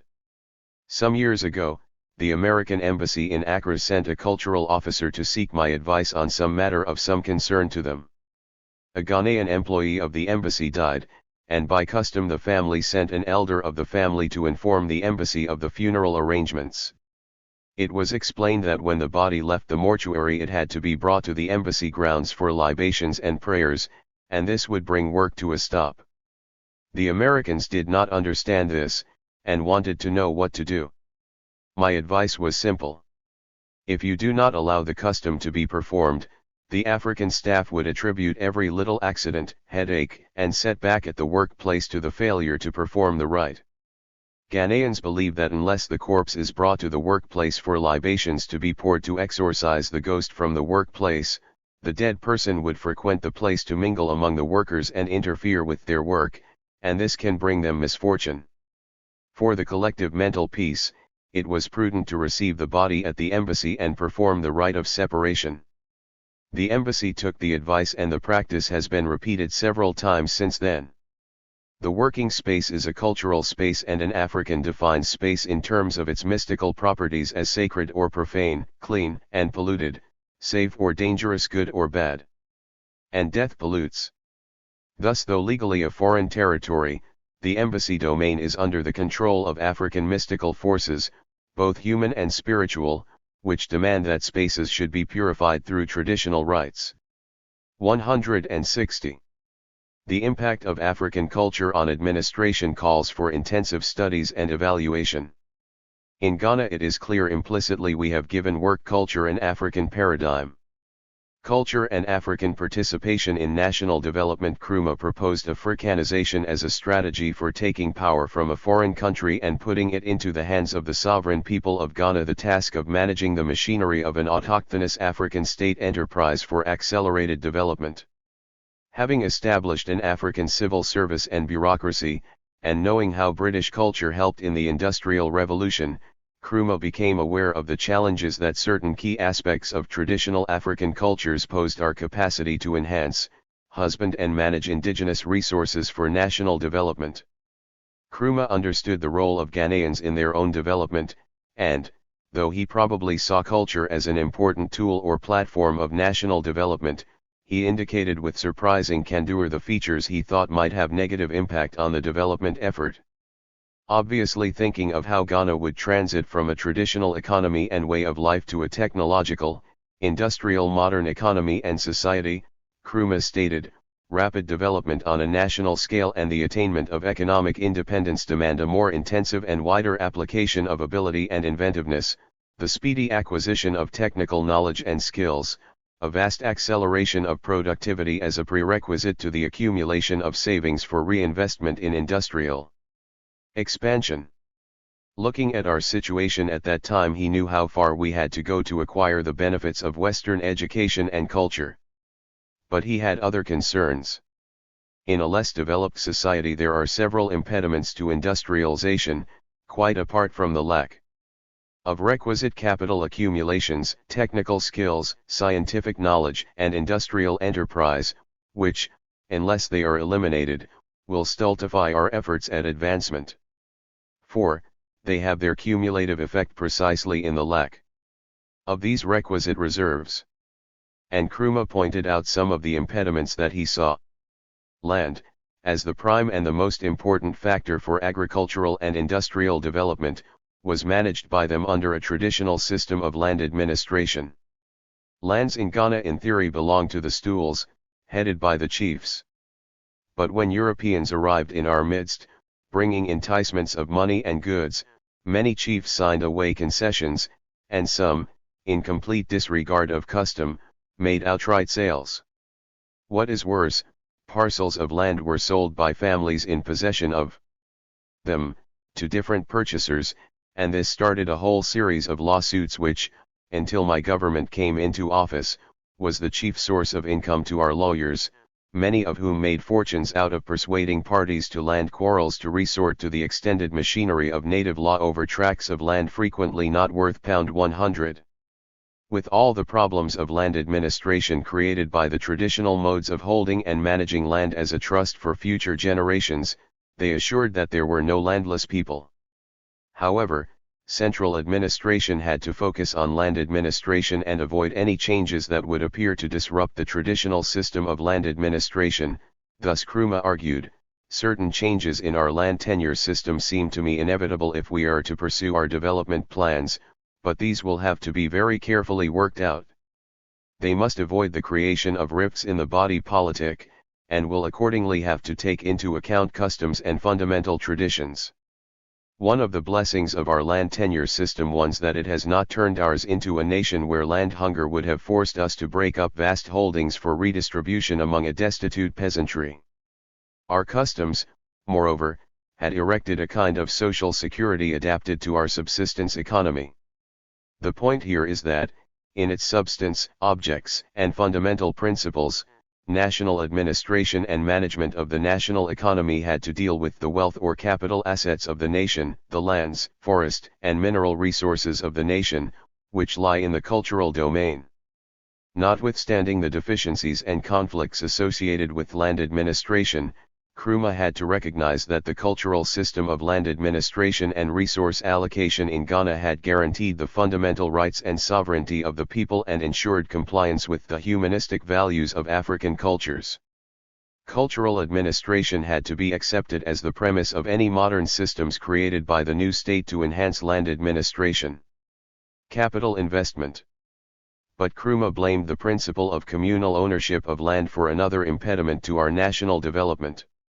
Observing that Ghana had to seek capital investment abroad, he wrote, "There has not been developed in Africa even that bourgeois accumulation of wealth based upon land holding, trade, commerce and industry which has arisen to some extent in some unadvanced countries in Asia, let alone the accumulation out of which Europe financed its industrial revolution.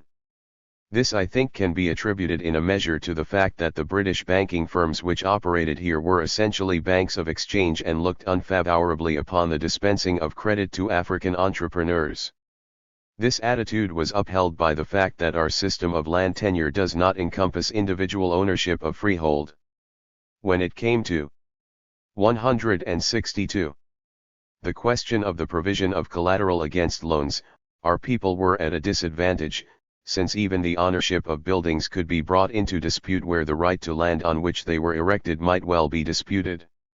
With his focus on economic development and social transformation and, obviously, with the African workforce in mind, Nkrumah related our poor work habits, weak sense of individual responsibility and our general inability to amass wealth or capital land obviously excluded to our traditional communal way of life, and cited such key features of African culture as the extended family, polygamy, and rules of inheritance, and the practice of gift-giving.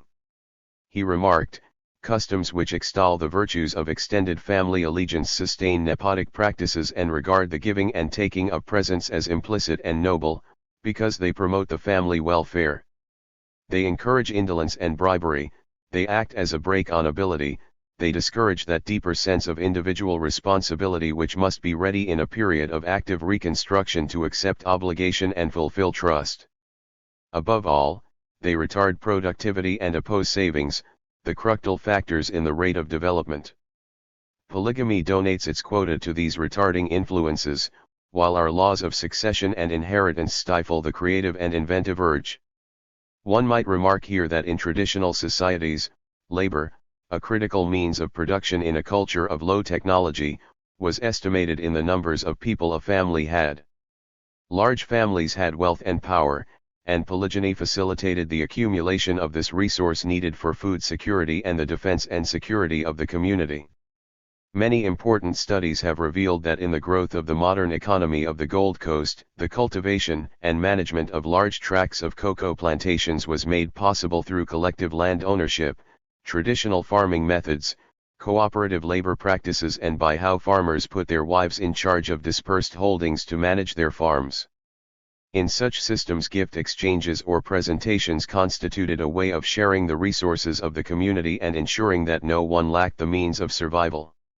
Though some gifts were prohibited, gifts to a married woman, or gifts hidden under a mat because their purpose could not bear public scrutiny, were considered evil in motive. People whose hands were soft were praised above men whose hands were hard. In cultures where sharing and generosity are considered among the highest virtues, thrift does not receive high praise.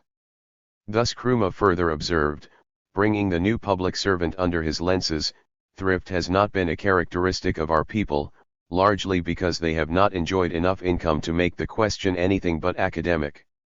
How to instill a need to spend and save wisely among them has become a major preoccupation now that they are beginning to enjoy higher incomes and the taste for amenities. R. Chapter 4. Africanists and Kwame Nkrumah 163. Jamali system actually discourages family heads from saving, for the system, in effect, penalizes the man with initiative in favor of the lazy and the weak. The indigent members of the family live upon the more fortunate ones. A praiseworthy and useful practice in the past, more or less stagnant society based on subsistence farming, it acts today as a brake upon ambition and drive. At the present time, the man who makes a reasonable living finds his money eaten up by his relatives, so that he simply cannot meet his personal obligations, let alone save anything. But save we must, if we are to build the hard reserves of capital necessary for our development. Expenditure incurred on traditional festivals, weddings, and funerals. Nkrumah found to be other reasons why Africans could not save and accumulate capital for investment. He wrote, "As far as the national economy in an underdeveloped country is concerned, savings converted into ornaments and squandered in celebrating religious festivals, in extravagant wedding and funeral expenses, are as much lost as though they were thrown into the sea." Tribal society, counting little but sunrise, sunset, and the moon's apogee, welcomed these festui breaks in the monotony of passing days, and has carried over the customs into the present, where another more stirring philosophy needs to induce industriousness and thrift. What more stirring philosophy can replace it? The Islamic religion with its simple rules about death and burial provides a good example for other faiths and cultures, and it makes economic sense. But the traditional African belief sutro undying death and the afterworld appear entrenched, and the chiefs and community leaders who should push for change are more a part of the problem than part of the solution. When a big chief dies, there must be several days of pageantry. The funeral of a wealthy or eminent person must be celebrated with extravagant pomp and conspicuous consumption. Religious leaders like to associate with such funerals, and their appeals for modesty are not heeded.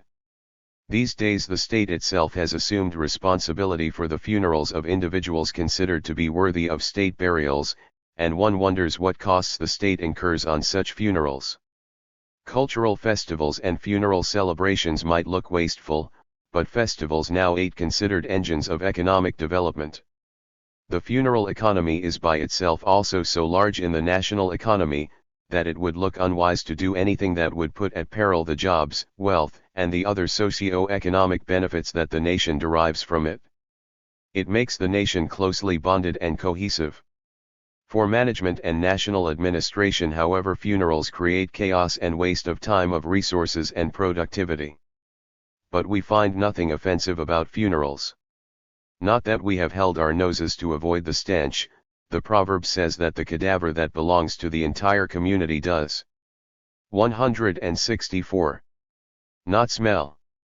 And one has to remember that, in Ghana, when a ban has been put on political activities, political groups have kept up together and kept alive their party networks and traditional by moving around the country to celebrate funerals. Finally, Nkrumah observed that in all these celebrations we engross ourselves in debt, because often people live beyond their means attempting to imitate the lifestyle of others. Side by side with the family hindrance to saving, there has been a real and developing increase in expenditure upon a vast miscellany of imported goods.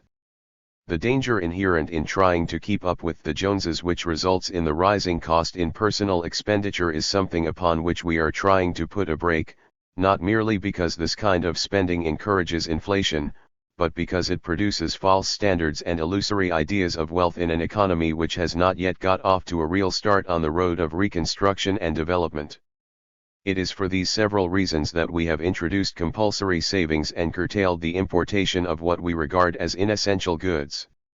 Nkrumah's sweeping observations on the influence of African culture on people and on management and public administration in the country he considered had committed to establishing a model of administration that would give confidence that Africans could manage their own affairs, clearly indicates that he was aware that there would be cultural pressures that would put a strain on persons in public office and, indeed, shape the character and performance of public institutions when Africans took up the management of their country. What his comments also underscore is that the substantive issues that public administration has to deal with are found in our culture and traditions. We should recognize in these circumstances that Western methods of management and administration cannot be entirely suited to the African situation. And, it calls for the recognition that we need norms and practices in management and administration that identify the positive aspects of African culture and traditional norms that would facilitate African and national development when applied in the context of the modern state and in corporate enterprises. Summary and conclusion. To Nkrumah, Africanization was a strategy born of the need to open the way for Ghanaians to become key players in the civil service and public administration in a way unseen under colonial rule. And he considered it a necessary first step for the effective transfer of power from the British Crown to the people of the Gold Coast. While his main target was to put African officers in charge of the central machinery of government, Nkrumah insisted that, unless powerful corporate bodies and institutions like the churches, commercial and industrial organizations also undertook Africanization, Africans would not have full and effective control over their lives when granted. Chapter 4. Africanists and Kwame Nkrumah 165. Independence. Africanization had to be total and comprehensive in scope, and embrace all bodies in all domains of national life. But Nkrumah now extended the meaning of Africanization. The conversion that occurs when a colonial people become a sovereign entity had to engender a categorical change in the civil service. The organization and business model of the civil service needed to undergo a paradigm shift. No longer an instrument of British colonialism, the civil service needed to change its corporate vision and mission, and consequently, its functions, ethics, code of operation and attitude and mental orientation to serve the aspirations of the people of Ghana. And Nkrumah made reconstruction and rebranding of the system of central administration to make it an instrument of African self-rule, the second imperative of Africanization.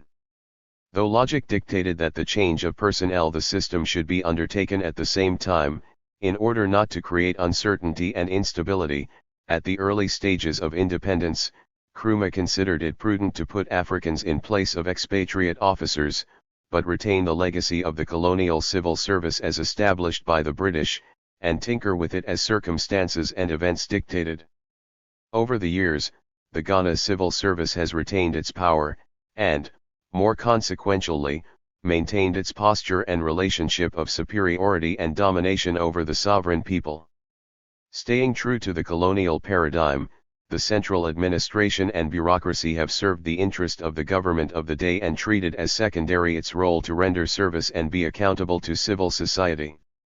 I have argued above that, the Ghanaian civil service and bureaucracy has since independence undergone a significant change in praxis. The civil service now has many management and administrative practices that reflect the influence of many common aspects of traditional cultures in Ghana. Officials act and make decisions influenced by African traditional values, attitudes, and cultural expectations, and the ethos, labor practices, and discipline in the service is generally perceived to have suffered. I believe I have demonstrated that there is implicit in the civil service a paradigm shift. In terms of corporate management, issues like recruitment, management-worker relationships, leadership style, and the exercise of authority, management of workplace conflicts, use of corporate resources, time use and the enforcement of rules and discipline tend to be placed in the frame of traditional culture, and management and administration decisions anticipate and make concessions to traditional cultural demands. Management in the African context now involves anticipation and consideration of individual and collective cultural expectations of all stakeholders: workers, business leaders, communities, traditional authorities, investors, the media, and all political bodies. 166. Most significantly, members of every corporate entity see themselves as a living cultural community and adopt the values and norms of an extended family, and the evidence that workers use the rights and obligations of the extended family, which is a corporate, land and property owning entity, to negotiate many elements of their collective bargaining agreements. Indeed, in Ghana the corporate group of workers and managements of various institutions operate as a substitute or an extension of a worker's extended natural family. While recognizing the many internal contradictions and anomalies that exist in modern management and administration in Ghana, in the collision of two layers of culture, the British legacy and the African, it is worthy of note that Africanization has engendered a distinctive, well-established brand or model of corporate management and public administration, and it is important to discover and formulate its norms and best practices. Nkrumah charged Ghana Institute of Management and Public Administration, GIMPA, to make an effort to discover for Africa culture-derived principles of management and administration that can give African countries assurance of good and effective governance for accelerated national and continental development. I am not aware that this demand has been pursued. But it is now urgent. The search for the African paradigm or paradigms must be multidisciplinary and interdisciplinary. It cannot be left to administrators and corporate managers alone, and it cannot also be confined to schools of management and administration. Intellectuals and professionals who move from academia into national administration and management, as well as those who move from national administration and management into academia, should bear a special responsibility to share their experiences and reflections, and facilitate the establishment of guidelines to iron out the quirks and abuses in management and administration in Africa. The African administrative model needs to have its conventions, good practices, best norms, and principles clearly stated. Bibliography. Asante, Kwasi. The Precus Prisoners. Tokyo. Onishi Printing Company. Buaha, F.K. A History of Ghana, Oxford. Macmillan, Buaha, F.K. Government in West Africa. Accra. Reed White and Fabs. Hagan, G.P. Nkrumah's Cultural Policy. In Kwame Aran. The Life and Work of Kwame Nkrumah. Accra. Sedco. Nkrumah, Kwame. Africa Must Unite. Heinemann Educational Books. Nkrumah, Kwame. Consciencism, Heinemann Educational Books. Passes Ses I Speak of Freedom. Panafocase. 167. The Road to Kwame Nkrumah is Pan-Africanism. By Joseph E. Holloway. The road to Kwame Nkrumah started with the early Pan-Africanists and black nationalists in North America during the 17th and 18th centuries as of an African identity movement. This early black identity movement revealed how African Americans struggled to maintain contact with their African ancestry and African identification with a homeland, whether real or imaginary. How this homeland identity brought meaning and form in the shaping of the North American diaspora, gave rise to Kwame Nkrumah, who created the first Pan-African state in Ghana in 1957. Kwame Nkrumah was part of this historical movement that was born and matured in the North American and the West Indian diaspora, beginning with the arrival of the first enslaved Africans to the New World, which were represented by numerous Africans from the Gold Coast. 19th century diasporian Africans such as Prince Hall, Paul Cuff, Martin Delaney, Robert Campbell, Bishop Henry McNeill Turner, Edward Blitten, Alexander Crummell, and continental African like Casey Hayford, struggled to maintain their identity with Africa as a homeland, but found it increasingly difficult because of slavery, racism, and colonialism. Prince Hall. It is believed that Prince Hall was born free in British West Indies, and that his father, Thomas Prince Hall, was an Englishman and his mother a free black woman of French extraction. In 1773, he acquired property in Boston and was qualified to vote, and became a minister in the African Methodist Episcopal Church.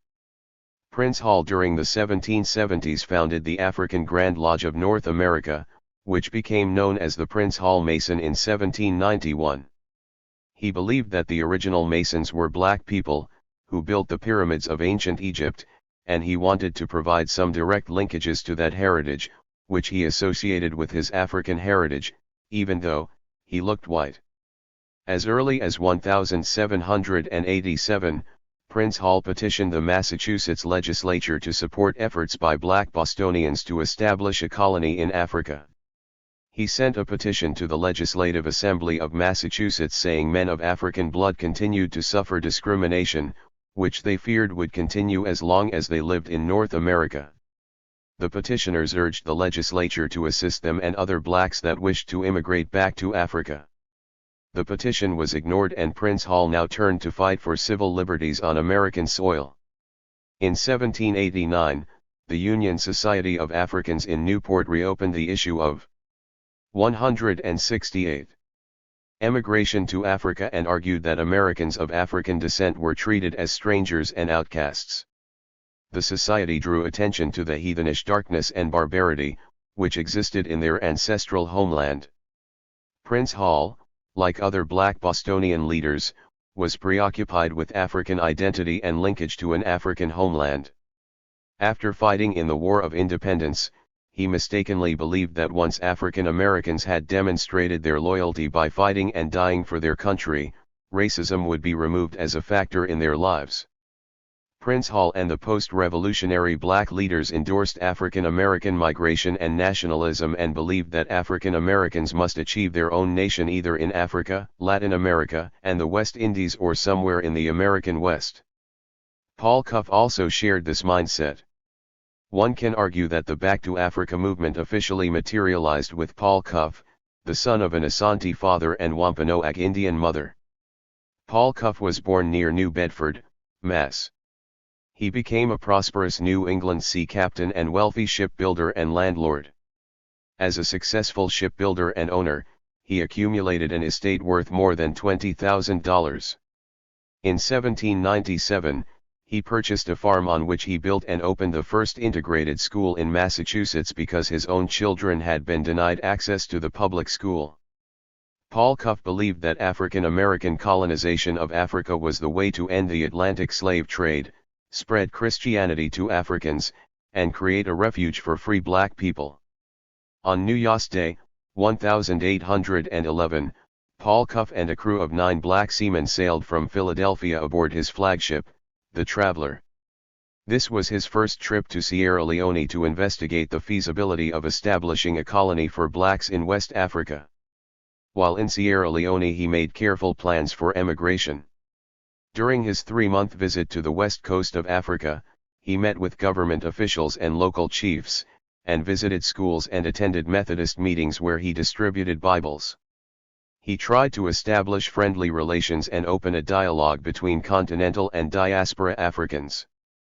As an example of his good faith, he purchased a house in Freetown, which symbolically was to signal his return.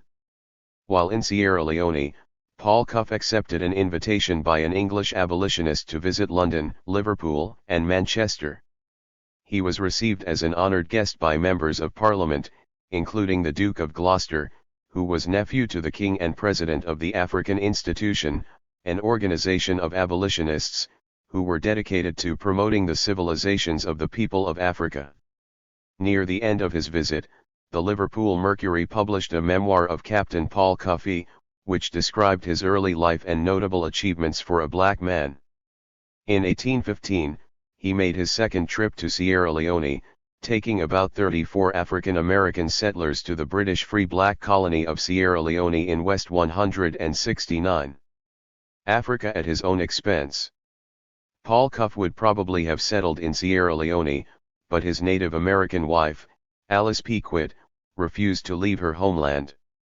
Upon his return to America, he urged descendants of Africans in Baltimore, Boston, New York, Philadelphia, and Westport to support colonization in Africa. Paul Cuff had planned more trips to Africa, but his health failed and he died in 1816, ending the first black initiative for migration, but his plan was picked up by the American Colonization Society in 1817.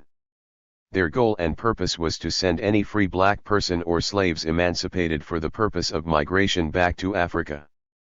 The emigration of Africans emancipated was supported by both missionaries and slave holders. The American Colonization Society bore the main responsibility for organizing and funding the project. Southerners supported emigration to Africa in order to get rid of the free black population whom they believed represented a major threat to the institution of slavery. For the best of reasons and the worst of reasons, they supported African emigration. Numerous African societies began to grow because early Boston was the center of the black world in North America. Traditional African culture had a series of balances to help people in need. The black community in Boston modeled on African institutions which had created mutual aid societies. They provided for members' burial and medical expenses, and supported the widows and children. In 1780, Newport, Rhode Island, organized the first black mutual aid society. In 1787, Richard Allen and Absalom Jones established the Free African Society in Philadelphia. From the 18th century through the first third of the 19th century, black religious and educational organizations used the prefix African in their names, providing a sense of cultural integrity and a link to their African heritage. The first black religious organization established in Savannah in 1787 was the First African Baptist Church. The second oldest black denomination in North America, founded in 1787, was the African Methodist Episcopal. In 1806, blacks constructed the first African meeting house in Boston. Other educational and political organizations included the African Free School and the Sons of Africa. The first mutual beneficial societies that had direct roots in African secret societies called themselves African as late as 1841. One such society was the New York African Society for Mutual Relief. The idea of Africa was so important to African Americans that it would continue to be used by them as their preferred term for identification until the American Colonization Society had adopted this plan. This preference would dominate the black experience until 1817, when the American Colonization Society was established to send free blacks back to Africa. As a result, the black elite began to distance themselves from any identification with Africa out of fear that they would be deported back to Africa. 170. Martin Delany. Martin Delany, writing in the 1850s, clearly saw the solidarity of race as a unifying factor in the black diaspora and tried to make a direct connection with diasporic Africans and their descendants in the New World. His travel to Africa in 1860 was to explore a homeland for black Americans. Delany was born in the southern United States, moved to Pennsylvania in his youth, and was the first black American to enter medical school at Harvard. He was forced to leave before completing his studies because white students refused to work alongside him. Martin Delany became a medical doctor by apprenticeship and was otherwise a journalist, novelist, explorer, anthropologist, and military officer during the Civil War. Delany believed that African Americans should control their own destiny. He stressed strong identification with Africa as a homeland and wanted black people to become independent from the white majority, and to depend on their own resources in order to elevate themselves and their culture. Delany at first believed that African Americans could work within the system in order to transform it. The dominant society demanded cultural acculturation and the adopting of the white man ways. Martin Delany would emerge after the Civil War as the new leader of the black homeland identity movement. Prior to the Civil War, African Americans still believed that it was possible to have a connection with a historic homeland and an adopted homeland. Delany became active in the Pittsburgh Anti-Slavery Society and worked in the Underground Railroad helping enslaved Africans escape bondage. He settled down and married Catherine Richard, the daughter of a well-to-do black butcher. He named all his children after black historic figures: Toussaint L'Ouverture, Alexander Dumas, Ramses II, Saint Cyprian, Faustin Soulouque, Charles L. Redmond, and their daughter, Ethiopia Halle. Delany's writings in the 1850s clearly reveal the mixture of the motives and methods that characterized early black nationalism. He wanted to end slavery, and to put black people into a position to be eligible for citizenship. He also looked toward Africa as the hope and promise where African Americans could produce cotton, he hoped, and would undercut the economy of the American South. He sought to build black nations, and he wanted to build black business enterprise. In his words, Africa, to become regenerated, must have a national character, and her position among the existing nations of the earth will depend mainly upon the high standards she holds compared to them in her moral, religious, social, political, and commercial relations. Delaney argued that a black nation should be built with black resources only. Other blacks held similar views. Edward W. Blyden and Alexander Crummell emigrated to Liberia as a place to start the advancement of black nationhood. 171. Africanus Horton attempted to build black nationhood from his base in his native Sierra Leone. In 1852, Delaney published The Condition, Elevation, Emigration, and Destiny of the Colored People of the United States, in which he articulated his views on black nationalism. Only in a country without white people could black people flourish. We are a nation within a nation.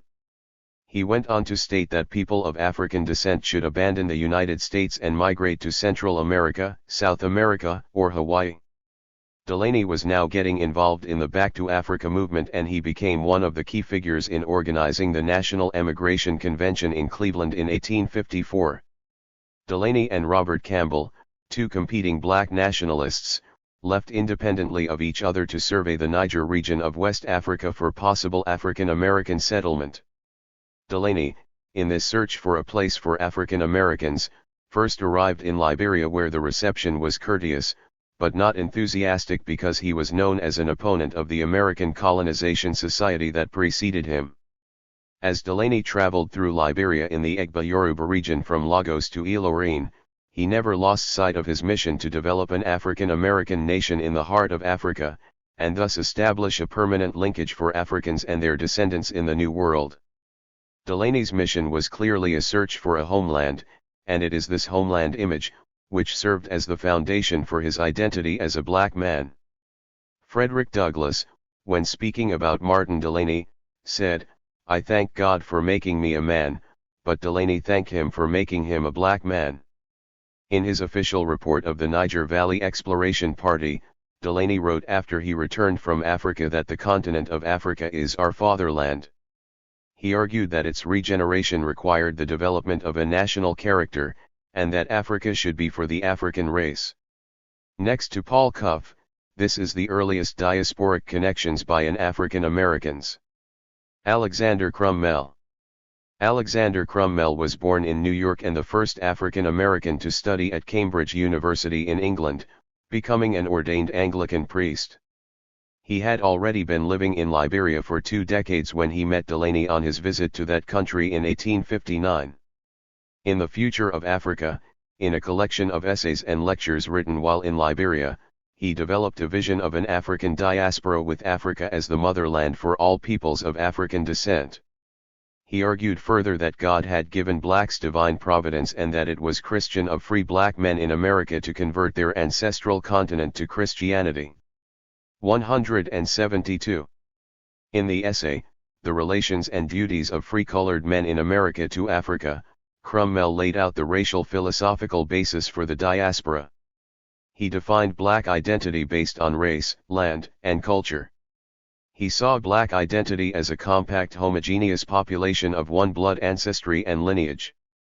Throughout the Civil War, the African identification with the homeland continued. African Americans believed that the war had removed most obstacles for black achievement. Martin Delaney's homeland identity movement was a failure because the times had changed with the end of the Civil War. The majority of African American and West Indian migration to West Africa occurred before the Civil War. One cannot dismiss this movement as inconsequential because thousands of African Americans heard Delaney's call and emigrated from the Western Hemisphere to Liberia, Sierra Leone, and the Niger River area. Delaney demonstrated the importance of a homeland in building self-esteem for Africans in the diaspora. Edward Wilmot Blyden.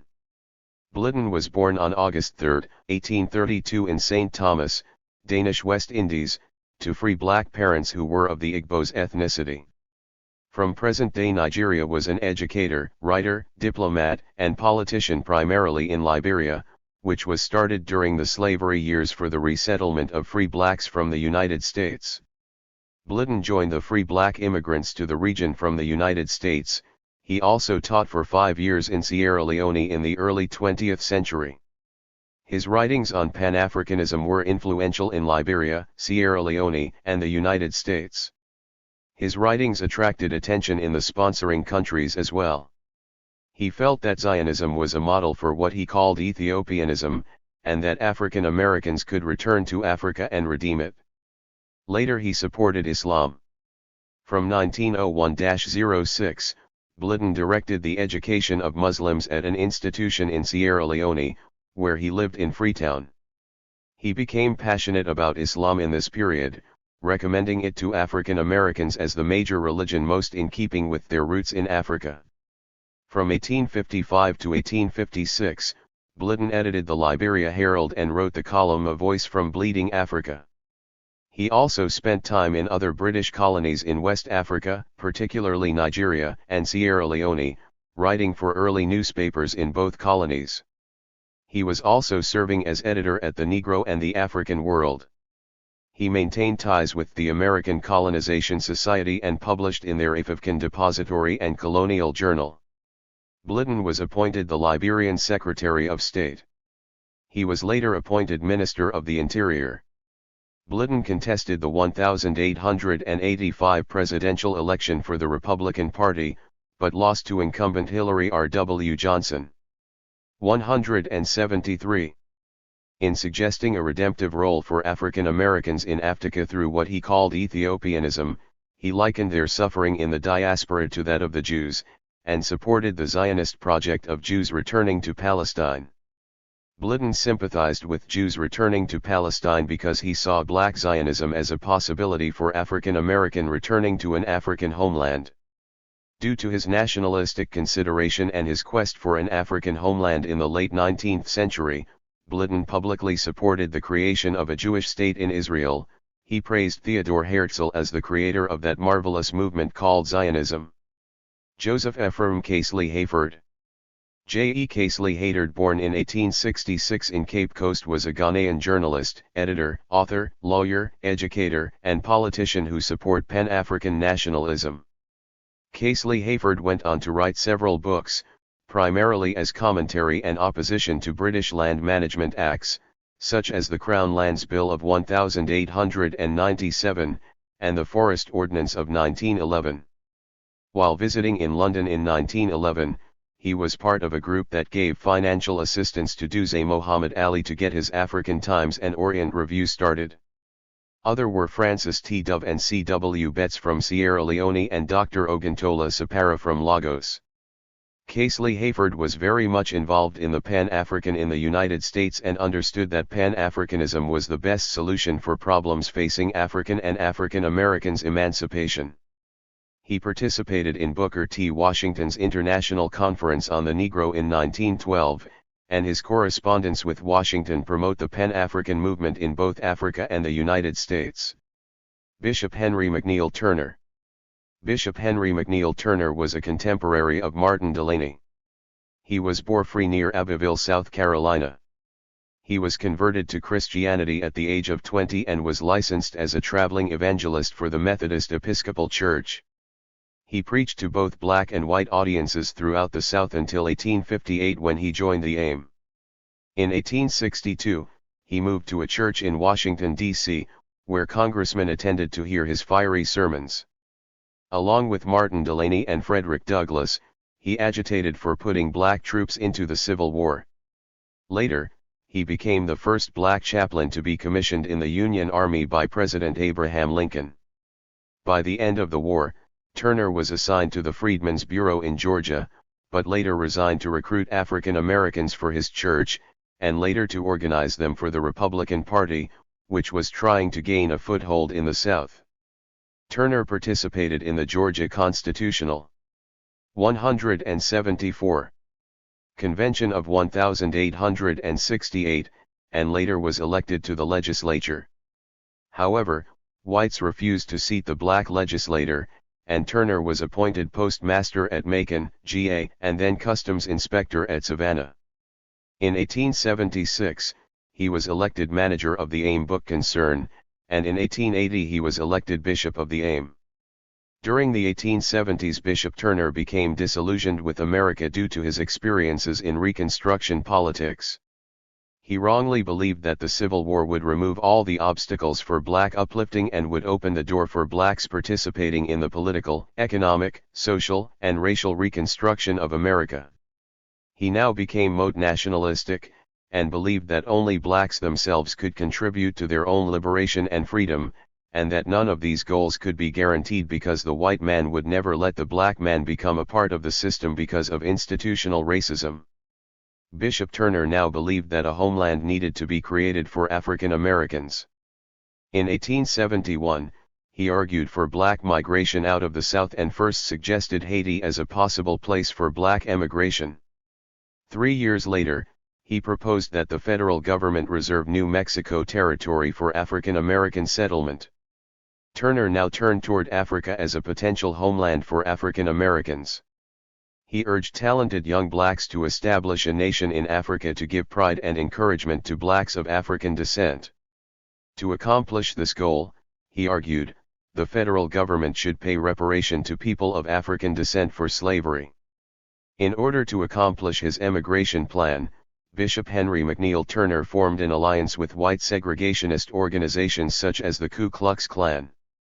For him, this move was not contradictory with his ideology because both groups wanted the same thing: the removal of blacks from the United States. In 1878, Turner became the vice president of the white-dominated American Colonization Society, whose purpose was to provide free passage to any African American who would leave the United States. Turner believed that emigration to Africa was the best opportunity for blacks to prosper and advance. Bishop Henry McNeill Turner also fought for social justice. In 1883, when the United States Supreme Court ruled that the Civil Rights Act of 1875, forbidding discrimination in hotels, trains, and other public places, was unconstitutional, Turner was incensed. The world has never witnessed such barbarous laws entailed upon us free people as have grown out of the decision of the United States Supreme Court, issued October 15, 1883. For that decision, authorized and now sustains all the unjust discrimination, proscription, and robberies perpetrated by public carriers upon millions of the nation's most loyal defenders.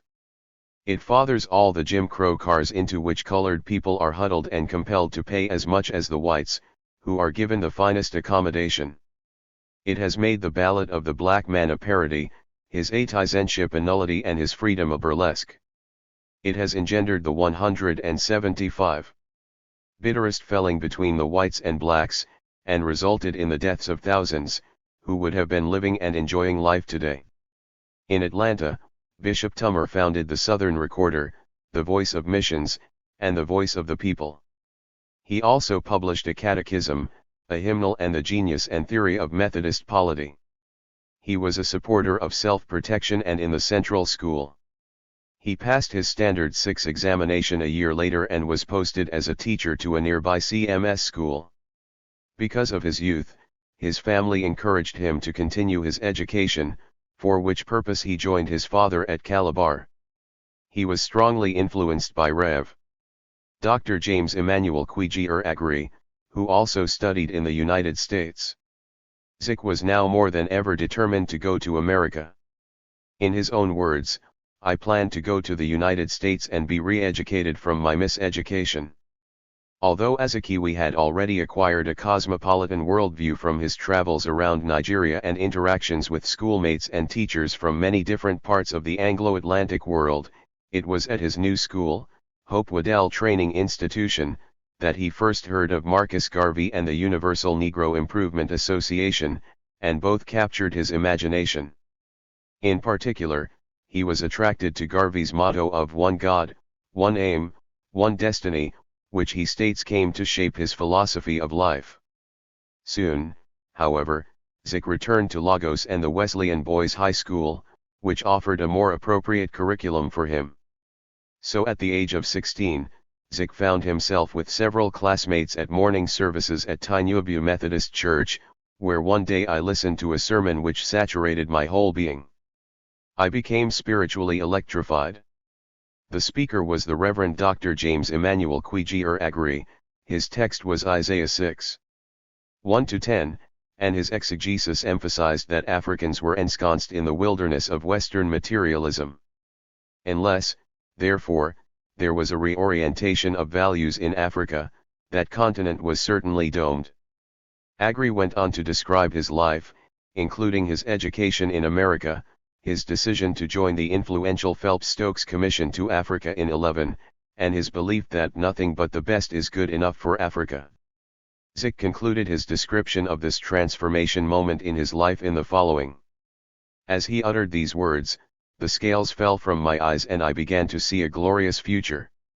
His sermon ended in words like these: "TFI, one of you, could go to the New World, and make a man of myself, then you can too. May God help you. Amen." The following day, Agri visited the Wesleyan Boys High School, where, Zik tells us, had the distinction to be the recipient of a gift of a book from him. The book was Negro Education, a study of the private and higher schools for colored people in the United States, a major publication of the same Phelps-Stokes Fund that had funded the commission of which Agri was a part. Azikiwe tells us that for the next 5 years it was my constant companion. In fact, I owe my higher education to this book, for it was through the information I gleaned from it that I was enabled to make the necessary contacts for my education in America. 180. Kwame Nkrumah was born in 1875 to the Fanti ruling family of Anamabu, the Gold Coast, modern Ghana. He left West Africa in 1898 for the United States at the urging of an American-educated Ames Ione bishop from Barbados. He was educated at the principal Ames Ione Institution of Higher Education, Livingstone College in Salisbury, North Carolina, obtaining both BA and DD degrees. Marrying an African-American woman, Agri remained in the United States, ministering to African Americans and teaching at various colleges, until his 2 trips to Africa as part of the Phelps-Stokes Commission prompted him to return in 15 to the Gold Coast, where he helped the British colonial administration establish Achimota College, the forerunner of higher education in Ghana. He died shortly after his return to New York to complete his PhD at Columbia University in 1927. Agiri became the inspiration for the first generation of colonial Africans to travel and study in North America and to rediscover and redefine their Africanism in light of their American experience, which set in motion the embryonic beginnings and the birth of the African diaspora. Azikiwe, at the urging of his father, took and passed the Nigerian civil service examination, which led to his spending a very unhappy few years at the Treasury. He hated the regimentation of the civil service and the restriction of opportunities for Africans. Further, education, he believed, was the way out. He randomly selected Howard University as his choice. Funding was not available at Howard, however, and after much correspondence and a very circuitous route, he ended up at Storer College in Harpers Ferry, West Virginia, a place of little historical significance. He notes in his autobiography that he was especially appreciative of the philanthropic spirit of American educators, who were so sympathetic to the aspiration of African youth for higher education in America. After 2 years at Storer, Nnamdi Azikiwe subsequently studied at Howard University in Washington, D.C., but the financial and personal problems that had plagued him since arriving in America forced him to withdraw before graduating. Finally, he completed his senior year at Lincoln University, in Southeast Pennsylvania, graduating with his BA in 1930. Before returning to West Africa in 1934, Zik also completed MA degrees at both Lincoln and the University of Pennsylvania. Azikiwe's autobiography and some collected speeches give us a clear and detailed picture of his view of the United States.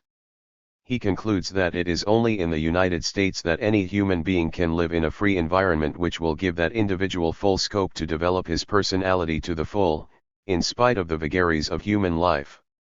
He returned many times to the U.S., but on no occasion were his remarks more significant than his address at the 50th anniversary celebration of the NAC, at the Polo Grounds in New York City, on July 15.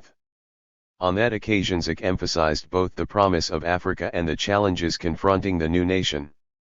The greatest of these, he asserted, is to raise the standard of 181 living of our people, and it is in this connection, in particular, that we of Africa seek the cooperation of citizens of African descent in the United States of America.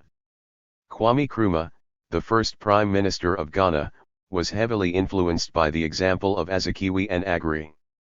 Kwame Nkrumah followed a familiar path through the educational opportunities available in the rural Gold Coast at that time. After completing his primary education at Hafasini, where his parents had moved when he was 3, he became a student teacher. In 1926, he was recruited from Hafasini for teacher training by the principal of the Government Training College at Accra. This marks a turning point in my life, for in the following year I came to his college, a raw youth bewildered at first by city life and, like most boys who leave home for boarding school, thoroughly homesick, he wrote. A year later, Achimota College opened, where Nkrumah was among the first group of teachers to be trained, and Agri was vice principal and first African member of staff. To me he seemed the most remarkable man I had ever met, and I had the deepest affection for him. It was through him that my nationalism was first aroused. Agri's death in 1927 was a shock to the young Nkrumah, especially as it followed the death of his father only a year previously. It should come as no surprise, then, that Nkrumah declared, "It was because of my great admiration for Agri, both as a man and a scholar, that I first formed the idea of furthering my studies in the United States of America." During his third year at Achimota, Nkrumah played the lead role in a school drama called Kofi Goes Abroad, perhaps foreshadowing his own ultimate journey. Upon graduation in 1930, he assumed a teaching position for the Roman Catholic Church at Elmina, although he remained determined to study in America. The following year he became head teacher at Axim and studied to prepare for the London matriculation examination. He next taught at Amaseno, near Elmina, but he was still eager to continue his education in America. In the words of Nkrumah, my nationalism was also revived at about that time through articles written in the African Morning Post by Nnamdi Azikiwe, who was himself a graduate from an American university, and when I had first met him after he had addressed a meeting of the Gold Coast Teachers Association some years earlier in Accra, I had been greatly impressed by him and had been more determined than ever to go to America. In 1935, Nkrumah decided to leave for America, although he had little funding available. He was headed to Lincoln University, where Zik had studied and with which he had already corresponded. Despite financial difficulties, Nkrumah graduated from Lincoln in 1939 with his B.A., and earned a Bachelor's of Theology from there in 1942. In that same year, he also received a Master of Science in Education from the 182 University of Pennsylvania. A year later, he earned a M.A., as well, from Penn State.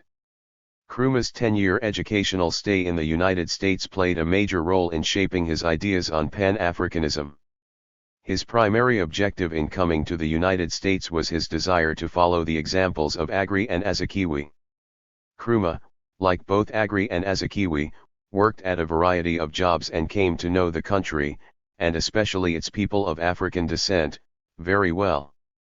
While in America, he immediately became politically, socially, and economically involved with the African American community. Also, he saw the hypocrisy that existed in American racism. His experience of being black in America led him to become more radical and militant against these injustices, including colonial rule in Africa, which he saw as racist in nature and reminded him of the colonial experience in Ghana. While in the United States, Nkrumah was introduced to the ideas of some of the world's great thinkers: Hegel, Marx, Lenin, Booker T. Washington, W.E.B. Du Bois and Marcus Garvey. He read widely.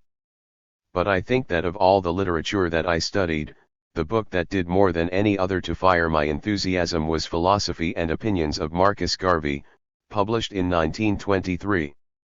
This is supported by the fact that Nkrumah, once in power, adopted a number of symbols and slogans that Garvey had utilized, such as the red, black, and green colors for the national flag of Ghana with red, gold and green and with a black star in the middle. He was also active among the growing group of African students in North America and worked to organize them politically. Nkrumah organized the African Studies Association of African Students in America and Canada and edited a nationalist newspaper, which laid the foundation for his return to Africa to intensify the political struggle toward independence in Ghana. Many of these African students, such as Hastings Bunda, would become leaders and presidents in their own countries. Ako Agi and Jones Carty, two African students, who assisted Nkrumah with his African Student Association, became prominent members of Nkrumah's government when he was elected Prime Minister of Ghana in 1957. Nnamdi Azikiwe, Hastings Bunda, and Kwame Nkrumah were important figures in the early African Studies Student Association. Ako Agi became Minister of the Interior and Jones Carty became Director of Extramural Studies at the University College, Achimota. Nkrumah's African Studies Association is the forerunner for the African Studies departments in America, and African Studies associations. He envisioned the academic study of African history, heritage, and culture. But, he saw this movement as a vehicle by which people of African descent in America would be able to make diasporic connections and emigrate to Africa to join their African brothers and sisters in building a United States of Africa. He was also engaged in promoting the study of Africa. Like Agri, Garvey was another 183. Connecting link for Nkrumah in the formulation of his Pan-African ideas and solidarity for continental Africans and diasporic descendants in the New World. Kwame Nkrumah experienced hard times in America similar to Zik experiences. In the United States, Nkrumah lived on the brink of poverty and was forced to maintain many menial jobs to survive. In spite of his struggle for survival, he was able to maintain a social grassroots like with the black community in addition to preaching on Sunday in black churches. He dated black American women and familiarized himself with African American culture, trying to understand the diasporic connections. He was attracted to the black church, and joined the Father Divine Peace movement because he could get a good chicken meal for $50 and a haircut for 10 cents. He was inspired by Father Divine's charismatic oratory preaching. Later, he adopted that particular style when he became leader of the independence movement in the Gold Coast. The experiences of diasporan Africans like Nnamdi Azikiwe and Bunda, as well as American racism and segregation, sensitized Nkrumah to issues of racial separation and made him aware of the power that the white world used to exclude the black world. Nkrumah quickly made the connection between American racism and European colonialism and thus concluded that the struggle of Africans for independence and African Americans from white domination were one and the same. It was in America where Nkrumah rediscovered his African identity. He had now made an important connection in the African diaspora. Nkrumah realized that the heart of this liberation movement would first begin with the liberation of the black mind. Africans would need to learn and write their own history, and black Americans needed to liberate themselves from their slave mentality, so he began the process of building bridges of understanding between continental and diasporan Africans. It was in America where Nkrumah and, later, many future African leaders became born-again nationalists, and would use their American experience to begin the struggle to liberate Africans in the wider diaspora. In the words of Nkrumah, we believe that unless territorial freedom was ultimately linked up with the Pan-African movement for the liberation of the whole African continent, there would be no hope of freedom and equality for the African and for people of African descent in any part of the world. America had a profound impact on the Pan-African ideas and philosophy of Kwame Nkrumah, and of all the black leader ideas he encountered, it was the ideas and philosophy of Marcus Garvey that influenced him more than any other black leader. Nkrumah said it was Garvey's philosophy of Africa for African, and his Back to Africa movement, did more to inspire the Negroes of America in the 1920s. 184. After leaving the United States, Nkrumah traveled to Britain to further his studies in law at the London School of Economics. While in London, as he had done in the US, he became politically active and involved in the struggle for African independence as part of the Pan-African movement. In London, he met many nationalist leaders such as George Padmar, the ideological father of many nationalist socialist leaders in Black Africa, who were later to become politically active and involved in the struggle for African independence such as Patrice Lumumba. George Padmar later became Special Advisor on Africa, and served as Nkrumah's personal advisor until his untimely death. While in London, Nkrumah also met W.E.B. Du Bois, the modern father of the Pan-African movement, and the nationalist Marxist historian C.R.L. James from the West Indies, Peter Abrahams, a radical colored from South Africa, and Jomo Kenyatta, all of whom influenced Nkrumah's nationalist ideology. The First Pan-African Conference 1900. While Paul Cuff, Martin Delaney, Robert Campbell, Bishop Henry McNeill Turner, Edward Blitten, and Alexander Crummell were the intellectual fathers of the Pan-Africanism, it was Sylvester Williams who first coined the term and convened a conference, whereas W.E.B. Du Bois was the second person to conceptualize the ideal into what he called Pan-Negroism before he adopted Pan-Africanism. Pan-Africanism as an intellectual movement begins with these founders of what was called Pan-Negroism. The history of Pan-Africanism starts with Henry Sylvester Williams, a London lawyer born in Trinidad. As a young man he went to North America to further his education, and subsequently to Britain, where in 1897 he formed an African association to eee colonialism, paternalism, racism, and imperialism. The association aimed to promote and protect the interests of all subjects claiming African descent, wholly or in part, in British colonies and other places, especially Africa, by circulating accurate information on all subjects affecting their rights and privileges as subjects of the British Empire, by direct appeals to the imperial and local governments. His dream was to bring together people of African origin from around the African diaspora in 1897. There was a preliminary conference in 1899 where the term Pan-Africanism was adopted. The first official conference took place in London in 1900 at Westminster Town Hall on 23, 24, and the 25 of July. Subsequent gatherings were known as congresses. 4 African representatives were present from Ethiopia, Sierra Leone, Liberia, and the Gold Coast, and Du Bois showed up from the United States. Another 11 representatives came from the West Indies and 5 from London. The delegates comprise of men and women of African blood and descent from the West and South Africa, the West Indies, the United States and Liberia. Du Bois was present, and he would become the torchbearer of subsequent Pan-African Congresses. 185. It was at this meeting that Du Bois gave his famous iconic statement, "The problem of the 20th century is the problem of the color line," which is regarded as the defining moment of the conference. The purpose of the first meeting was to allow blacks to discuss the conditions of blacks in colonial Africa and in the Americas. W.E.B. Du Bois was responsible for organizing the first Pan-African Congress in 1919 in Paris, which brought together for the first time people of African descent from the Americas, Europe, and Africa. Du Bois remained instrumental in the 2 Pan-African Congresses until Kwame Nkrumah and the Continental Africans joined to link the African struggle for independence and the African-American struggle for civil rights. In February 1919, the first Pan-African Congress was organized by W.E.B. Du Bois and Ida Gibbs Hunt, wife of U.S. Consul William Henry Hunt, who was at that time working at the American Consulate in Saint-Étienne, France. There were 57 delegates representing 15 countries, a smaller number than originally intended because British and American governments refused to issue passports to their citizens who had planned on attending. Their main task was petitioning the Versailles Peace Conference held in Paris at that time. Among their demands included, 1. That the Allies should be in charge of the administration of former territories in Africa as a condominium on behalf of the Africans who were living there, and 2. Africa be granted home rule and Africans should take part in governing their countries as fast as their development permits until at some specified time in the future.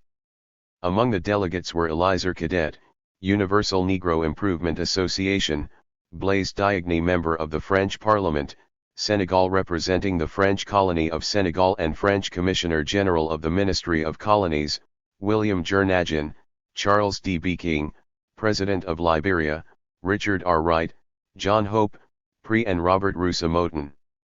In 1921, the Second Pan-African Congress met in several sessions in London, Paris, and Brussels. There was an Indian revolutionary who took part, Shapurji Seklatvala, and a journalist from Ghana named W. F. Hutchinson who spoke. This session of the Congress was the most focused for change of all the meetings thus far. At the London session, resolutions were adopted, later restated by W. E. B. Du Bois in his Manifest to the League of Nations.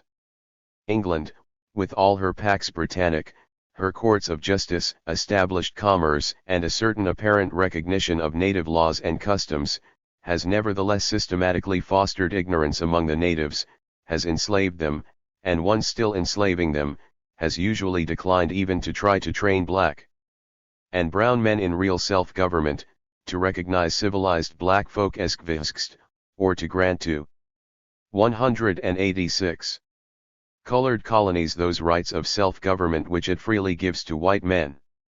The only dissenting voice was that of Blaise Diagne, a French-speaking African born in Senegal, who represented Senegal in the French Chamber of Deputies. The problem with French-speaking Africans from French colonies in West Africa, they regarded themselves as French citizens and did not want to break with their former colonial masters. Following in this tradition, Blaise Diagne soon abandoned the idea of Pan-Africanism because he thought the London Manifesto Declaration dangerous and too extreme. In 1923, the Third Pan-African Congress was held in London and in Lisbon. The London venue were attended by noted European writer and historian H.G. Well and Harold Lasky. This meeting was totally unorganized. This meeting also repeated the demands such as self-rule, the problems in the diaspora and the African-European relationship.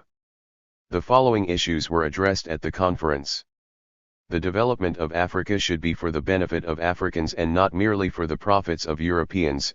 There should be home rule and a responsible government for British West Africa and the British West Indies, the abolition of the pretension of a white minority to dominate a black majority in Kenya, Rhodesia, and South Africa, and lynching and mob law in the US should be suppressed.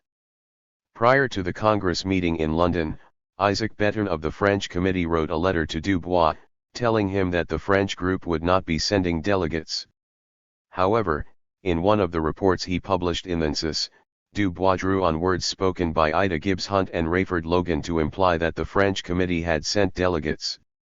As longtime African American residents of France, Hunt and Logan had traveled independently to the meeting, and Hunt and Bettern were perturbed that Du Bois had implied they represented France. In 1927, the Fourth Pan-African Congress was held in New York and adopted resolutions that were similar to the Third Pan-African Congress meetings. Nkrumah attended the Pan-African Congress in Manchester in 1945, during which the baton was handed from African Americans to Africans. The Fifth Pan-African Congress was held in Manchester, United Kingdom, 15 to 21 October 1945 set the stage. It followed the foundation of the Pan-African Federation in Manchester in 1944. Africans again fought in World War II. After this war, many felt that they now deserved independence. This Congress is widely considered to have been the most important. Organized by the influential Trinidadian Pan-Africanist George Padmar and Ghanaian independence leader Kwame Nkrumah, it was attended by 90 delegates, 26 from Africa.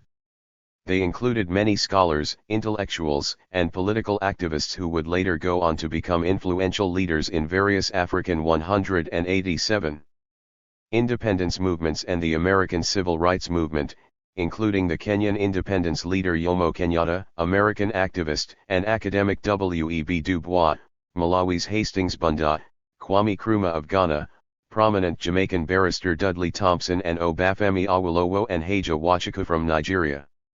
It also led partially to the creation of the Pan-African Federation, founded in 1946 by Nkrumah and Kenyatta.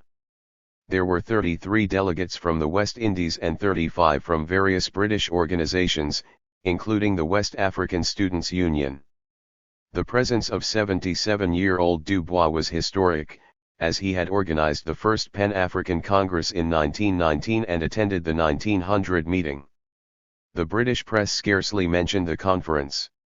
A number of resolutions were passed, among them the criminalization of racial discrimination and the main resolution decrying imperialism and capitalism. The Accra Conference of 1958. The early Pan-African Congresses between 1900 and 1945 were all held outside of Africa and never advanced beyond the realm of talk and ideas. They produced no concrete action within Africa because there was not yet a home base from which ideas could be disseminated to the African masses. Once African states gained the status of sovereign countries, Pan-Africanism was no longer exclusively in the stage of ideological development, but had become a policy of government that gained concrete expression with the independence of Ghana in March, 1957. By the time Nkrumah came to power, he represented a different kind of politician. He had been influenced by people such as Marcus Garvey, as already mentioned, W.E.B. Du Bois, and George Padmar, men who had a Marxist and Pan-African orientation. Nevertheless, because of his training and background in America, he was able to capitalize on the labor movement, such as the United Gold Coast Convention. This was Ghana's official nationalist group, which was run by a wealthy middle-class group of lawyers and merchants. This organization invited Kwame Nkrumah to be their organizing secretary since they lacked an organizational structure. Almost immediately, because of his progressive ideas and action, he entered a bitter controversy with his employers. Soon he broke off from the UGCC and formed the Convention People's Party with the help of the labor movement. Nkrumah was successful and emerged as the most popular national leader in Ghana.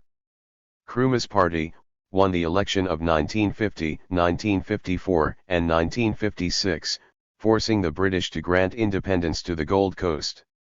During the independence celebrations, Dr. Kwame Nkrumah announced his plan to hold a series of conferences for other independent African states the following year. The purpose of these landmark conferences would be to discuss 188 problems of common interest to all the independent African states, as well as explore ways of consolidating a collective foreign policy to safeguard their one independence. By moving forward with a Pan-African agenda, Nkrumah believed that Ghana would be able to help fellow African colonies still under colonial rule. Nkrumah wasted little time in laying the groundwork for organizing these conferences. Almost immediately, he sent out invitation to the leaders of other independent African states, informing them that a conference would be held in Accra, Ghana in April and December of 1958. The preliminary discussion and organization of the conferences took place in London among the African ambassadors. President Nkrumah sent a three-man delegation consisting of the Minister of Justice, Ako Ajayi, the Minister of Defense and External Affairs, Kofi Bako, and the principal organizer George Padmar, who also served as advisor to the Prime Minister on African affairs. Padmar personally visited all the capitals of independent Africa to discuss the upcoming conference with each head of state. The two Accra conferences marked the first time that Pan-Africanisms had been translated into a practical policy of government. The first conference was held for independent African states, which included 7 countries: Ghana, Ethiopia, Liberia, Morocco, Tunisia, Sudan, and the United Arab Republic. Dr. Nkrumah, who emerged as the undisputed leader of the movement, invited to the second conference 28 representatives from territories still under colonial rule to discuss their future after independence. The majority of these participants were representatives of nationalist parties, trade unions, women, and youth organizations. There were also many African Americans from the United States. Nkrumah's main aim in calling the conferences in April and December was to establish a kind of United States of Africa, or a strong federation of states united by common ideology.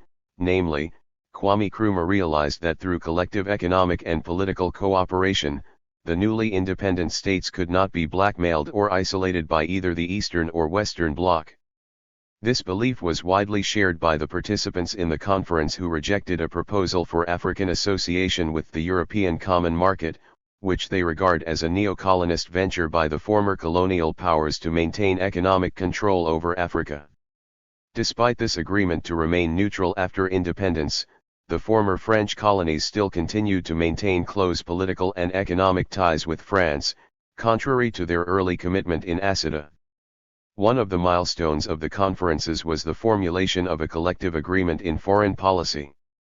The conference agreed not to become involved in the Cold War between the superpowers by avoiding alliance with either the Western or Eastern blocs, each of which was searching for converts in the heart 189 of Africa. According to Nkrumah, it is only by avoiding entanglement in quarrels of the great powers that we shall be able to assert our African personality. All the delegates agreed that in order to safeguard their independence they would have to follow a collective policy of positive non-alignment. This policy of non-alignment with the capitalist or communist sides of the Cold War was originally the outgrowth of the idea of positive neutrality introduced by the leaders of India at the Bandung Conference in Indonesia in 1955. Thus the Accra conferences were important in providing many African countries with an ideological commitment to the preservation of their independence as the essential foundation on which to build their political futures. The ideas and philosophy of Marcus Garvey would transform him into one of the early fathers of the African nationalism that eventually influenced Kwame Nkrumah, who would lead the movement for African independence and create the first Pan-African country, which laid the foundation for his United States of Africa.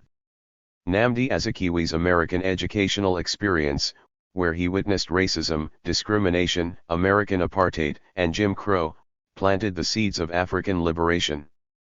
The African liberation and independence movements of the 1960s created a greater awareness of how important it was for Africans to control their own history.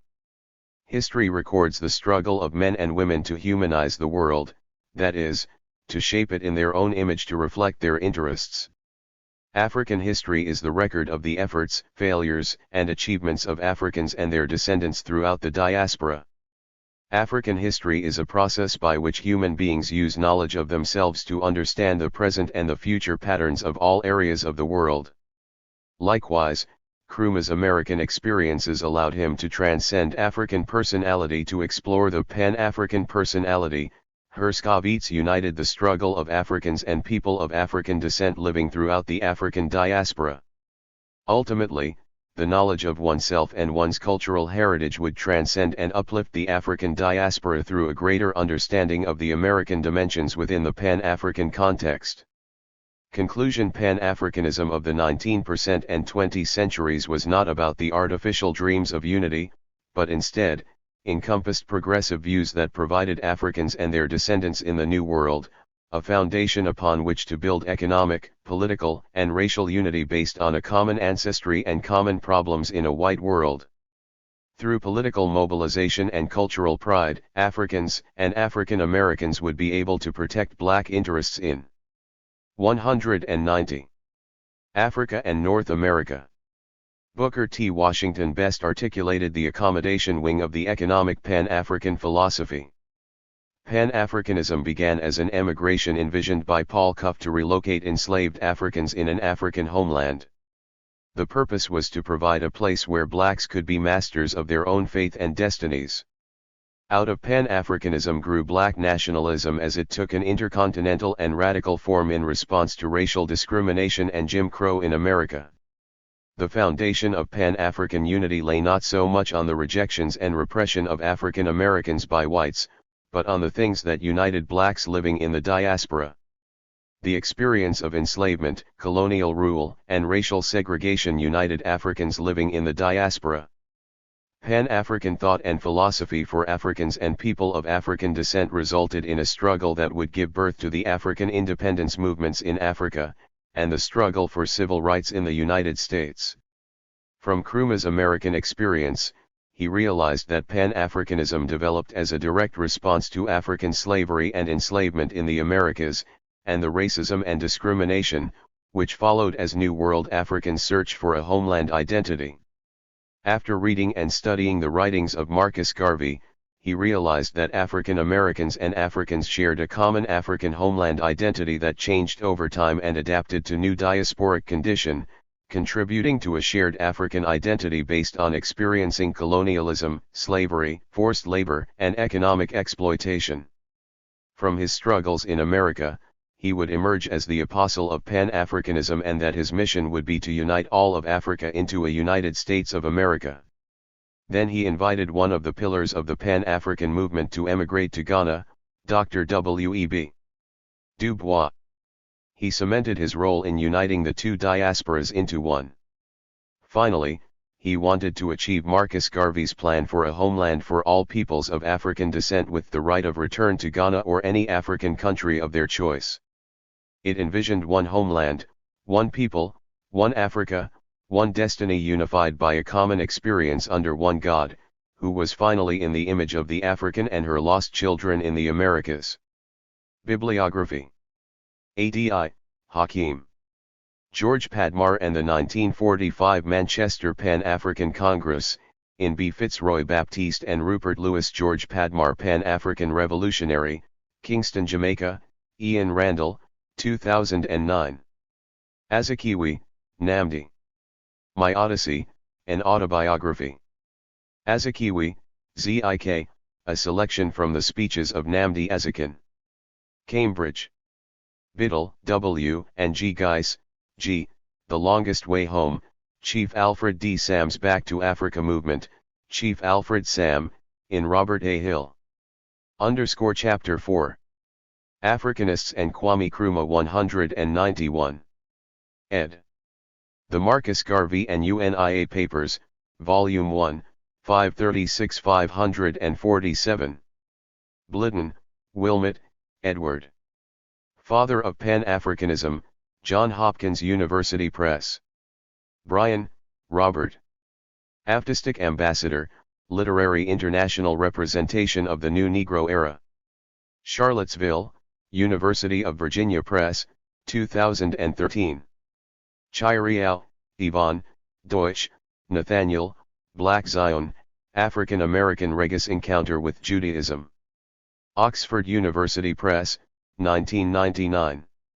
Conference of Independent African States, April 15, 1959.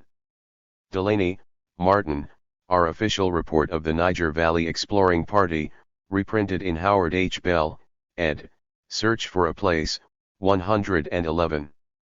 See Search for a Place, Black Separatism and Africa, 1860. The University of Michigan Press, 1969. It contains Martin R. Delaney's original report of the Niger Valley Exploring Party and Robert Camel's A Pilgrimage to My Motherland, an account of a journal among the Egbas and Yorubas of Central Africa in 1859-60. Du Bois, W.E.B. Speech to the Nations of the World, 1900. Illawarra, G.L.C., Background to the Emergence of the National Congress of British West Africa, African Studies Review, Volume 14, No. 2. Garvey, Jacques, Amy Philosophy and Opinions of Marcus Garvey, 2 volumes in 1, with new preface by William Loren Katz. Geiss, Emmanuel. The Pan-African Movement, A History of Pan-Africanisms in America, Europe and African Studies Review, Volume 14, No. 2. Geiss, Emmanuel. The Pan-African Movement, A History of Pan-Africanism in America, Europe and Africa. Methuen, 1974, and Owen C. Mathurin, Henry Sylvester Williams and the Origins of the Pan-African Movement 1869-1911. Greenwood Press, 1976. Hovett, Jr., Thomas. African in the United Nations, Faber. Jones, Thomas, Jesse. The full reference is United States Office of Education.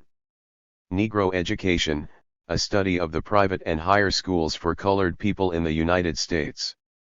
Prepared in cooperation with the Phelps-Stokes Fund under the direction of Thomas Jesse Jones, Specialist in the Education of Racial Groups, Bureau of Education.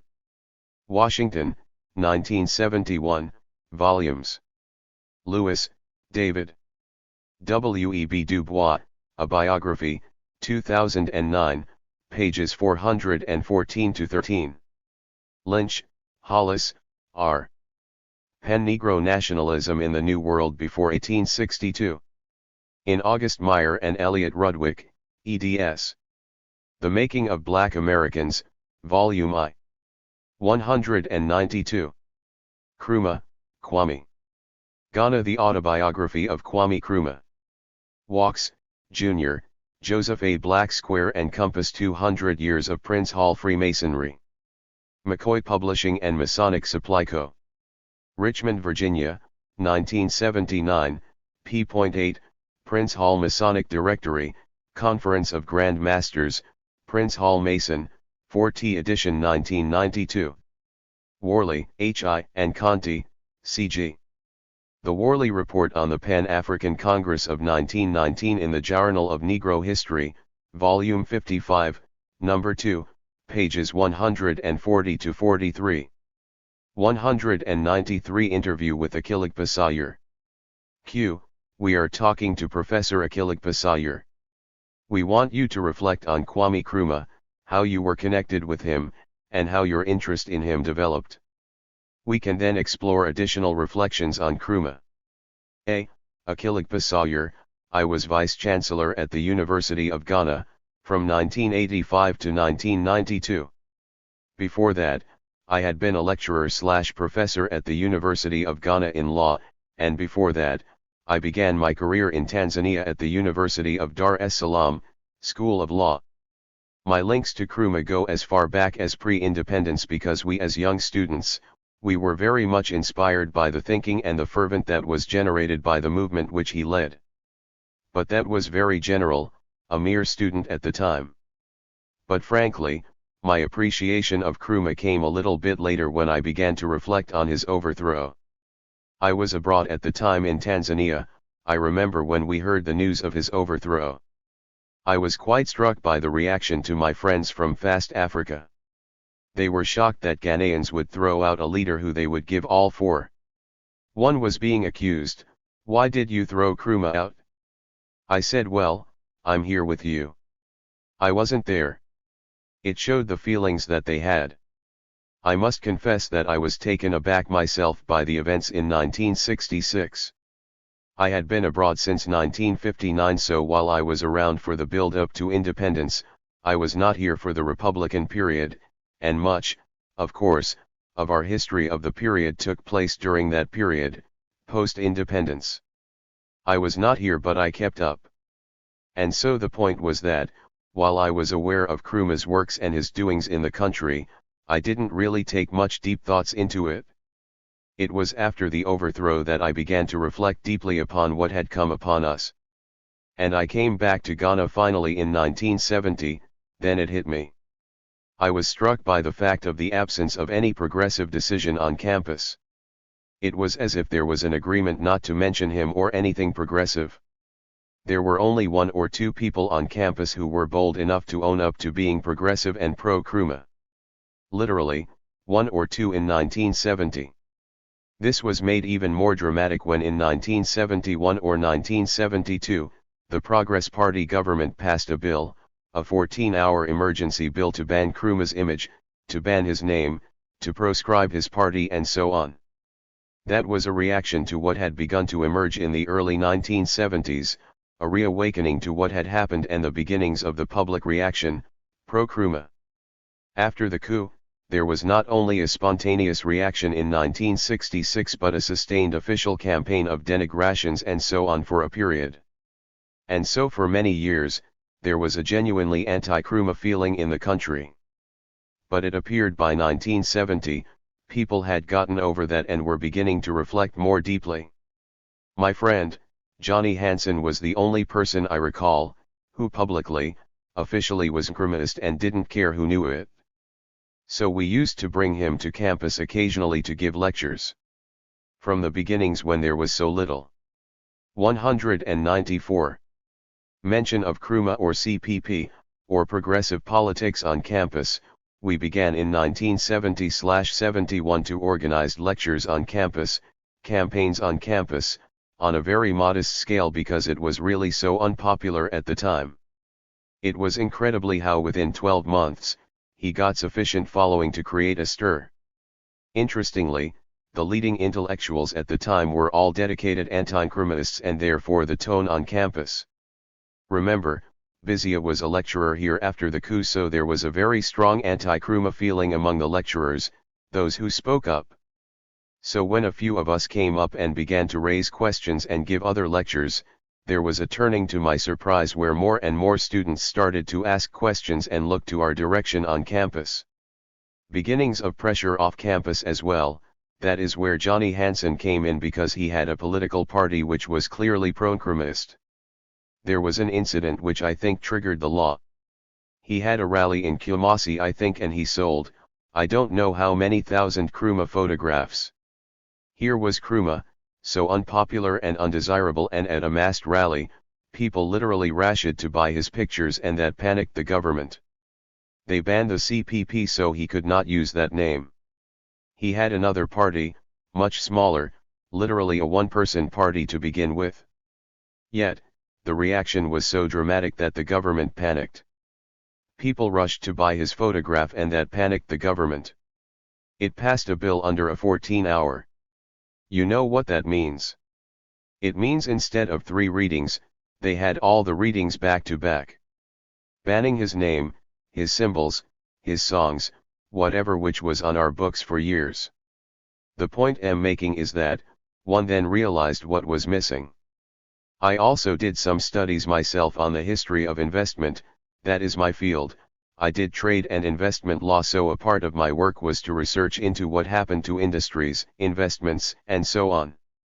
And it was clear about the change in paradigm, from the time when there were serious attempts to break from the monoculture, cocoa and gold as the main revenue earners, to break from that, towards increasing manufacturing and production locally, ending in 1966, crashing down literally, and the beginnings of the old story of raw material export-led growth. There was from my studies a clear divide between the attempts to move away from the growing economy of exporting raw materials, minerals, and so on, towards some attempts to industrialize locally. That attempt came to an end in 1966. Part of my studies showed very clearly the devastation which resulted from this change, where there were state corporations either being given away or left to rot deliberately. So I came to Ghana in 1970, 4 years after the coup, and you could see immediately the complete change. The point I'm making here is that all of these things made my awareness of the Nkrumah phenomenon much sharper. Let me jump a decade to 1983, when I was asked by the PNDC government to lead a team to renegotiate the Valco agreement, which had been set together by Nkrumah and Kaiser Aluminum 195 Corporation in 1959/60 thereabout. The reason was that the metal price, the price for power paid by the company, had been fixed in 1962 and had remained unchanged by the time we were negotiating. In the interim, the price of fuel after the OPEC crisis has shot up 10-fold, 20-fold, but the price we were getting for our power was fixed in the 1960s and remained the same, and we were losing heavily, and government said let's change it. We had a negotiation which took 2 years, but in the end we did manage to review the agreement altogether and we got better terms. The relevance of that experience for me was that, I asked myself, did Nkrumah do an agreement that required renegotiations? What was the problem? So that drove me now to go back to the period to look at the agreement, to examine not just the agreement but all around it. And it became very clear to me what Nkrumah was trying to do and what it means. That was that point where I don't only like Nkrumah's doings, but I understood what clearly he was trying to do and what it means. Let me explain that. The Akosombo Dam, which powered all our hydro energy in the country, was one of his pet projects. Why was it like that? Because as far as we knew, it was just for producing power, for use by aluminum industry and so on. Why would Nkrumah set up a plant and give to an external investor a low price of energy? Why would he do that? That was what set me looking at the agreement. I realized that Nkrumah was looking in one direction, and whilst the investor was looking in another direction. Let me explain that. It was quite clear that he couldn't get the funding to build the dam unless there was a consumer of the power who would pay enough in hard currency to cover the loan amortization, and therefore, whatever as he did, he had to get a customer who would use enough energy and pay hard currency of the loan in advance. So to raise the loan, you must guarantee a long-term contract of use. So his idea, okay, we will do that. We get a dam which is big enough to cover the needs of the investor, leaving enough for us to industrialize, because without energy, we can't industrialize, without industrialization, you can't transform, without transformation, forget it. He was prepared to give away fairly easy terms to the investor so long as that led to him having the basis of power for industrialization. Absolutely incredibly. I began to understand better his thinking. It also showed me something else, the way in which his vision was translated into actual practice, in ways that have become rare these days. How do we so industrialize so as to break from this colonial dependency, get an African thing going and get on with it? How do we do that? A number of ways. One was to have enough energy to power industries, so once that is set, how do we get that? The Volta program had been on the card since colonial times, but he drove it and got it. In the process, this is what I found fascinating about the study, there were so many facets of his thinking. One was a clear vision and a drive towards it, but also, a preparedness to accept nothing less than the best. If you examine the quality of the reports that were done before the dam was constructed, it's amazing. The quality of the work done by the colonial 196 government was very high, but equally, the work done by Nkrumah's own team was top class. And the point was that, although he was very much an African, he did not stop at Africa for capacity. If he required skills which were available here, he would use the skills. If they are abroad, he would get it. So he was prepared to get external technical assistance in designing the best possible project, and I found that fascinating. For such a strong rabid Africanist, he had no qualms in getting the best European, American experts for his purpose so long as it was his project. That's the first point. The other point was that although Nkrumah was absolutely concerned to achieve this objective, he was not prepared to sacrifice any of the political objectives of his revolution. Let me illustrate that. The source of funding was the World Bank and American Exim Bank support, so there was the private investor, which is Kaiser Aluminum, and there was American Exim Bank, which is the American lending agency of the State Development and the World Bank. Not the Russians, not his friends the Chinese, but the Americans. They had the best of technology at that time and the best of finance, and he went for it.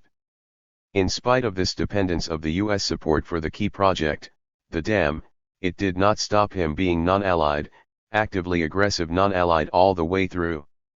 There are 2 or 3 interesting points there. One was when they gone a long way in the agreement being done, the private investor had come and done his work, was prepared to invest. Nkrumah then took off on a 2-month trip to the Soviet Union.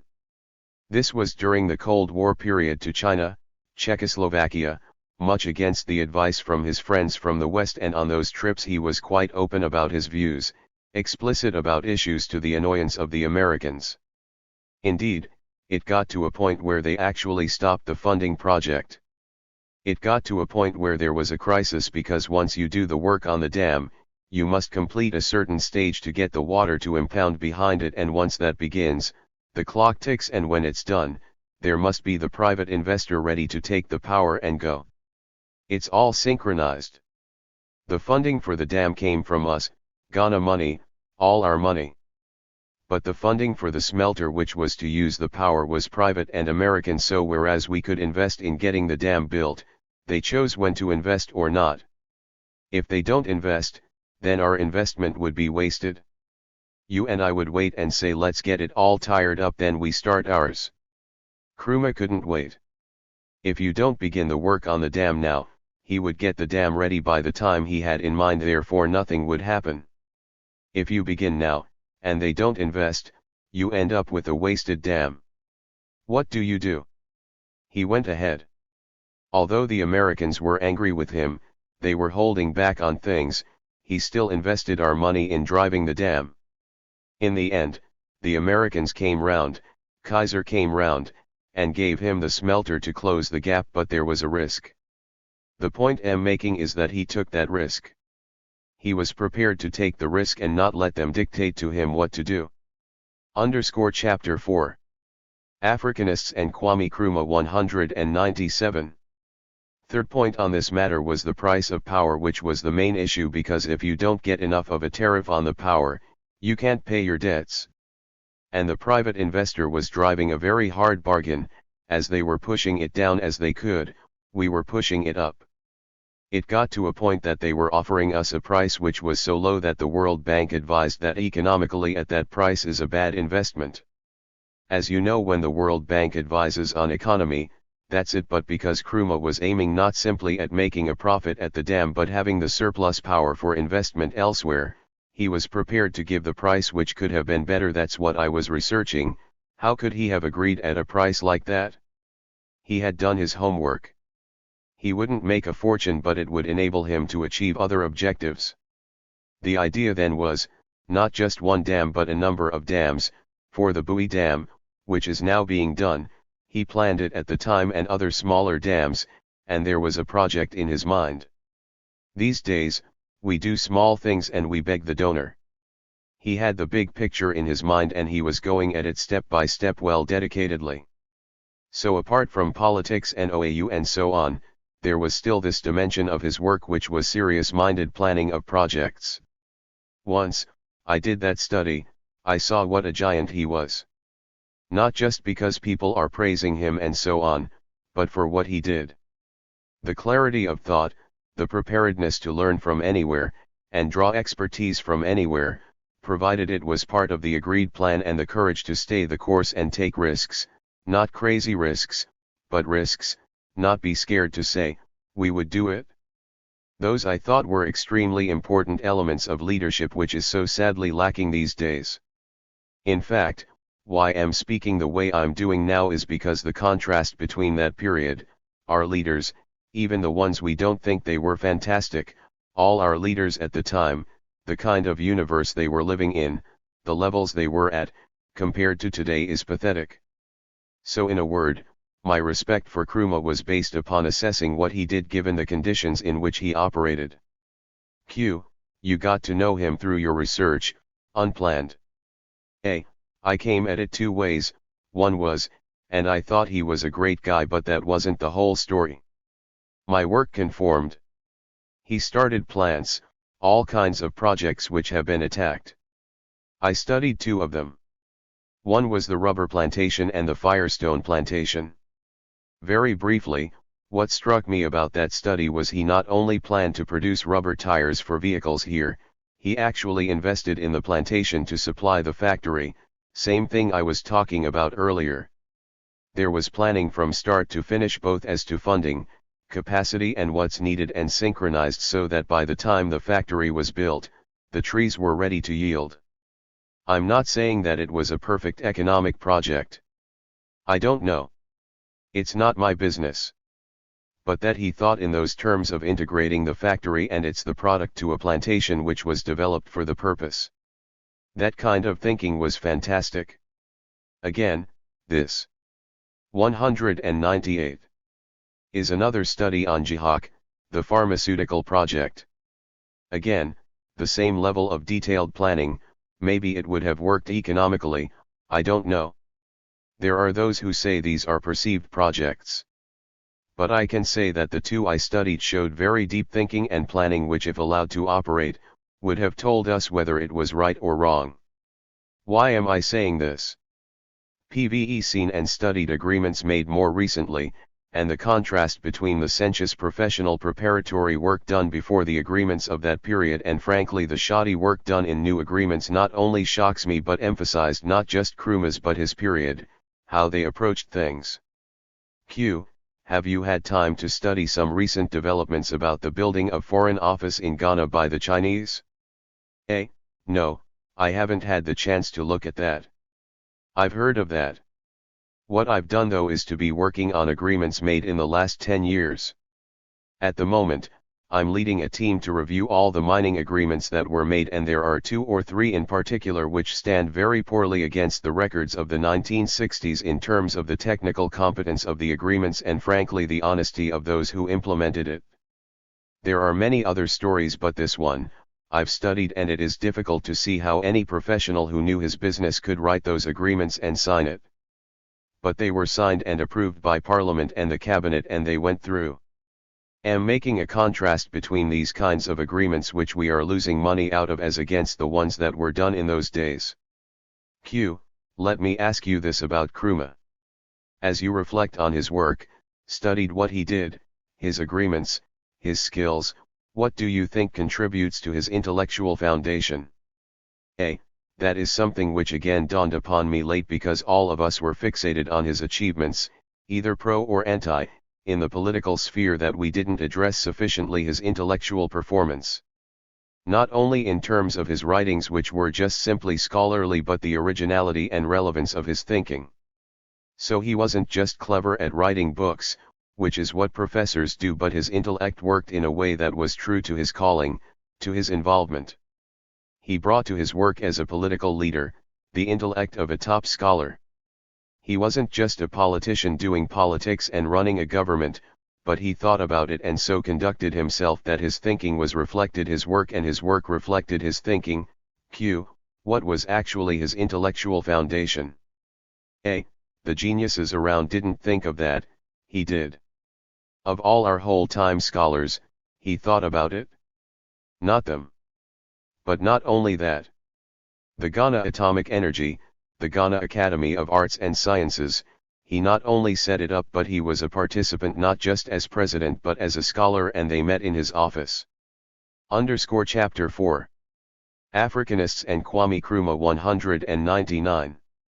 Every month not to talk about politics but about the academy, about ideas.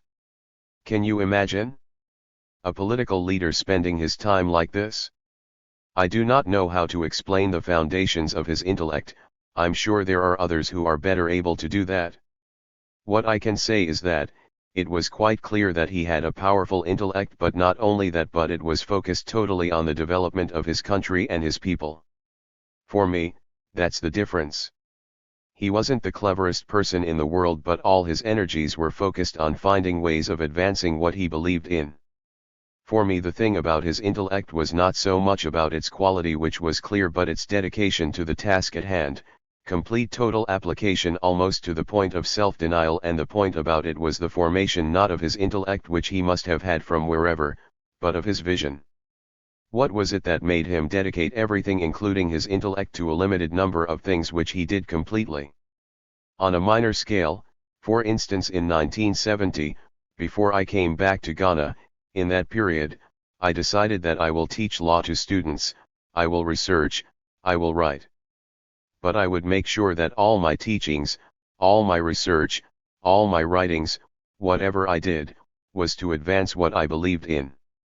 I didn't stop teaching law, but what I taught was something which was important for the country, not just a clever topic or something in my head. Let me illustrate that. There were many agreements being made by Ghana and African countries which were terrible and we were losing out. There were investments which led to our losing, so I devised and taught a course on investment and finance.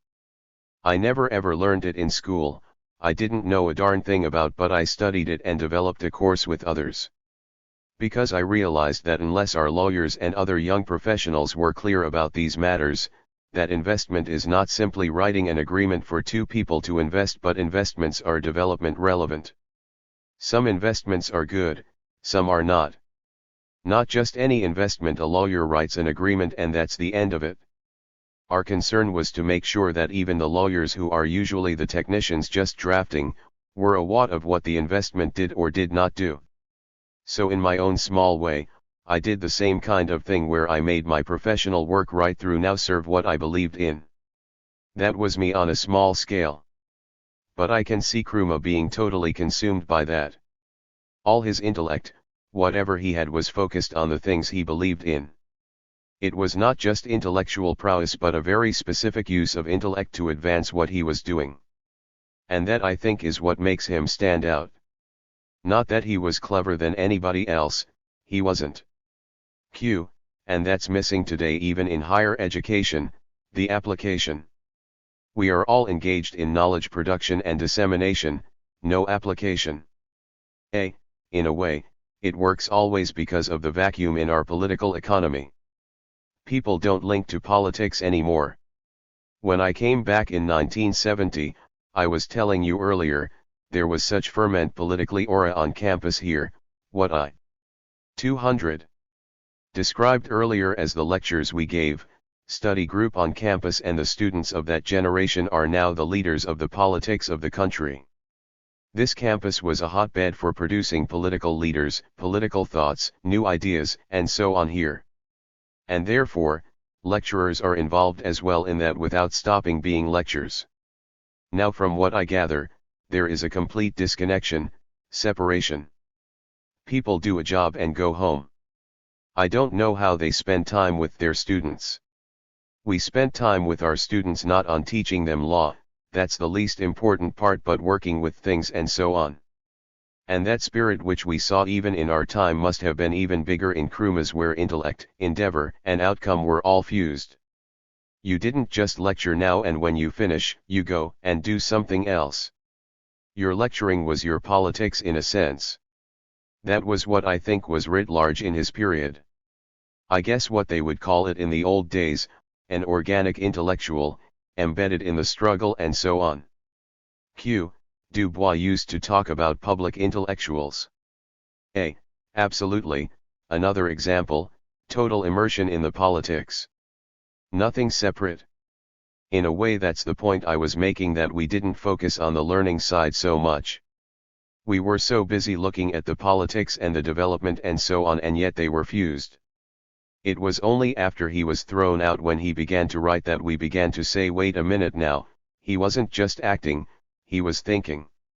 That fusion becomes clearer after the event, looking back now. Q. What was some of the implications for Nkrumah trying to develop atomic energy? Where was he going with that? In a way, that's part of what I was getting up earlier. The big picture. I don't know to what extent he meant to do more than simply explore the new technology. But his view was Africans had to move into the 20th century and beyond, fast, to use every means available to get there, to use new technology, new ideas from wherever to get there. So if atomic energy was the new thing out there, why don't we get ITP? What was wrong with us? How much we can get, how realistic, I don't know, but it was on his agenda. Therefore, for me the atomic project itself is a secondary issue. What impresses me is the fact that Nkrumah even considered undertaking such a project. The question is, what do we consider nowadays? Small things. That's the point that I'm making.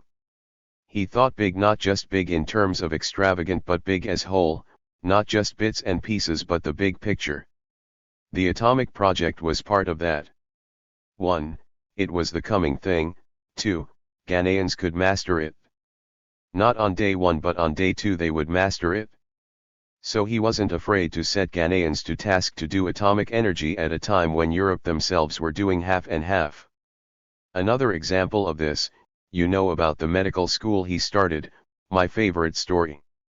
Apparently there was a discussion about the Ghana medical school with American experts, and there was a disagreement about how to Chapter 4. Africanists and Kwame Nkrumah 201. Proceed. I don't know the details of it. From what I gather, close to the time of the startup, they were still quibbling about things, and from what I gather, Nkrumah said, look, we don't want to do it that way. We want to do it this way. But the American experts disagreed. So Nkrumah said, okay, forget it, you are out. And he called some of our people like Dr. Isman and Evans Amfran, who is still around, and he said, you go and do it. And they said, what can I do? I'm just a little doctor in the Ministry of Health. Me, a medical school dean. He said, yeah, why not? Anything you need let me know, but we are registering students in September in medical school. They've already put their names forward, so we can't back out, and these our experts have walked out on us because we said we should go that way. We've got to do it. You can do it. Professor Badu, I think, was one of them, Isman, Evans Amfran and others, young Ghanaians who have come back who have never run a university. Begin it, you want help, We will get it. You need money, tell us but do it by this time, and sure enough they began it. We had a medical school working with Ibadan and so on. He didn't let them tell him what to do. He drove forward and inspired young Ghanaians, you can do it, and they did it very well. Nowadays, I'm not so sure we have the same courage in ourselves to step out and say if they won't do it we will do it. That spirit, we've got to retrieve it. Q. Would there be a new Nkrumah in the 21st century? A. History throws up its own leaders. Certainly, the vacuum is beginning to tell. The gap is clear and nature abhors the vacuum, so one can only hope that sooner or later we are going to fill the gap. But you know we don't need an Nkrumah to do it. We need to have it done one way or the other. What is clear is that what he and his period were trying to do, we have got to try and do it now again. How we do it, who is going to do it, I don't know. But for sure, not doing it is costing us very dearly. Q. A lot of economists are beginning to complain about foreign aid to Africa. Are they wrong? Do you think the African one's developing the begging culture? A. Yes and no as always. Nkrumah used foreign aid. The dam was built with foreign aid. Q. Foreign aid without foreign control. A. Not just that. It had to be according to his program. His program was what he drove. He took foreign aid only to drive his program. Q. He had a program on his own. Not somebody else's. A.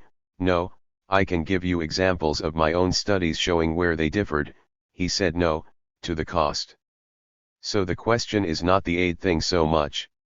To what purpose are you getting it and who determines where you are going? He realized that the so-called donor also gained from it. He wasn't giving you charity. No. 202. He had his own objectives.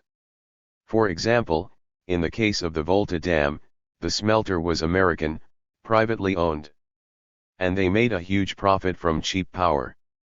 So the American company pushed the US government to give us support to finance the dam so they would have the smelter and make money out of it. Nkrumah knew that. So he and Kaiser Aluminum are very close. Kaiser, the private investor, and Ghana were both drawing American aid to push a project which benefited Kaiser's aluminum smelter, and Ghana got the electrical power, so the aim there wasn't simply dictated from somebody from outside but part of Nkrumah's program. We should not be romantic. I'm sure there were flaws in what he did. I'm sure there were areas in which he was dependent on others. But the dominant theme that comes across is that during his time, he took pains to do his programs on his terms as much as possible.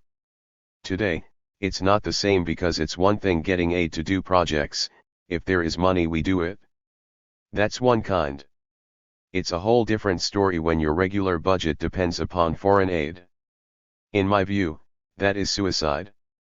So that your basic budget itself requires foreign aid and foreign influence. It's not a matter of discretionary aid to help you with projects, but your actual budget, paying salaries and so on, depends on aid every year. That is disaster. When foreign aid gets to the level where your actual planning is contingent on the will and the dependency, that is the problem. So not the aid but the context in which you take it that is important. Q.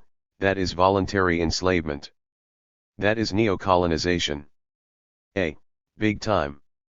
I tell you what, if Nkrumah were to be alive now, he would write a new book, because his worst fears in that book are more than real now. That reminds me, going back again, one of the problems he had when he was negotiating the Volta loan which I mentioned earlier, and the Americans were very touchy. He wrote that book, Neocolonialism and so on, and the American embassy here was so upset. They wanted to cancel the entire Volta project because of that book. Did that stop him from putting the book out? No fears. The book was published. But that book was prescient because of the thing he talked about. The thing about the economic recolonization has come to pass in a way which is dramatic, isn't it? How can he have foreseen this? This level of dependency where our national budget is 40% underwritten by foreign donors is a problem. So is it your budget or theirs? Q. Let me know your final reflection of Kwame Nkrumah as a Pan-Africanist, the very goal of Pan-Africanist, creation of the United States of Africa. Was it realistic? A. Yes, it was realistic as a project, but the time scale, who knows? So for me the real debate of the time was one that time scale, but that could be used to obscure the real problem of preparedness to get on that road. You can say it could be 10 years or 95 years time or whenever. But if we don't get on the road, the debate about now or later becomes sterile. And I'm afraid to some 203 extent the debate about now or later is a bit like that. Remember the independence struggle, he didn't begin it. They were doing it. He said independence now, they said no, in the shortest possible time, the others. And he said independence now. He didn't get it the day after, but he got it because he drove for it. I think something similar can be said about the African unity dream. He wouldn't have gotten it the day after, but had we began to get on that road there would have been a more certain drive, and quicker, not just quicker, but it would have happened. Right now, it hasn't happened yet. Right now, there are very few prospects of it happening. When are we going to get it? And we are still talking about it. We just turned the OAU into a. We are trying to synchronize with European Union. And new things come in. And we announce the formation of various parts of the thing in Europe on the wings of the Davos conference and a European power address the meeting at Addis Ababa on things now. They come to us and tell us. The struggle they had, it wasn't easy at the time, as you know. That debate which was engaged in seriously. Nyerere was on one side, Nkrumah was on one side, in some respects, is not there anymore. You can take your pick which side you are on. It's not there anymore. If the debate on that level is gone, and we are playing bureaucratic games, it's different. How can we turn it around? I hate to end on such a negative note. Realistic note, yes. What would it take to do it? I do not think our leaders such as, are able to get off the initial and do it. Left to our leaders, they will debate it, and argue about it, write about it and clarify it forever and ever. It may be that what is of importance is that events would bring in other players from the lower levels, the masses. For example, we talked about the West African trade. At the formal levels, there are differences, but if you go to the border, away from the border post, people are going and coming and trading and carrying on. That is unity. It is at that level where you get people spontaneously interacting and going on without these labels and speeches. So, when their leaders come and sit down, and they draw their jurisdiction problems, this is simplistic, but it points something there that if you can motivate people to look beyond their narrow sectarian postures, because there is much better chance of actual unity than if leave it to the leaders defending their little tiffs and their little politics to lead the fight. So your question, is it doable? Yes, provided somebody takes the trouble to mobilize those who have an interest in union. And that's those who are affected by Africans' progress or otherwise. Not our leaders, they are okay. It is those who aid not the leaders who stand to gain or lose from these things. Unless they are themselves aware and motivated to do something about it, it's a long shot. 204. Is it possible that teaching about Nkrumah in our public schools and other great role models in African history can help to motivate the leaders? I certainly think so. Let me tell you why. What is striking about the current discourses is the absence of a genuine, consistently progressive voice. The kinds of choices which aid put to our people are all on one side. Either L or A2, never B. So you choose between the World Bank or the European Union. We don't get the real option of an autonomous self-generated development at the same level. It's no longer in the debate. It's not there. Even the best intentioned people make their choices based upon L or A2, but all the rest to Z is about the discourse. I can see a case in which discussing the Nkrumah period and what they tried to do would bring in, is there another way to looking about it?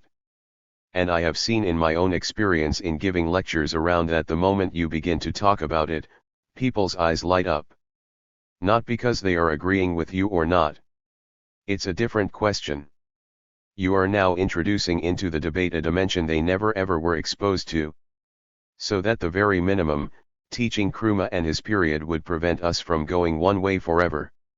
That the world is like this. It would expose to us the possibility of difference, and once we get there, you don't need me. They themselves would explore the options, and hopefully they would choose other options than what they know. At least there is choice. Now there isn't. Q. Are there any concluding remarks you want to make, Professor Sawyer? A. That the Nkrumah's centenary celebrations was very fulfilling, because the fact that they were held at all helped to reassure some of us that the heroic period isn't lost forever. It may not come back in the same way, but at least it is still a possibility which is open to our people. Q. Thank you. A. You are welcome. 205. Vision and Commitment in National Leadership. By Akiligba Sawyer. Introduction.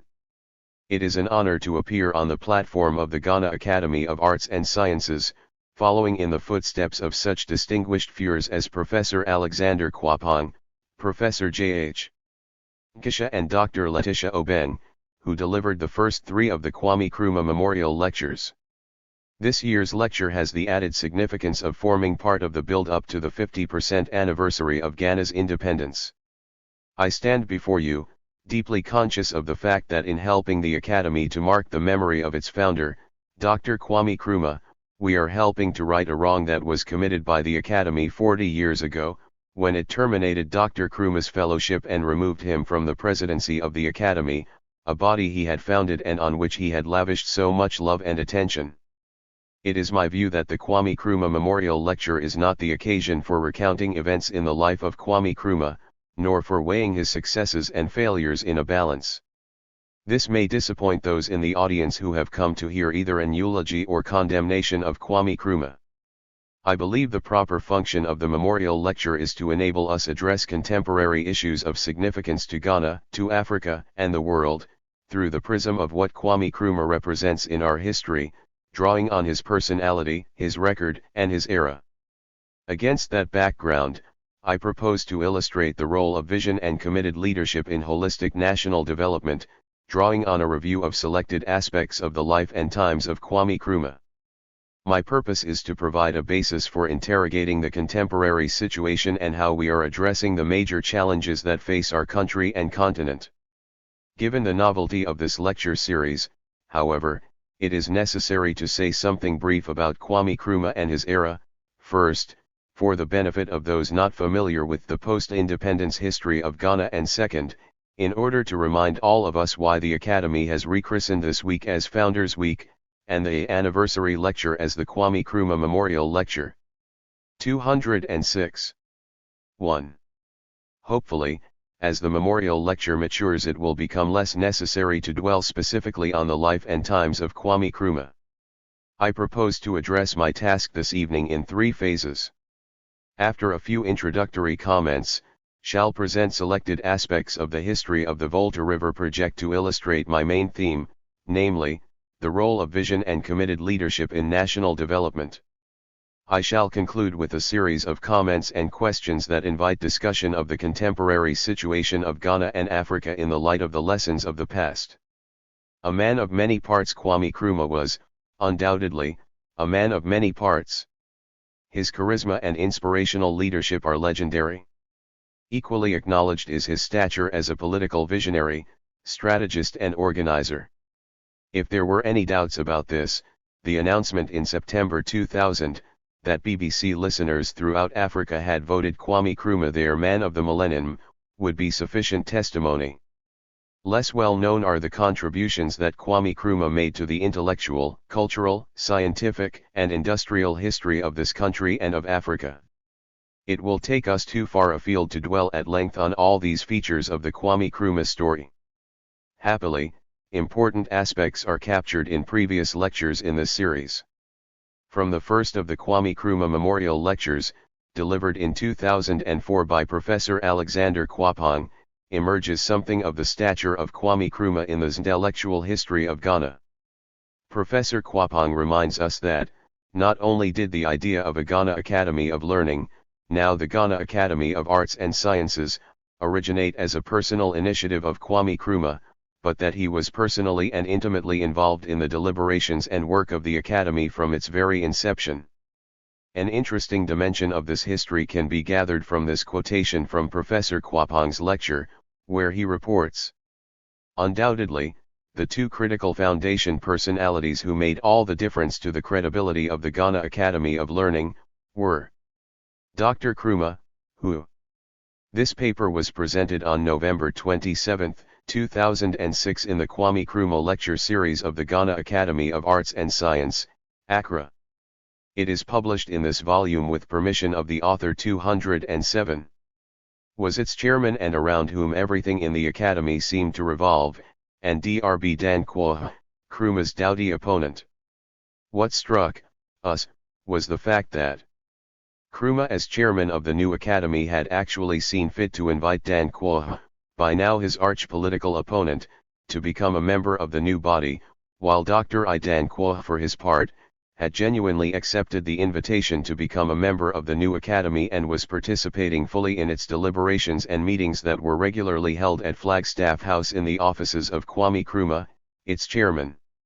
We sounding members were all much encouraged by the early spirit of conciliation that seemed to prevail between the two most powerful political figures of our day within the confines of the new Academy, in stark contrast to the existing situation outside. In the second lecture, Professor J.H.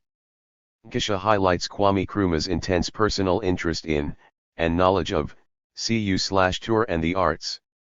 The concluding paragraph of the lecture sums up the matter thus: quite a number of issues arose in the Nkrumah era which had implications for the intellectual, creative, and practical foundations of the arts, issues emerging from Nkrumah's own statements and the development strategies he attempted or emphasized. For what was important to him was not only the instrumental use of the arts for communicating development issues, but even more importantly, the contribution that the arts can make to national development and the strategies for achieving this, the democratization of the arts through increased access to materials, techniques, and forms, the meaning and relevance of cultural freedom. In the third lecture, Dr. Letitia Obeng emphasizes Dr. Nkrumah's contribution to the development of the sciences and their role in national development. She observes, even before he took charge of the running of the country, was Reenley aware that the incorporation of the sciences in education was of paramount importance. Particularly, in view of his emphasis on a socialist economy, he considered it especially necessary to raise the consciousness of industrial workers through a grasp of scientific principles. He believed that it was essential to create a new type of worker to provide the backbone for the manpower needed to support national development. When he had the power to do so after independence, he placed emphasis on the introduction of the sciences into the education of the youth. Dr. Nkrumah had a vision of the potential of the sciences, and he dared, not just to dream, but also to act. He initiated a National Research Council and an Academy of Learning which, with the universities, have provided a solid presence of the sciences in our country. She concludes, 208. Believe that we should admit, indeed, even affirm, that overwhelmingly, Dr. Nkrumah did promote the sciences in our country. We owe it to him, and to our country to cooperate and, together apply the sciences to our basic problems to make our tomorrows better for everyone. While this very quick summary suggests the many-sidedness of Nkrumah's contribution to our national history, it could not possibly do justice to the breadth of his vision and the depth of his commitment to the holistic development of Ghana and Africa. My contribution will be to add one more piece to the mosaic, by highlighting Kwame Nkrumah's holistic and proactive approach to development, and the place of visionary, committed and passionate leadership in national development. For this, I propose to draw upon the history of the Volta River Project, which, as we know, consisted of the Echo Sambo Dam and Township, Tema Harbor, the Valco aluminum smelter, and a large number of ancillary infrastructural and social projects. Story of Volta River Project as metaphor. The story of the Volta River Project goes back to the early years of the last century, when colonial officials identified the potential of the Volta River to provide energy for turning the bauxite that was abundant in the country into aluminum. Kwame Nkrumah and the newly formed CPP picked up the idea in the early 1950s, moved it to a different level, and made it a central plank of national development policy. To the colonial authorities and, later, the American interests that assumed a leading role in the project, the principal reason for the project was to secure hydroelectric power for the production of aluminum for export. To Nkrumah and the CPP, however, the objective was quite different. Nkrumah saw the Volta River project principally as a source of energy for the industrialization of the country, including, but not limited to, the building of an integrated national aluminum industry. Through a series of negotiations, for loans, investment, etc. with a variety of parties, including the governments of the US and UK, the World Bank, and the major aluminum-producing companies, agreement on the establishment of the Volta River project, including the Valco aluminum smelter, was finally concluded in January 1962. Work on the Echo Sambo Dam, which had commenced in August 1961, was completed and the dam commissioned in January 1966. Construction of the Valco smelter, begun in June 1964, went into operation in 1967. As is well known, the Master Agreement, which governed the establishment and operation of Valco, was subsequently renegotiated over the period 1983 to 85, reviewed in 1990 and 1995, and from 1997 to 2000 was the subject of fierce battles between the government of Ghana and Valco, leading to international arbitration proceedings at the instance of Valco. In the end, the government of Ghana acquired Valco 209. By buying 90% of the shares in the company in 2005. Today Valco is effectively owned by Ghana. As part of this latest phase of the story, the Volta River Authority and Valco concluded an interim electricity supply agreement in August 2005 for the provision of all of Valco's requirements for electricity at a unit price below what is paid by the ordinary consumer for ECG power. Not surprisingly, perhaps, the agreement contains the curious provision that the price paid by Valco for VRA power shall be held in confidence and shall not be disclosed by either party, except a secret to be kept for the life of the agreement, plus 1 year. The story of the long journey from the speculations of a colonial officer, through what was for years the most substantial foreign investment project in Ghana, to the acquisition of Valco, a major private company by a government that swears by private sector-led growth, is unbelievably fascinating, and needs to be told. However, that belongs to another time. My purpose this evening is the more modest one of drawing selectively on that story to illustrate what I consider important features of the era of Dr. Kwame Nkrumah, and to point up lessons that we might, with profit, learn, as we struggle today for the meaningful development of Ghana. I propose to highlight the following 4 features of the Nkrumah story as illustrated by the VRP: a holistic, proactive and visionary approach to political economy, insistence on political independence and an autonomous national economic policy, c. sound technical preparation for project development and international negotiations, and d. the personal involvement, commitment, and passion of leadership. A. Holistic, proactive and visionary approach. Immediately upon assuming office as the leader of government business in 1951, Kwame Nkrumah and his political party, the CPP, took a clear stance on the focus of development policy. This can be seen from statements he made over the years. The world's economic development shows that it is only with advanced industrialization that it has been possible to raise the nutritional level of the people by raising their levels of income.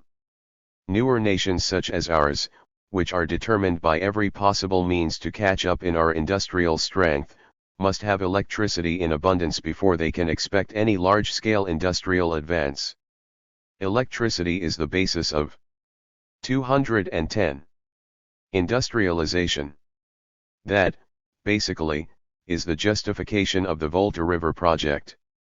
For industrial development and the establishment of factories ranging from steel mills and aluminum smelters to sugar refineries, We shall need abundant and cheap power. That is why the Volta River project is foremost among the many schemes which we have for increasing our industrial productivity. What was significant was that, unlike the British colonial government and the private aluminium companies, Nkrumah and the CPP saw the Volta River project as going beyond the provision of power for the production of aluminium for export. But in addition to the wider industrial dimension, the scheme was seen as opening up possibilities for fishing and the irrigation of the Accra Plains in support of advanced high-productivity agriculture. Indeed, the vision extended even beyond the Volta River project, which was seen as but part of the comprehensive and ambitious 7-year development plan, which looked beyond Akosombo and the VRP to the development and use of energy for a string of industries, including a new integrated aluminum industry. B. Political independence and an autonomous national economic policy. The Nkrumah regime was insistent upon defining the interests of newly independent Ghana and promoting an autonomous national vision of economic development. Under colonial rule, a country has very restricted economic links with other countries. Its natural resources are developed only insofar as they serve the interests of the colonial power. In planning national development, the constant, fundamental guide, is the need for economic independence. This is clear from the promotion of the Volta River project as the engine for broad-front industrialization. An illustration of this was the refusal of the regime to be distracted by the pessimistic assessment of the project by the World Bank. The bank's position was that the project would not be a good investment, as the aluminium companies were unlikely to pay a price for Akosombo power that would ensure an adequate return on Ghana's investment, which proved to be the case. As against this valid, but narrow economic consideration, Nkrumah insisted on the role of the project in the broader scheme for structural transformation and development of the national economy. In the industrial sphere, our aim has been to encourage the establishment of factories where we have natural advantage in local resources and labor, or where we can produce essential commodities required for development or for domestic consumption. During 1961, over 60 new factories were opened in the country. 211. Kwame Nkrumah's insistence on national autonomy was not limited to the economy. In the international sphere, it was reflected in the policy of non-alignment between the two superpower power blocs led by the US and the Soviet Union during the Cold War. Given the geopolitical situation of the time, this involved consistent opposition to US and Western policy and actions that affected Africa negatively. In this, Nkrumah was swayed neither by promises of support nor threats of withdrawal of aid by the US and Western lenders and investors with whom he was engaged in negotiations, and on whose support the VRP so crucially depended. For instance, he led a spirited attack on the position of the US and other Western powers during the Congo crisis of 1960. This resulted in the US administration, under President Eisenhower, freezing a commitment of $30 million about to be made for the Volta River project. Again, after receiving a letter from President John F. Kennedy announcing his delight that all major issues involved in negotiations for the United States government's share of the financing of the dam and smelter have been resolved, and despite subtle and not so subtle warnings from the West, Nkrumah paid a much publicized visit to the Soviet Union and the countries of Eastern Europe, during which he expressed highly critical views of the West. This led the U.S. government to call off signature of the agreement for financial support for the construction of the Akosombo Dam, 2 weeks before the date scheduled for the signature. Again, following an assassination attempt on Nkrumah in early 1964, for which he indirectly blamed the American CIA, there were massive anti-US demonstrations in Accra just before the start of construction of the Valco plant. This caused Edgar Kaiser to delay the start of construction, till after a personal visit to Ghana to receive assurances from Nkrumah. Incidentally, President Johnson also sent a mission led by Governor Averell Harriman, to talk matters over with Nkrumah, who blandly gave assurances of his neutrality in the demonstration. See sound technical preparation. The Volta River project was a massive undertaking with very complex physical, scientific, ecological, economic, and financial aspects. A study of the record of the project reveals the high quality and the technical proficiency and breadth of the preparatory work from the very beginning. These ranged from surveys and other assessments done in the years before and after the Two World War, leading to the UK government white paper of 1952, to the investigative work done by a preparatory commission set up by the Gold Coast Legislative Assembly in 1953. This commission conducted a full review of the relevant technical and economic factors and consulted widely with interested parties, including the aluminium companies, and issued its report in 1956. When U.S. interests were later brought into the negotiations, yet another assessment was commissioned. 212. To carry out further investigations of the engineering aspects of the preparatory commission proposals. The aim was to cut down on the time it would take to build the dam and to reduce the overall cost of the project. This study, undertaken by Kaiser Aluminium and Chemical Corporation, which was later to be the majority shareholder of Valco, produced a report in March 1959, which formed the technical basis for the final shape of the Volta River project. Personal involvement, commitment, and passion. The history of the Volta River project, particularly with the approach of independence in the late 1950s and the rise to power of a tough-minded nationalist regime, was marked by very grave uncertainty. There is little doubt that, but for the passion and personal commitment of Kwame Nkrumah, negotiations for the project would have fallen through at any number of points. So convinced was he of the indispensable role of cheap and abundant energy in industrialization that Nkrumah became obsessed with the vision of an independent Ghana, industrializing on the basis of energy from the Akosombo, Bui, and other hydro projects, and allowed nothing to block or blur the vision. One wished to make this simple and basic statement forthwith, that is, that my government is determined to develop the hydroelectric potential of Ghana to its maximum. Address to Parliament, March 1959. However, the obstacles to the achievement of this dream were many and daunting. As already indicated, the finalization of the deal was threatened at various stages.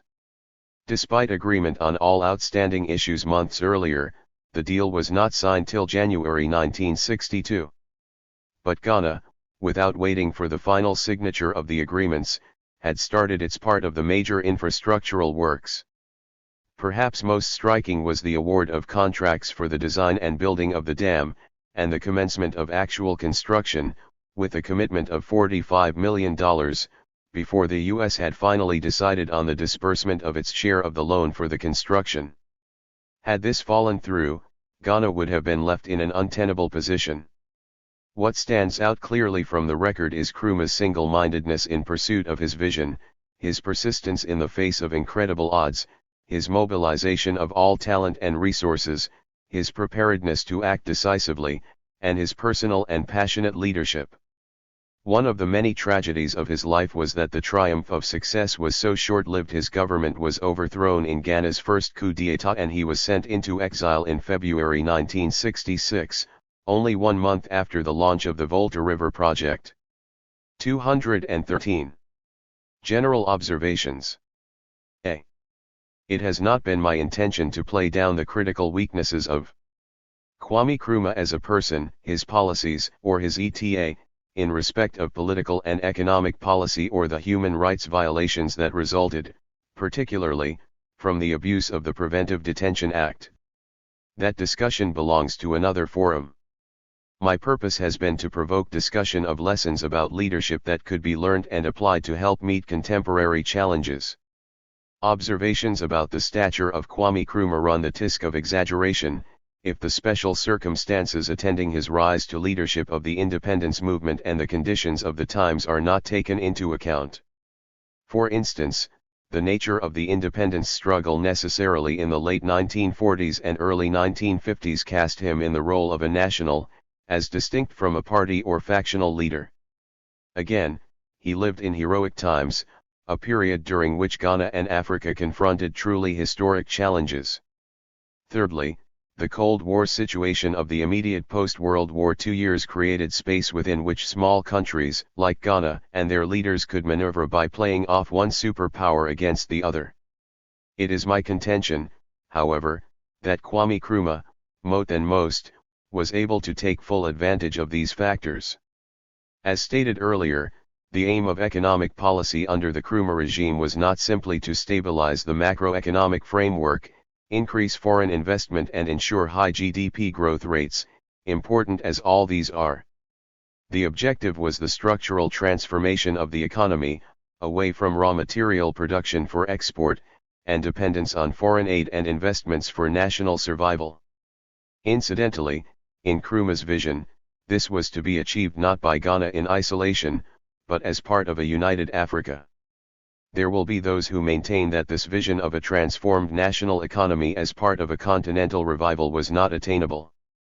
Whether the dream was attainable or not, is not the issue I am addressing this evening. That here was a dream, backed by systematic, determined strategy and action, that is the issue I am putting before you this evening. We have emphasized the vital role of selfless and dedicated leadership, pursuing with total vigor, a vision for autonomous national economic and social transformation.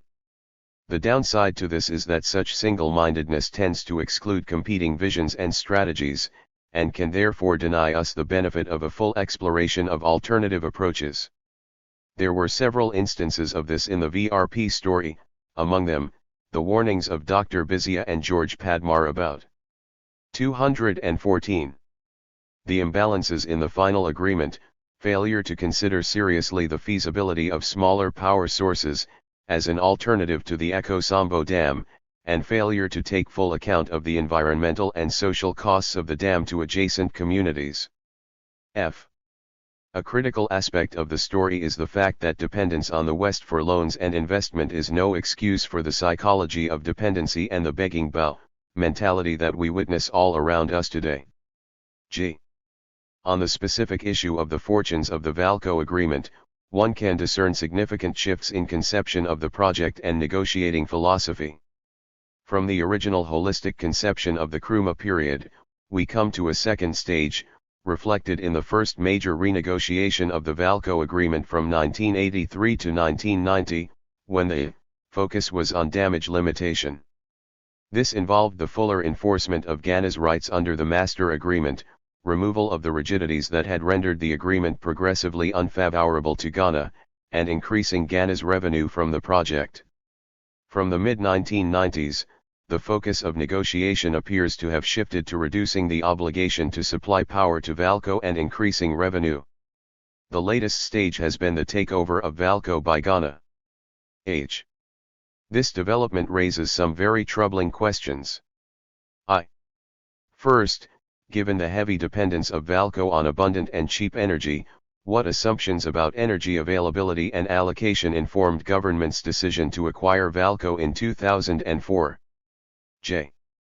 Secondly, what realistic prospects are there for a truly integrated aluminum industry, integrating backward by developing the bauxite and alumina potential of the country and integrating forwards into metal production and fabrication in Ghana, as opposed to simply producing ingot for export and fabrication elsewhere? K. Thirdly, as is well known, aluminum is not the magic metal it was immediately after World War H. The arrival of plastics and other materials has reduced its strategic edge. The question therefore arises, after the production of metal, what next? Direct exportation? Fabrication into strategic products such as engine blocks? 1. In sum, how far was the decision to acquire Valco in 2004 and the final shape of the deal systematically informed by an explicit policy in respect of all or any of the questions raised above? M. Ghanaians are entitled to be made fully aware of answers to these questions, if only to remove the general perception that the current energy crisis is linked to the commitment to supply cheap energy to Valco. 215. Conclusion. A close look at the problems confronting Ghana today, as elsewhere in Africa, reveals that one of the factors explaining our present condition is the loss of imagination at the level of leadership, and the resulting atrophy of the AE to imagine at all levels of society. While there are many factors that explain our current situation, some within our control, others without, I would argue that the current begging bowl posture seen all over Africa, is a reflection, at least in part, of the truly pedestrian leadership which Africa has suffered over the last 40 years. I will go further, without a revisioning by our political and intellectual leaders of a self-activating, self-accounting Africa, the prospects for our revival, indeed survival, remain extremely dim. This should be a matter of very great concern to the Ghana Academy of Arts and Sciences, if it is to remain true to its founder and to its mandate. What Ghana needs, what Africa craves, is leadership that combines the powers of the intellect with vision and personal dedication in addressing national development as a total process, a process that defines and pursues an autonomous development policy, even as it engages with international realities, a leadership that fills all with pride and confidence in self and nation, and inspires all to aspire. 216. Interview with ESI Sutherland Addy. Professor ESI Sutherland Addy and Prof. Gordon. Q. What is your relationship with Kwame Nkrumah and how did you get interested in doing research on Kwame Nkrumah? A. Thank you very much. This is going to be a long story. When I was a child, which was from the mid-1950s onwards, I realized that there was a relationship between Kwame Nkrumah and my parents, that is F.W. Sutherland, the playwright and dramatist, and Bill Sutherland, the Pan-Africanist activist. That relationship lay in finding out, for example, that it was Kwame Nkrumah who was contacted and invited my father to Ghana in 1953, and when he arrived by ship, and he said that once you arrived, you had to be carried across because there was no dock, so somebody carried you. Once he came ashore, there was somebody waiting to say that the Prime Minister can't see you himself, but they were going to put you in the Seaview Hotel. Now it is in ruins, but it was this beautiful hotel by the seaside. Bill Sutherland was asked to help in certain things like organizing the All Africa People's Conference that was held in 1958. He did that, and eventually, he became the private secretary of the Minister of Finance. He basically was drawn into Nkrumah's outer circles, if you like, and by that we vicariously also got to experience the Pan-Africanist vision of Kwame Nkrumah, because we met a lot of freedom fighters and so on.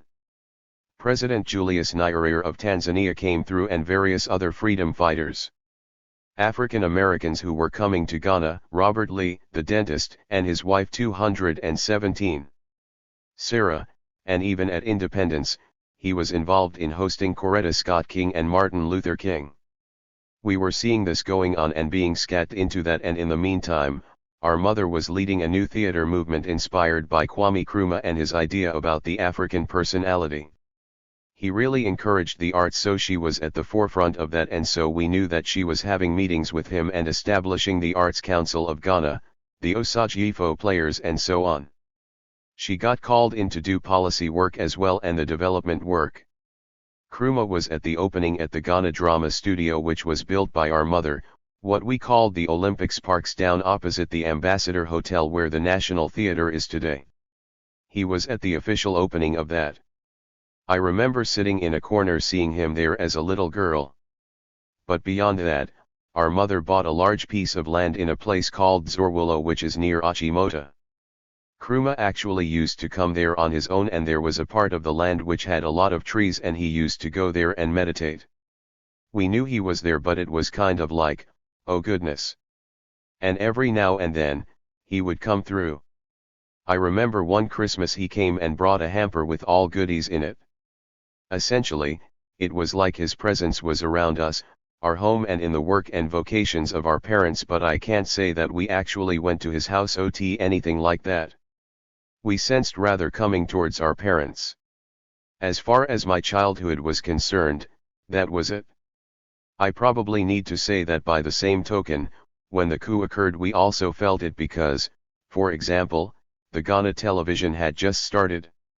Shirley Graham Dubois was the CEO of Ghana Television, and she had sent a television set to our house so that our mother could monitor the programs, and when the coup occurred, there was this huge fuss about coming to collect the television by security people. They tried to be nice, polite to our mum, but the fact remains that she's got this television. We felt some of the animosity at the time, and also stories going round, why was he coming to our compound, and so on and so forth. I think our mother's attitude was such that it really couldn't stick. She didn't allow it to permeate her work or us or anything like that. We got over it quite quickly. So as far as the childhood thing is concerned, that's what happened. Q. So when did you become interested in Kwame Nkrumah as an adult? A. Yes, the whole idea of Pan-Africanist thought and so on was part of how I thought myself as I grew up, and you just heard about him everywhere you went. So as a youth leader, I went to Kenya in 1973 and people were asking us about Kwame Nkrumah, so you ask yourself, why are these people doing this? Before then, I went to Tanzania when I was about 16 years because my father lived in Tanzania. It was like he was there all the time. There were reggae artists who were talking about liberation movement at that time, apartheid, and all that. And 218. Nkrumah's name was in the popular culture coming to us from the diaspora. Through that and through my studies of literature, I was always conscious of him. I actively began to look at work that involved him because the writers I was studying would bring the issue up. So if you like, admire Cicero, Unseason O Congo. He talked about Lumumba. But you can't talk about Lumumba without talking about Kwame Nkrumah, so you get that from the people that you ate studying. You have to confront it. There were always these controversies, when his body was brought back to be buried here in Ghana. It opened things up again and so on. Having studied in UCLA and doing African literature and working with students from all kinds of African countries, people wouldn't let me rest. It was like, oh, why did you people do this to Kwame Nkrumah?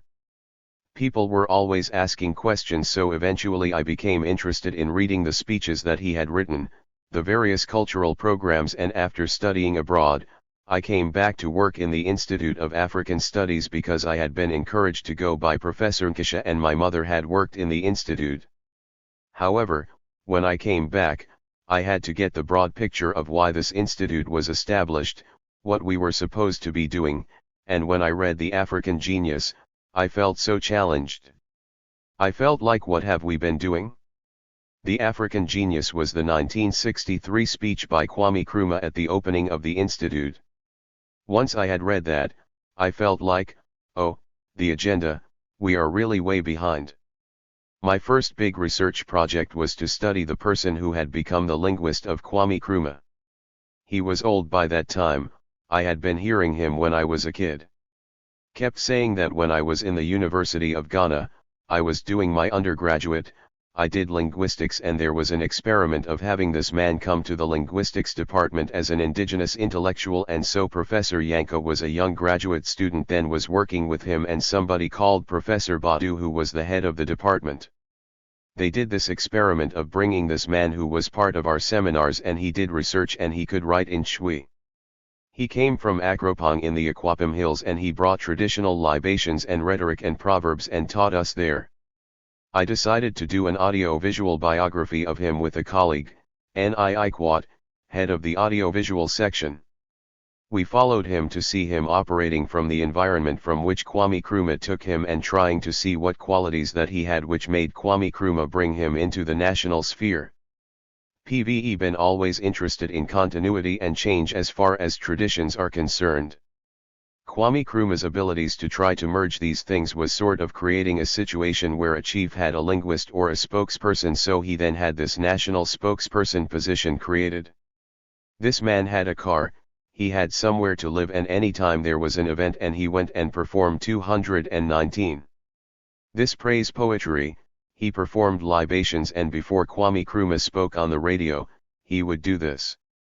It was controversial, and that's part of the reason why I did the study, because people thought Kwame Nkrumah was trying to become a traditional chief or a king, and after he had condemned all these kings and told them that they would run away with their slippers off.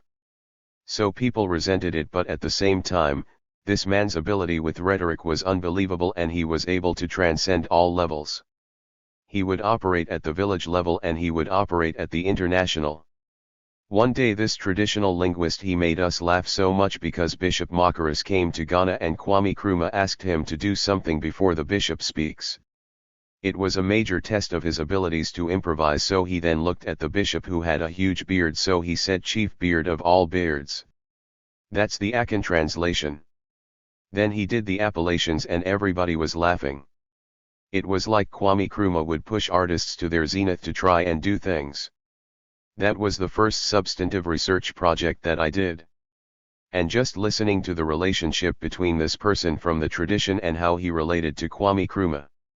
He did something which was very interesting. He placed Kwame Nkrumah above all the chiefs in the country, so he learned the appellations of all the major chiefs throughout the country, and he would take lines from their appellations and use them for Kwame Nkrumah, and he legitimized it by saying that this is a king of all kings. That's how he projected it, and that's how he thought. I was just very interested in the adaptation. Kwame Nkrumah had adapted him from the tradition into the national, and he adapted Kwame Nkrumah into the tradition. It was a very interesting dynamic. I've always loved that particular project I was able to do. It also signified the establishment of a syncretic culture under Kwame Nkrumah. So ceremonial things, all kinds of ceremonies were created that brought things from all the cultures onto the national scene. We had the flourishing of nationalist choral music, the flourishing of sculpture, painting, drama. All of that, of course, was very exciting for me because that was my area. That's how I engaged with him in the beginning of my career in the Institute of African Studies.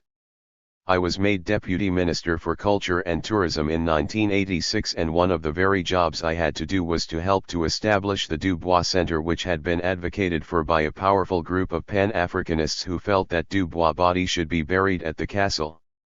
When Dubois died, he was buried outside the wall of the Christiansburg Castle. There was a logic to it. It made sense. He had come back, he was out of there, and this was the seat of government. That was the thinking. And I'm sure that people are aware that Dubois did come to Ghana at Kwame Nkrumah's bidding when he was being hounded out of the United States because he was said to be communist. He came to set up the Africana Encyclopedia Project. So the thinking was, why? 220. Don't we make the home that he lived in a center for Pan-African culture? And my boss was Dr. Ben Abdullah. He's a wonderful Pan-Africanist playwright and intellectual in drama. He was from the School of Performing Arts. He listened to the call by these older Pan-Africanists, including Dr. Robert Lee, my mom, F.W. Sutherland, Dr. Lee's wife, and a number of people who felt that it was time for people to be able to go somewhere and see Dubois' tomb. Kwame Nkrumah was dead. He should also be given this necessary recognition. The George Padmar Library had already been created. So it was felt that there should be a cent to showcase these three powerful giants of Pan-Africanism, Nkrumah, Padmar, and Dubois. It would attract scholars and activists from all over the world to Accra. That's why the Dubois Center was set up, and again, one had to engage necessarily with Kwame Nkrumah's proposed mausoleum, because at that time, we were also trying to build the mausoleum. It was also done under Dr. Abdullah, and he was really trying to sensitize people in government to the importance of why the whole of the African world will be looking up to us to be able to do this. So there was a lot of advocacy work to be done. President Rawlings at the time and a number of intellectual activists around him were quite not easy, but it was possible to persuade them that this was important and that Ghana had this role and we had to make sure we lived up to it. It was a great privilege to be involved in that set of activities. We did the tomb. His son, David Dubois, brought paraphernalia, gowns, and awards to set up in his bedroom. It was a great privilege. And I think one of the most moving things that has ever happened to me was to be there when Dubois' bones were exhumed and taken to 37 Military Hospital morgue. I can't even describe how I felt to see those bones. The 4-day forum was attended by many dignitaries, including the former President J.J. Rawlings, the current Vice President, Mr. Kwasi Amisa Arthur, Mr. Kofi Adams, Deputy General Secretary of the NDC, and Samia Yaba Nkrumah, former Member of Parliament. And although the results and potential impact of the forum are yet to be determined, it was announced that a panel of experts will be appointed to monitor its outcomes. 12. Decolonization. The Africanization of African institution and the process of decolonization were found to be a major agenda item for Nkrumah in the post-independence era. This agenda was to be accomplished through an Africa-centered educational system. Nkrumah argued eloquently that in order to decolonize, Africans must understand themselves through African history. His central argument was the regeneration of Africa. African history must be free from European distortions, it must include African contributions to human civilization. In his welcome address to the First International Congress of Africanists in 1962 held at the University of Ghana, Nkrumah noted, "It is incumbent upon all Africanist scholars, all over the world, to work for a complete emancipation of the mind from all forms of domination, control, and enslavement." As Dr. Mhebofre Hiwot rightly points out in this volume, Nkrumah's signature book, Consciencism, Philosophy and Ideology for Decolonization, Nkrumah defines the philosophy, consciencism one's a map, in intellectual terms, of the disposition of forces which will enable African society to digest the Western and the Islamic and the Euro-Christian elements in Africa, and develop them in such a way that they fit into the African personality. 13. Impactors on Kwame Nkrumah. What factors influenced Kwame Nkrumah? How did he grow up? What was his childhood? What motivated him? Did his faith play any significant role in his life? To what extent did Western education shape Nkrumah? Who were his role models and did they have any impact on him? These and several questions about Nkrumah were raised throughout this volume. Various answers were provided to these and many other questions that can be insightful. To be sure, Nkrumah had a gift of charisma, an important quality of an effective leader. But Nkrumah had more than charisma, he had intellect, vision, courage, and always focused on issues at hand. The findings in this volume will suggest all of the above. According to his autobiography, he was a product of a poor and illiterate family. He, however, managed to have several role models and mentors. Although he studied religion, he did not carry his Christian faith on his shoulders. There is a common agreement that he was influenced by his experiences in the United States, especially the works of such role models and mentors as Marcus Garvey, W.E.B. Du Bois, George Padmar, Dick Gregotti, Nnamdi Azikiwe, etc. He may have been equally influenced by his social environment in the U.S. Undoubtedly he was a product of his environment, both at home in the Gold Coast and the United States. The American educational system played a major role in Nkrumah's life. He had a work ethics that was neither British nor African, albeit he was probably more challenged by his British colonial experience than any other single factor. He nevertheless was a man with many complexities, his dualism driven by his vision and yet pragmatic, compassionate and could be revengeful if he had to. A case in point was the establishment of the Detention Act of 1950 that created detention camp for his foes, including Dr. J.B. Danquah, who died in the camp. His friends now reflect on the detention camp as unnecessary and a mistake, while his enemies continue to view it as revengeful. Another example of Nkrumah's dualism and pragmatism was his appointment of a white man to serve as director of the Institute of African Studies at the University of Ghana, 1962-1965. As an African nationalist and a great anti-colonialism, one would expect his first appointment to head an institution he charged with the Africanization of the university would be an African. But considering the circumstance when the university was practically run by white expatriates, the appointment of an African head was probably unwise. In a sense, therefore, Nkrumah was Machiavellian, using the end to justify the means. 14. Africanization policy. A major paper was written on this subject by an Africanist, George Paynion Hagan, former director of the Institute of African Studies at the University of Ghana. Nkrumah's post-colonial civil service policy was the Africanization of the central administration and its bureaucracy by replacing all expatriates with indigenous officers. Hagan argues that although the civil service maintained its colonial power structure, Africanization created an African-centered civil service administration and management system. It was a paradigm shift in public administration in Ghana, a strategic shift. It should also be noted that Nkrumah's Africanization policy went beyond the public sectors, it included the civil society and private sectors. Perhaps the greatest impact of Africanization was the practice of power acquisition and quid pro quo in Ghanaian democratic culture of leadership and governance. Lessons learned.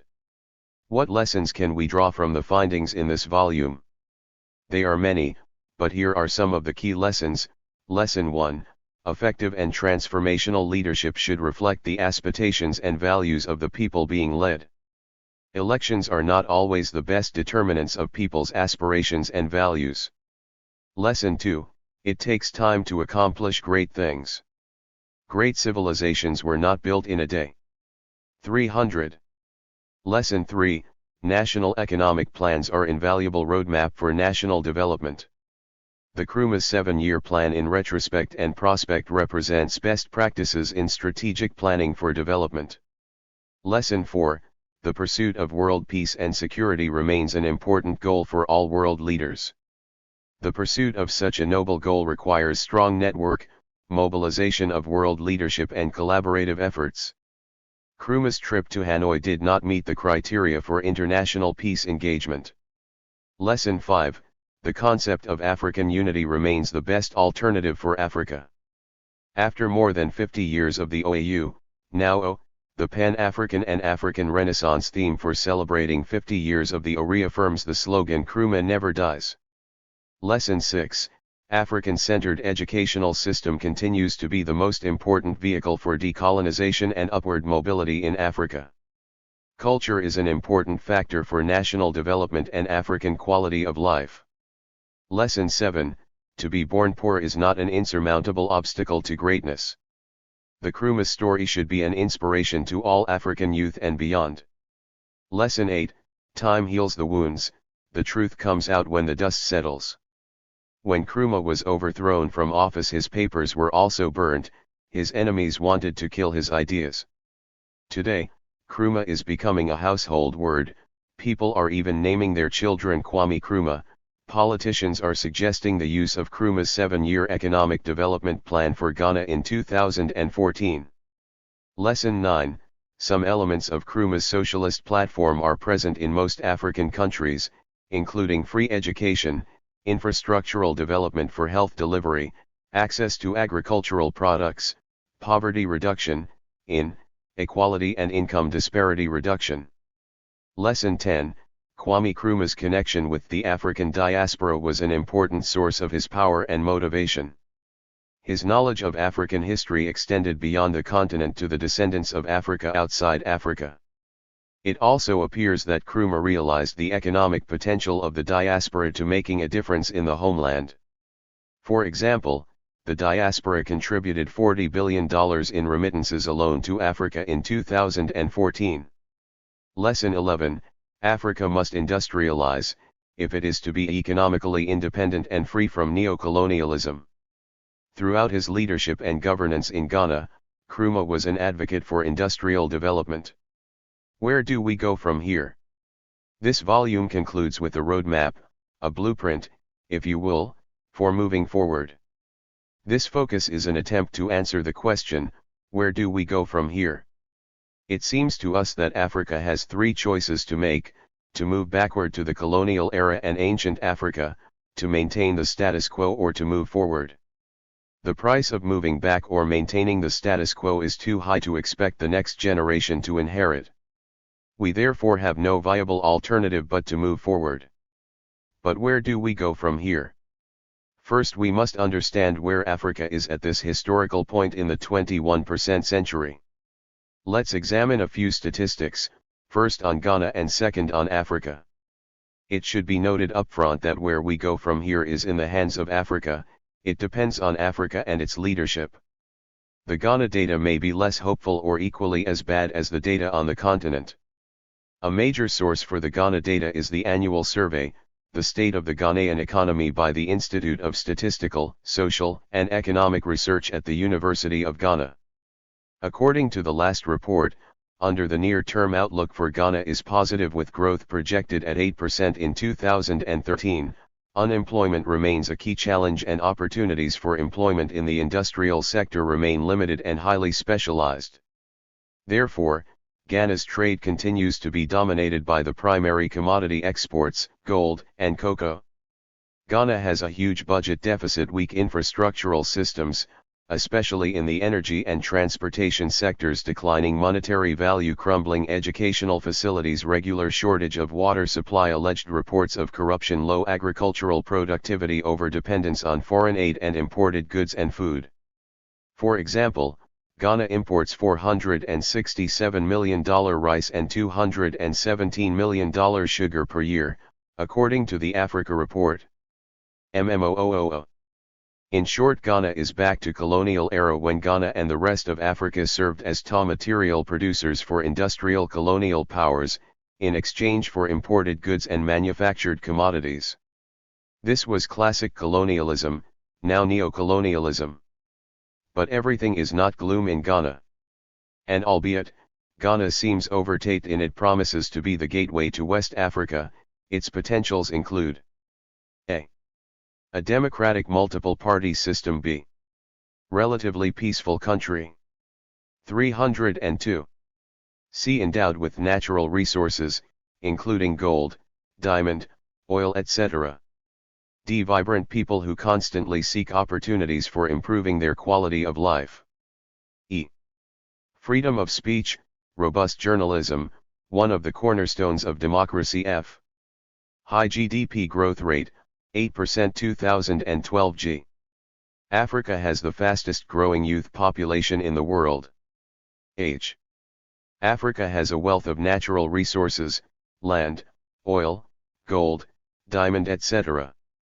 Africa has the lowest agricultural productivity in the world, it has not moved a jot in the last 20 years. NB, some of the above were based on the author's personal observations as he traveled around Ghana. Africa's mineral resources. African mineral reserves rank first or second for bauxite, cobalt, diamonds, phosphate rocks, and platinum group metals, vermiculite, and zirconium. Many other minerals are present in quantity. The 2005 share of world production from African soil was bauxite 9%, aluminum 5%, chromite 44%, cobalt 57%, copper 5%, gold 21%, iron ore 4%, steel 2%, lead 3%, manganese 39%, zinc 2%, cement 4%, natural diamond 46%, graphite 2%, phosphate rock 31%, coal 5%, mineral fuels and petroleum 13%, uranium 16%.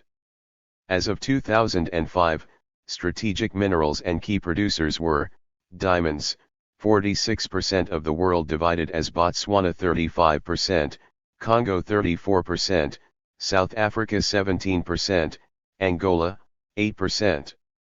Gold, 21% of the world, divided as South Africa 56%, Ghana 13%, Tanzania 10%, and Mali 8%. Uranium, 16% of the world, divided as Namibia 46%, Niger 44%, South Africa less than 10%. Bauxite, 9% of the world, divided as Guinea 95%, Ghana 5%. Steel, 2% of the world, divided as South Africa 54%, Egypt 32%, Libya 7%, Algeria 6%.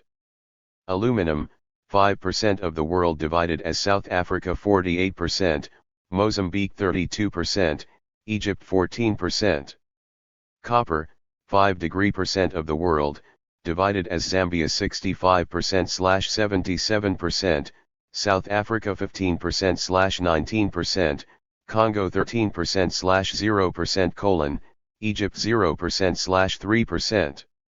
Chapter 6, Conclusion, Where do we go from here? 303. Platinum/palladium, 62% of the world, divided as South Africa 97%/96%. Coal, 5% of the world, divided as South Africa 99%. Overdependence on mineral resources. Many African countries are highly and dangerously dependent of such exports. Mineral fuels account for more than 90% of the export earnings for Algeria, Equatorial Guinea, Libya, and Nigeria. Minerals account for 80% for Botswana, Congo, Gabon, Guinea, Sierra Leone, and Sudan.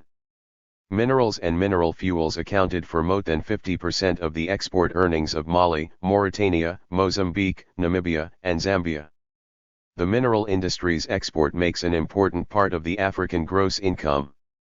Ongoing mining projects of more than $1 billion are taking place in South Africa, Guinea, Madagascar, Mozambique, Congo, and Zambia, Nigeria and Sudan, Senegal, and many others. In addition to the above, the African Union recently celebrated its 50th anniversary, an opportunity to reflect on past accomplishments and the development of plans to move Africa towards achieving its original goal of African unity and possibly the creation of the United States of Africa. Since changing its name from the Organization of African Unity to African Union in 2001, it has held numerous conferences, summits in Africa, Europe, and the US. The theme for the 50th anniversary celebration, Pan-African Renaissance. It has declared 2014 as the Year of Agriculture. Its strategy for African development is regional integration. Beyond these efforts is an office building in Addis Ababa built by the Chinese government. Has membership of 54 independent African states with H.E. Dr. Nkosazana Dlamini Zuma of Mauritania as chairman. Has also signed a security agreement with European Union. It is against these backgrounds that our closing question must be focused, first on Ghana and second, on Africa. Based on our findings and lessons learned from revisiting Kwame Nkrumah, what would be his reactions to the current state of affairs in Ghana, Africa, and the international community? The late President Kwame Nkrumah would be disappointed, to say the least. Nkrumah would argue that moving forward Ghana and Africa are inseparable. It is apparent, based on the baseline data for Ghana and the rest of Africa that 304. The key imperatives for where we must go from here are significant, improvements in the following 8 areas: health, economic development, education, leadership, rule of law, infrastructural development, energy, and corruption. Scholars in development studies, Africanists, African, and leaders, the African communities in Africa and the diaspora seem to agree that these 8 imperatives are compelling areas of development if Africa is to fulfill its promise for independence and meet the aspirations of the African people. The real issue is how to move forward in each of these and related areas. There are fundamental differences in approach to where we go from here. These are the irradualists and the so-called radical approaches, liberals and conservatives, the pragmatists and the idealists, regionalists, country-centrists, and Africanists, etc. The centrality of our argument is the current lack of transformational leadership, capable of mobilizing these different groups for African unity, unity on multiple levels, country, region, and continental. The apparent lack of cohesion between and the different regional blocs makes regional economic integration only a noble dream that is unlikely to be realized. As Joseph Adamensa, an official of the UNICA recently noted, regional integration is important and there is currently no link between what the African Union is pursuing in terms of regional integration and that of the different regional economic blocs on the continent. Therefore, there one's the need to establish that coherence between and the various regional blocs. Adamensa made the above remarks at the opening of a 3-day colloquium on Africa's economic integration in Accra, May 7, 2014. The situation described here is a classic example of the disconnect in leadership-related issues across Africa. The does one thing, regional blocs do something else and African countries do another thing that may or may not be related to neither O's agenda nor the regionalists' agenda. In this context, there exists the African dilemma, and who owns the problems? Does the African leadership at the level and the regional level understand the nature of the crisis in African leadership? Are the leaders seeking for the so-called African solutions to African problems? If there is such a thing as African solutions to African problems, this is it. Economically, even for more than half a century since independence, Africa remains a raw material producing continent for exports. At the same time, the fortunes of agriculture, which used to be Africa's economic backbone, is dwindling, Africa cannot feed its fast-growing population, hence it is now engaged in importing food. Thus Ghana and the rest of Africa must find sustainable means to dramatically increase its local agricultural products. The current culture and appetite for foreign food products creates an imminent danger to the present and future sustainable economic development of Africa. Chapter 6. Conclusion: where do we go from here? 305. Borrowing more money is not the right direction, yet many African countries have come to believe that they cannot do without begging for more loans. The rule of law is critical in where we go from here. The recent development in Nigeria with the Boko Haram does not promise national, regional and world peace. Political stability and peace and security are important values that impact national and continental development. The absence of the rule of law is chaos. It is in the interest of Africa and world peace for Africa to choose the rule of law. From Egypt to DR Congo, Mali to Algeria, Kenya to Somalia, North Sudan to South Sudan, freedom of Africans, human rights, and the rule of law must be top priorities for the O. Yet these problems are either ignored or incapable of playing any meaningful role in resolving the problems in these African countries. And perhaps most importantly is the lack of African voice in other international issues. For example, why is the O or Africa not able to impact the power structure in the UN? The very least is for Africa to have a permanent seat at the Security Council of the UN. Its majority in the UN General Assembly is cosmetic and ceremonial. In terms of energy and infrastructural development, Ghana and other African countries must embark on meaningful collaboration to ensure President Obama's partnership challenge with Africa for energy development. It is ironic that Africa has several natural sources of energy, yet it has high shortage of energy. Africa ought to be supplying energy to all the temperate zones of the world. Africa's sunshine alone is a major source of clean energy. Roads and communications in Africa need immediate attention. The potholes that I have experienced recently in Africa are heartbreaking. The lack of frequent availability of internet access is disturbing. It makes me wonder about researching and conducting business in the continent. The water supply is challenging. Education remains the most single means for upward mobility globally and especially in developing and emerging nations. It is equally true in the developed nations. The education agenda must be a priority in Africa if Africa is to make any significant progress in the 21st century. Yet African national budgets do not reflect the urgency for African-centered education, especially in tertiary education. Writing about African identity in a recent issue of the New African, Tito Ali noted, Africa today has an identity crisis so catastrophic that it requires a concerted effort to re-envision and rebuild what Africa means and represents. Most of Africa inherited Eurocentric education, much of which continues, even in South Africa. As a result, arguably, Africa continues to face a cruel paradox of global perception of being tremendously rich in natural resources and at the same time they are the poorest and least developed or civilized people in the world.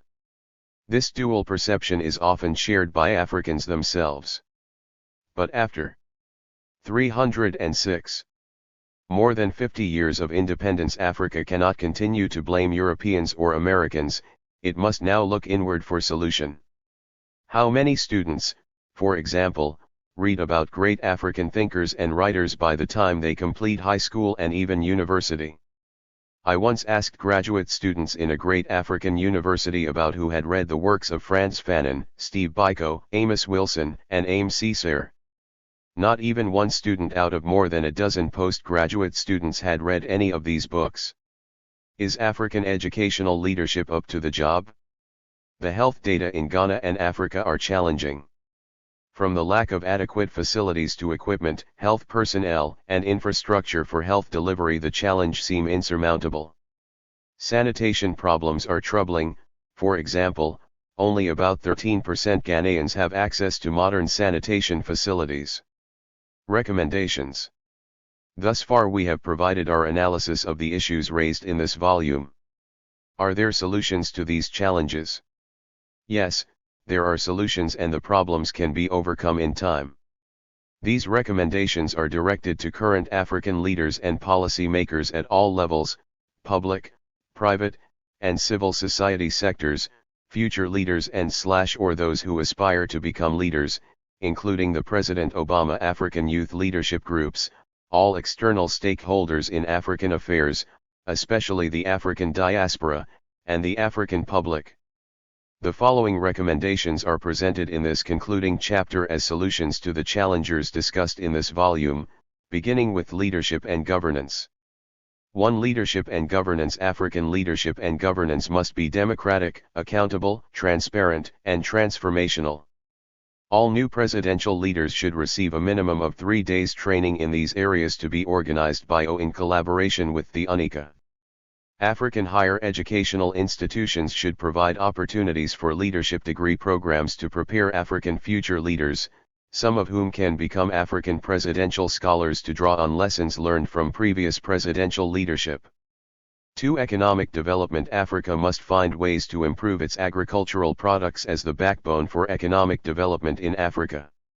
It should reduce the exportation of its raw materials as well as its importation of manufactured goods and services.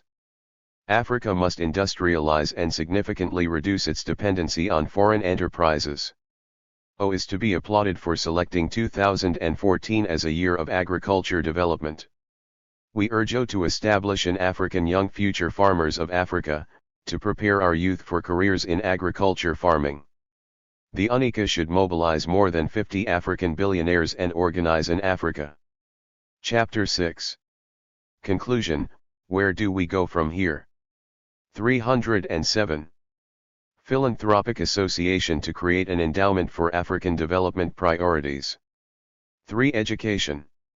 Free primary education in Africa is a worthy cause that every nation should pursue. African-centered education should be a priority at all levels of education. Emphasis on technical education is desirable, but the importance of reading, speaking, writing and thinking should be central to both liberal arts and technical education. 4. Health. Sustainable infrastructure for health service delivery is imperative. Individual responsibility as well as government for sanitation should be promoted by agencies responsible for healthy environments. Undoubtedly, Africa must produce resources to enhance public health. Material, equipment, and research to improve health in Africa is a critical agenda. All health goals and objectives should be measurable. Special attention should be given to rights to health care and determinants of health. 5. Rule of law. A lawless society is unsafe, it cannot guarantee individual rights. Therefore, all governments in Africa should conduct a periodical review of its constitution to ensure human rights and protect marginalized persons and human dignity. The dual governance systems that exist throughout Africa must be a matter of constitutional review. African traditional leadership could be modernized to share powers with the modern state. Some states currently have too much of power invested in presidents. For example, some presidents have the power to appoint city mayors and regional ministers. These positions should be elective rather than presidential appointments. 6. African infrastructure. Infrastructural development is the key to all aspects of social and economic transformation in Africa. Every major aspect of infrastructure is challenging, yet the potential for improvement is promising. We therefore recommend large investments in roads, air, bridges, and communications, for example telephone and waterways. African leaders, especially focusing on regional integration, such as the Economic Community of West African States, should work tirelessly to ensure easier and safer road transportation and waterways. As Africa urbanizes, it must seek for partnership to develop public transportation for the masses. Tools for regional integration must be enhanced, these include visas and intra-African trade. 308. 7. Energy. Energy is the engine of economic development. The shortage of energy in Africa is alarming. Yet the sources of energy in Africa are plentiful. First and foremost, Africa should pursue clean energy, this is the future trend. And Africa has numerous sources of clean energy, sun for solar energy, wind, and tides. Africa must stop its current sharecropping of its natural resource of oil and gas and sacrificing Africa's precious land/environment. Building dams is not a viable option, it is too expensive to begin with. African leaders should take advantage of President Obama's challenge for partnership in energy development in Africa. 8. The diaspora factor. The African diaspora, including the returnees, have an important role to play in African affairs, especially in economic development and cultural linkages. Therefore, African leaders and organizations are encouraged to engage the diaspora in specific meaningful ways, for example a seat or two in the decision-making roles, national, regional integration and policies on diaspora engagement in Africa. 9. Corruption. Corruption is a global phenomenon that must be eradicated. Any act of corruption is recognized in practically all judicial systems in Africa, yet it has become a way of life. Even some judicial systems have been alleged to be corrupt. The bottom line is to enforce the law. Maybe it should be treated as a felony for any person found guilty of corruption charges. Governments should lead in the eradication of corruption, first by being accountable and second, by being transparent and fair. 10. Self-sufficiency or dependency. Moving forward, Africa must decolonize through an African-centered educational system. Dependency on the West or East should not be an option. Indeed, dependency culture is not sustainable. Africa must keep its eyes on the prize. The prize is self-reliance and sufficiency.